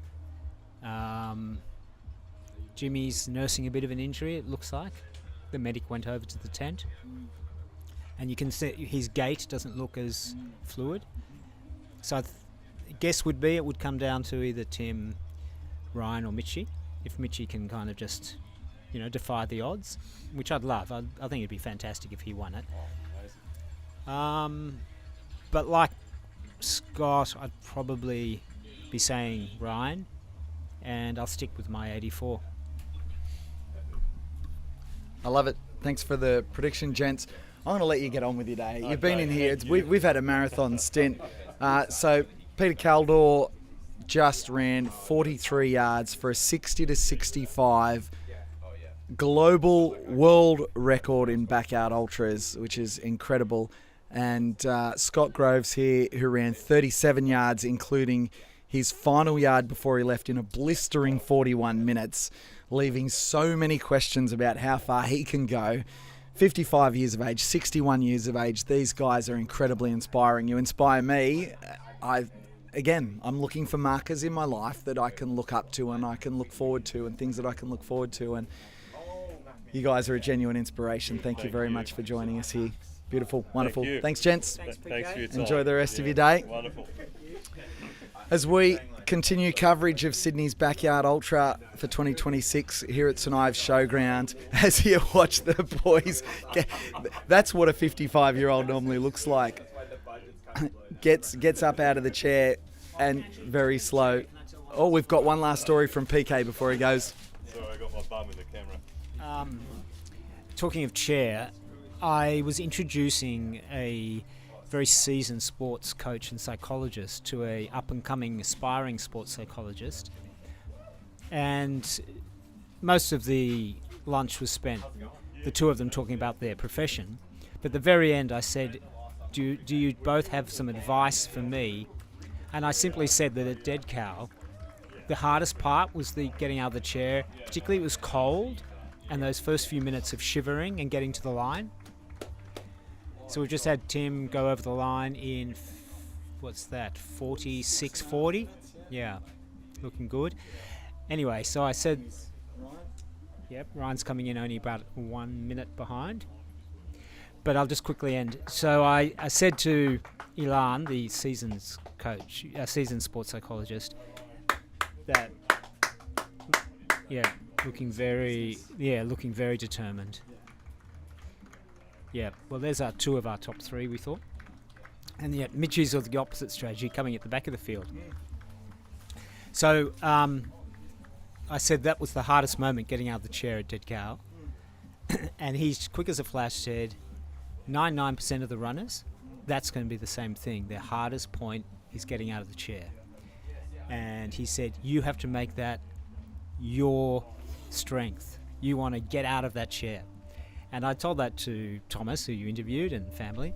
So very early on in the race on the weekend, Thomas texted me and said, coming up to your moment, Dad, when it was time for me to get out of the chair. And that really stuck. So I would resist anyone helping me out of the chair, and I would just spring out of the chair thinking, this is my moment. Sensational stuff. Peter Kaldor springs up out of the chair, mate. Wonderful to have you here. PK saying goodbye to PK. We're going to share many more miles together in the future. There is no question about that. Oh, you're going to get crotch cam again for a second. You've been missing crotch cam, haven't you? And I'm going to do a bit of a chair shuffle here. I'm going to move this one over here for Gerald, who's joined us back in the kitchen. Here comes Jack Hanley. Hey, buddy. How you doing, mate? Dance party time? All right. Let's go. It's just, but that's the wonderful thing about this event. Like, I'm sitting in the kitchen here, opposite the corral, and you just saw then I'm just having a conversation with the runners as they go past. It's just so personal. We started with 645. We're down to 6. My vantage point hasn't changed. I've got the best seat in the house. In years to come, this is what blows my mind. We're going to look back on this and say, oh my goodness, we're going to look back on this and say, I can't believe the sport has gone from here to here. Because the sport's so young, the sport's brand new. I've got a friend who, not a runner, doesn't follow his running running at all, but he's right into UFC. And his comment to me was, mate, I can remember when the UFC first started and how raw that was, and look at how that sport's evolved. As we see Barry Keem come up here, as he stalls on the hill, but then starts moving again. He had some tape on his shin last yard, but it looks like that's been taken off. That's interesting. I might see if I can get some insight about that as he high-fives some of the spectators on the way through. Jimmy and Mitchie coming behind the grandstand right now, so they're a little bit further behind. But still plenty of time. They've got 10 minutes to get back. That's heaps of time to get in here. You kind of get the feeling like Jimmy B might be maybe struggling a little. I've heard rumours that maybe something's not quite right with his leg. I can't confirm or deny that. Don't take my word for it. We just go off hearsay inside the kitchen, inside the box. That is all we can do. You're watching Sydney's Backyard Ultra 2026, thanks to 180 Cadence here at St Ives Showground, as we come up close to the hour. And once again, our live stream starts to spike in viewer numbers. That's what tends to happen at this time. The stream a little bit choppy. We apologise for that if you're watching at home. We're still working through every challenge that we possibly can to get the stream as stable as possible. But we're told that the audio still comes through pretty good. My name's PK. Don't confuse me with the PK I was just chatting to. That's Peter Kaldor, who now owns the world record for 60 to 65 year-olds in Backyard Ultra at 43 yards. Just extraordinary. 61. Incredible. But right here, right now, it's yard 56. It's 3:51 p.m. Runners have about 8.5 minutes still to rest, unless you're James Blanton or Michi-san Mizuno, who are currently adjacent to us, still with about 600 metres left to run. Sounded very horse racing-esque, didn't it? 600 metres left to run. You've got Jimmy B and Mitchie sharing the last part of this yard. They'll be back in soon, and they'll definitely be okay to go out on yard 57 if everything goes according to plan. 645 started. We're down to 6. We had 108 make the 100-mile milestone after 24 hours. In a Backyard Ultra, if you're not familiar, you run 6.71 kilometres on the hour, every hour, until you can't. It's the last one standing wins. So as long as you make it back within the hour, and as long as you are in that starting corral and you move forward out of the starting corral at the start of the hour, what you do in that hour is up to you, as long as you finish the 6.71 kilometres. If you finish the run early, you've got more time to rest, but that comes at a cost of burning fuel and burning energy. So runners have different ideas. Some come home quick, some come home slow. We spoke to world record holder and world champion Phil Gore not so long ago. He likes to do fairly quick laps.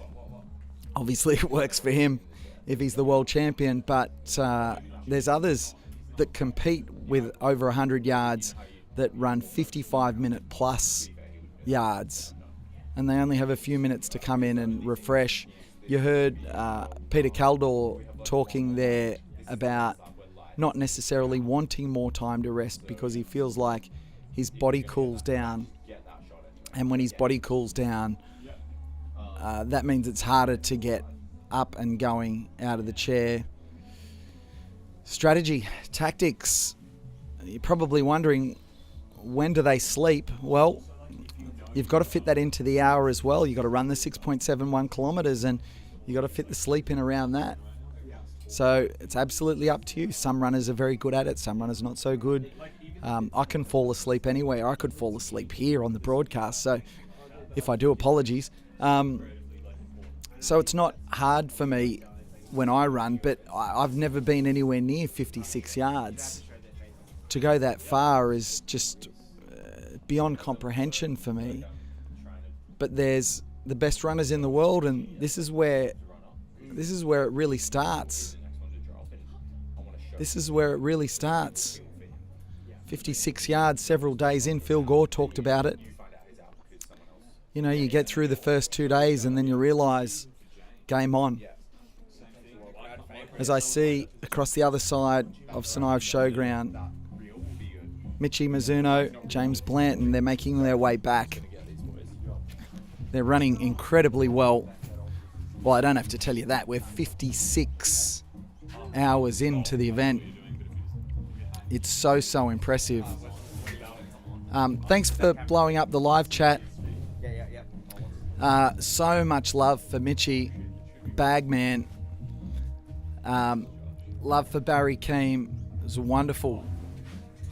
And yeah, Dave's on the timing.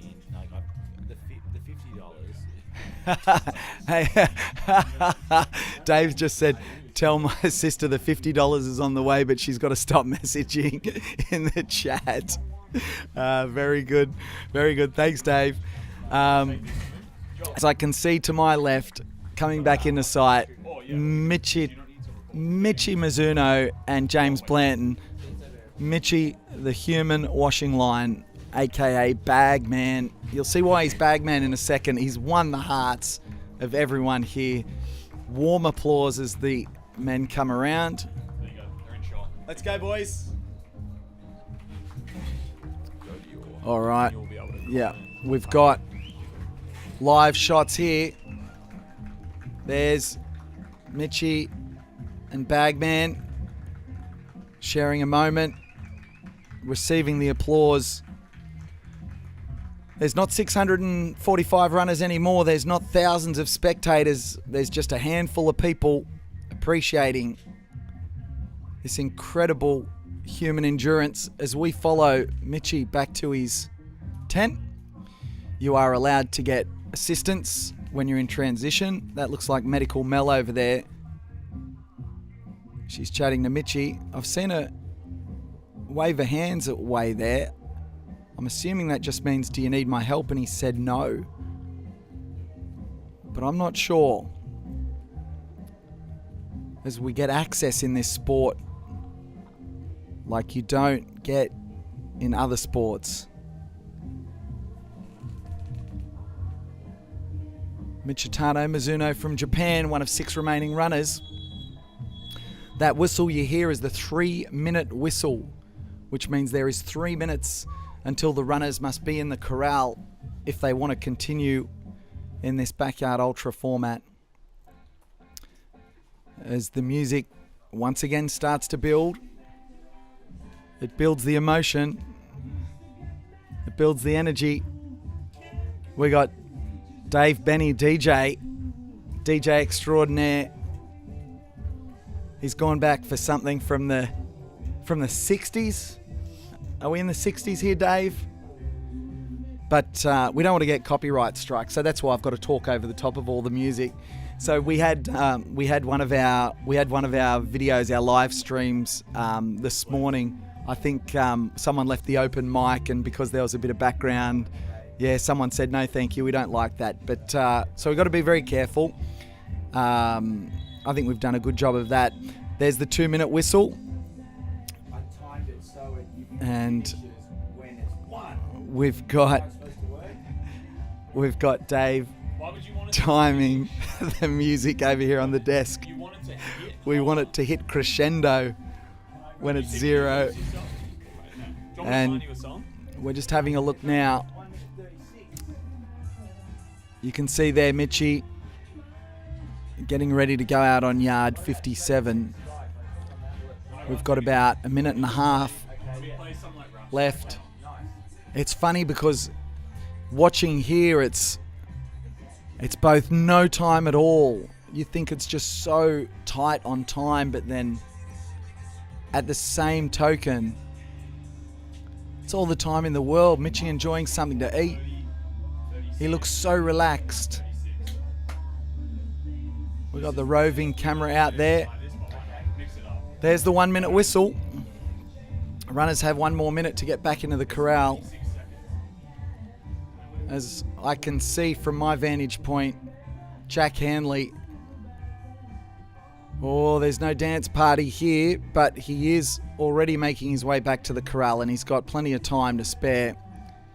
Tim Kaprizak makes his way back in. Jack and Tim having a little chat over there. They both look pretty relaxed. 25 seconds, runners. I've got to tell you, Tim looks so fresh.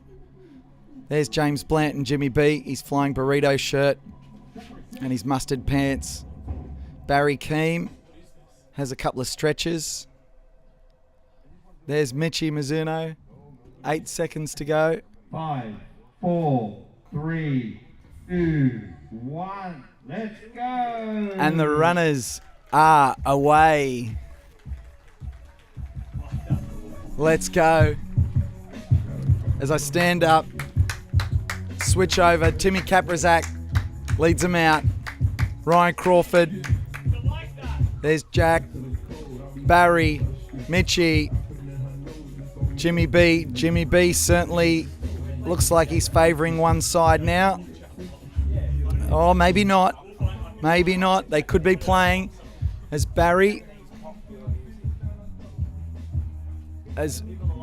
Barry and James and Mitchie all group at the back. As Jack moves forward, Ryan Crawford looking over his shoulder. And Timmy Kaprizak up in front. Oh my goodness. This is Dave Benny from 180 Cadence on the DJ turntable. I don't know if anyone wants to see this. Yeah, someone hasn't had enough sleep or too much caffeine or both of the above. Nice, Dave. Great pictures. Well done. Dave Benny, I like ladies that. and gentlemen. Hey, you're watching Sydney's Backyard Ultra for 2026. My name is PK. I'm here in what we call the kitchen. We are cooking. We've got social media going. Check out the Instagram for 180 Cadence and Sydney's Backyard Ultra. But I'm going to give you a quick race update now. The runners have just left on yard 57. There are 6 runners remaining. Those 6 runners being Barry Keem, Tim Kaprizak, James Blanton, Michitaro Mizuno, Ryan Crawford and Jack Hanley. Jack Hanley increasing his personal best considerably to be in this elite company, but he is handling it absolutely superbly. If we have a look at what's been unfolding so far today, there was the dramatic exit of Daryl Tollett. He started the 51st yard, which would have equaled his PB, but he did not make it back because what he did. Oh, as we take a little picture here, this is the video. Oh, this is the video of Mitchie's. Yeah, we've got to try and get this video up. That's Mitchie's notes. Well, I'll see if I can grab the video of Mitchie's notes in a minute. As we need more Mitchie. People want more Mitchie. As Daryl Tollett was found, or he was seen out on course, moved to the side of the course and collapsed in dramatic fashion. The medics were called. He was taken for observation. Daryl's okay. It's been suggested he's even caught up with some of the live streams, so he's okay. That was 50 yards. 46 yards was our female, or last female standing, Sariel Kramer. An incredible effort. She battled so hard and was so impressive. She's won so many fans here. She's become the last female standing for the second time at Sydney's Backyard Ultra. She was aiming as high as she could, and off she went. Prior to that, we had the Sheeky Showdown. Father and son, Michael Sheeky, at 54 years young, took home the Sheeky Showdown. 45 yards, 3 short of his PB, but still an incredible performance. And behind him, our guest we just had in studio, Peter Kaldor, 43 yards, setting a world record for the 60 to 65s in Backyard Ultra. And earlier on in the evening, before we took a little break from commentary, we lost Sam Wright, Oliver Sheeky, Chris Turnbull, all incredible efforts. But right now, the runners go out on yard number 57 with 6 runners remaining. And once again, those 6 runners remaining are Barry Keem, Tim Kaprizak, James Blanton, Michitaro Mizuno, got to get his name right, surely, Ryan Crawford, Jack Hanley. My name is PK. I've had a little bit more sleep than the runners, but not much. You can hear by my voice we've had an emotional and inspiring few days of running, and the end is nowhere in sight yet, as these warriors go head to head to find out who will win the silver ticket. What is a silver ticket? The winner will take that silver ticket and automatically be on the Australian Backyard Ultra team to compete at the World Championships, the Satellite Championships, where the Australian team will run against every other nation in backyard in the world. But you get the feeling, I think you only need 62. Someone in chat might be able to correct me there, to get onto the Australian team. So my assumption is whoever is the assist, who is the second place finisher in this week's Backyard Ultra, I think they'll be on the Australian team as well. However, silver ticket only goes to the winner. And of the 6 remaining, the only one who is not eligible to win that silver ticket is Michi Bagman from Japan. And if he wins, no one gets the silver ticket. It stays unclaimed. But as I said, even if someone runs second to Michi, I would assume that'll be once we're past the Australian team threshold. Anyway, so what is a Backyard Ultra? If you're new to it and you're watching this for the first time, I said we're 57 yards in, hour 57. We started at 8 a.m. on Saturday morning, the 18th of April. It's now 4 p.m. Sydney, Australia, Monday the 20th of April. Yes, they have been running that whole time. What happens is you start in the corral in front of us in the shot there where you can see those shadows, and you have to run a 6.71 kilometre, what we call yard. And if you make it back within that hour, you can do whatever you want within that time spare, as long as you get back into the corral before the next hour starts. And then when the next hour starts, you've got to get up and you've got to do it all again. Run another 6.71 kilometres. And when you get back, you can rest, you can eat, you can chat, you can jump on your phone, you can do whatever the heck you want to do. Once you're out on course, you are not allowed to receive any assistance from your crew, but once you are in the corral, after you've finished a yard and before you start the next yard, you're able to get assistance from them, which is why the crew is so important in this sport. My name's PK. I hope you're enjoying the broadcast of Sydney's Backyard Ultra. I hope that was a good enough explanation. And let's have a look. 62 currently gets you on the Australian team. So you need 63 minimum, but the person with 62 at the moment is Barry Keem, who is still out there running around. Oh, we've had a request to play some Japanese tunes for Michi. We should find out what Michi likes at some point. So we've got Jack now on the reserves list for Team Australia. So he's not quite on that list, but yet. But he is certainly climbing the rankings. It's unbelievable. What else have we got going on here in chat? Mitchie, does he have a documentary? He does. There is a documentary online. I'll see if I can get the name of that documentary. Someone in chat might tell us Mitchie's documentary, backyard documentary that was just released, where he ran 94 yards. We will see if someone in the chat can help us there. So, incredible. We just had a spike in our viewership at the top of the hour. Thanks to everyone who joined us to check in to see how everyone's going. We hope you're enjoying this live stream. My name's PK. Welcome along for the ride. I'm going to take a quick break and go and take a comfort stop. Maybe find some food somewhere around here that I can munch on, refresh, cup of tea possibly, and we'll be back in just a moment. We hope you're enjoying the live stream. Sydney's Backyard Ultra.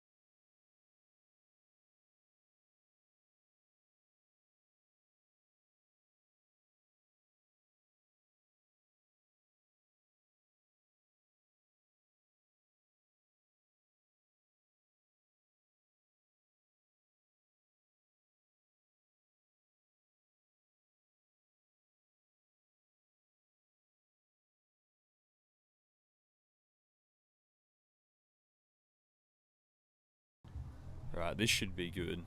I think we have audio with this mic. Hello everyone. This isn't PK. This is KE. We're in the kitchen here.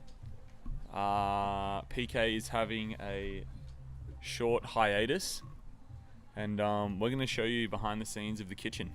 PK keeps talking about the kitchen, but we want to give you another view of it.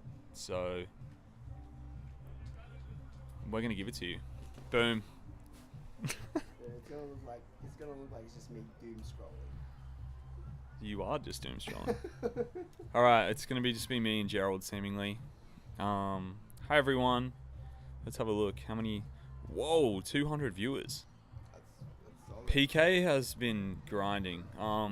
Shout out to PK. Ask the people what has been their favorite PK moment. All right, everyone. Oh, PK's back. Oh no, his spidey senses tingled. He could hear me. He heard me pick up the mic, and then went, "Oh no!" And then he came back in. What's up, PK? What has happened? He said, "What has happened? What did I miss?" Okay, hang on. Actually, Yeah. if you've got the mic. Yeah, have a hiatus. I was going to do we're on the half hour, so you've got to give a wrap of what's going on the half hour, and then I'm going to go and get a cup of tea and go and have a comfort stop, and probably go for a 6.7k run, and I'll be back soon. For Good real? luck, buddy. Are you actually going to go for a yard? I can't, because I can't be on course. Yeah, you can't. Okay, PK's having a proper hiatus. I'm gonna go for a quick 4-hour nap. Yeah, he says that and just goes to sleep and doesn't come back. Josh asked before, he's in the corner. He was asking, he wanted us to ask the viewers, what was it? What's your favorite PK moment? Oh, okay, so what's your favorite PK moment? So if you're in the chat, pop down, hey chat. Pop down, what is your favorite PK moment? He's done it. What's up, chat? God, that's so annoying. Yeah, so pop down. What's your favorite PK moment? He's cooking. PK is actually genuinely like unbelievable. PK has done such an amazing job out there. Listening in, we've been sitting to the right here where Gerald is, and then Josh is just beside him, but we can't quite see Josh. It has been, yeah, amazing watching PK go to work. Shouts out to the people. Oh, okay. Following the social media as well on Instagram. Yes. Actually, repeat that, Gerald. Shouts out to everyone who's starting to follow the Instagram. You guys are helping grow the page and helping grow the sport. It's crazy how much it's grown in the past 3 days. So Thank you. good. All the love, man. Yeah, it's been really good. We've been trying our best to show as much of this event as we can, and not just show it from a lap update perspective, because that is important, we get that, but also just from a feeling perspective. Like, there's so many stories at the event. It's almost impossible to tell them all. We can only try our best. Yeah, we can try our best to kind of reflect the feeling of what it's like to be here at any current moment as best we can. For context, my name is Kyle. I am one half of the production company who does the media for 180 Cadence. The Backyard is by far the most insane, I don't know, media job or thing that we take on with 180 for sure. It's so relentless, and obviously we're here the whole time. We don't go home. We try and get sleep where we can, but we're trying to keep people consistently updated and tell the story as it's happening live, edit stuff live, get it up as quick as we can so people can feel like they're watching from home, as long as running the live stream. Obviously PK's been doing a fantastic job, but we're also helping him run the setup and keep things running as smoothly as possible. And this is Gerald, who actually you're going to do it yourself. I'm not introducing you. I don't even know how to introduce myself. We'll just say your name and like Okay. what your role is. I'm Gerald. I am the creative director. I technically have to boss Kyle and Josh around, Gerald's my boss. but it's been a very good experience working with these boys. They've been cooking in the kitchen, and most times the content that they've been pumping is they're not cooking, they're cutting onions. Making that Scorsese magic, you know? Yeah, so doing a really good job, and they've been just relentless. Like just capturing what's happening around here without being too invasive and doing their best to cover everything that's happening around here, which is a lot. So, Yeah. man, heck, heads up to you guys, man. I look good because you're good. Bro, no, it's been really good. Like, this is the first time, like, we've helped do the socials for this event. I'm going this way. For the backyard, sort of, I would say 2.5 times. Like, the first time was sort of, we were just testing it out, what it would look like to run the socials at a backyard, and then the last 2 times have been like fully in on it. And we're so tired, we're doing multiple jobs at once, shooting, editing, then thinking of how to portray the event. It's great to have you helping us figure out how to portray this thing in the best way possible. How can we, holistically show this event? And also put some light on some of the characters here. I think our focus is on day one, were to show the raw scale of the event. Yeah. And then what it's like to have that many people running at once, what the feel is with that many people, and then sort of pushing to, I guess, showing more of the crew and their role as much as we can too. You obviously can't be too invasive in the tents, but we really try and push into them to, get as much as we can.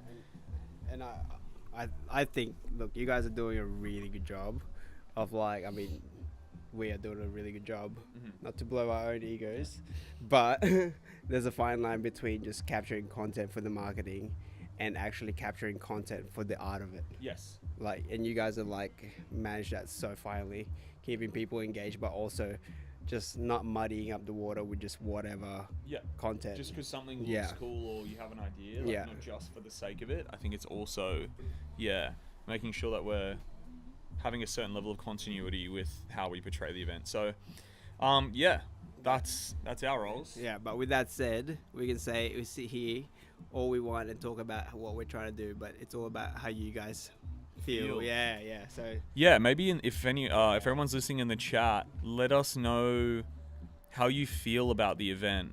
If you've been following along on socials, what is the vibe, or I guess the energy of the event to you? And what's it been like following that for multiple days? Because we're into the 3rd day now. We can see there's been like 1 or 2. We've got a couple of questions. This is an interesting one. What did you guys think about the BPN Ultra? That's a great question. I think for especially... In what perspective? Are they like the actual race, or they from? They're from media. I don't know, because I don't know if they knew that we were the media people before they asked that. Both. Start with media. Man, I mean. That's your actually. Start with the race. Yeah. We'll start with the race. Like, man, it's awesome. There's so just the more of these events that are happening around the world, the better, I think. So to have it in a place like that is awesome. Some of the runners there were incredible. You've obviously got Harvey Lewis, who is just the grandfather of Ultra. What? Sorry, you're live. Don't worry. Oh, we're live. We are live. Were you going to say something incriminating just then? No. I'm saying this is long. It's going to be like 3.5 minutes. What is it? It's a scene. Jimmy? Yep. All right, Josh is cooking a big long piece. Oh, pause. Strike one from PK. Sorry, PK. A big long piece. Pause. Sorry, chat. No, Josh is cooking cinematic. It's gonna be. Wait, tell people what it is. I don't know if anyone finds this interesting. They might. Yeah. Just don't touch any dials. Yeah. This is going to be a raw insight into, I think, the mentality of some of these guys out here. Just people who run backyards. I think, especially at this stage in the race, I don't think you can get here without having like an insane mentality and like being able to overcome insane amounts of pain. And what this scene will hopefully do, you could almost call it a short film once it's done.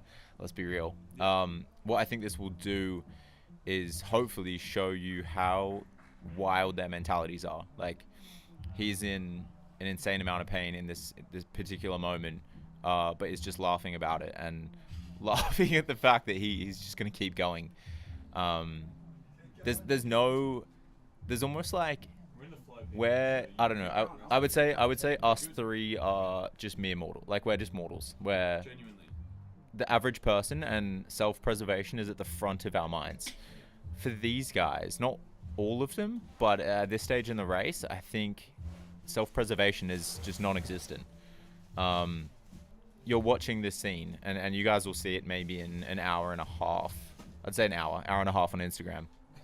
And just think if this was you. Like, don't look at it and go, oh, that's crazy. Like, think about if you were in the chair and, like, feeling the pain that he's feeling, what would you do? I would quit 100%. I would be done. And I know you would too, because don't lie, Gerald. No, I don't have that kind of endurance. I'm sitting in the office and I still want to get out of it. Yeah, exactly. And maybe a bit of insight, actually. I just want to talk about the story. I don't know if anyone will find this interesting or of value, but like what we have is just a raw clip of Jimmy in the tent, and it plays out over like 10-15 minutes.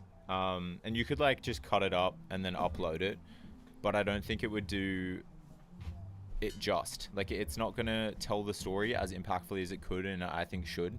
All of us coming from like arts, design, film, story, we just understand, I guess, the elements of story, how music, how color, how timing, all come into play when it comes to telling a story. So it's worth spending the time to get it right, to try to translate the emotions. I think one of our friends who's a musician always says that he, as the artist on stage, feels like his job is to be the emotional conduit, to carry the emotion and the energy through to the crowd. And I feel like the exact same with this stuff. It's our job to take all the emotions and all the energy that is at this place, existing in each and every 10 and each and every athlete, and transform it and carry it to you guys at home, carry it to people around the world, so that they can see and feel what these guys are going through, what these guys and girls, and what the vibe is here. Look, I think this is like the energy that you're talking about is so, there's so much of it, and it's so heavy and it's really rich in emotion, the energy here. So it comes with a level of like, we try to take it very seriously, and showcase it to the level it needs to be showcased at. But you have to let it simmer, you know, simmer for a little bit. Simmer? It's like, yeah, just let it cook for a bit, you know, like it's like you a can't good force you can't force it, 100%. yeah. And I think like to translate that to the art of cooking, to extract more flavors from a soup, you want to let it simmer. You slow cook it. You slow cook it. You need to, and it's so true. Like, as been slow cooking. we have been our brains as well. Yeah. I guess this boys is trying to say, you guys could have salad, or do you guys want some slow cooked ragu? And it's, There honestly, you go. but it's so true. What did PK say about the meat raffle before? Ryan won't be having the wagyu. Yeah, no ragu for wine. I mean, for wine. I got him fried. Well, we going to meat raffle. You get a meat raffle. Whoever wins. He was saying something about Ryan and a meat raffle. It was so out of context to me. I was like, "What is this guy talking about? He's vegan." I think that was the bit. I love how we've completely derailed that conversation of the answer. Yeah. Back to the VPN. We've derailed it. It's in your hand. What do you think? What did you think of the race? I was saying like there was so many incredible athletes out there. The guy in the wheelchair, the ex-Marine, was like, everyone's seen that. That shit was awesome. That they're not trying to overcook the photo. It's just like, you get the photo, show the textures of the mud all on his like all over him. Look, I think it's good for exposure. It's a good platform for people to be on.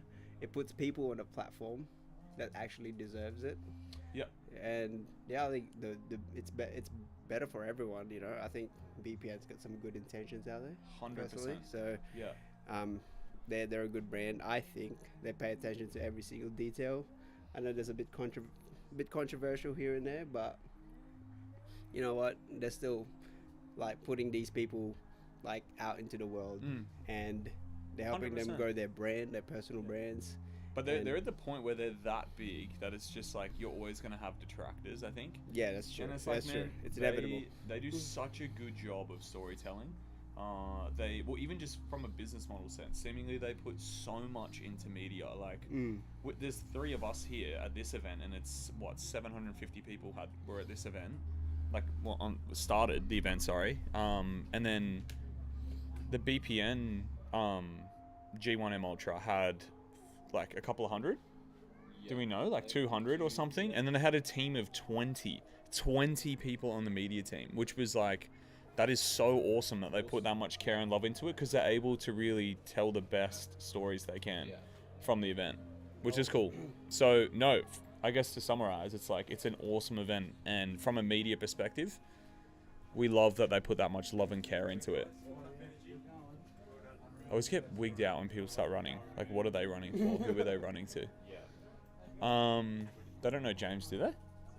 Them, do you know?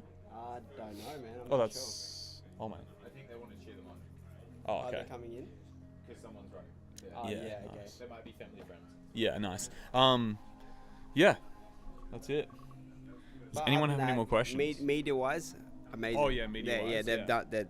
I think it's really Oh, good. and obviously the Yeah. actual content's fucking Oh, awesome. yeah, crazy. So good. There's obviously 15 minutes left in the yard. 15 minutes till the hour. We have Tim Kaprazak coming in.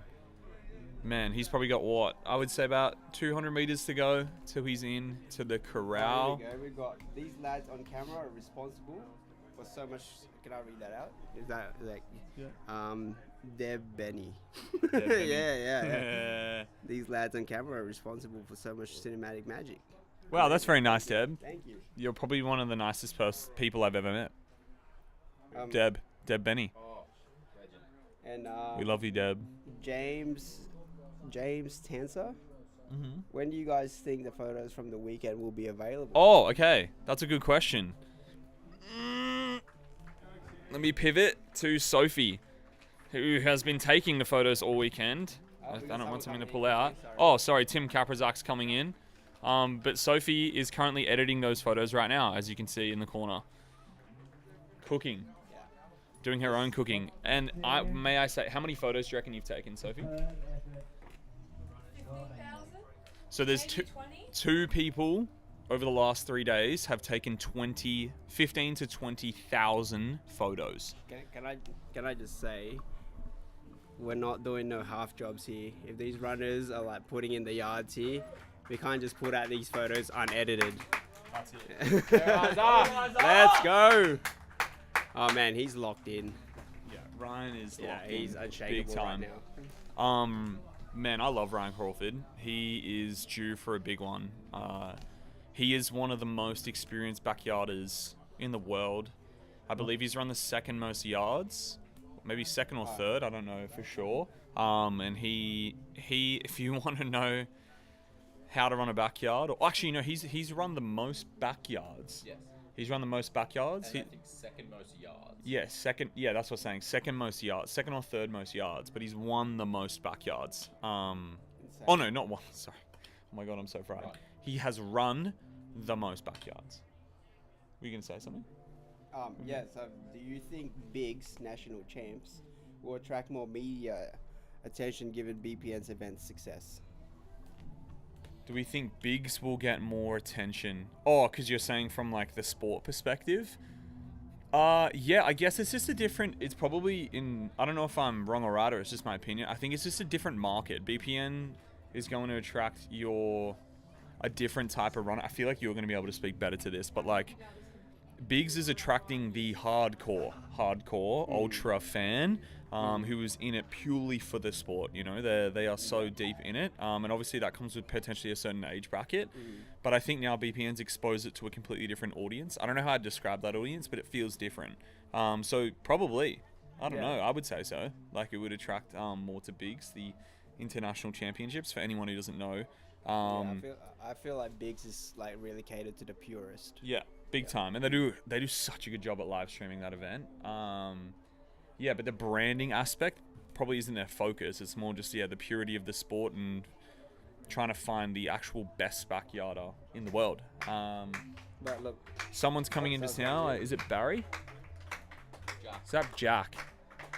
Jack's coming in to finish up yard 57. Looking good. Still got a smile on his face. Plenty of time. Still 11 minutes on the clock. Still got a smile on his face. Can you hold this for a second? Yeah, mate. Well done, Jack. Jack had a personal best.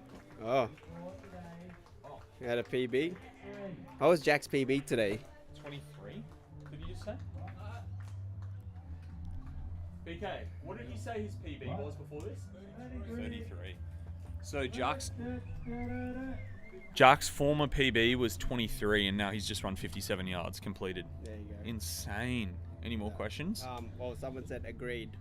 Would just love the chance to see more storytelling from Briggs. I think, look, yes, I think everyone can always do a bit more storytelling. You know, there's always ways to improve things, you know. Yeah. So, yeah, I mean, It's just different. Like, what do you want to focus on? Again, the sport. Like I was saying to someone the other day, like, I feel like the sport is, if you would describe it of like a human's lifespan, as like use that as a metaphor. Sport's probably a toddler. I wouldn't say a baby, but it's definitely a toddler. I can't wait to see it hit its 20s. You know what I mean? Like to see it hit its peak. Yeah, but or not peak. That'd probably be the 30s. I'd say maybe. Yeah. But like. But also, I mean. Sorry, Barry Keem coming in now. Yep. Personally, like I think especially in this format of running, there is actually so much like story going on, and it is actually so hard to tell every single one of these runners' stories. So It's overwhelming. It's overwhelming. Like there's like You don't know what to pick. in every lap, right? There's like they go out there and they'll come back almost like a different person, and then you, depending on how much videographers you have, you can only cover or follow someone in their tent. You can't follow everyone in their tents. You don't know what goes on, and you can only capture so much emotions. Yeah. So I guess, I mean, if in the ideal world, I'd love to be able to cover every single one of these stories, you know. man. So Yeah. James Blanton and Mitchie, the bagman, are coming around the corner behind us. That should mean, I reckon, they have about maybe 2 minutes rest, 3 minutes rest at this point, because there's 9 to go. I'm not the best at judging pace just by looking at it, so I'm not too sure what pace they're running at. But yeah, James, I think rumors are he's trying to stay on top of a bit of a foot injury, so maybe this yard we'll take the camera out and see if we can put some of that on the live stream. We'll see. Anything else come through? Not yet. Pato, is that Pato? Pato's live stream. Can you get Pato's live stream was amazing. Yeah. At Biggs. Yeah. Pato was at Biggs. Josh, was Pato at Biggs? Or maybe they're thinking about Dead Cow, or maybe it's another year. Oh. He had a live stream for Biggs, but I don't think he was at Biggs. Okay, Josh was saying he did have a live. Potentially, he thinks he had a live stream for Biggs, but not at Biggs. Yeah, Pato's amazing. If you're watching, Pato, we love you. You're the best. You cover backyard like no one else. So you do a lot of people a favor by doing that, by putting light onto it. PK off air. I mean, just started the interview, so I'm sorry if you've said it already. But who do you have to take it out? Oh my God, that's really difficult. I don't know. And this isn't me just sitting on the fence. Like, you genuinely do not know until there's like 2 people, and then you're still flip-flopping. It could be anything. You go through chapters. Oh, bro, we're bringing it back to the story, but there is like, it's like I don't know if this metaphor is too much, but like, it's like these events that there's chapters, and then there's books within a series, and then there's like acts. You know what I mean? There's like act 1, act 2. Like each day is like an act, and they have chapters and books. Like, Dude, it's crazy. I think personally that's a bit too organized still. Yeah, I feel like true. like Good you, point. literally Yeah, like that's too you structured. you could like the best thing that we sort of done is like set out a structure, but was also willing to break it, which always happens. And like, or we had like how many people in like the 100 yards? Like we had the biggest like on that. At 100 miles. At 100 miles, yes. Or 80. No, 100 and something. Yeah, we still had the most I don't know. people, and like we did not plan for that. So how do you cover that? You know, like Yeah. it is just you just have to be able to. Yeah. You cannot predict what's gonna happen. Like 100%. I mean, like even right now, just I don't know if you can see in the live stream, but like there's clouds in the background. Like they could potentially, like luckily they're not gonna roll in over us. Yeah. You know, like there's just Yeah. gone, like anything could happen. So, Yeah. you know, you can when me and the boys when we're just sort of prepping for like videos coming up on socials, just that alone, we always have sort of like a plan B. Oh, okay, well if someone, if someone finishes like late at night. Well, the lighting's gonna be The different. lighting's How are gonna, you yeah, gonna- it's just, and can you imagine that's just from media perspective. So can you imagine from just like a race, like and logistics perspective? You know, like they have to deal with a different animal. But you can only plan your best to stay within the structure you plan out before the race. Yeah. But also, sure. it's bound to break because anything could happen. Yeah, no doubt. Yeah, we are not the Mystic Mac. We cannot predict these things. Yeah. The Mystic Mac. We can predict these things. That's great. Thanks. That was actually a really good one. Pato was not at Biggs. Oh, Caroline Ash. Hey, Caroline. Hope you got home safe the other night. Pato was not at Biggs. They did do a link chat for him for an hour or so because he has that. This tests my backyard knowledge. Backyard Beat. I think he does like a weekly podcast called the Backyard Beat, Pato, which is in association with like Laz and Biggs and all that. That's awesome. So he was he was. Oh my God, I actually remember this. It's all coming back to me. Remember he was dropping in on the stream? Yes. Yeah. You remember that? Yeah. Yeah, that was awesome. Pato is the heart of backyard in the world for a lot of people actually, but especially here in Australia. Everyone loves Pato. What else we got? Hey Kyle, we did thank you. Get home safe. She's saying, what else? Best 1 hour. They patched him into live stream Biggs. Backyard Ultras. Shit. Is that a rule? Yeah, Josh is the best person to ask for that. Josh is a barefoot man. Yeah, a shoes required for backyard ultras. I don't believe so. I don't see why that would be. Okay, if you were to run a backyard ultra, would you run them in the barefoot sandals or would you run it in just barefoot shoes? I reckon I would change, but I think I would start in the sandals because I got no blisters in the sandals. Yeah, I don't know. I think you can hear all that, but a little bit muffled. Actually, before we keep going, I might switch onto the camera. You should go. Yeah, I'm going to switch onto the camera and it will be on the live stream, but I think we have a friend coming back. Yeah. Is this correct? Sure. PK's back. Sorry about that, guys. You know, we have to... Also, Go and do that stuff. was fun. That was fun. I'll go on to the... Are you gonna go? No, you go. Oh, yeah. Yeah, Cool. no, good. This is gonna be good. Like, sus, because it might. Yeah. Can you? Oh, yeah. Good. Hi. 3, 2, 1. Did you miss me? The media boys are gonna go media things. The media boys are going to go on media things, Gerald's just said. Oh, crotch cam. We just got a quick crotch cam. Hello, everyone. You are watching Sydney's Backyard Ultra for 2026. This is Jimmy B and Mitchie Bagman. 57 yards done.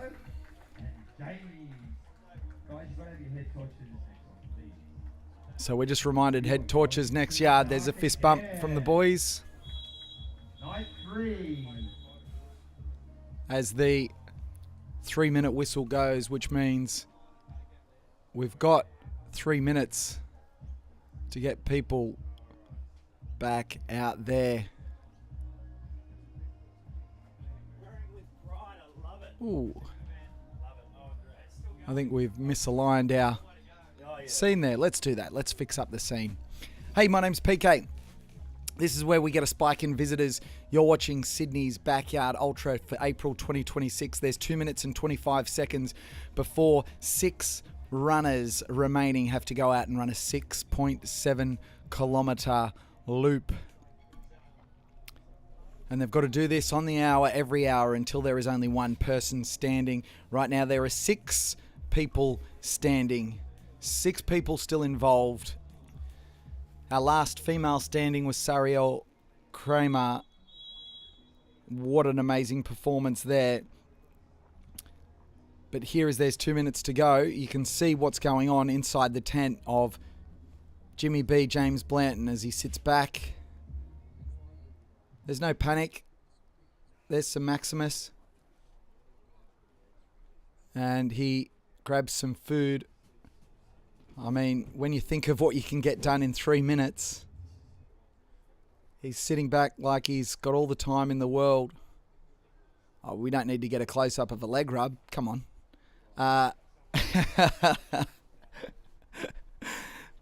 Getting a quick leg rub with 1 minute and 17 seconds. Couple of laughs. How can you be all smiles after 57 yards, 57 hours? We started at 8 a.m. on Saturday morning, the 18th of April, 2026. As I pause for the 1 minute whistle. 1 minute. 1 minute the runners have got as DJ Dave Benny gets some music. And we've got Jimmy B, James Blanton, still lying back, still having some food. Deep breath.